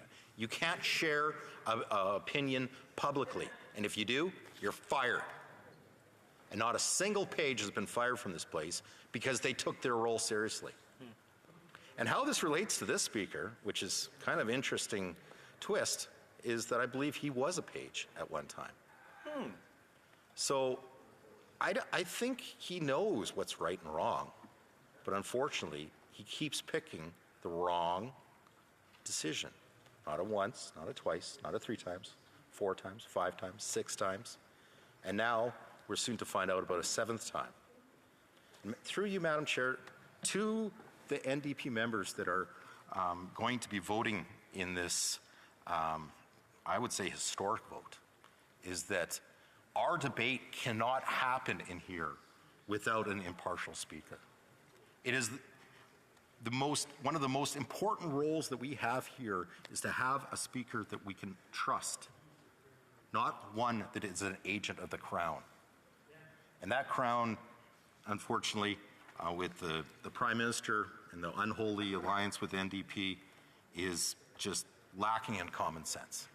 This is the lack of common sense that is, I think, born into these members. It's lack of common sense that if you are that referee, you can't take part in partisan activities. It was pointed out earlier, I once was honored to hold that position in Saskatchewan. So I'm the 25th Speaker of the Saskatchewan Legislature. It's an honor and it's the peak of my career that I don't know if I'll ever surpass. And I love that job. I loved it with all my heart. But there was another calling that was greater, and it was for this country. And I was worried about the country that my 2 boys was going to inherit after the ruinous Liberal Party got done with this country. So what did I do? Knowing that I cannot be in a partisan role as Speaker, I put down my robes. I resigned my speakership so that I could take part in a partisan event, which was the nomination for my seat. That is what I did, because as I hold ethics, being impartial, being that referee, to a much, much higher role than just someone that wears the pointy hat and funny robes. Because even that is important. Because, Madam Speaker, like yourself, you wear those robes because it identifies you as someone different than seated in this chamber. It's something special that identifies with the uniform of a speaker. And it's with heavy hearts that I ask the current Speaker, lay down your robes. You have discredited and embarrassed and tarnished the Speaker of the office that you hold. Questions and comments, the Honourable Parliamentary Secretary, the Government House Leader. Yes, thank you, Madam Speaker. And, you know, like the member opposite, I wasn't necessarily a speaker, but I do have a bit of experience at the provincial level.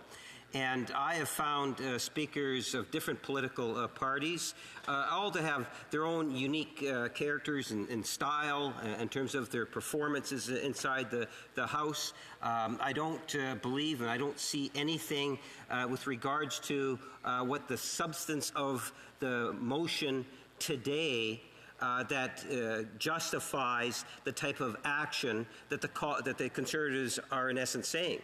One of those things, Madam Speaker, for example, is if 2 political parties want the Speaker to be gone, then the Speaker should step down. Well, if Saskatchewan only has 2 political parties in the chamber, would it be okay to draw the assumption that if a Speaker doesn't have the support of an opposition party, the Speaker should step down? Honourable Member for Saskatoon University. Madam Speaker, that could only come from a member of a caucus that has a leader that has 3 ethic violations. The corruption and rot over there go deep.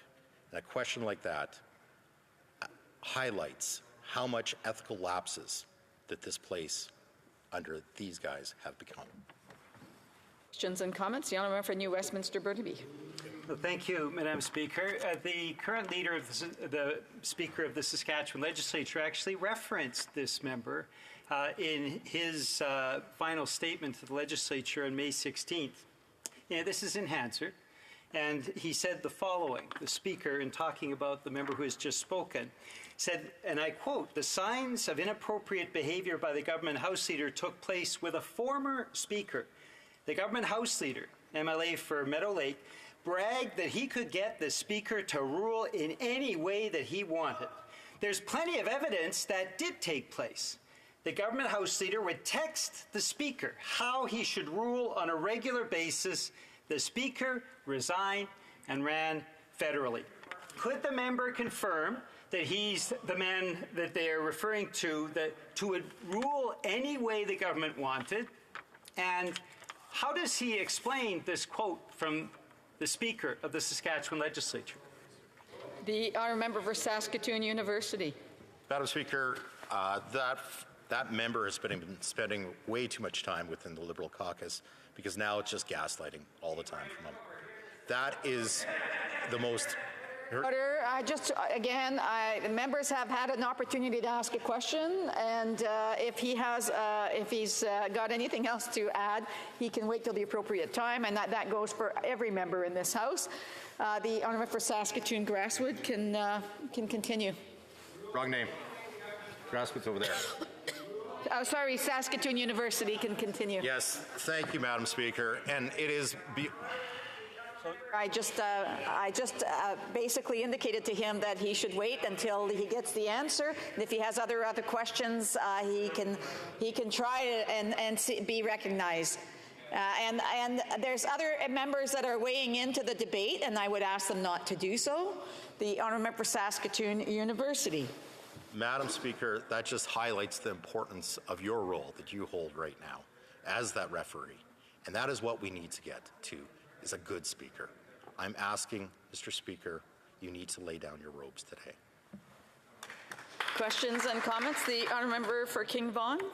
Thank you, Madam Speaker, and I want to thank my honourable colleague on that excellent speech. Through you, Madam Speaker, we all remember the events of May the 7th, when the Speaker kicked out our leader. So I want to quote exactly what we heard from the previous leader of the NDP when he said on that same date that the Speaker should step down and that it is in his career, and he has never seen such blatant partisanship from a Speaker. I would love to hear the comments from my colleague when their former NDP agrees with everyone else in this House. The Honourable Member for Saskatoon University has 1 minute to respond. Thank you, Madam Speaker, and to my honourable colleague, thank you for the question. That was back when the NDP was a party. It was a true party. It was a socialist party. I don't agree with their thinking, but I knew where they came from. Now they've devolved into a power-hungry, fart-catching party of the Prime Minister. And it is embarrassing to see questions from the New Democratic Party that has duped to so low.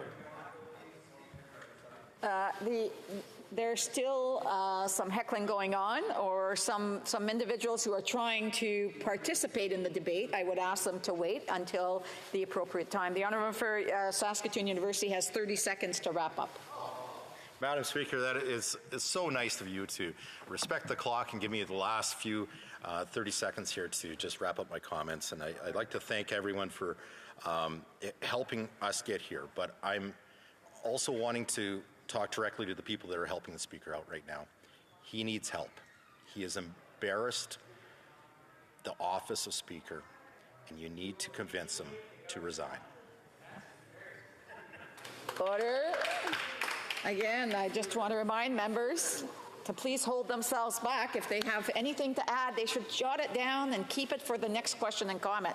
However, now we are going to debate. The Honourable Member for Battleford's Lloydminster, resuming debate. Thank you very much, Madam Speaker. We know that the role of Speaker carries great responsibility. in this House, and it is critical to the functioning of our democratic institution. The Speaker has a duty to enforce the rules and the traditions of this House, whether written or not. The Speaker has the responsibility to maintain order and to preside over debates. And the Speaker is also entrusted to safeguard the rights and the privileges of all members in this House. It is a role that carries great influence and great power. A role that requires a high level of trust in the individual that holds the office. And that is why it is imperative that the Speaker carry the role of impartiality. To act otherwise is a breach of trust that is required of the Speaker. But that is where we find ourselves today, Madam Speaker. The trust between the Speaker and the members of this House has been broken. The Speaker has once again shown complete disregard for the neutrality required of him in this role that he holds. The Liberal Party's advertisement of a summer evening with the honourable member was overtly partisan. There is no question about the partisan nature of it. It contained language and messaging that was clearly inciting about the leader of the official opposition and the Conservative Party. It comes as no surprise that the Liberal Party has come rushing in, trying to shield and to defend the Speaker. But it is the Speaker who allowed his name to be used to promote the event, and in doing so, he tied the office that he holds to the language and partisan messaging used in the invitation. Madam Speaker, that is unacceptable. The appropriateness of his actions are not even in question here. The Speaker did not maintain the neutrality required of him in this role. In fact, the Deputy Speaker has now ruled that the Speaker acted in a partisan manner. It is therefore already decided that the Speaker acted inappropriately, and his pattern of behavior is simply unacceptable.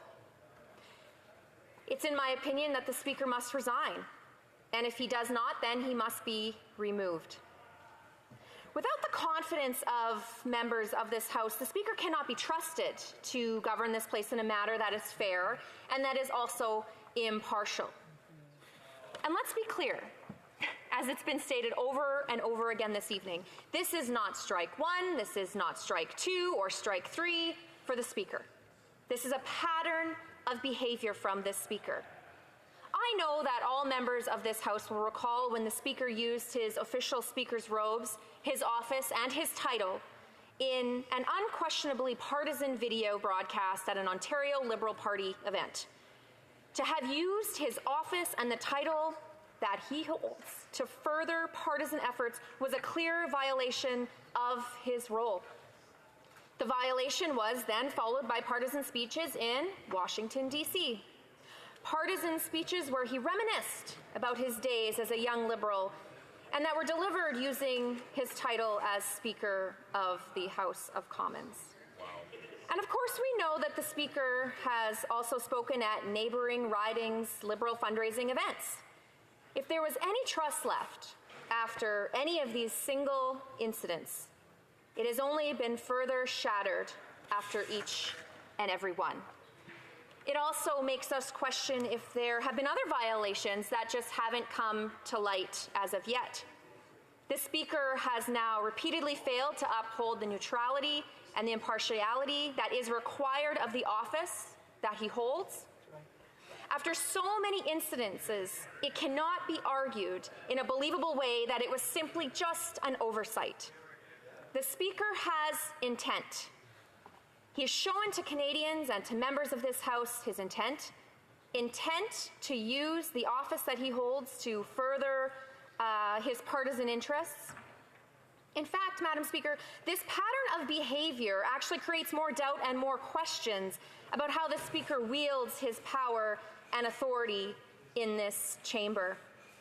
The Speaker's decision to oust the opposition leader from the chamber for the use of the word wacko is quite fresh in everyone's mind. That was a notable ruling from the chair that stands out even more, given the free pass that is regularly given to the Prime Minister for the use of similar language. Given the pattern of behavior that has been established, are Canadians and we, as members of Parliament in this House, then expected to believe that a decision of that nature was not partisan motivated? The Liberal government seems quite comfortable with the Speaker's behavior, while his partisan endeavours to do suit the Liberal government's interests.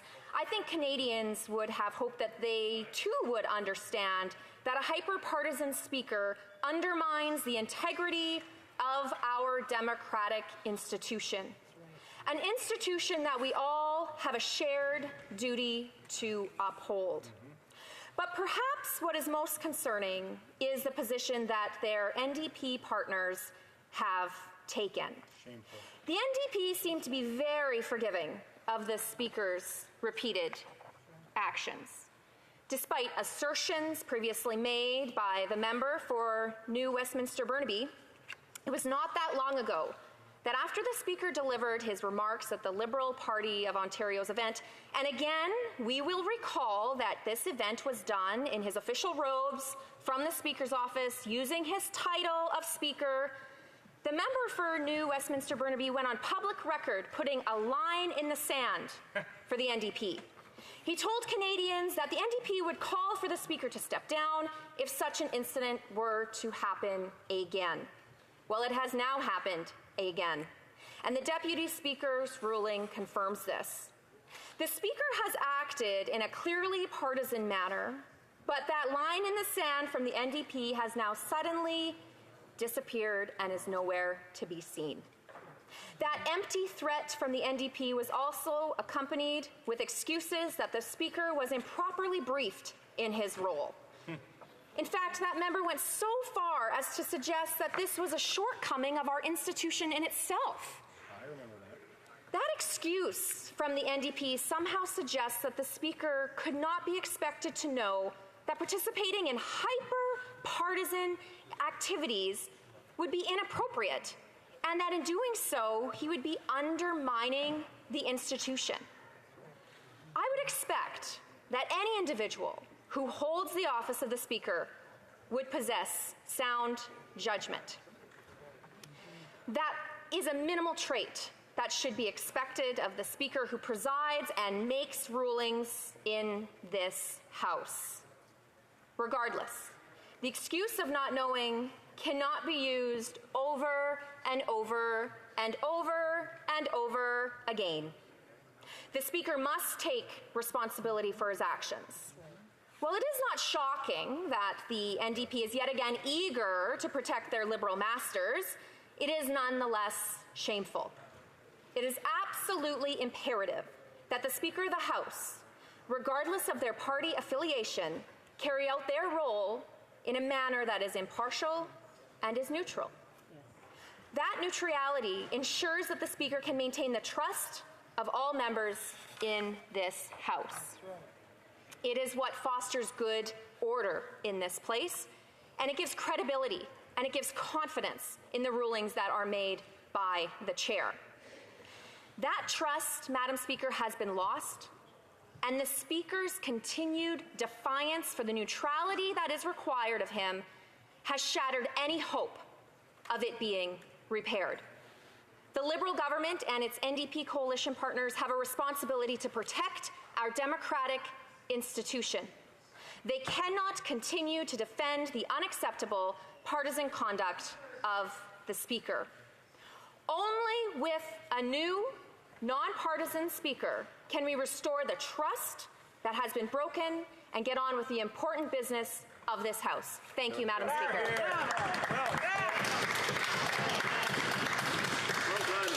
Comme il est 18h02, conformément à It being 6:02 pursuant to order made earlier today, it is my duty to interrupt the proceedings and put forthwith every question necessary to dispose of the privilege motion now before the House.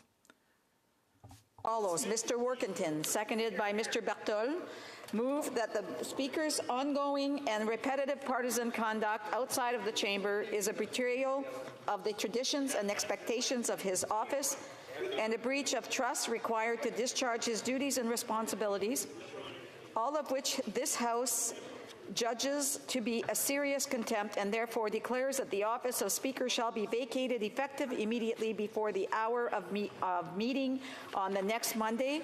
The House sits following the day that this order is adopted and directs that the election of a Speaker pursuant to Standing Order 2, Sub 2, shall be the first order of business at that Monday sitting of the House.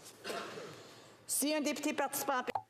If a member participating in person wishes that the motion be carried. Madam Speaker. Call in the members.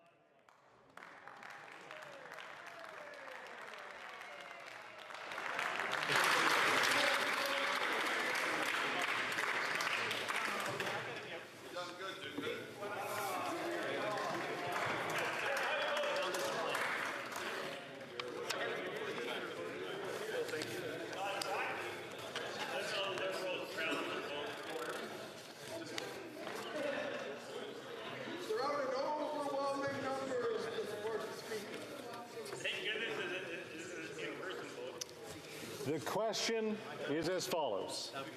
Mr. Warkentin, seconded by Mr. Bertal, moves that the Speaker's ongoing and repetitive partisan conduct outside the chamber is a betrayal of the traditions and expectations of his office and a breach of trust required to discharge his duties and responsibilities, all of which this House judges to be a serious contempt and therefore declares that the office of Speaker shall be vacated effective immediately before the hour of meeting on the next Monday of the House sits, following the day that this order is adopted, and direct the election of a Speaker pursuant to Standing Order 2-2 shall be the first order of business at Monday's sitting of the House. La période de 10 minutes pour les députés. The 10-minute period for members voting electronically has started, and the House will now proceed to the vote for members participating in person. The motion will please rise.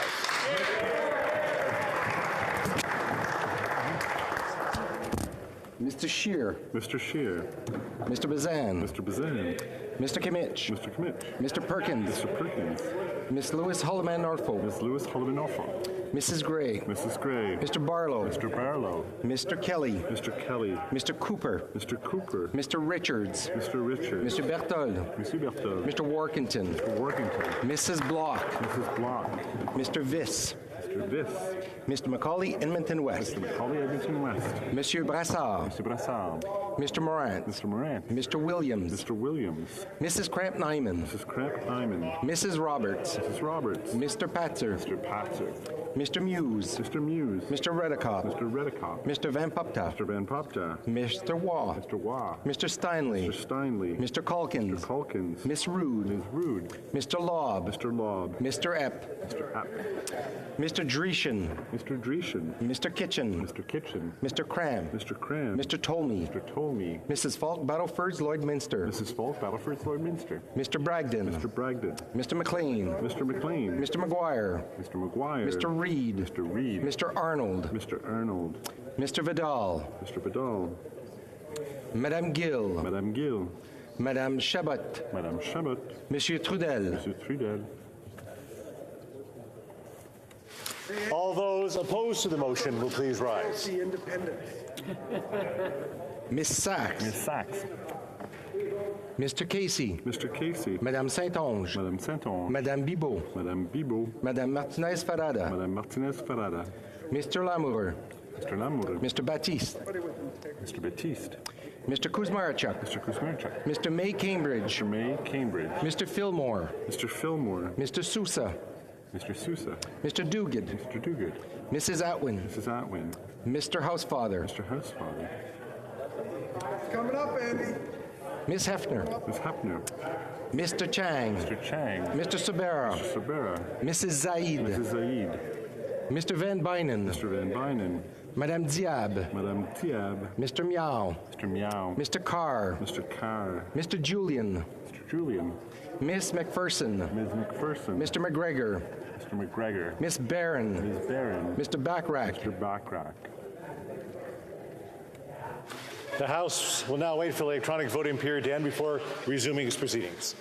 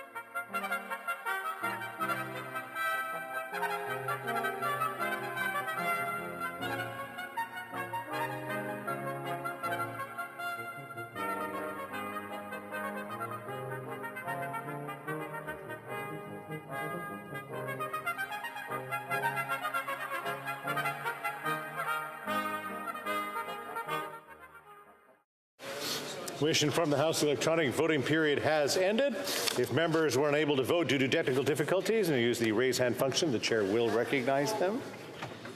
No problems online. Nobody came running in. The table will now compile the results of the vote. Yeas pour 142, 142. Nays contre 168, 168. I declare the motion defeated.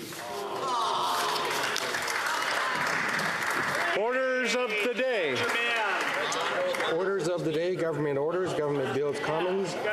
Resuming consideration at third reading of Bill C-49, an act to amend the Canada, Newfoundland, and Labrador Atlantic Accord Implementation Act and the Canada, Nova Scotia Offshore Petroleum Resource Accord Implementation Act, and to make consequential amendments to other acts. Resuming debate on the amendment of Mr. Bragdon.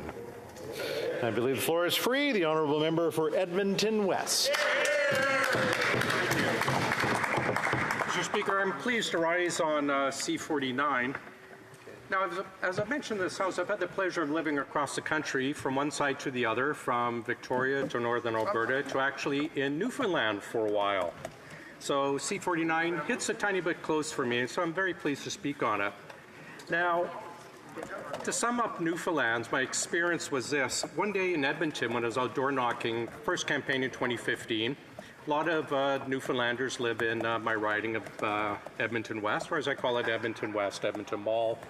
And there was a couple that were in their garage. It was a hot day. The garage door was open. They were sitting having a beer inside their garage, and we start chatting. And it's like, oh, you're from Newfoundland. I used to live in St. John's, so did they. We start chatting.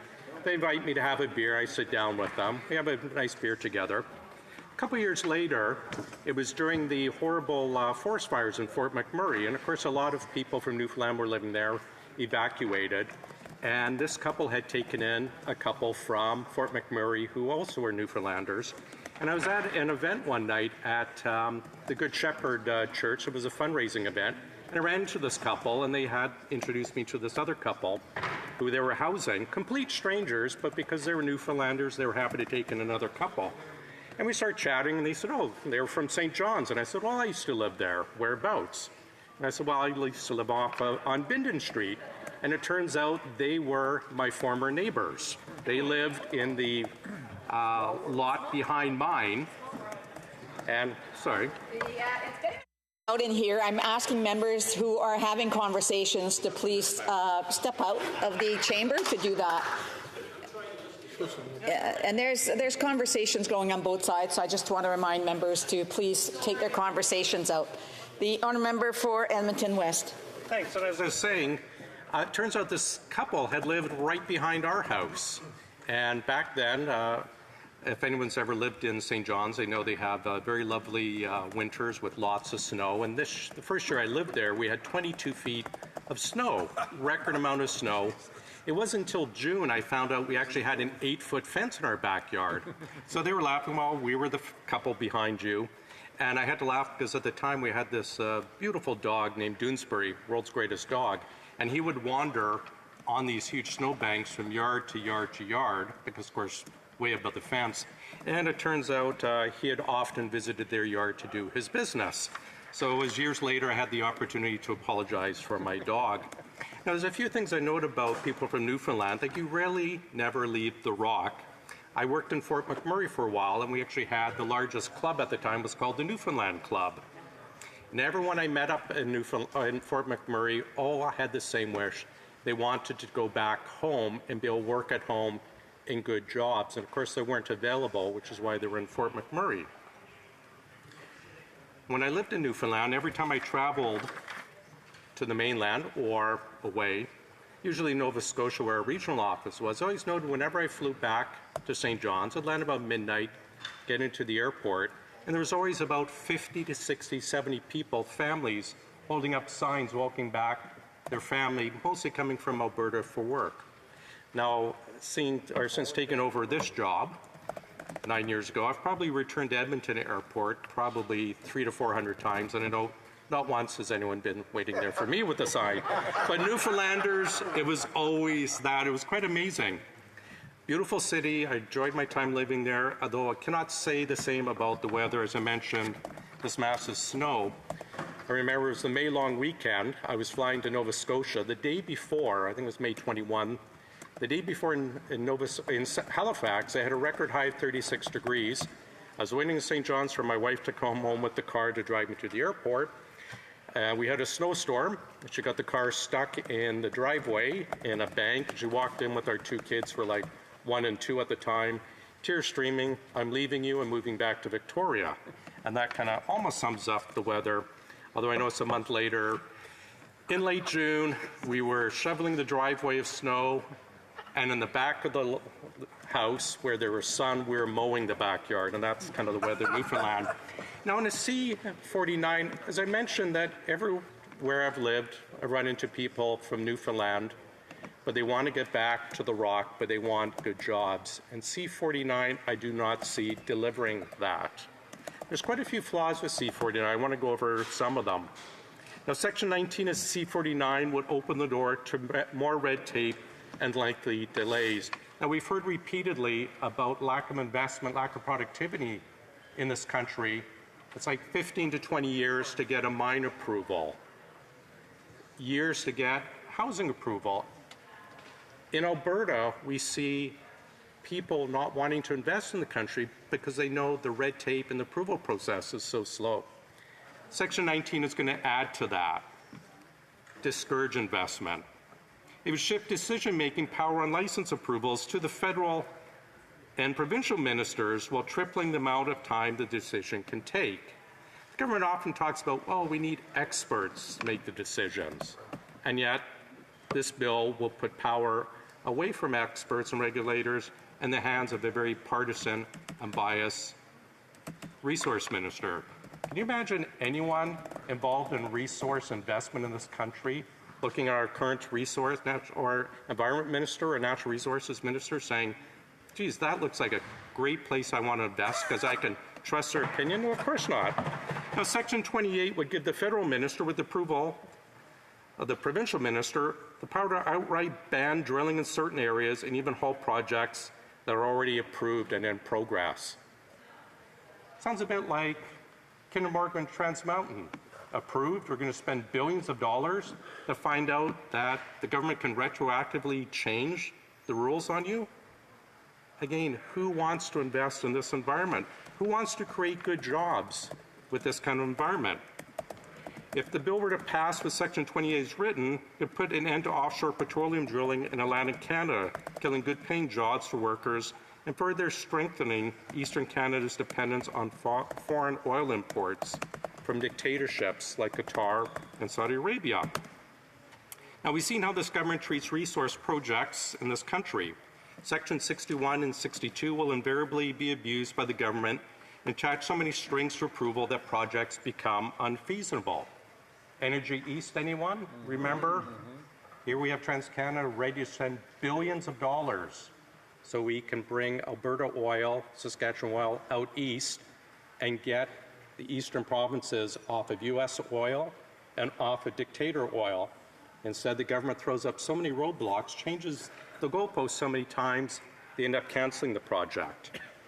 Section 61 and 62 would bring the unconstitutional C-69 into the review process, allowing the minister to attach any conditions they see fit to an approval. Now, sections from the Impact Assessment Act, previously 69, also known as the No New Pipeline Bill, in C-49, are put into C-49. On October 13, 2023, the Supreme Court ruled C-69 largely unconstitutional. Federal government has not fixed those sections to date. If C-49 is passed as written, it will include 32 references to sections of C-69 that the Supreme Court identified as unconstitutional. C-49 also includes the discretionary decision-making power of the minister and the entirety of the designated project scheme, both of which are unconstitutional. So components of C-49 may also be unconstitutional. Section C-64 of C-69, deemed unconstitutional, referenced throughout C-49, allows the minister to interfere in a project they think is in the public interest and create any conditions they deem necessary to which the project proponent must comply. Now, we in Alberta know full well what this government does to resource projects. We know full well how they work against resource projects. Of course, we had C-50, the so-called just transition, which we call the unjust transition bill, would be absolutely devastating to Alberta. I want to give you some numbers from the conference board put together. C-50 would destroy 91,000 jobs in Alberta. That's a 58% increase in Alberta's jobless rate. A decline in our GDP of almost 4%. A 50% bigger hit than the 2008 financial crisis. And Alberta revenue would be chopped up to $127 billion over 10 years. That's almost a 20% drop in per year. We've seen very clear this Liberal government's intention toward our natural resources. It's kill it at all costs, send Canadians into poverty, hurt Albertan, hurt out Newfoundland, hurt resource-producing provinces, which is why we will not vote for C-49. Thank you, Madam Speaker. Questions and comments? Questions et commentaires. The Honourable Parliamentary Secretary of the Government House Leader. Yes, thank you, Madam Speaker. It is disappointing that the Conservatives would not recognize the opportunities that they are denying Atlantic Canada. We know that we're talking about the generation of potential billions and billions of dollars of future investment, and we have Conservatives, in particular Conservative members of Parliament from Atlantic Canada, denying and recognizing that you have premiers, progressive Conservative premier and Liberal premier in Atlantic Canada that are waiting for this legislation to pass, and then they pass mirroring legislation. The question is, why is the Conservative Party of Canada today denying Atlantic Canada the opportunities that this legislation is going to be providing for them? The order. The Honourable for Edmonton West. Amusing question from the member from Winnipeg North. If only we could hook up a windmill in front of him. His speaking time, I'm sure, could power most of what they're proposing. No one believes the Liberal government has any intention of helping resource developing provinces, whether it's C50, which is going to have the emission cap, which is going to punish Alberta or Newfoundland as well, whether it's C69, the No New Pipeline Bill, banning ships from off the BC coast. The Liberals have zero believability when they say they are there for resource-producing provinces. No different than this bill, Madam Speaker. Questions and comments? Questions et commentaires? The Honourable Member for South Shore, St. Margaret's. Thank you, Madam Speaker. The interesting thing about this bill and this speech, in addition to the 4 elements of the IAA being incorporated into it, it was introduced in June of last year, and within 4 weeks, the Newfoundland government was issuing tenders for exploration licenses, which they do every summer, and every summer they get responses. Last year, after this bill was introduced, the No Capital Bill, I call it, 0 applications in Newfoundland, and those applications went to the Gulf of Mexico. So I know this member has a lot of experience with what the IAA can do to destroy energy projects out west. Does he think it's going to continue that trend that we saw last summer? The Honourable Member for Edmonton West. I thank my member, or my friend, the Honourable Member for Pinnipeds, as they refer to him, is the seal. He's right. Investors are looking at C49, they're looking at C69. They see provisions in this bill that will give the minister, the very anti-resource minister in the environment and anti-resource minister natural resources, power to arbitrarily kill projects, even after they've invested billions. Like, who, again, would invest billions into the country on any project knowing that any time the government can step in? The same government says they want to phase out oil and gas, will step in and kill your project on a whim for political gain. This issue is no different, and we will continue to see lack of investment in Canada while we have this government in power. Questions and comments? Questions et commentaires? The Honourable Member for Charlottetown. Thank you very much, Madam Speaker. I'd like to hear from the member about the long-standing tradition of the Conservative Party of Canada to stand against renewable energy in the Atlantic provinces. I represent Prince Edward Island. When I first ran in 2011, Stephen Harper was the Prime Minister. He repeatedly and steadfastly refused to invest in a third cable that would allow for power to come from Point Lepreau in New Brunswick over to Prince Edward Island, a place that didn't have its own resources except for wind. As soon as we came into power, we fixed that, and here we are 14 years later, and the Conservative Party is upholding their tradition of opposition for renewable energy in Prince Edward Island. Could the member just elaborate a little bit on that rich tradition of the Conservative Party of Canada? The Honourable Member of South Shore, St. Margaret's. I think he has a hard time holding his thoughts back. I would ask him maybe to step outside and watch it from the screens instead, and then that way he won't be interrupting, because he seems to want to answer when it's not his turn to answer. The Honourable Member for Edmonton West can respond to that in a brief answer, please. Thanks. Although I think my colleague from South Shore, St. Margaret, will also be a very good responder. I think we just have to look to the people of PEI and ask who they chose for their government. They threw out the provincial Liberal government and put in a Conservative government. We looked to Newfoundland, to a Liberal riding last night for a by-election, and they went to the people and said, who do you trust on jobs? The Liberal vote dropped 50%. The Conservative vote went up to a point that Kim Jong-un in North Korea would be envious of. The people have decided, and they're deciding for the Conservatives.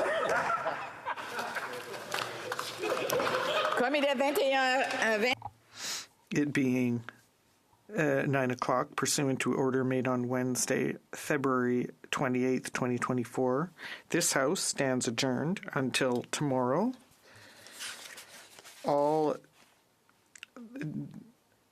that the House has now looked at. The question is as follows. Mrs. Valdez moved that Bill C-49, an act to amend the Canada, Newfoundland and Labrador Atlantic Accord Implementation Act and the Canada-Nova Scotia Offshore Petroleum Resources Accord Implementation Act, and to make consequential amendments to other acts, be now read a third time and do pass. Mr. Bragdon, appuyé par Monsieur.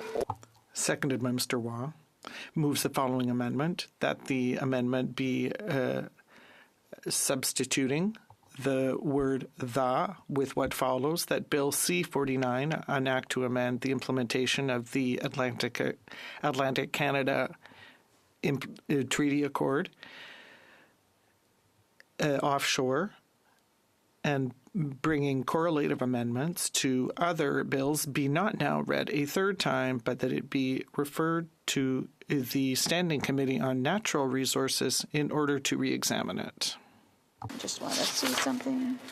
Clauses 61, 62, 169, and 170 with the view to prevent uncertainty and the lack of clarity caused by the inclusion of similar provisions contained in Bill C-69, an act to enact the Impact Assessment Act and the Canadian Energy Regulator Act to amend the Navigation Protection Act and to make consequential amendments to other acts which would insert unanticipated conditions and requirements beyond existing legislation and regulations through these clauses. Si un député If a member participating in person wishes that the amendment be adopted. Government House Leader. Madam Speaker, we request a recorded vote, please.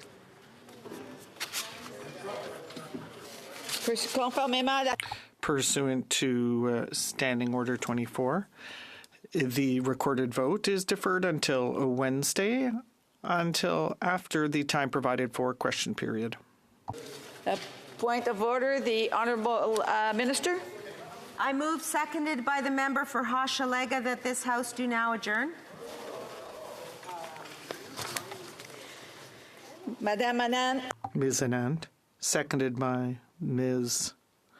Martinez-Farada, moves that the House do now adjourn. Pursuant to order made on Wednesday, February 28, 2024, this House stands adjourned until tomorrow. Until Wednesday, May 29th at 2 p.m., pursuant to Standing Order 24-1. Have a great evening, everybody.